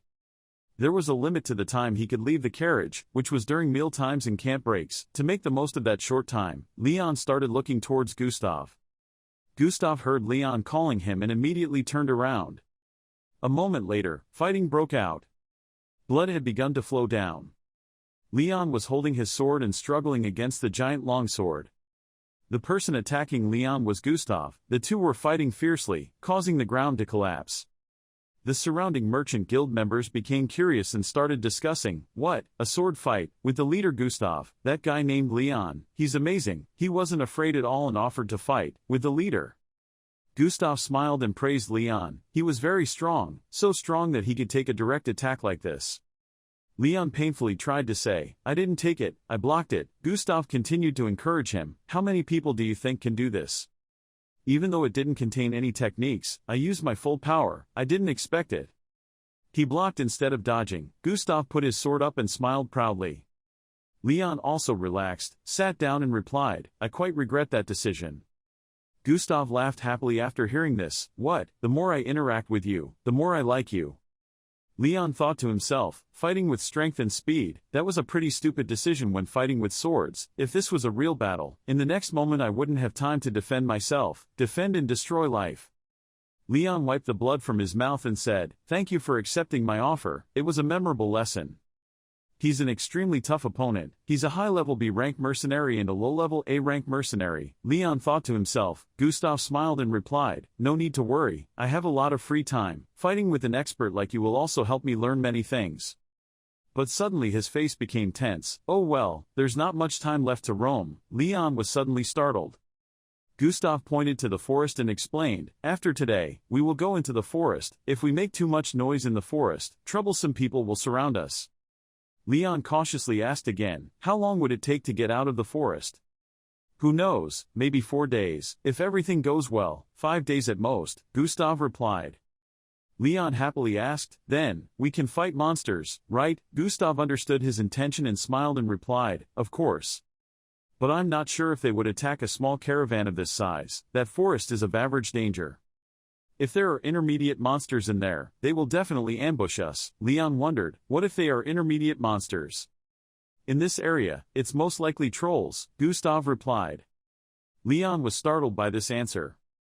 Gustav analyzed that adult trolls are about 4 to 5 meters tall. Compared to other species, their bodies are quite agile. Unlike the appearance and beer belly in the description, some trolls have climbing skills, climbs very well. Leon exclaimed in fear, "The troll climbed the star tree." Gustav replied that those who have not seen it with their own eyes may not believe it. The trolls living in the forest are often quite similar to humans. An enlightened Leon showed an admiring face towards him. And just like that, Leon and Gustav sat and talked until late at night. Leon learned that he already had some knowledge about trolls, but the information that Gustav told him was completely new. Instead of fighting alone, they travel in packs, and use goblins and orcs as subordinates. Information like this is difficult to gather. If it weren't for him having experienced it himself, this would hardly be taught in the academy. Leon is happy because of the knowledge he is absorbing. "I am so lucky to be here." It was time to depart. Arnold began to gather everyone and announced, "From now on, the caravan will enter the forest. Those who are on escort duty, please fulfill your duty." The caravan began to move. Leon thought to himself, finally leaving the bland plains, and heading to the forest, the monster's shelter. He held the sword and prepared himself. "Great, just concentrate." Karen came out of nowhere and said, "What? It's time to work." Leon's face tensed up in worry and he began to stumble. "From now on, we start going into the forest. We don't know what kind of monster will jump out to attack." Karen looked at him with confusion. She reassured us, "Our juniors haven't gone deep yet. Nothing will happen. It won't be until dawn tomorrow or within the morning. So take a break." After saying that, Karen continued to sleep. Leon looked at her calmly and hesitantly said yes. He also relaxed himself and sat down thinking, if Karen said so, then I'm still affected by the after effects of the battle with leader Gustav. Leon sighed, having to return to his perfect state before fighting the monster. The night continued to pass. The brigade is still moving. Karen suddenly discovered something, startled, sat up and called Leon. Hamel was sleeping on the roof of the carriage. A scent entered his nose, causing him to wake up. He began to draw his bow. Hamel aimed at the sky and shot straight. His arrow was like a flare bullet and exploded into a spot of light in the sky. The light illuminated the surrounding bushes and revealed many goblins hiding in them. Hamel shouted loudly, "An ambush!" Karen started calling Leon, "Let's go, Junior," then jumped out of the car and rushed forward. Hamel was sleeping on the roof of the carriage. A scent entered his nose, causing him to wake up. The light illuminated the surrounding bushes and revealed many goblins hiding there. Hamel shouted loudly, "There was an ambush!" Karen started calling Leon, "Let's go, Junior," then jumped out of the car and rushed forward. Hamel drew his bow with 3 arrows. He used his ultimate move, or arrow, then shot 3 arrows forward. Immediately the goblins in front of him were riddled with holes. "Well done, Hamel, now it's our turn." Gustav and Hansen started to walk out holding their swords and talking. Charging forward, they all rushed into the countless goblins that were attacking. The mercenary warriors continuously massacred the goblins and the battle was gradually overwhelmed. Leon outside happily thought, "This time is completely different from that cunning conquest. Up to now we have always had to fight the enemy alone, but now, we have to stand together. This is a completely different attack strategy." Gustav stopped for a moment, turned to look at Leon and called out to him. Leon was there still holding his sword and standing there, not knowing what to do. "Is this your first time fighting like this?" Gustav covered his face and sighed. He shouted angrily, "Leon, on the right!" Leon was startled and turned away. Yes, at this point he just started to rush forward. He thought to himself, that's right, if you've never done it before, just try it. As he rushed forward, suddenly two goblins rushed out and attacked him from both sides. Very quickly, he swung his sword and cut the two goblins in half. He looked at the sword and remembered this feeling. When I was training in the forest, I had also fought goblins with Elcid, but compared to that time, now I can slash them much easier. He proudly turned to look at the goblins. Here I am, making progress. And just like that, the war gradually came to an end. The members of the mercenary group continuously coordinated with each other to destroy the goblins. Protect the front line, Archer, the group in the tree is left to you. Leader, we will take care of the rear guard. That's good, then leave the rest to us. Leon looked at them getting along well together, his eyes admiring. Great, great teamwork, so great, so cool. A battle cry rose. Gustav had already slashed 4 or 5 goblins with just one slash with his greatsword. Leon looked at Gustav in surprise and wondered, that long sword, he could swing it so easily in the middle of a dense forest, it was so cool, I should have. Suddenly, a mercenary bumped into Leon's back. He quickly apologized.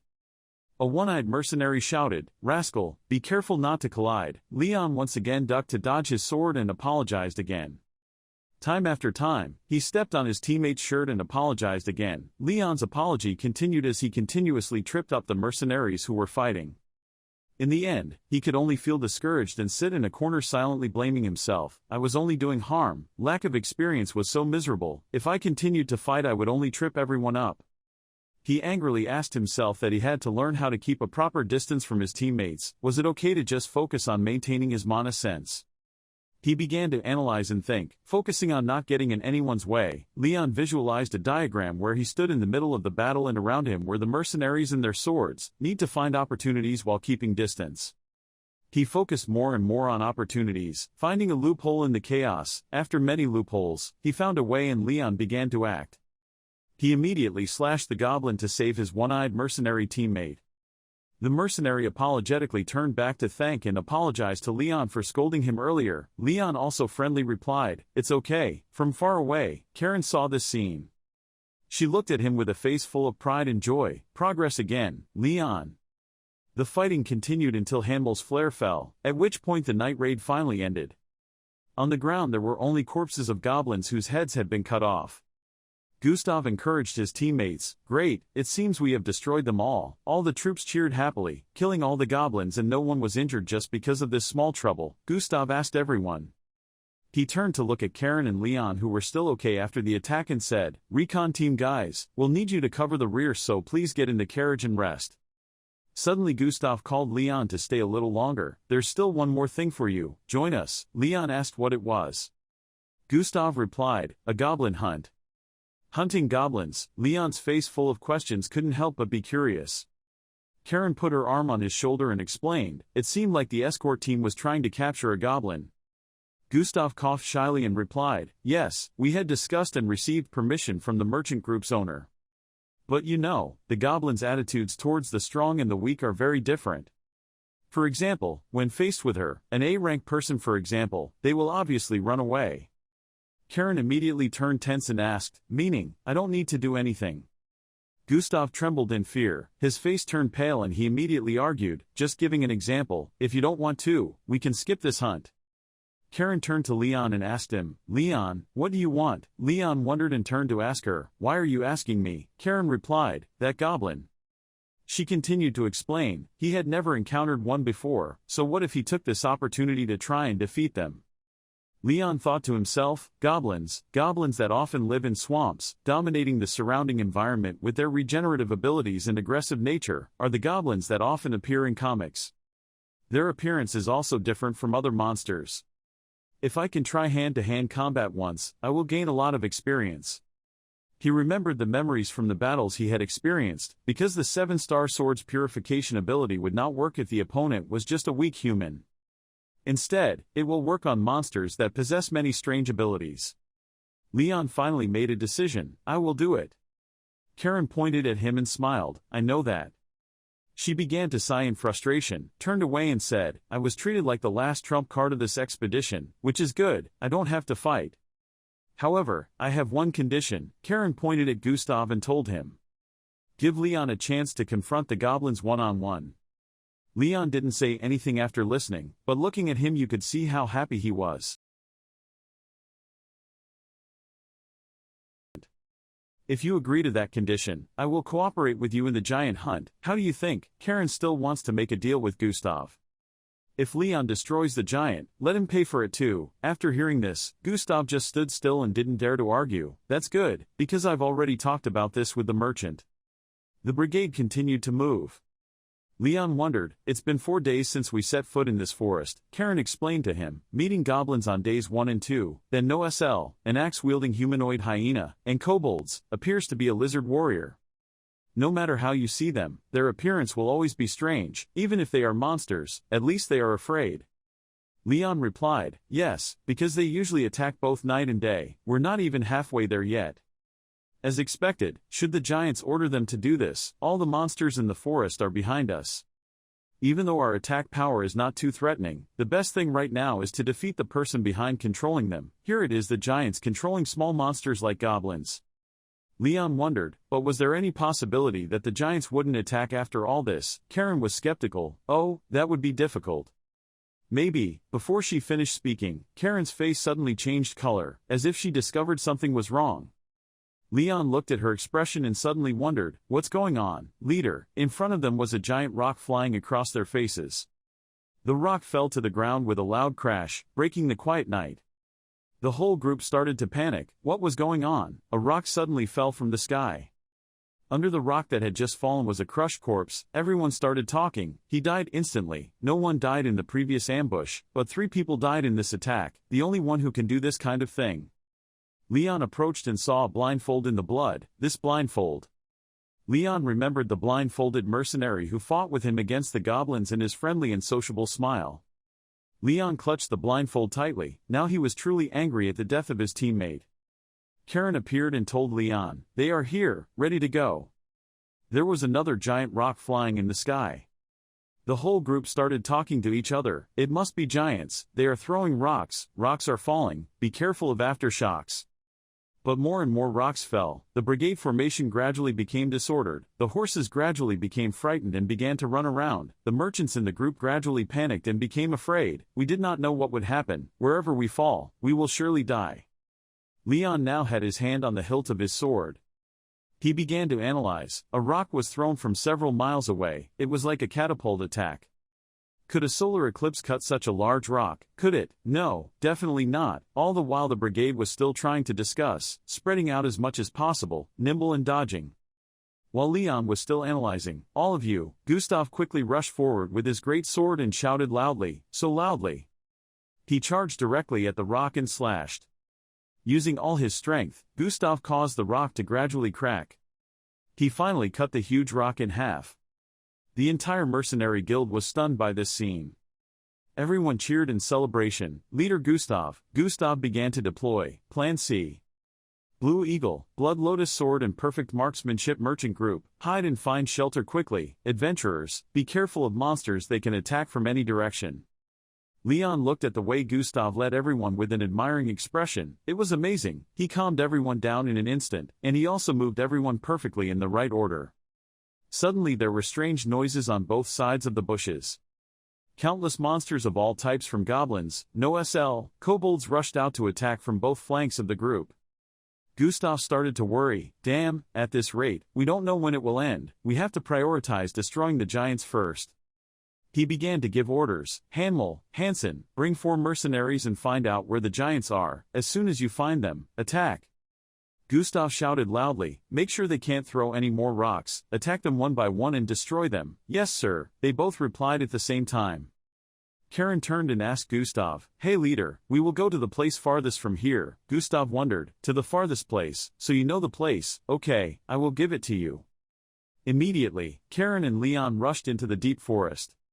Sundry goblins wanted to get in their way. To block my way, these little monsters are really brave, Karen said, laughing happily. Before Leon's eyes was the scene of Karen happily enjoying and slaughtering the goblins that stood in her way. After finishing dealing with Luxu Goblin, the two continued moving. Karen sensed something up ahead and said to Leon, we're almost there, get ready to go. Leon looked quite nervous. Suddenly, a monster appeared in front of them. It was a giant holding a stone in its hand. It seemed to be the culprit of the stones thrown at their brigade. Karen advised, "I will block behind you, so just fight with all your might. Dueling with giants, you have to be careful." Leon began to analyze and find a way to fight, using the mercenary method to adjust and control the distance between them. We will approach its vision before it can pay attention, then take advantage of their weakness, which is that their vision is not comprehensive. The troll started to turn away. The light from Leon's sword attracted its attention. It was blinded and began to scream, covering its eyes with its hands. Everything was still within Leon's calculations. Seizing the opportunity, I rushed to attack. "I will finish you off in one fell swoop." Suddenly, small, broken rocks came flying. The troll was digging his hands into the sand. It threw a pile of dirt, rocks, and sand toward Leon. Leon raised his hands to cover his face, losing his vision. He used sand to make it impossible for me to move forward. I need to get through this no matter what. After the troll's attack, Leon saw and wondered if it had recovered its sight. The recovery speed was unbelievable. The troll began to draw his weapon from behind his back. It pulled out a giant wooden stick and prepared to attack Leon. Leon looked at the weapon in the troll's hand and thought, "Is that a mace? Even though it's a piece of rotten wood, if you hit it with something you'll die." The only time I was able to block such a direct hit. While fencing, he remembered the time he practiced blocking Gustav's attack head-on. He was determined that from now on, he could not make any more mistakes. The troll started smashing his mace down and Leon also rushed up to attack. The mace swung down, but Leon quickly dodged it. "He's faster than I think. If I want to fight him, a little closer." Leon continued to rush closer. The troll swung its mace horizontally to block Leon, but he quickly jumped up and dodged the mace. Just like that, Leon quickly dodged the troll's mace. Having the momentum to avoid the move, he continued to rush closer to attack. The troll saw him gradually approaching and started shoveling sand into his face. Seizing the opportunity, Leon's eyes were covered and he immediately swung a hammer down where he was standing, but Leon's reflexes helped him dodge it. Leon took a step back and continued to think of a way. He was using a mace with one hand and attacking with dust with the other. "It's annoying, I can't get any closer." It took 2 more steps for my sword to reach him. Having no choice left, Leon closed his eyes and raised his sword in a defensive stance. I didn't use this technique because it wasn't complete. His sword started to glow. He focused his power on the sword. The goblin saw Leon standing still. It wondered what he was doing but at the same time saw a loophole. Taking advantage of the passive Leon, it rushed to attack immediately. But this was also part of his plan. I'm sure he was aiming for the time when I was focusing on collecting aura so he could use his large body to attack. But that was exactly what Leon wanted. He started using his ultimate move, Eclipse. At the same time he swung his sword and slashed the left leg of the charging troll. The troll's legs flew out. The troll with a large body was running and lost his support, so he also fell down.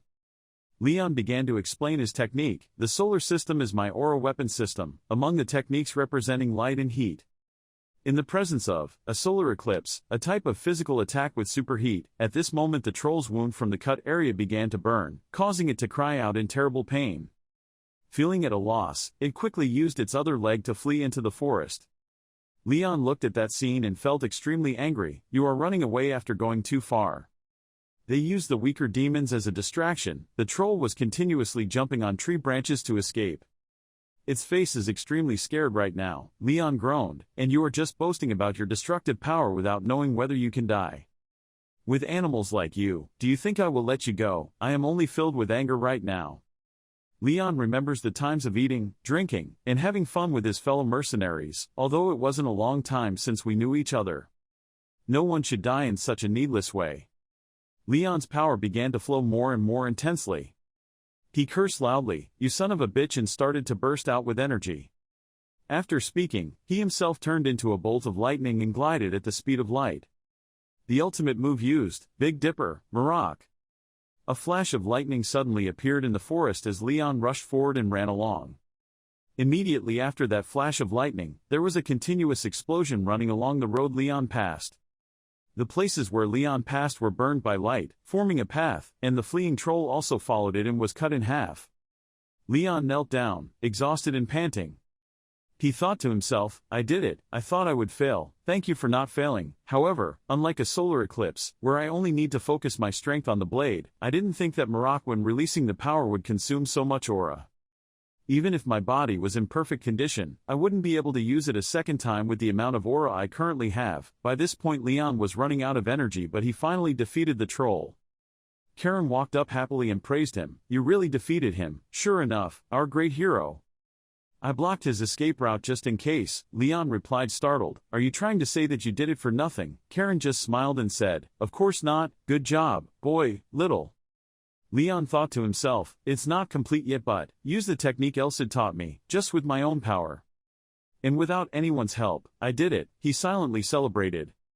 But Leon was also exhausted and suddenly lost his balance. He fell unconscious and rested his head on Karen's lap. She comforted Leon and said, it seemed like you were exhausted after that technique. Don't worry boy, your senior will take over the rest. Good job, Leon. After saying that Karen patted his head. In his sleep, Leon was dreaming, when did I fall asleep? This feeling of comfort has been a long time coming. Suddenly he woke up in consciousness. No. I don't have time to lie down right now. Time is not on anyone's side. I'm sure he's getting stronger and stronger. He remembered Lion's face and last words, you can't lose, Leon. Leon finally opened his eyes and woke up. He was lying inside the carriage. He slowly sat up and gradually remembered, oh yes, yesterday, I did. Before he could finish his sentence, his body began to ache as he tried to sit up. The pain ran through his whole body, causing his face to deform from the pain.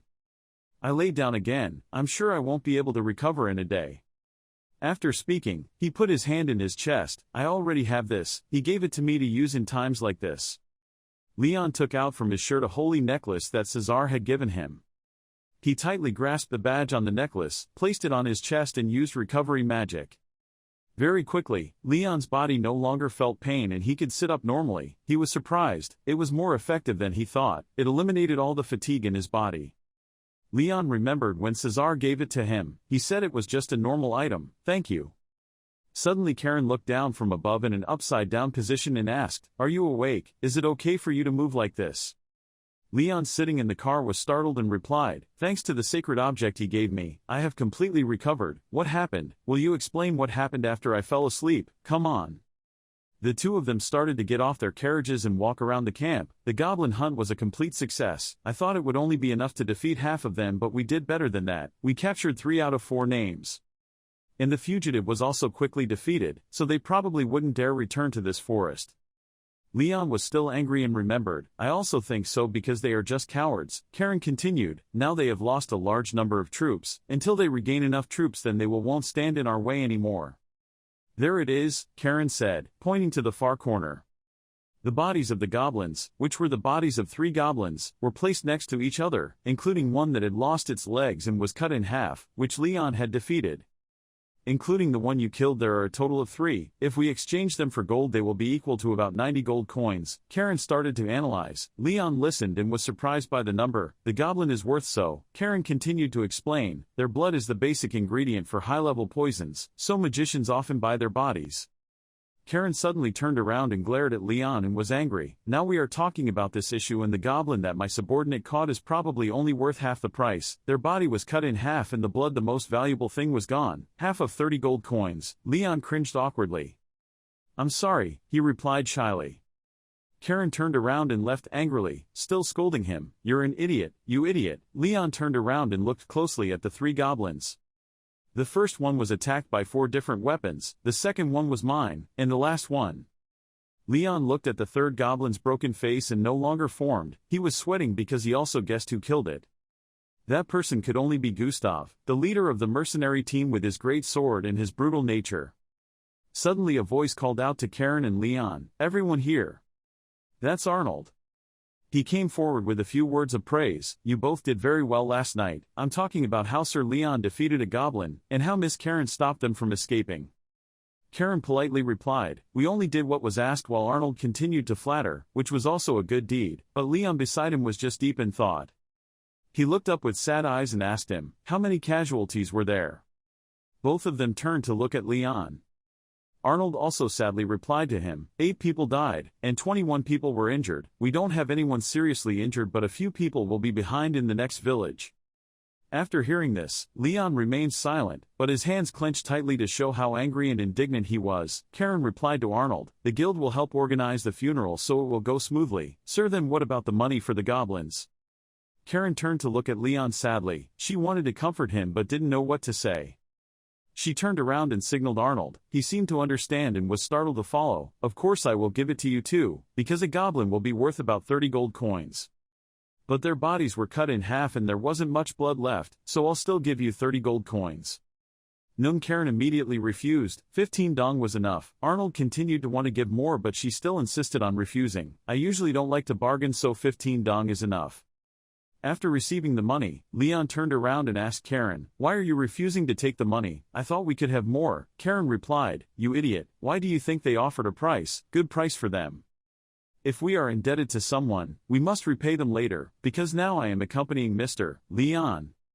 There is no reason to be indebted to others. After hearing this, Leon could only be moved and silent. Suddenly an arm reached out. It was Gustav, who walked over to Leon's shoulder and asked, are you awake? I'm glad you're not injured somewhere. Leon replied, leader. Gustav humbly told him, when we're not working, call me Gustav. Having finished speaking, he began to seriously ask Leon about the goblin he had killed. What was the technique you used? The cut looked very different from the normal cut of a sword. I was curious about it, so I waited for you to wake up. Leon replied with a depressed face, it was just a mediocre and incomplete skill. Gustav felt like he had asked something he shouldn't have asked and quickly apologized. Leon lowered his voice and asked Gustav if his teammate was okay. Gustav was startled when he heard it. Well, they're fine. Hansen and Hamel only have minor scratches. Leonik is as healthy as ever. Seeing that Leon seemed worried about his teammates, he patted Leon's head and reassured him not to think too much about it. Anyone who does this job is ready to die, and many people carry the will of the deceased with them. Gustav placed his hand on Leon's chest, although it was his choice whether or not he felt sorry for them, but don't do it until he self-destructs. After speaking, he turned away to say goodbye to Leon. Leon felt somewhat relieved thanks to those comforting words. Karen also wanted to comfort him. Feeling guilty and mourning over someone's death was normal, but those feelings were for the living, not the dead. Those feelings had meaning that motivated his heart. She gave Leon a warm smile. Even if he was the greatest warrior, similar things could still happen. She also reached up and tried to pat Leon's head to see if he felt better.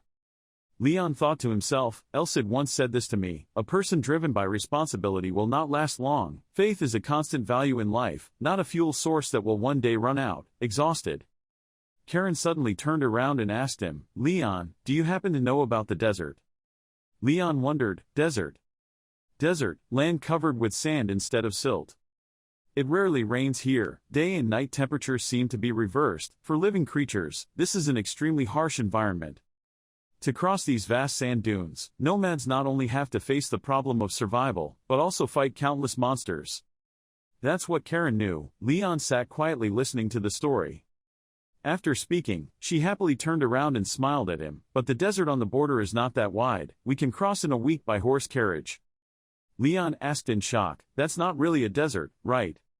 So how many days does it take to get to the desert from here? We don't need to stay in the village for too long. Karen replied, yes, at this rate, it should be about 5 days. 5 days? Leon looked at the sword and wondered, was Elsid already awake at that time? I haven't heard his voice in a month. I really miss him a bit. Karen poked her head out to sea. Oh, finally. We are also out of the forest. Their convoy has finally left the edge of the forest. The brigade, after leaving the forest for a long time, stopped to set up camp. Leon was looking for a map in his personal backpack. Suddenly the sword moved something. The crystal on the hilt of the sword gradually glowed more intensely. Elsid suddenly appeared and shouted loudly, I'm back. Hearing this, Leon was startled and screamed in fear because he was scared to death. He fell backwards, startled. But you also had a joyful smile on your lips, Elsid. Elsid looked at him falling backwards and asked with contempt, what's wrong? Have you forgotten how to curse? Leon also arrogantly argued back, making me startled. What are you doing with such exaggeration? Elsid gritted his teeth and shouted angrily, it's been a month. Think about it, if it were you, if you were forced to sleep for a month straight, wouldn't you want to be completely naked? Leon saw the scream and covered one ear and replied, is that so? I want to go back to a month ago. His face turned away dejectedly. Elsid said, I just met and the disciple I worked hard to train is yelling at me. If it was back then, even though you were beaten by the bishop, even if the devil beats you to a pulp, you still have to be grateful to me. In my time, masters were kings. Don't act so disrespectfully. Leon immediately asked back, so you probably treated your master like that too? Elsid just replied, no, I'm self-taught so I don't have a master. Leon turned angry because he couldn't say anything. Now Elsid is starting to get serious. Okay, enough joking. The past month, has everything been okay? Come on, tell me what happened last month. Leon happily and confidently replied, yes. Leon started telling the story of the past month. Bishop Cesar found out your identity. Elsid was surprised. And that person disguised as an adventurer became his comrade. Leon replied, if it's her then it's okay, even though she's an assassin, she's quite good, I personally feel she can be trusted. Elsid began to analyze further. If what he said was true, then she really had no reason to betray him. For an inexperienced warrior, assassins are the most dangerous enemy. She can make up for your lack of experience and skills. Elsid turned to ask Leon, and you, have you made any progress? It's not like you've just been sitting idle for a whole month, right? Leon confidently replied, why don't you see for yourself? Elsid sensed his confidence and snapped his fingers. Leon's information panel appeared with countless stats and skills increasing from skill level to individual level. In addition to some new skills, the stats also increased dramatically in a month. Elsid and Leon both stared intently at the information board without taking their eyes off, both stunned by this sudden change. Leon suddenly realized that his stats had already surpassed Lion's. We have to try it out to know the true strength of both. No, Leon hasn't been able to play in the past few months. But experience from the academy is always limited. I don't think his training can be harsher than mine. Elsid waved his hand and denied, it must have been a system error, or maybe I had been sleeping for 2 or 3 months instead of 1 month. Leon felt that his hard work was being despised and he bitterly said, hey. But actually Elsid also smiled happily and noted, you really practiced very hard when I wasn't here. The Big Dipper has reached level 1, so he must have learned another way to move. Leon remembered the technique he used when defeating the demon in the forest. It was something Elsid showed me before, although right now I can only use Marok. Elsid praised him, but that was still beyond my expectations. Perhaps he had a natural talent for learning. In the end, he still smugly complimented himself, well, but whatever you say, it's all thanks to me. I just wanted to save my useless disciple, but I didn't expect it to make him improve, like this. Leon stood frozen, not knowing what to say. What a wonderful master. Hey, when faced with the question of not knowing what shame is, Leon just said with a bored face, suddenly I felt so grateful. Elsid suddenly smelled the air outside. But the smell of sand is really bad. What corner are we in? If we travel by horse-drawn carriage like now, it's quite far. Leon replied, you said we needed to go to Mount Titan, right? We're going there. We received an escort request from a merchant group. Elsid looked outside and sighed, not bad, but crossing the desert, why did it have to be such a long way? Leon replied, what are you talking about? Although it takes quite a while, I think there is no shorter way. He started to open the map. If we went through the ravine and along the forest, Elsid would come and take a look and show me. It suddenly startled as if it discovered something. Wait, how can this be a desert? Leon doesn't understand what Elsid is trying to say. A desert is just a desert. It was like that more than 100 years ago. Elsid insisted on pointing outside. 300 years ago it was still a vast grassland. This place had almost no climate change, yet you say it has become desertified. This was definitely not a natural change. Someone had turned this place into a desert. Leon suddenly wondered, could that be possible? Elsid began to raise questions. If it had happened recently, it would have been easy to investigate, but it had been too long. People have disguised it as a natural change phenomenon. Artificial desertification. Even if you use a spell powerful enough to destroy an entire city, it is still difficult to turn an area this large into a desert. Anyway, I smell something suspicious here. Leon looked at Elsid worriedly and thought, Elsid, you definitely had human hands involved. Suddenly Elsid turned indifferent, not knowing anymore. It's been too long. Even if you want to investigate, there's no way, so just ignore it and do what needs to be done, Elsid said in a carefree voice as if nothing had happened. Leon was annoyed as if something had happened. It's something very serious, he shouted angrily. So why are you still talking to me? You have too much free time. Angry in his heart, but he also smiled and thought, now that I remember, we've been together for almost half a year. I didn't expect that when you weren't here, that feeling of emptiness would be so great. Welcome back, Elsid. Meanwhile, Karen outside did not see Elsid but only saw Leon sitting and laughing and talking to himself. She began to sweat in fear. The convoy continued to move. In this desert place, the temperature was getting hotter and hotter. Karen also felt the air was extremely hot. She turned to look at Leon. Even though he was sweating all over, his face was still smiling and he was passionately wiping his sword over and over again. Uncomfortably, she turned around and asked, "Hey Leon, why do you look so cheerful? Is something funny?" Leon sadly didn't say anything. He looked towards Elsid, looking wondering in his heart. Maybe it's because Elsid has returned. Come to think of it, it's been less than half a year since we first met. I don't know when his absence made me feel so empty. Position. A merchant riding on horseback shouted, "Stop, today we will set up camp here, park the carts against the wind, light a campfire and prepare dinner." Leon wondered, "Oh, now." Behind him, Karen put her hood over his head and explained that at night in the desert it was much colder, darker and harsher than he thought. If he didn't give his body time to cool down slowly, he would be in danger, because of heat shock.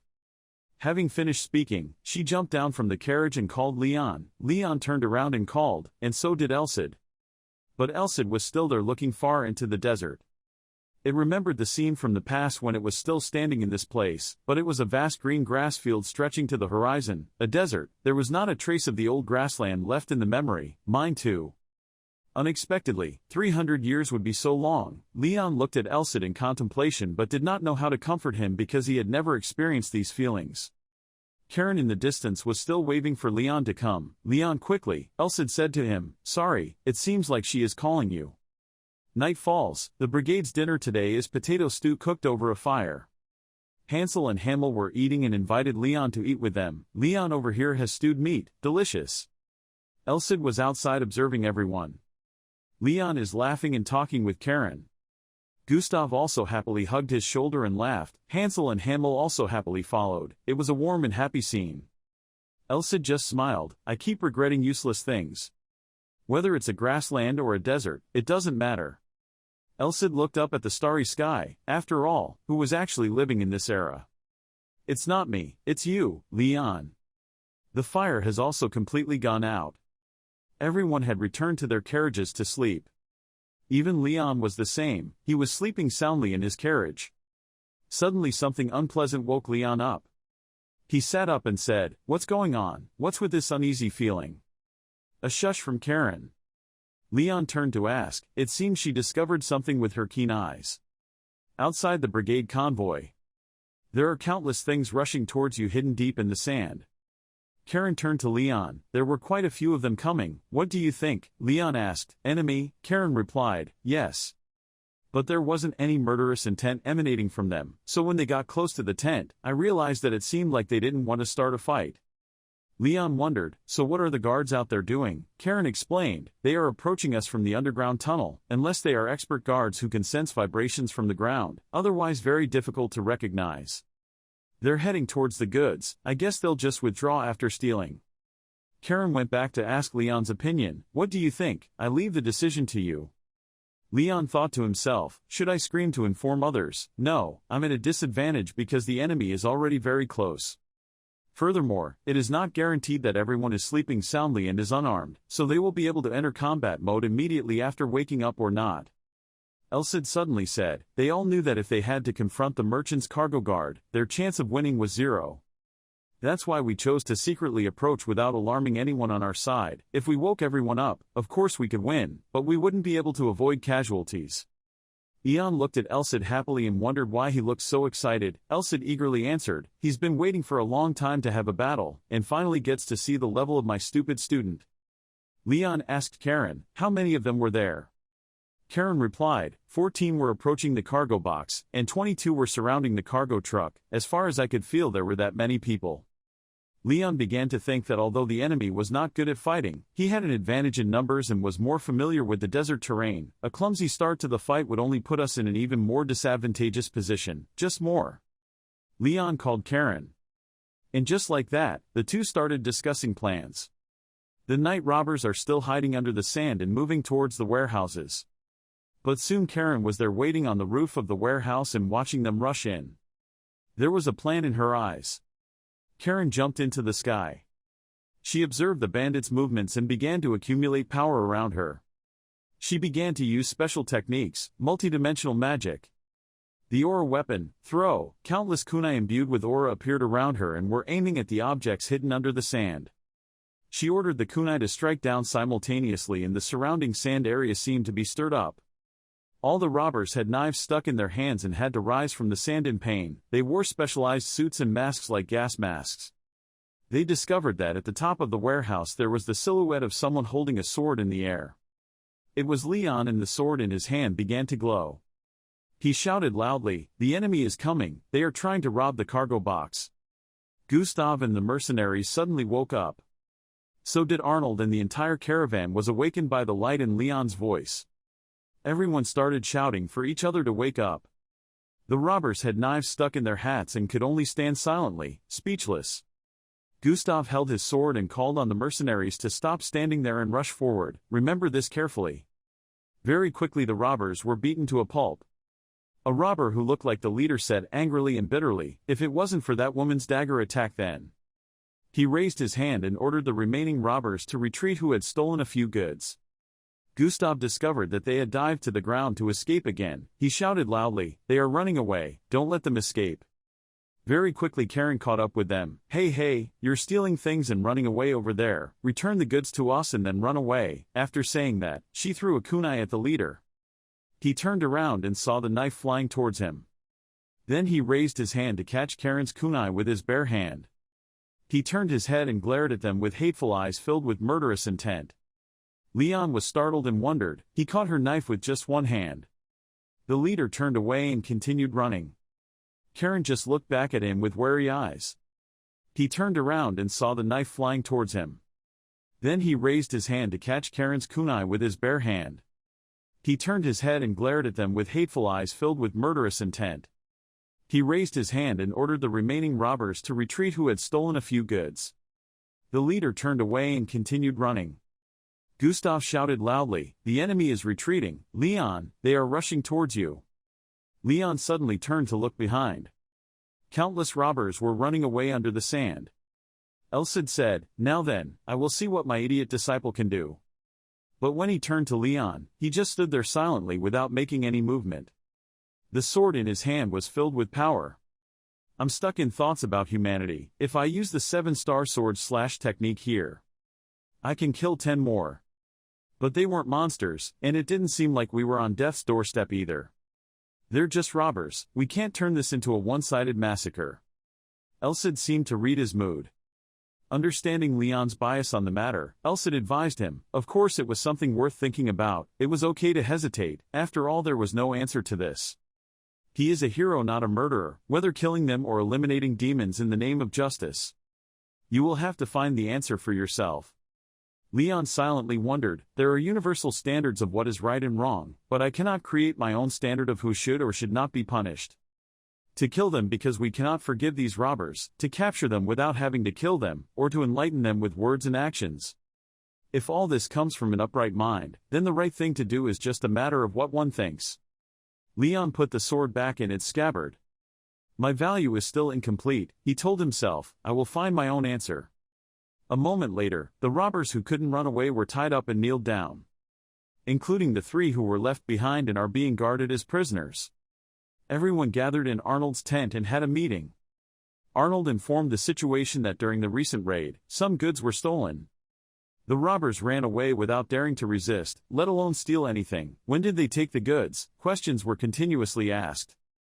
Karen appears and says, there's a name. She was talking about the leader who caught her kunai with just one hand with a murderous look in his eyes. He looked like the leader, he seemed very calm, maybe he had stolen the dish. Weeks before the battle started, he did it secretly so he escaped my detection. Karen couldn't help but wonder, it's strange, he doesn't look like he has any skills. Did he borrow skills from an artifact or something? Anyway, luckily we caught a lot of them. All the mercenaries and Arnold heard the story and felt scared. Leon thought to himself, why did they all come here at the same time? He remembered the night robbery. In addition to the fact that he escaped detection with the help of the artifact, he caught the knife that Karen threw very easily. He was no ordinary guy. Arnold trembled and faltered, because they had taken away important boxes. I requested a pursuit. He was now pale and listless because he missed the boxes. Gustav turned and asked Hamel, a chase, what are you thinking, Hamel? Hamel replied, the traces in the desert disappeared instantly. So if you accept that we will depart before sunrise, being a cavalryman from a desert mountain range is a vague territory for me, even if starting now has a chance for us to catch them is halved. Karen proposed an idea, we could chase after them. She raised the aura-enchanted knife she threw at the leader and said, in that man's hand. I left the scent to follow. Arnold, who was feeling down, suddenly woke up bright and cheerful. Okay, I will reward you handsomely. Karen heard the smell of money and happily blushed and agreed. Karen also wanted Leon to definitely follow. After listening, he nodded repeatedly. In addition, Karen asked for one more person. I need Mr. Hamel. Hamel heard it, suppressed the joy in his heart and placed his hand on his chest, swearing, I will give my life to you, Karen. Arnold picked up a compass and held it out to Karen. Karen asked in confusion, a compass should have been broken, right? Arnold began to explain. The stolen container was indistinguishable from a normal container. This compass had been enchanted just to reflect, corresponds to the container we are looking for. The needle would point in the correct direction if the container was 10 meters away from her. Hamel stepped outside the tent and said, this will become a race against time until sunrise. Let's go, Karen, Leon. All three people quickly rushed forward. Gustav watched as the three of them gradually disappeared into the night. Thinking to themselves, they have an A-rank person with them so they won't be at a disadvantage in a fight. It all boils down to whether they catch them or not. After thinking about it, he turned back to the rest of the group and ordered, okay, let's not repeat this mistake, guarding the 100% possibility and not blinking an eye. In a faraway place in the desert, Leon and Hamel are still following Karen to follow the scent left behind. Karen feels that the scent is gradually disappearing. Their path is marked by an aura scent but is fading into the distance. Let's speed up. The three continued to increase their moving speed. Elsid flew next to her and praised Leon. Oh, your dancing skills have gotten better. You're really keeping up with her in this desert terrain. Leon is breathing hard and can't speak. Shut up, I'm about to die here.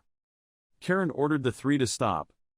Here we are, the three of them stopping in front of a giant ravine where the scent leads down.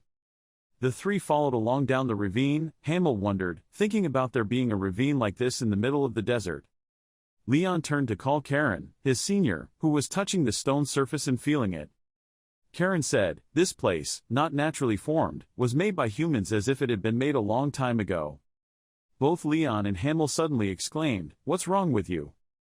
Karen touched the ancient inscription engraved on the stone and explained, yes, it's probably 100 years old. Look, there's something engraved on this wall. It's worn away so I don't know exactly what it said. What?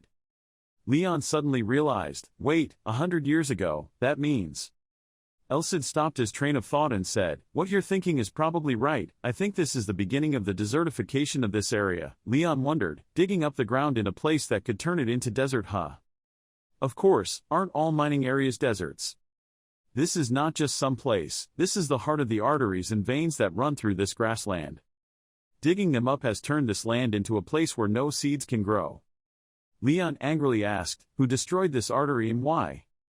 Elsid replied, that's what he needs to find out now. The three people continued to go deeper into the crack. Karen turned back and asked Leon, did you feel it, Leon? He also seemed to feel something strange. Karen said, there are three guys in front of us. And behind them there were more than hundreds of people. Leon was suddenly surprised by the large number waiting for them. Karen asked him, Leon, what are we going to do? Three people passed through a ravine. Karen suddenly shouted, wait, she asked Leon, can you feel it too? Leon replied, yes. Karen, be alert, I think the robber's lair is right ahead. What do you want to do now, Leon? I think the bandits have found this abandoned place, and are using it as a base to expand their power. Behind the door are a few guards, there are hundreds of them. She asked, should we eliminate all of their people? Leon holds the sword firmly. Hundreds of people, I wonder, do I need to kill them all to complete my mission? So it's no different than committing a massacre. The conversation of the gatekeepers reached his ears. Hey, I heard we're all wasting our energy today. Oh, don't make me tired anymore. The guy on the left said, more than half of our army died, and the big boss in anger killed 2 people. The guy on the right said, sure, we shouldn't have touched the traitors, the traveling groups of 5 or so, 6 people is best. Was it a few days ago, there was a family, and they begged to at least let their child live. Then we spared the kid, the other guy drawled, huh, really, that's boring. But the other guy replied in a disdainful tone, what are you talking about? If you leave a kid in the desert, wouldn't it be interesting because it would slowly die under the scorching sun? Leon heard the other guy burst out laughing. Ha ha ha, I see, it's really more interesting. The holy sword in his hand emitted murderous aura. I tried to find a reason not to kill them, but now I don't need it anymore. Elcid once said, it's okay to hesitate, because in the end, there are no answers. Massacre them or eliminate evil in the name of justice, you must find the answer yourself. The released power created a ray of light that spread to the gatekeepers. The power of terror spreads, eclipses the sun. Leon is steadfast, this is my answer. Elcid smiled contentedly. The 2 gatekeepers were dealt with neatly. Okay, let's rush in. Karen says the plan, even though it's just small fry, there are still a lot of them, so when we start, let's try to deal with them as quickly as possible. I will lead, follow me. After speaking, she rushed forward. Hanmel was sweating. Karen, she looks like she's having fun. Leon agreed, yeah. Karen appeared like a ghost behind the guards. She took care of 2 men at once and then landed on the ground. Then immediately jump away. The guards along the way were all dealt with by her. A guy hiding in a hidden place without being detected. What, isn't that the bitch from before? Damn, I need to tell him quickly. Before he could act, a shadow appeared next to him. Very quickly this name was resolved. Karen flipped her hair. Ah. She was so comfortable and refreshing, my body was stiff from sitting in the carriage for so long. I have to exercise more like this if I don't want to lose my skills. The other 2 were speechless. Hanmel asked, is she always like that? Leon smiled bitterly. Yes, Hanmel smiled. Good luck, young master. Leon reached out and gently wiped Karen's face. There was blood on her face. Karen's eyes sparkled. She turned around and left. Then run quickly, let's go. Hanmel put his arm around Leon's shoulder. What is this? You're also a killer. That's good. Leon didn't understand. Huh, what are you saying all of a sudden?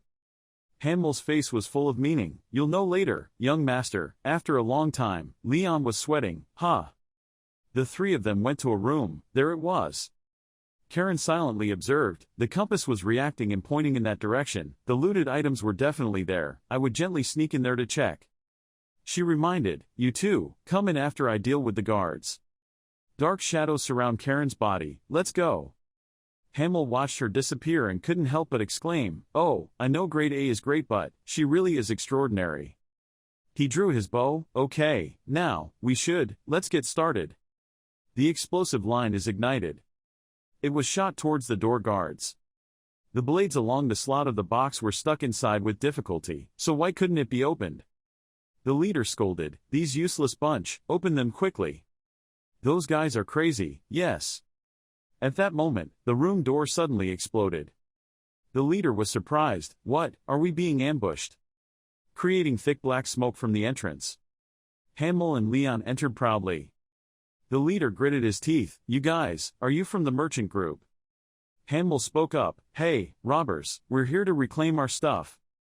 The leader assessed the situation. A swordsman and an archer, they made it here without a scratch. They are all of a lower level. I can't just fight them like that. Now just run first. The coffin guard suddenly appeared behind the leader. He discovered danger and immediately turned around to avoid it. But his ankle was still cut. He fell to the ground. The man guarding the mandarin is in a hurry. Stay safe, I was about to kill you. You're like this because you keep robbing. If it were 4 years ago, I wouldn't have failed. The leader was stunned. What? He thought in horror. This guy knows my past. It can't be. Everyone who knows about my past is already dead. He remembered. Wait, there's one more person. Someone who knew me 4 years ago but is still alive. Karen, hello. Long time no see, mole. At the same time, Mole also remembered the name of the other person, the coffin guard. Mole's two subordinates came from behind and wanted to secretly attack Leon. He and Hamel combined to take care of them.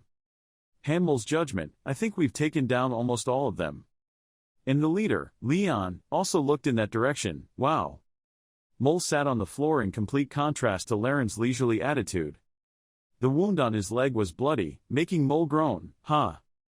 Karen leisurely turned the dagger. Hey, I told you, right, wash your hands, otherwise, I will kill you myself. She pointed her spear at him, that's why. Karen's eyes were cold, please die. Mole's voice darkened, are you serious, coffin keeper? Hit the ground with your fist, don't kid yourself. Then I jumped into the sand, I was not the same as I used to be. Just as the coffin keeper had guessed, she was still the same as when she ruled, the terror of the underworld. No matter how much she had changed, the difference in her abilities to people is too big. No matter how I think about it, I'm about to die, the mole won't stop digging, so I'll do my best from the start. Karen creates black swords, sand tunnels are created by Mole and around her. Karen's voice was cold, you are not listening to me, I gave you an order. Died, the black sword stuck firmly into the sand. The mole's arm was pinned. Karen is indifferent, how many more times can you endure? Mole is so painful that he frowns. The black sword kept stabbing. Shoulder blades, arms. The side of the mole's face is continuously cut into blood. Mole staggered and stomped his feet. The black sword stopped. His body became devastated, the mask was destroyed, revealing his real face stained with blood. His knees collapsed and he knelt on the ground. Hamel and Leon stared at him. The mole fighting against people on the ground couldn't stop himself from spitting out fresh blood. Suddenly he burst out laughing, ha ha ha, I'm bleeding so much, surely, you are a monster. He questioned, but why did you do that? Mole roared, don't you live well, it's not like your parents were killed, it's not like you've been kidnapped. You were once an orphan, I supported you and made you strong. Why do you hold a grudge? The leader was disgusting so you killed him. But why do you need to disband the organization? Karen declared, you never made me strong. Mole chuckled, bastard, it wasn't thanks to the organization that accepted you, otherwise your body would have been lying somewhere. Karen calmly replied, well, that's true, but it's not like when we escape that miserable place, our lives become better. Mole asked, why? Karen recalls, my life was full of misfortunes, born as an orphan, raised to be an assassin. Even this source of power is not something we have because we want it, that's why we decided to try to keep what belongs to us. Mole doesn't understand, what the hell is that? Karen clenched her fist, it was freedom. Mole was bewildered. The expression on his face was distorted, what, freedom? You can have that damn freedom for yourself, why do you have to share it with us? We don't need it, we can't become people like you. The only thing left is a dagger, beyond that, we have no hope and no way to survive. Mole mocked himself, in the end I am just a dim darkness. Karen reached out and hugged him. I'm sorry, perhaps this is the result of me turning a blind eye to everyone. Her gaze shifted back. Leon looked intently at them. You too, if only you had the same chance as me. Karen stands up, this is a new order, live well, Mole. Live and find yourself again. After speaking, she turned towards the other two. Leon spoke up, Senior. Karen replied, sorry, I'm a bit late, right, what about the goods? Leon replied, that's it, take everything with us. Karen used the compass to check. Okay, now let's go back. The cellar suddenly shook. Karen stiffened her face and looked back. The red button is activated. Mole scoffed, look closely, this is who I am. The base begins to collapse, Leon shouts, it's a self-destruct, we have to get out of here. Sand from everywhere began to pour out. Mole sat there without moving as if he had accepted his fate. The cracked keel collapsed loudly. Leonic spotted something and spoke up, leader, that is. Gustav looked that way and smiled. The silhouettes of 3 people appeared from afar. Is Leon's group, they are back. Leon regrets, we can't investigate Ravine's internal structure anymore, the mole explosion destroyed everything, we're very lucky to be able to survive. Elsid calculates, after all, it's been a hidden place for hundreds of years, even if we don't know who created Ravine, I don't think they left any traces. Leon asked. Really? Elsid replied. Next time we'll find out. Someone's calling. Come here, Leon, I'm back. What's wrong, senior? Karen is excited. Look, we're there. That is Valka's ancient citadel. Leon's eyes widened. Wow. This is the first time I have seen a wall this high. Karen replied, of course, this city guards the border, and this place is governed by the Marquis. So this place is allowed to have its own army. Everyone's carriages entered the city. Arnold tells everyone, we will be here for 4 days, so get ready. He asked, what are you two going to do?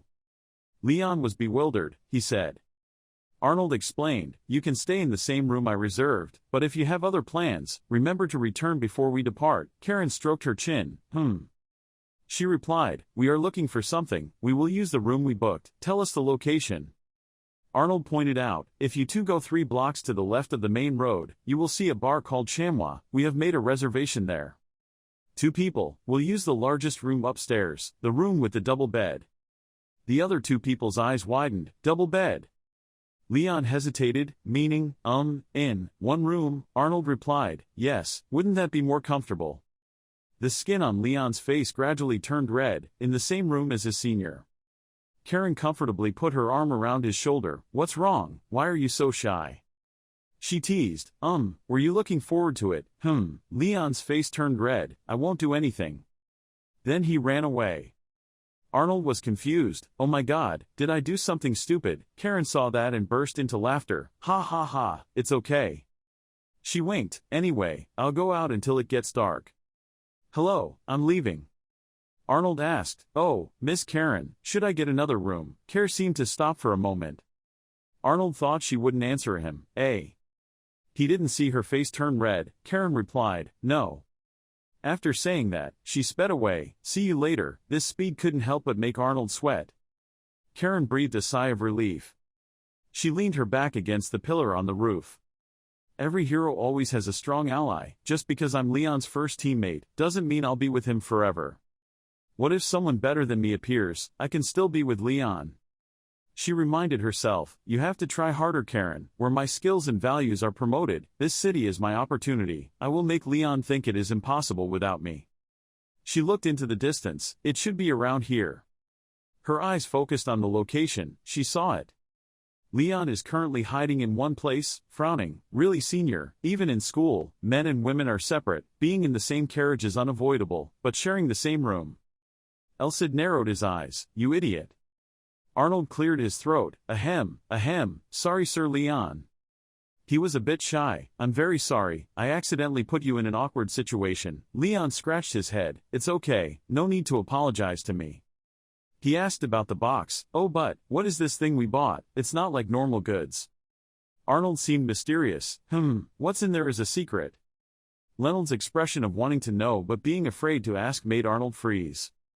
He carefully looked back and forth and then whispered, but I can reveal it to the person who risked his life to get it back a little. You can't tell anyone, Leon replied, of course.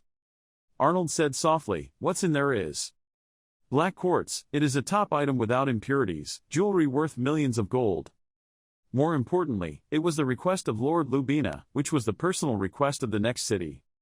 Arnold is a bit cautious. A lord's power is equivalent to an earl's. If he loses his things, he will take revenge at all costs. Leon was also worried. So, that's something that can't be lost. Arnold breathed a sigh of relief. That's right, thanks to you we were able to save it. Leon called, Senior. You lift the carriage curtain, Karen. Inside there was a letter left behind. You read the content. I'll be back. She said she was looking for something. She was already looking. Someone is coming. Are you alone? Gustav's group. Leon replied, yes, it seems the senior has gone somewhere. Some people in the group looked grim. What, she's not here? Leon doubted life. The others said to each other, should we go? We have been waiting for her. There is no other way. Gustav, old man Leon, let's go. Leon was confused. Go, where are you going? Gustav was very calm. What do you mean? He went to the pub instead. Then he turned to the group of people and shouted, hey guys, he's coming with me. Those guys don't seem to care much. Oh, they're noisy. You're braver than I thought. Don't sneak away. Go first like last time. Whoever vomits first won't matter. They pulled together. Oh, let's go drinking. Leon panicked. Ah. The dark clouds dispersed to make way for the moonlight. A person covered in injuries was forced to lie on the ground, damn it. People around were killed, damn it. Minutes before Karen walked past this group of people. The guy who was forced on the ground came to tease her. Now he was beaten like a dog. Karen put her foot on his face. She smiled contemptuously. Hey, Grandpa. The force under his foot pressed harder, causing the other guy to become distorted and torn apart. Karen said, I want to ask something. This guy knows when to kneel down. What? I mean, please ask everything you want. Karen gets straight to the point. Where's the biggest organization in this city? I mean, they're not thugs like you, but smugglers and black marketeers. There was hesitation in this guy's eyes. That, he thought, if I tell her, I will die. If I don't tell her, I will also die. After a period of questioning, Karen received the information she wanted, got it. The other guy lay unconscious on the ground, his face bruised. As expected, this area is under Owl's control. Golden Owl, it is an organization specializing in smuggling and black market business. Because they hold huge amounts of money, they are backed by people with high authority. However, the Marquis, the lord of this land, is protecting them. This will be a bit troublesome. Her steps stopped. In front of me is the owl symbol. It must have been 10 years since I last saw it. But it seems I still haven't forgotten the meaning of the coffin keeper. Leon once asked. Yes, I'm curious why it's the senior's alias. Karen then replied, I think it doesn't make any sense to know because I'm no longer an assassin. It's a secret communication method. Unexpected Leon, contact method. Karen explained, organizations that operate in the dark have secret methods of communication. In the ground spider organization I once joined, they would use an undertaker in the area to contact. And inside the coffin, there will be mission details such as target identification as well as completion pay. Leon nodded. Oh, that's it. Karen continued, instead of this cumbersome method, most organizations use a more direct and simpler way. For example, when a person comes to the trust, the organization will use a lamp that creates a visual illusion to keep others out the door. The actual entrance door is opened privately so that only those who wish to entrust can see. As for everyone else, they will just struggle with fake doors and leave empty-handed. Karen put her hand on the wall, but for someone like me who controlled the darkness. Her hand went through that wall, an optical illusion, with no effect. Karen goes inside. Her first step activated the formation on the ground. Karen is skeptical. Wearing a red cloak, inside the basement, he felt the movement. He frowned and looked in that direction. The room door opens. Karen leaned over and looked in. Hello. The red cloak spoke up. Welcome, intruder. Do you like our welcome? Behind Karen's back were dart blades and things stuck on both sides of the path. Well, not too bad. Red Cloak pointed. Come on, sit down. Why did you come here without following the procedure? Karen gets to the point. I want information. The other person is interested. Oh, what information do you want to buy? Karen frankly, information about the land of Lubina. Red Cloak in a moment of facial change. Karen continued, I will pay, so don't hide it, whatever it is. Refusing to sell it is against your principles, right? Red Cloak mulled. Principles, He accepted. Okay, the price is 800 gold. Karen was startled. It's too expensive. Can you reduce the price with the information I gave you? That cloak accepts. Okay, then I'll reduce it to 700 gold. Karen growled. Please reduce it a little more. You put your hands on your hands. Okay, big housekeeper. It was the Red Cloak's turn to be startled. What? Karen exposed. You disguised yourself quite well, but you can't get past my eyes, the manager of Golden Owl and the person responsible for managing the black market in this area, at the same time, one of the worthy servants most trusted by Marquis Valkas. Great Butler Glenn. The butler took off his hood, which was very polite. Karen put on an expression of don't disappoint me. Hey, are you going to sell it to me or not? It seems like you're also interested in my information. The head butler calculated that her eyesight could see through me at a glance. She was at least level A. Even if I chased her away, if she was a member of the guild, it would be difficult to silence her. He set a price, 260 gold. It couldn't be less. Karen accepted. Okay. The big housekeeper told her, Lubina right now is no different from a sinkhole. Karen frowned. Sinkhole. The great butler replied, yes, anything goes in and cannot get out. Liquid made from fermented barley is poured into a cup, poured, drank. Everyone's noise is loud, like a sinkhole. Drink up the glass, whoever spits it out will be a dog.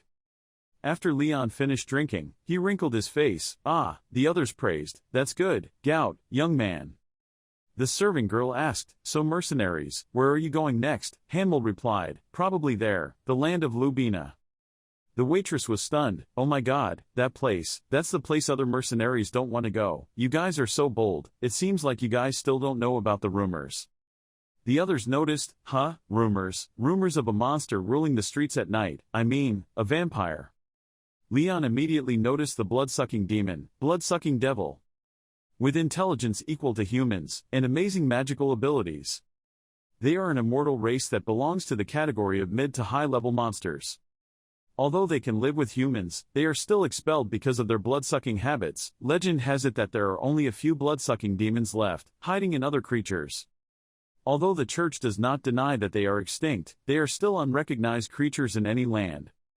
The other people heard that so eloquently. Stop talking nonsense, it's not easy to encounter a blood-sucking demon. If he wants, just come here, we will twist his neck down in 1 minute and 30 seconds, Leon pondered, a blood-sucking demon. I'm interested, to be honest, I'm interested. If it's as strong as a mid to high level monster, how will I fight it? No, as a hero, just destroy it, okay. Or should I try talking to him first? He called, Elsid. Elsid saw Leon's thoughts written all over his face. Since my time, there haven't been many blood-sucking demons in existence, because the strong ones all joined the Demon King's army and were then killed by me. I've never even met a normal blood-sucking demon that wasn't killed like you think. Leon pondered, the possibility of them being able to live with humans is still unknown, but it's still worth mentioning.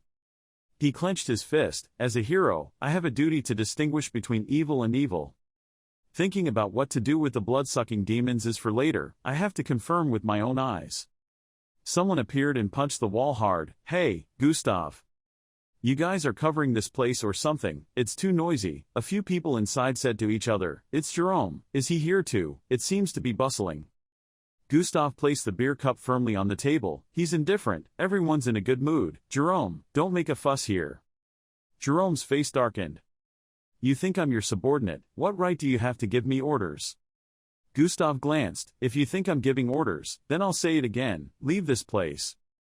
Jerome plays dirty and spits into Gustav's beer. Everyone was stunned. Jerome laughed, what if I don't like it? Gustav stood up from the table, are you really not tired of this? He raised his voice, get out, I confided, I'm sure you will never act like that again. Everyone gathered outside. Leon whispered, Elsid, mercenaries often fight a lot. Elsid curled his mouth, yes, after all, it was a profession that required him to prove himself through strength. If he did nothing when someone looked down on him, he would gradually lose his value. So they can fight at any time to retaliate. Hanmel frowned, something was very strange, like that Jerome deliberately came to cause trouble. This time he was really hasty. Leon asked, is that strange? Hanmel explained, this is not the first time Jerome has challenged his boss. But he has never asked for a match proactively like today. Anyway, if the fight is serious, it is very clear who will win. Leon is curious, there is a huge difference between skills theirs. Hanmel replied, yes, there are not many people who can be equal to our boss. Jerome is famous for often taking on simple missions, but his attitude today has changed dramatically. Maybe he is someone to back him up. Hanmel frowned, I'm a little worried, something's wrong. Leon's insecure, it's okay, Captain Gustav. Gustav confidently reassured, don't worry, chickens, I will definitely win. Jerome arrogant bastard, what are the rules? Gustav replied, as always, die or surrender. Elsid reminded, we are about to watch a match between two high-ranking mercenaries, watch closely, Leon. Jerome growled, now. He rushed straight to Gustav, let's start. Jerome's speed surprised Gustav. He slashed his two swords hard. Blood appeared on Gustav's face and shoulder blades. He jumped back to increase the distance. Jerome is arrogant, how do you feel Gustav, am I still easy to deal with? Valuable Elsid, is that Jerome's sword of Falcata? That sword has its center of gravity in front, look at how he easily controls that sword, this fight is not normal. Gustav is serious, you're making progress, Jerome. Jerome is alert, Grey O Ra, here he is using his iron O Ra. Jerome confidently rushed forward. Haha, I knew you would use it. My raw attribute is water. With my new skill, wave, I will let you sell salt. His blade rubbed against Decisive's scimitar. In just a few seconds, the two exchanged dozens of moves. The onlookers were terrified. The attack was so strong, I was almost caught in it. Leon used his hands to shield the sand, and the result was the silhouette of one kneeling and one standing appeared behind the blind layer of sand. Jerome's twin blades had left his hands. He spat out a large mouthful of blood. Gustav looked down from above. I don't know why you want to fight, but let's stop here, otherwise, one of us will have to die.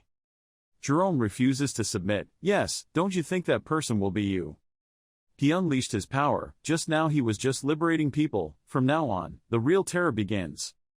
Gustav was indifferent. Do you still have enough strength to stand up? Don't try to look dangerous. But the transformation in Jerome's body made him frown. His fingernails grew longer. Sharp fangs and red eyes like a beast. Gustav began to transform. He bared his long fangs. His eyes became bloodshot. Hamel stood from afar watching, but did not see the guy who confronted Gustav. He was surprised and said that guy had disappeared. Leon remained silent, glanced up into the air, and sure enough, his quick eyes discovered Jerome. From above, as if mixed with the moonlight, Jerome slashed down with thousands of slashes, causing his opponent's entire body to be torn apart.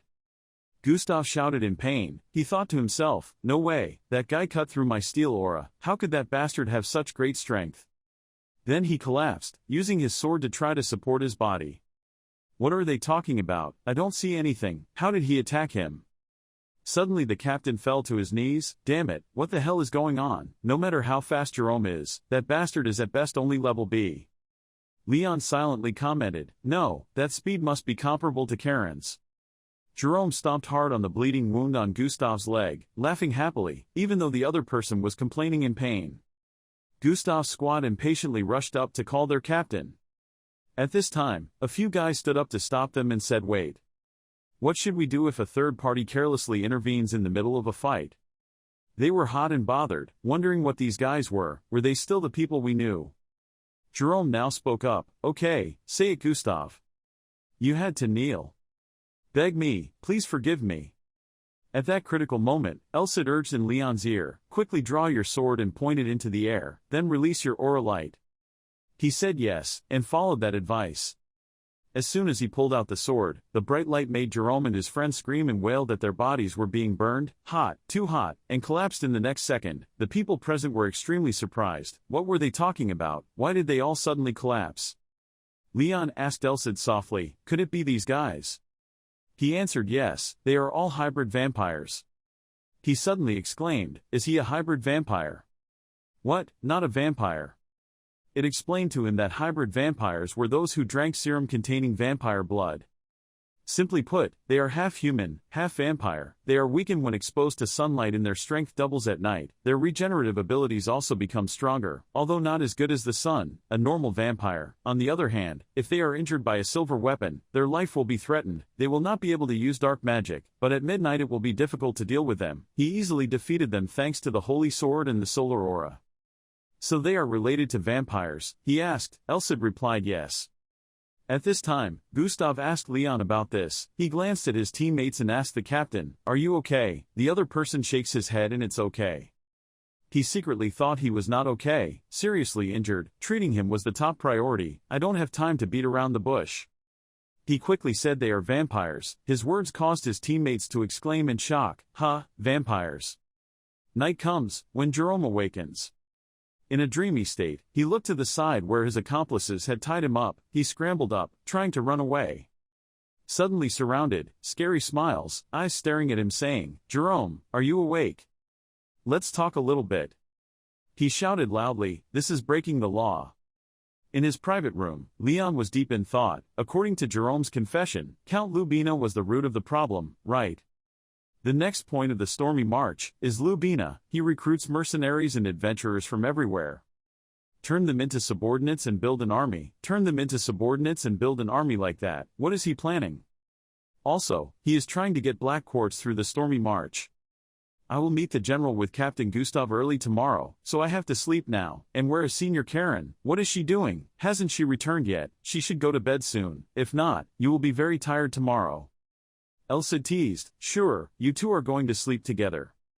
He glanced at me and said, What are you talking about, Elsa? What do you mean by sleeping together? Then remembered Arnold's words, a double bed, extremely comfortable, and at the same time a panoramic view of the room. His face turned red and he stammered, What are you talking about, this scoundrel? I'm just waiting because I'm worried about her. Little did he know at that moment, Karen had returned. Called Leon from behind, So it's you here, I'm looking for you.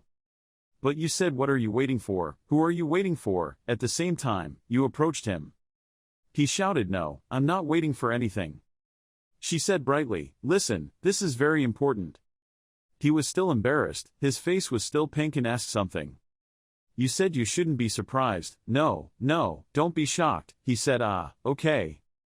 She thought, this is the information I got from Golden Owl, I'll let Leon see how great my information gathering skills are. Thinking of this, she excitedly said, In Lord Lubina's territory there is a vampire. He was silent for a moment. Then put on a stupid face and said, Oh, what a surprise. She angrily said, What was that expression? With the same information that she brought back, Arnold had an extreme surprise and asked the vampire in panic. She bowed her head in emotion. This was the reaction I was hoping for. They met together to discuss. Arnold said there was a vampire mixed in Lubina territory. And if they feel it's not enough, they will find a way to usurp all the power. But the people behind everything are Lord Lubina, are you sure? Gustav said, That's what's happened so far. Since Jerome appeared, I'm sure the vampires are increasing in number. Besides, there is someone behind Jerome, and there's a high possibility that someone is Lord Lubina. However, fortunately, because I knew about this before I heard Lubina say it herself, I would have had more time to prepare. After a short period of consideration, Arnold said that even if we had time, we still couldn't be prepared. If desert bandits had stolen that item, then I would have reason to speak, but now that I have gone so far, if I did not hand over that item, it would be an insult to the consul, God. The nobles value reputation more than life. There is no way the nobles will let this matter go. The entire territory of Lubina will consider Storm Merchantry's merchants as enemies. Gustav said that if it were true, it would really be hopeless. I think we should step foot into that lurking danger. Although, this decision is quite unwise, I cannot give up here. If I give up halfway just because I want to protect myself, I will destroy my own trust and reputation. If I accept a certain trust, I will definitely complete that trust, as dedicated as possible. Gustav slammed the table and stood up, saying I would use up all my remaining money. From now on, I will recruit more mercenaries, and prepare more silver weapons and holy water to fight the vampires. I will not sit still and ask for your help. Then the two of them fell silent, looking straight into each other's eyes. Shake hands tightly. Leon said they resolved everything quickly. Suddenly, Karen bowed her head and whispered to Leon, Could we talk for a moment, then went outside. He turned his head, then silently followed her. When he got to a private place, just the two of them, he spoke up to his senior. She turned around and said, This time you will be surprised, it will be very difficult. I just got this news from the black market, it will definitely surprise you. It's not news that anyone can predict, he awkwardly replied, Yes. She said, Mole, the reason he attacked me in the desert was because maybe he received orders from Lord Lubina. At this moment, he really suddenly shouted something. His expression made her completely satisfied. How could that idiot Mole know which crates contain valuable goods, she said. Besides, if a group of big robbers were operating, they wouldn't know each other's whereabouts. Even if they did, it's a rumor, it's impossible to know. However, they didn't encounter any problems. He opened his eyes wide and said he suddenly appeared, and went straight to that box. She replied, That's what I wanted to say. They seemed to be acting according to Lubina's words, doing dirty things. Unfortunately they met me. So, Lord Lubina doesn't want me to get there. This is just what I think. No matter how large the territory is, it would be difficult to suddenly have a merchant group join. No matter what, the guard force there is very loyal. He couldn't chase away the merchant he invited, so wouldn't it be best to create something unfortunate? He thought to himself that if Lord Lubina was planning something in his territory, he would have planned something to avoid attention from everyone, so that's why he tried to steal the goods which he placed. But unexpectedly, the storm merchantry was able to protect the goods, defeat the bandits, and in the end, there was no other choice but to enter Lubina. Thinking of this, he stroked his chin and said, "From the Lord's point of view, things are gradually becoming complicated and dangerous." He pondered that since the storm merchantry exceeded his expectations, the danger gradually increased. Now, he is definitely planning to destroy everyone in Lubina. So I must not hesitate anymore. The time has come to use the symbol of the Holy Iron Organization from Bishop Caesar. Then he called Senior. There were some things I needed to solve. In another development, when night falls. In the slums of Lubina, the atmosphere was gloomy, the cold sound echoed in the quiet night, and the conditions were quite good. The evening in Lubina truly fits its nickname of the Dark City. Sitting alone reading a book in a dark room. Suddenly Tsepish spoke up. "Are you back, Roman?" The opponent was an old man, appeared, bowed his head respectfully and replied, "Yes, Your Highness." Tsepish curled his lips and laughed, mocking, "What you mean, Your Highness? To a loser like me, you don't need to speak so respectfully." He said, "In my heart, you will always be Your Highness, the noble vampire, heir to the Wallachian bloodline, one of the three great bloodlines of Nosferatu. Your Highness Tsepish, within a radius of 1 kilometer there are no subordinates of that lord. We can stay here for at least 5 days." He said okay, then clenched his fists in anger. "Why did I come to this point? My family is the only two left. I committed a serious crime. I did not expect that the place I found for us to settle would bring so many disasters to our clan." He bowed his head and said, "Your Highness, that fault belongs to the wicked. He blames himself. Even if it's not my fault, then the responsibility is also mine. I will do my best to rescue my clan no matter what happens." Suddenly he felt an unusual aura intrusion, while Roman spoke to His Highness. He raised his hand to signal him to be quiet. He fell silent immediately, and at the same time observed his appearance and deduced that he used magic eyes. The power that allowed him to share his senses with those who had given blood that day, even without sharing the blood directly. They will identify everything with Lord Tsepish. Suddenly saw the whole scene of Leon killing the hybrid vampires. Tsepish burst out laughing again. Happily said, "Good, very good, Roman, it seems God still left me a way to live." He asked, "What are you talking about?" He replied, "I saw the Lord's spy." He asked again if he meant Dompiers. He quickly explained, he was defeated by someone possessing divine power. The way he destroyed my hybrids in just a moment, it seems he has a pretty high position in the church. If so, he would know a lot about me." He wondered what that meant. He smiled mischievously and said, "This was the beginning of our counterattack. Andre Lubina, you're an asshole. Put your eyes up and see clearly. Hey. With my claws, I will smash you into a million pieces." At dawn the next morning, Elsid lamented how chaotic it was. "No, I digress. Where are we?" "Ah, we're talking about the vampire battle, right? In order to capture all of the Demon King's soldiers, they attacked Rod's castle with just a few vampires. The war left 90% of the vampires dead, including Rod, and since then they have disappeared from the pages of history, but a few have survived and escaped. Who would have thought that 300s of years later, they'll come back again?" Leon said boredly, "Okay, I'm so bored. It's so boring, extremely boring. The story has nothing special at all. I can't practice in the carriage while listening to you babble like that. Why is the road to Lubina so peaceful? It's so peaceful and scary. Besides, there's a talkative person next to him whose mouth keeps talking." Elsid said, "Yeah, so where are we now?" He held his head and shouted, "Then shut up." At this moment Karen looked inside the carriage and said, "Leon, we're here." Elsid said, "Thank you," and Leon happily replied, "Really? I have arrived in Lubina territory. Even though this place can't be compared to a stronghold like Valka's, it's still big compared to these walls that are close to the border." He glanced over and mumbled that only he could see. The castle was sparkling. Elsid said, "That's a trap. They used a large amount of silver just to create this matrix, and magic was applied on the walls just to repel vampires.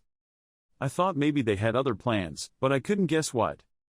He wondered if it was a trap to catch vampires, if it was different from what we thought. If Lord Lubina controlled vampires, then why did he have to do that?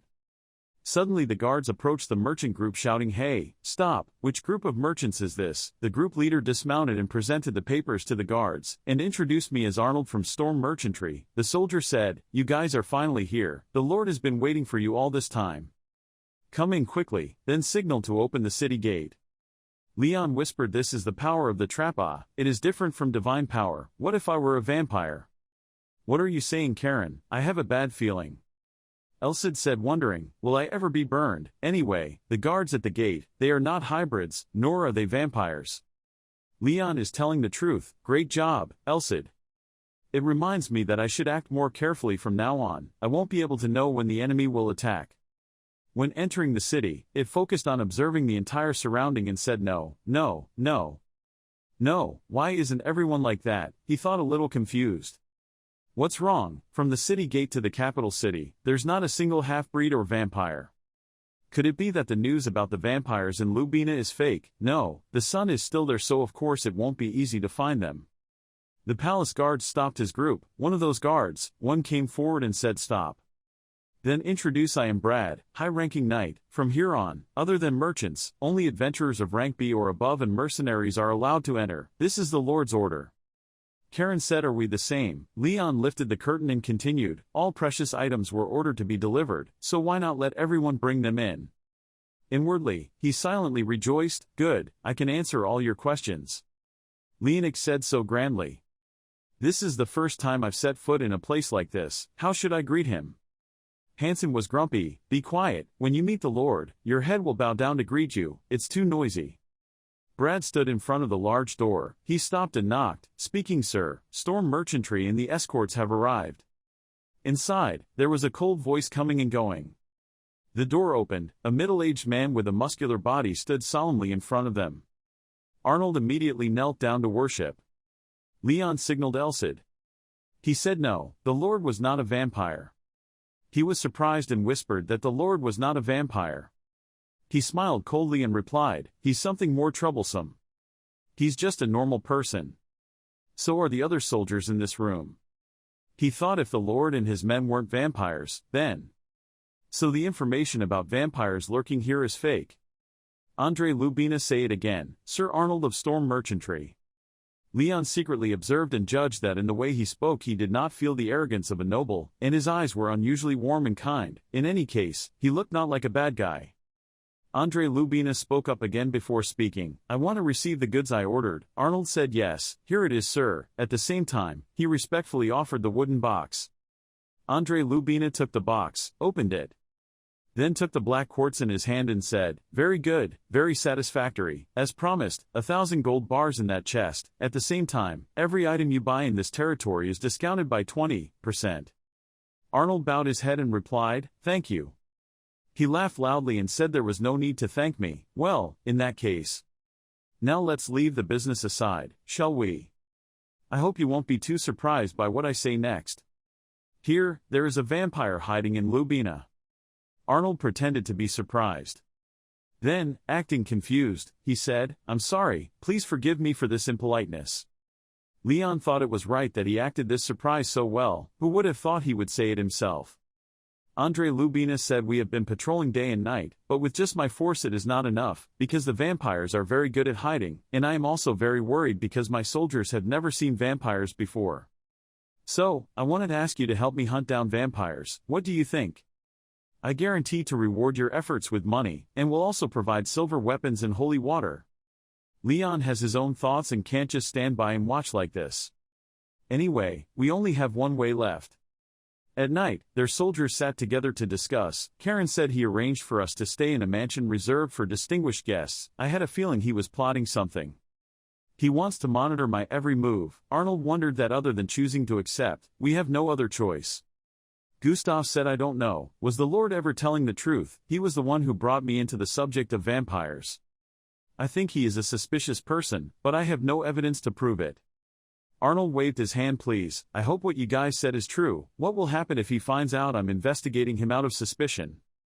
Leon recalled the conversation when he first met Andre Lubina. Elsid said if Storm Merchant was a great merchant who could dominate an entire kingdom, then everything would be fine. In his eyes, midrange merchants just ordinary rich guys, so using those people as a test and luring the vampires without me is fine. After all, this is Lubina's territory. I can't investigate him without evidence. Even if he did, I wouldn't be able to get him to open his mouth.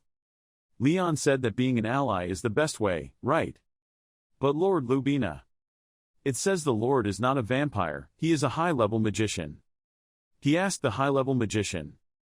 It said yes. I don't know much about the Matrix, but it was definitely created by him. His killing intent and magic are exactly the same. If the Lord sees the vampires as enemies, then he doesn't need my help. If he deployed the magic array at the city gate a little differently, he would be able to burn all the vampires in the city. Surely is there some reason why he wants to keep the vampires alive, or with his mission to destroy all vampires? He wants to prevent Storm Merchantry from getting involved in this matter. He thought, well, like what else had said, I'm sure the Lord is plotting something in the territory. He's hiding the fact that he's a high-ranking magician, so it's reasonable for him to list Storm Merchantry on the list related to this matter. Separating the escort force from the merchant is also part of his plot. If the mercenaries were caught in the hybrid's wolf teeth, then Karen and the rest would definitely not be safe. I won't let that happen, but the biggest problem right now is... Elsid said the Lord was my enemy. Enemy, that old man is my enemy. It went around whispering to everyone present in the meeting room, but no one could distinguish its presence or hear what it said. Leon held his head and thought if I wasn't the only one who knew about Elsid's existence, I wouldn't be able to know the truth about Lord Lubina. Karen was the only one who believed. Karen was the only one who believed in me. Look at the pensive faces. Karen cleared her throat and suggested going to bed. I want to rest, we'll talk about it tomorrow, but like this there's nothing we can do. The men turned their heads and agreed. Good night everyone, good night. Night comes. What are you asking, Leon? The Lord is a magician. He whispered, not only that, but he's also a senior. You said it's dangerous. If he has reached a level that even I can't detect, then he deserves to be a special target. With our current attack ability, I cannot be sure of victory. We need more time. He said I'm glad that before coming here I used the holy necklace the Pope gave me to ask for help from the Knights of the Holy Iron Chain. Anyway, I'm still a bit worried because I'm not sure how many knights there are and when they'll arrive. Maybe we will confront the whole capital, so at least 3 people are needed. Suddenly seeing her stop, he asked what's wrong. She replied nothing. Rest, see you tomorrow, then open the door and enter the room. He said yes, good night senior. He opened the door, hung his shirt on the hanger, while the door was still open. He heard the door open. He immediately turned his head and saw that she had already entered the room and the door was locked. He called his senior, her face was red. He reached out and pushed him down onto the bed. He called Karen. She was extremely sexy, sitting on his body signaling silence. Then she bent down to kiss him. 2 people wrapped around each other.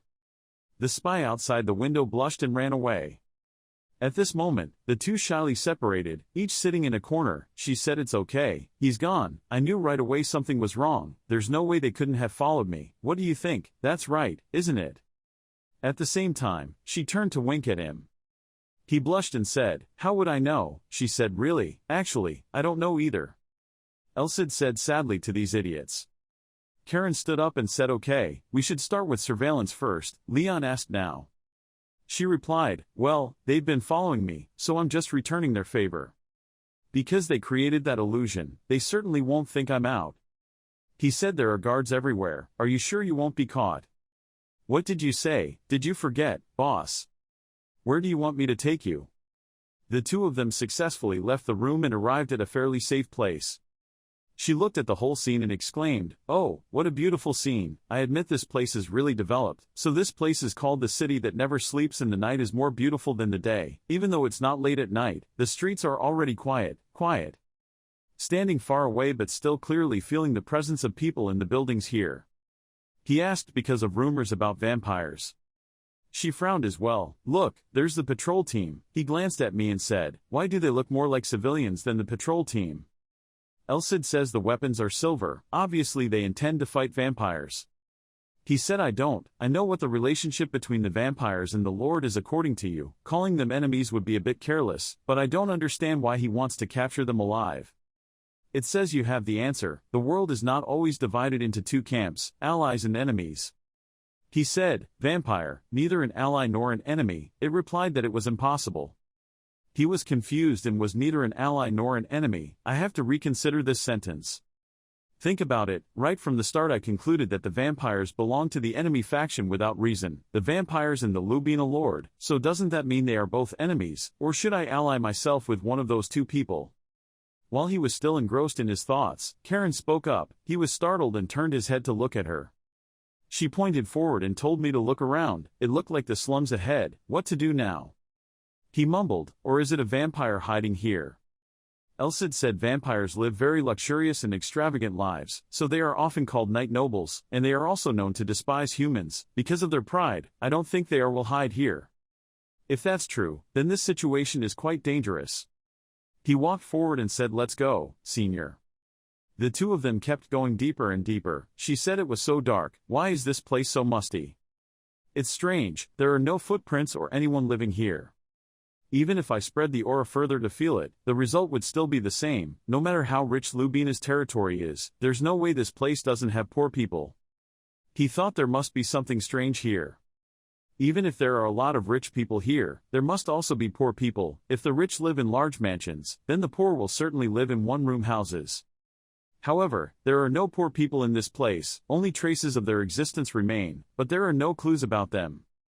Just think about what evil the Lord did to the poor people in his territory, to turn this place into a ghost town. The two of them shivered slightly and said in unison that they didn't like this place at all and let's go back. Suddenly, a demonic aura stopped them and they stepped back. Did he think he was going to hit the basket? Seniors couldn't even see it coming. Are they moving under the fog? Are they magicians, or are they assassins like seniors? Elsid said these guys are vampires. He said vampire. The strange object answered him, yes, you know where I am the last heir of the Nosferatu Walakiad Sepish family. He thought under his pressure. He could have ambushed me very quickly, but he didn't. These guys are friends or enemies. Anyway, it's a relief, I don't see them as being very malicious. He passed up the opportunity to ambush me just to talk, make a small bet. He then decided to take back the sword in his hand and said, why did you guys show up? It's definitely not to fight. If you want to talk, please prove your presence first. The other person said as expected, let me ask you something. Through the hybrid, I saw you use divine power. Are you from the church? He was quite surprised by the question asked. He thought, what's going on? He knew he was in the church, but why did he still reveal himself to me? Elsid said if he was a sinister vampire, he would stay away from him because he saw the holy spear. He thought, I pretended to be them before in Blaine. That's about right. It says you're so brazen. Suddenly the other person rushed forward, held his hand, happily said right away, we have been waiting for you for a long time. The next morning, he and Karen decided to go home and inform everyone in the group. Gustav slammed the table angrily and said stupidly, the Lord raised dozens of vampires and let them eat the poor. Karen said that was the first information we received. Leon was secretly happy that he was lucky because his senior was with him. After all, the words of a rank A adventurer were more trustworthy. Leonic said the Lord was a high-level magician, so his strength was superior to the others. What you said was all heard from the vampire. What Hamill said doesn't sound trustworthy at all. But anyway, it's Karen's intelligence. It doesn't sound very trustworthy, but it's definitely true. So, in short, Lord Lubina used the poor people to sacrifice to feed the vampires. He tamed the vampires to intimidate others. Gustav said so he's keeping me here to silence me, which means that no matter the outcome, as long as I'm still in his territory, he can monitor me and force me to surrender. Karen said yes, so it has to be quick. I'm sure he knows that even if he forced us to surrender, it would take at most 10 days. Besides, there will certainly be a lot of things happening during that time. Gustav gritted his teeth. What if the information she received was a hoax? How could she trust that wretched bloodsucker? At this time Sepish appeared and spoke up, so did we. Living on blood is not very fun. Gustav jumped up and stuttered, vampire, why him? Sepish said, hello, this is my real body, so during the day I can't move. I didn't come here to fight, so there's no need to worry. I know it's hard to believe, but what they said is true. Gustav glared, just with your words, I can't put my entire life and my teammates' lives on it, I need proof. Sepish replied, yes, then look, this is a certificate from the church, and this is proof that the Wallachia clan was exterminated. The team member said in dismay that it was a vampire clan. Sepish recounted 300 years ago. Part of us became the Demon King's forces. They gave up living with humans and committed a serious crime against the goddess. As a result, the majority of vampires were killed by heroes, Roderick massacred, and even the Wallachia clan, those who had never joined the Demon King's army, were also in danger of being executed. A priest gave us his blessing. In exchange, we must spend 200 years serving the church, and one of us lives to continue the race. Leon thought this was exactly like what else had told him. Elsid said 250 years, different from humans, that amount of time is nothing compared to the immortals, you nag. Except for exposure to the sun and serious injury. If their hearts and brains were not exposed to silver, they would be a race that could live for thousands of years. Sepish said that after completing our duty, I and the whole clan set out to find a place to settle, then we settled down in Lubina, but... Gustav says you mean Lord Lubina stabbed you in the back, the other party said with a serious face. Gustav says now that I saw the certificate from the church, there's no way I'll doubt you anymore, but we're stuck here. Leon, you asked for help from the Knights of the Holy Iron Chains, right? When will they come? Leon sadly said he didn't know. Gustav frowned and said if that's the case, I have no choice but to use my own force to confront the Lord. Karen can't object, Sepish's skills are about the same as mine, moreover, he is currently in a state where he can't confront the Lord. Within their own domain, mages have the ability to cast stronger magic. Above all, there is no opponent more terrifying than a mage who has prepared everything. If a magician has lived in his domain for decades, even if he is a skilled swordsman, victory is still uncertain. We should attack slowly to wear down their forces, or when our forces are superior, we will win, he asked with superior force. She replied sure, I need divine power. Arnold said well then, what we can do now is wait for the knights from the Holy Iron Chains to arrive. Gustav said in that case, while we wait for them let us wear down the Lord's forces as best we can. Hamel said leader, we've been followed for an hour, how could we do that when our activities were limited, although today we were lucky to lose them? Arnold's suggestion or should we pretend to fight? His suggestion made them bewildered. Pretend to ask for a fight. After the meeting that day, the events climaxed with an explosion at Lubina. The guards said to each other, this is an ambush, what's going on? As planned, Leon appeared and asked if everything was better. The soldiers looked at him and asked who he was. He said I'm Leon Merchant from Storm Merchantry, I'm currently in the process of searching for vampires as requested by Lord Lubina. Sepish shouted loudly to attract attention and get away. The soldiers stammered in fear of him. There's a vampire, a vampire. Leon pulled out his sword and said leave it to me, the injured guards responded. He looked into Sepish's eyes, recalling what they had agreed upon together. Gustav stroked his chin and was satisfied that I should pretend to fight, that's right, this option was really something no one had thought of. Hamel said Juan, how could that lord predict it, who would have guessed that I would cooperate with vampires, Leonid continued. Karen said if we create this scenario together, we will be able to take the initiative in where and when this battle will take place. In other words we can, make plays anywhere in Lubina. Let's close the deal, now let's show Lord Lubina the show. Gustav raised his sword and pretended to slash Roman. They thought to themselves Karen and Leon was right. Proof that Lord Lubina is a magician. Everywhere in the territory, there were buildings that everyone knew about but only the Lord could enter, and towers created by the Matrix to protect the territory. Karen said that if he is a magician, then there will definitely be some structures containing Matrix created by him in this territory, and the Matrix to enhance the effectiveness of those buildings again, like those two towers over there. He asked, should we destroy them? Leon said moreover, some of them were fake towers to deceive human eyes. Hamel asked do you mean we need to cancel the right court? Leon said but if I try to destroy the original tower, the Lord will immediately suspect me, so I should create an accident. Returning to reality, he looked at the action from afar and said that Leader Gustav and Roman did quite well. Elsid said it would take at least a few days, at most 10 days, everything would end when the Lord found out, I would pretend to fight, and secretly choose the tower to destroy. He said yes, I understand. Sepish rushed towards him and said then take it. Elsid reminds him not to use aura. He was startled and asked what he said. Looking at the power and destruction that Sepish's attack caused, he said. How can you defeat such a strong opponent without using aura? Elsid smiled and said of course. He asked why, doing that is not like pretending to fight at all, the move he uses is real power. It replied that it was because his aura could kill vampires, with just a light slash the guy would turn into ash. He thought I have to confront strong enemies without using aura, and destroy the tower by accident, crazy, it's very difficult. I have to pretend to fight high-level vampires with only my physical strength and my regular sword, crazy.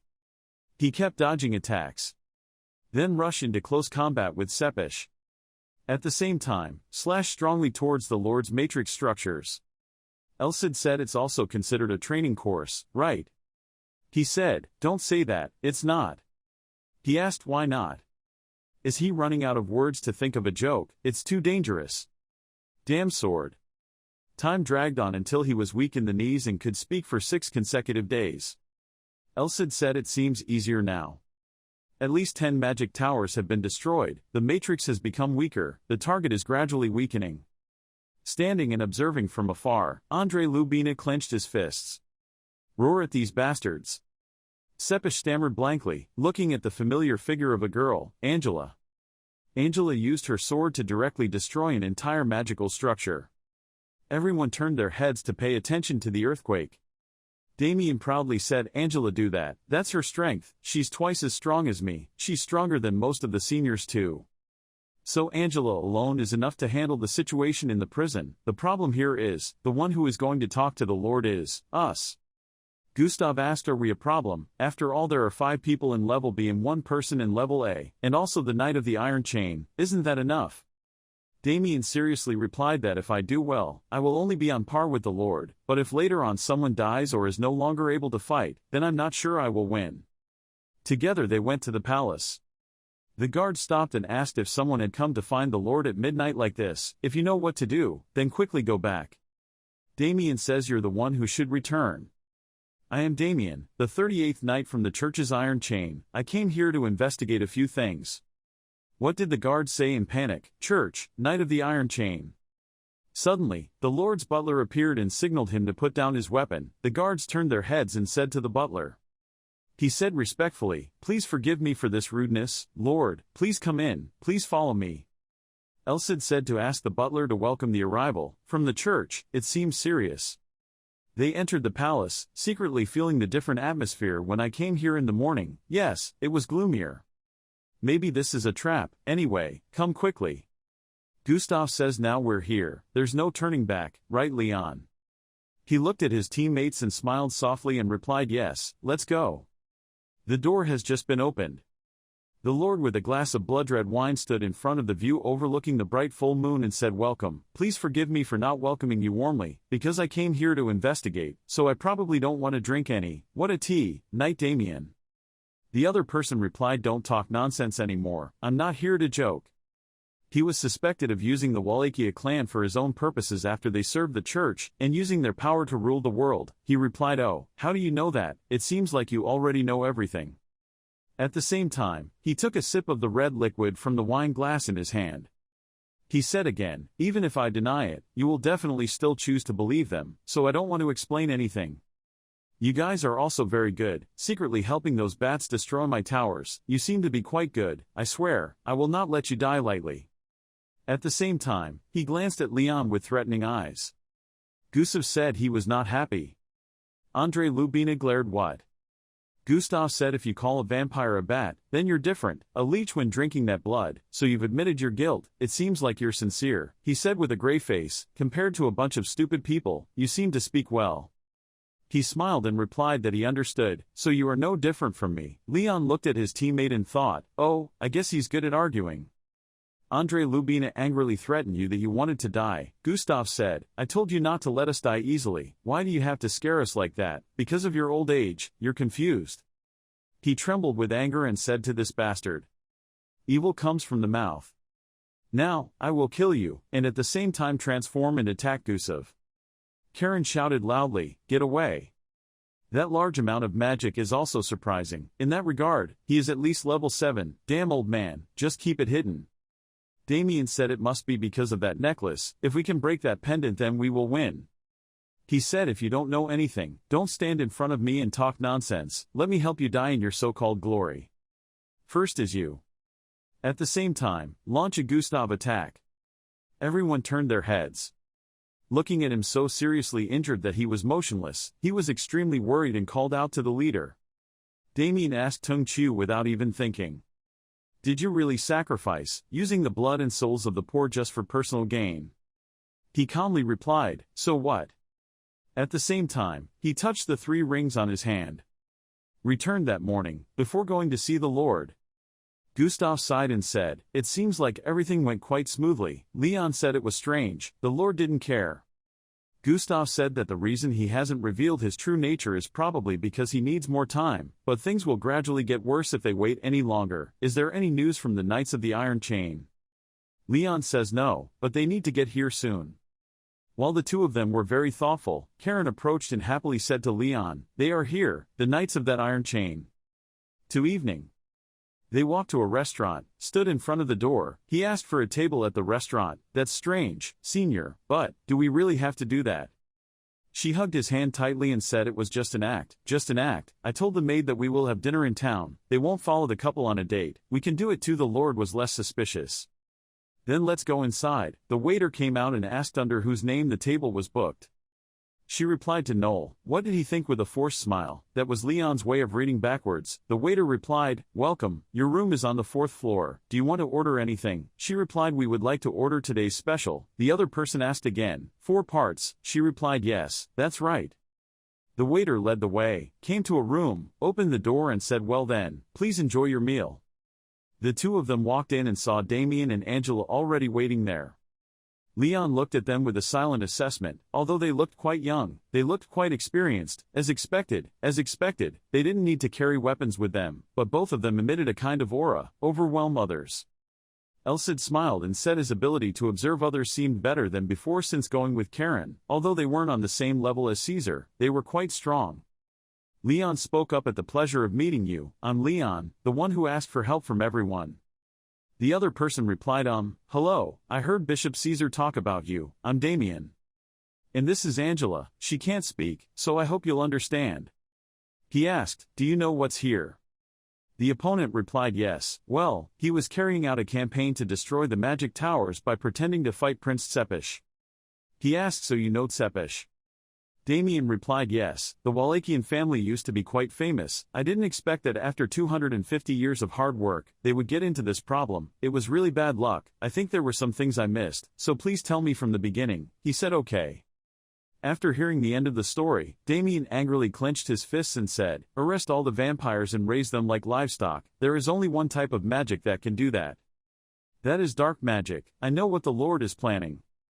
Leon whispered, judging by his reaction, it seemed like things weren't simple at all. Elsid was correct, it seemed he was quite knowledgeable about this situation. Elsid says vampires are a race that cannot clearly distinguish between body and soul. They take advantage of that to make themselves stronger. Dark magic, which drains life force, is quite effective on the body. They use poor people as food for vampires, then drain them of their life force. Leon said indignantly, that's fine. Elsid replied usually not. They use poor people as food for vampires, then drain their life force. They have taken over the world a long time ago. Consuming large amounts of blood is forbidden to them. Taboo, it will lead to death. However, the life of a vampire has nothing to do with the Lord. His goal is to absorb all the power of vampires to become the ruler of the world, so vampires die from drinking too much blood and he doesn't care. Angela showed 3 fingers up, causing Leon and Karen to look at each other in confusion. Seeing their expressions, Damien quickly explained, this action means the risk assessment is 3, so I want everyone to cooperate sincerely. Leon asked what are the 3 levels of risk. Damien said that it was like the disaster in that city. The disaster that was swallowed by darkness that Leon dealt with before was at level 3. Level 2 is a national level disaster, and level 1 is a disaster that threatens the entire world. Except for the Demon King, no disaster has reached that level. Therefore, the danger is only assessed at 3 levels. If it is at level 2, more than half of the Knights of the Iron Chain will deal with it. At the same time, we will also ask for help from other countries. If such things happen often, the world will become chaotic.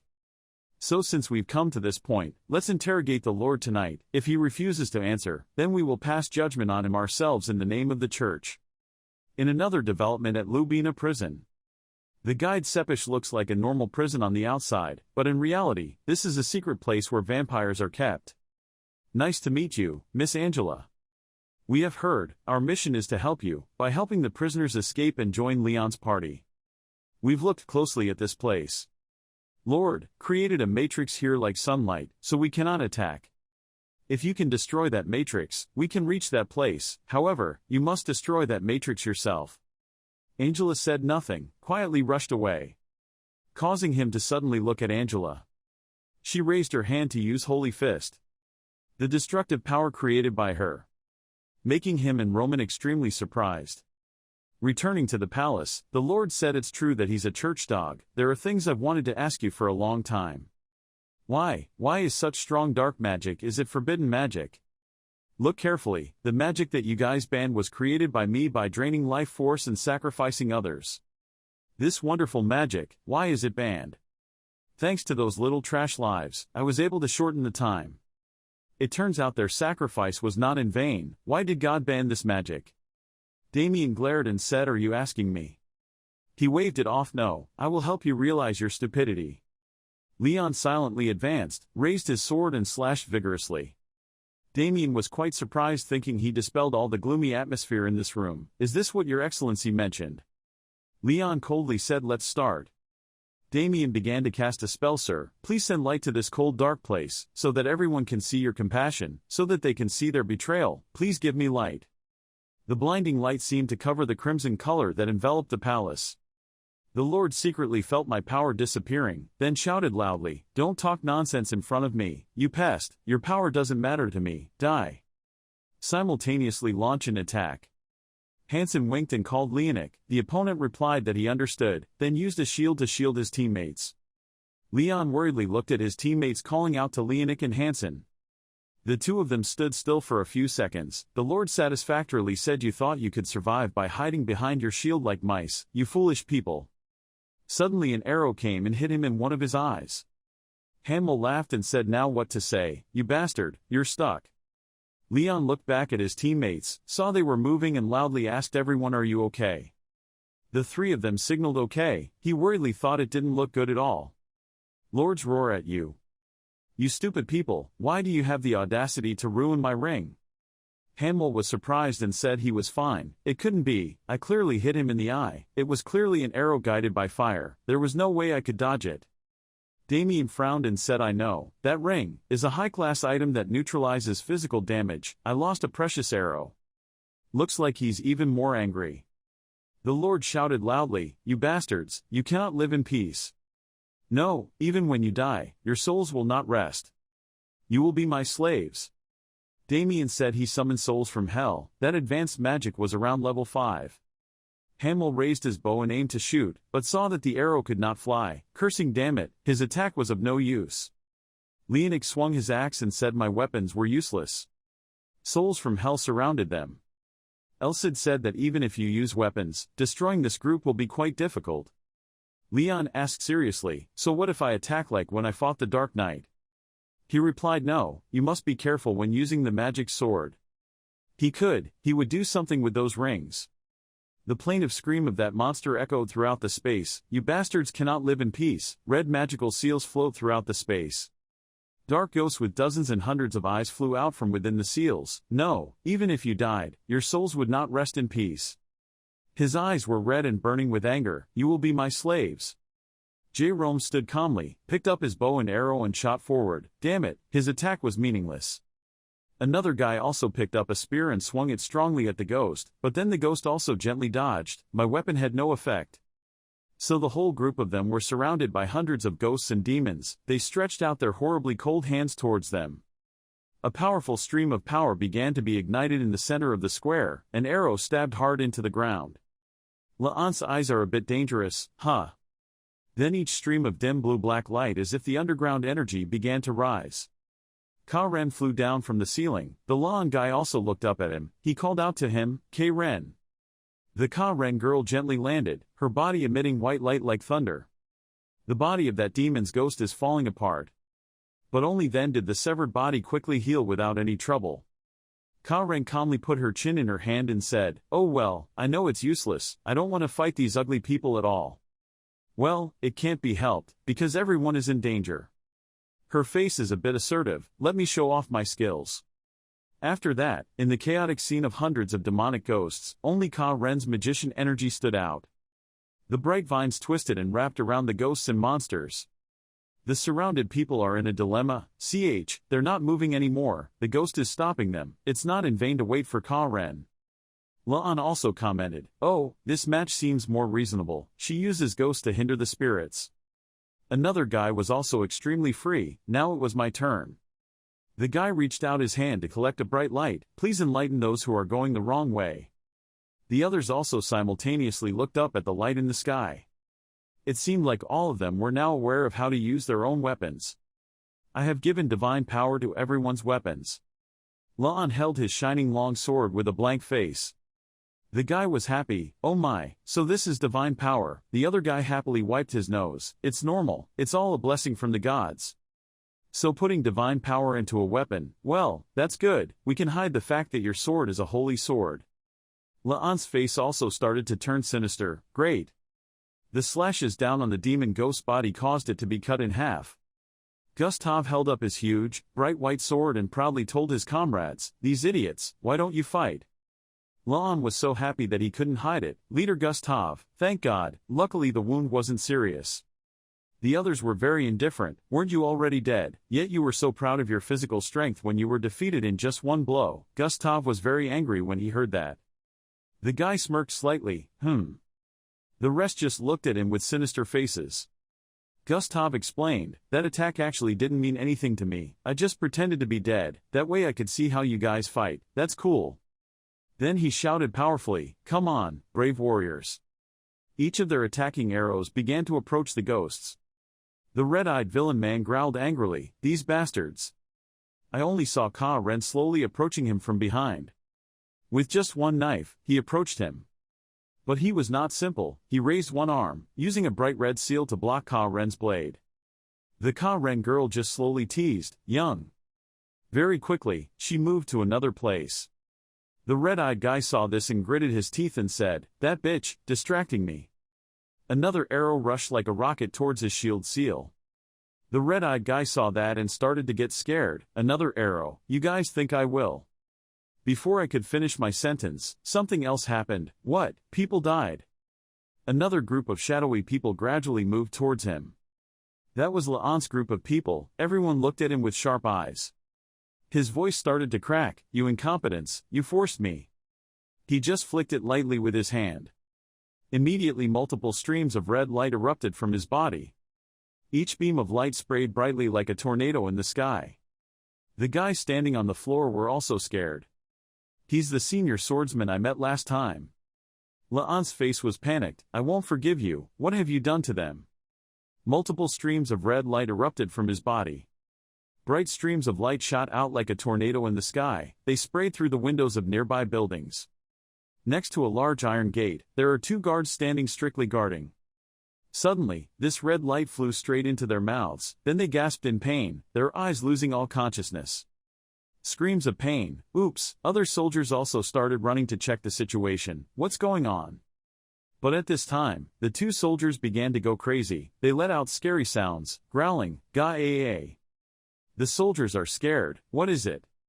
Those red lights began to surround the space. The scene behind them made them pale in fear. The red-eyed guy smiled sinisterly. Great, you're here, my slave. The soldiers began to form a group of demons with one eye turning as red as marble. La'an also noticed something unusual. Wait, these people. He recognized him as the senior swordsman he met last time. He was so angry that the veins on his face were clearly visible. I won't forgive you. What have you done to them? Demi next to her also realized the cause, frenzy. He explained, it was one of the forms of dark magic, causing the hidden power in living people to explode, turning them into temporarily powerful monsters. He didn't expect him to be so cruel, with his protector. Those crazy soldiers began to attack. Gustav had to brace himself to fight back their attacks. Gustav also suddenly exclaimed, what the hell, that's too strong. After that, the soldier stepped back to gain momentum and prepare to attack again. Demian shouted a warning to him, be careful, these crazy people won't feel pain. And their strength is superior to normal, because they are now in a state of loss of control. If it's not a critical hit, they won't die, and their O output will also increase. Gustav is angry, damn it, then the only way is to behead them. Another guy was equally pathetic when he used all his speed to attack but also had to twist his legs and twist his mouth, unable to believe what was in front of him. Damn it, I was using too much force when fighting those souls. Then yes. The crazy soldier still refused to stop. He rushed forward and used a spear to pierce the body of one of La'an's teammates named Hansen, causing blood to splatter.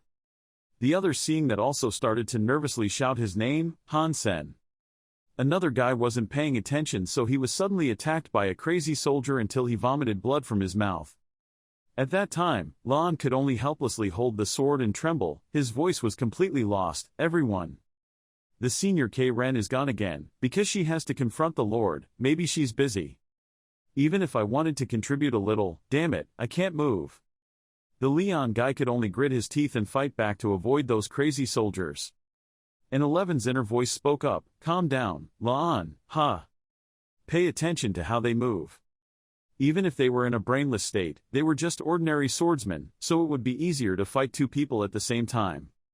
Laan said angrily, fighting two people at once, what are you talking about? Wouldn't that be worse? Do you remember the battle in the forest?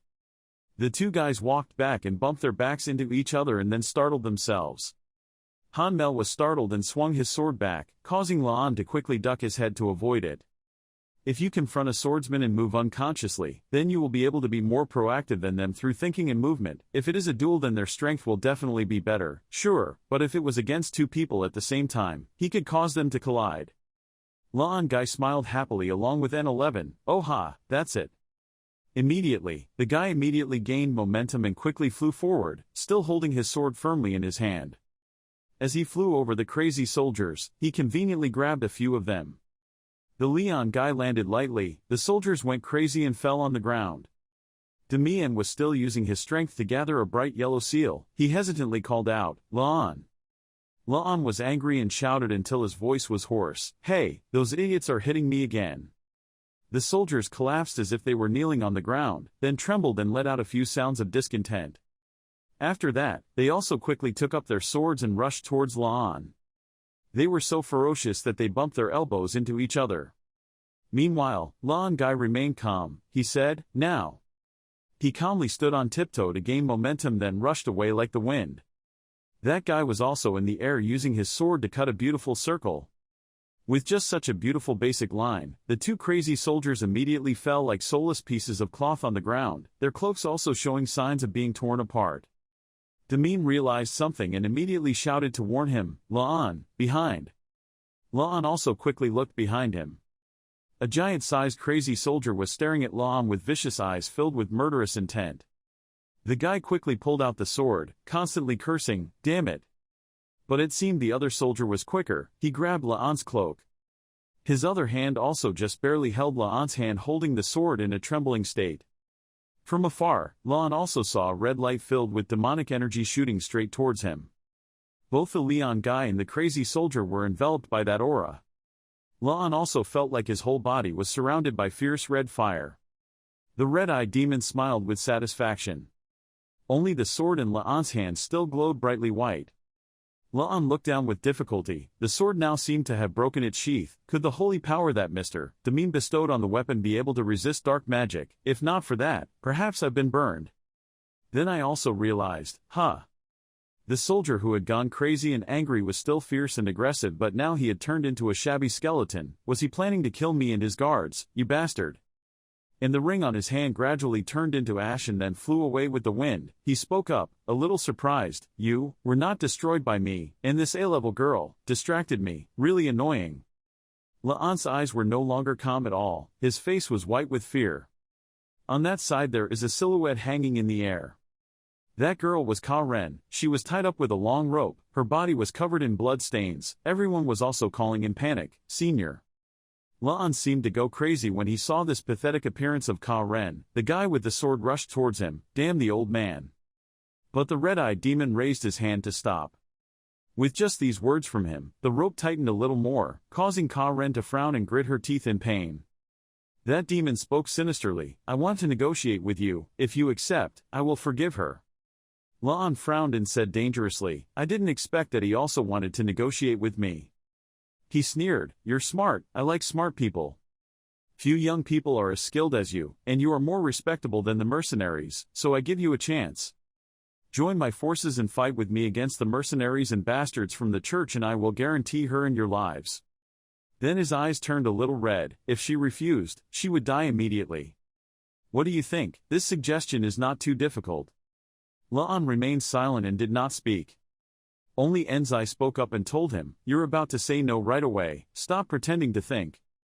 Clearly lied, pretended to agree with his proposal, then used tamarind sprinkles to knock him down when he let down his guard. First, it's because you haven't mastered tamarind yet, he also noticed when you were in a prepared position. Moreover, do you think the Lord cares about your actions? Being a high-level magician, if he also uses dark magic, he will definitely bind you with a special oath, which is quite dangerous. La'an's heart screamed, "Damn, what should I do now? Ka-Ren is in danger, there's no time, the only thing I can think of now is..." From afar, the demon looked at La'an making crazy gestures on the floor and was extremely puzzled. Is he crazy? Calm down, La'an, how can you calm down? This is clearly a serious situation. What did you forget? La'an angrily replied. N11, did I forget something? The red-eyed demon kept looking above his head. La'an also looked up, the ceiling looked like it was about to collapse. The entire magnificent citadel suddenly seemed to explode with force. The roof cracked, leaving a huge hole, and a majestic figure appeared in the air. Please evaluate, at that time it is appropriate. Then this person flew down from the air, landing gently like a Spider-Man. La'an smiled happily and realized, Ems, La. La girl with striking pink hair and sharp face glanced over at them. It's a bit late, there was a bit of blame in La'an's words. A few crazy soldiers began to rush forward again. Demi-En quickly warned, La, be careful. But when the group of people rushed in, she was still very calm. La then unleashed his shining iron fist to teach them. Just one punch made them fly thousands of miles away. Powerful sparks of fire were emitted from the fist.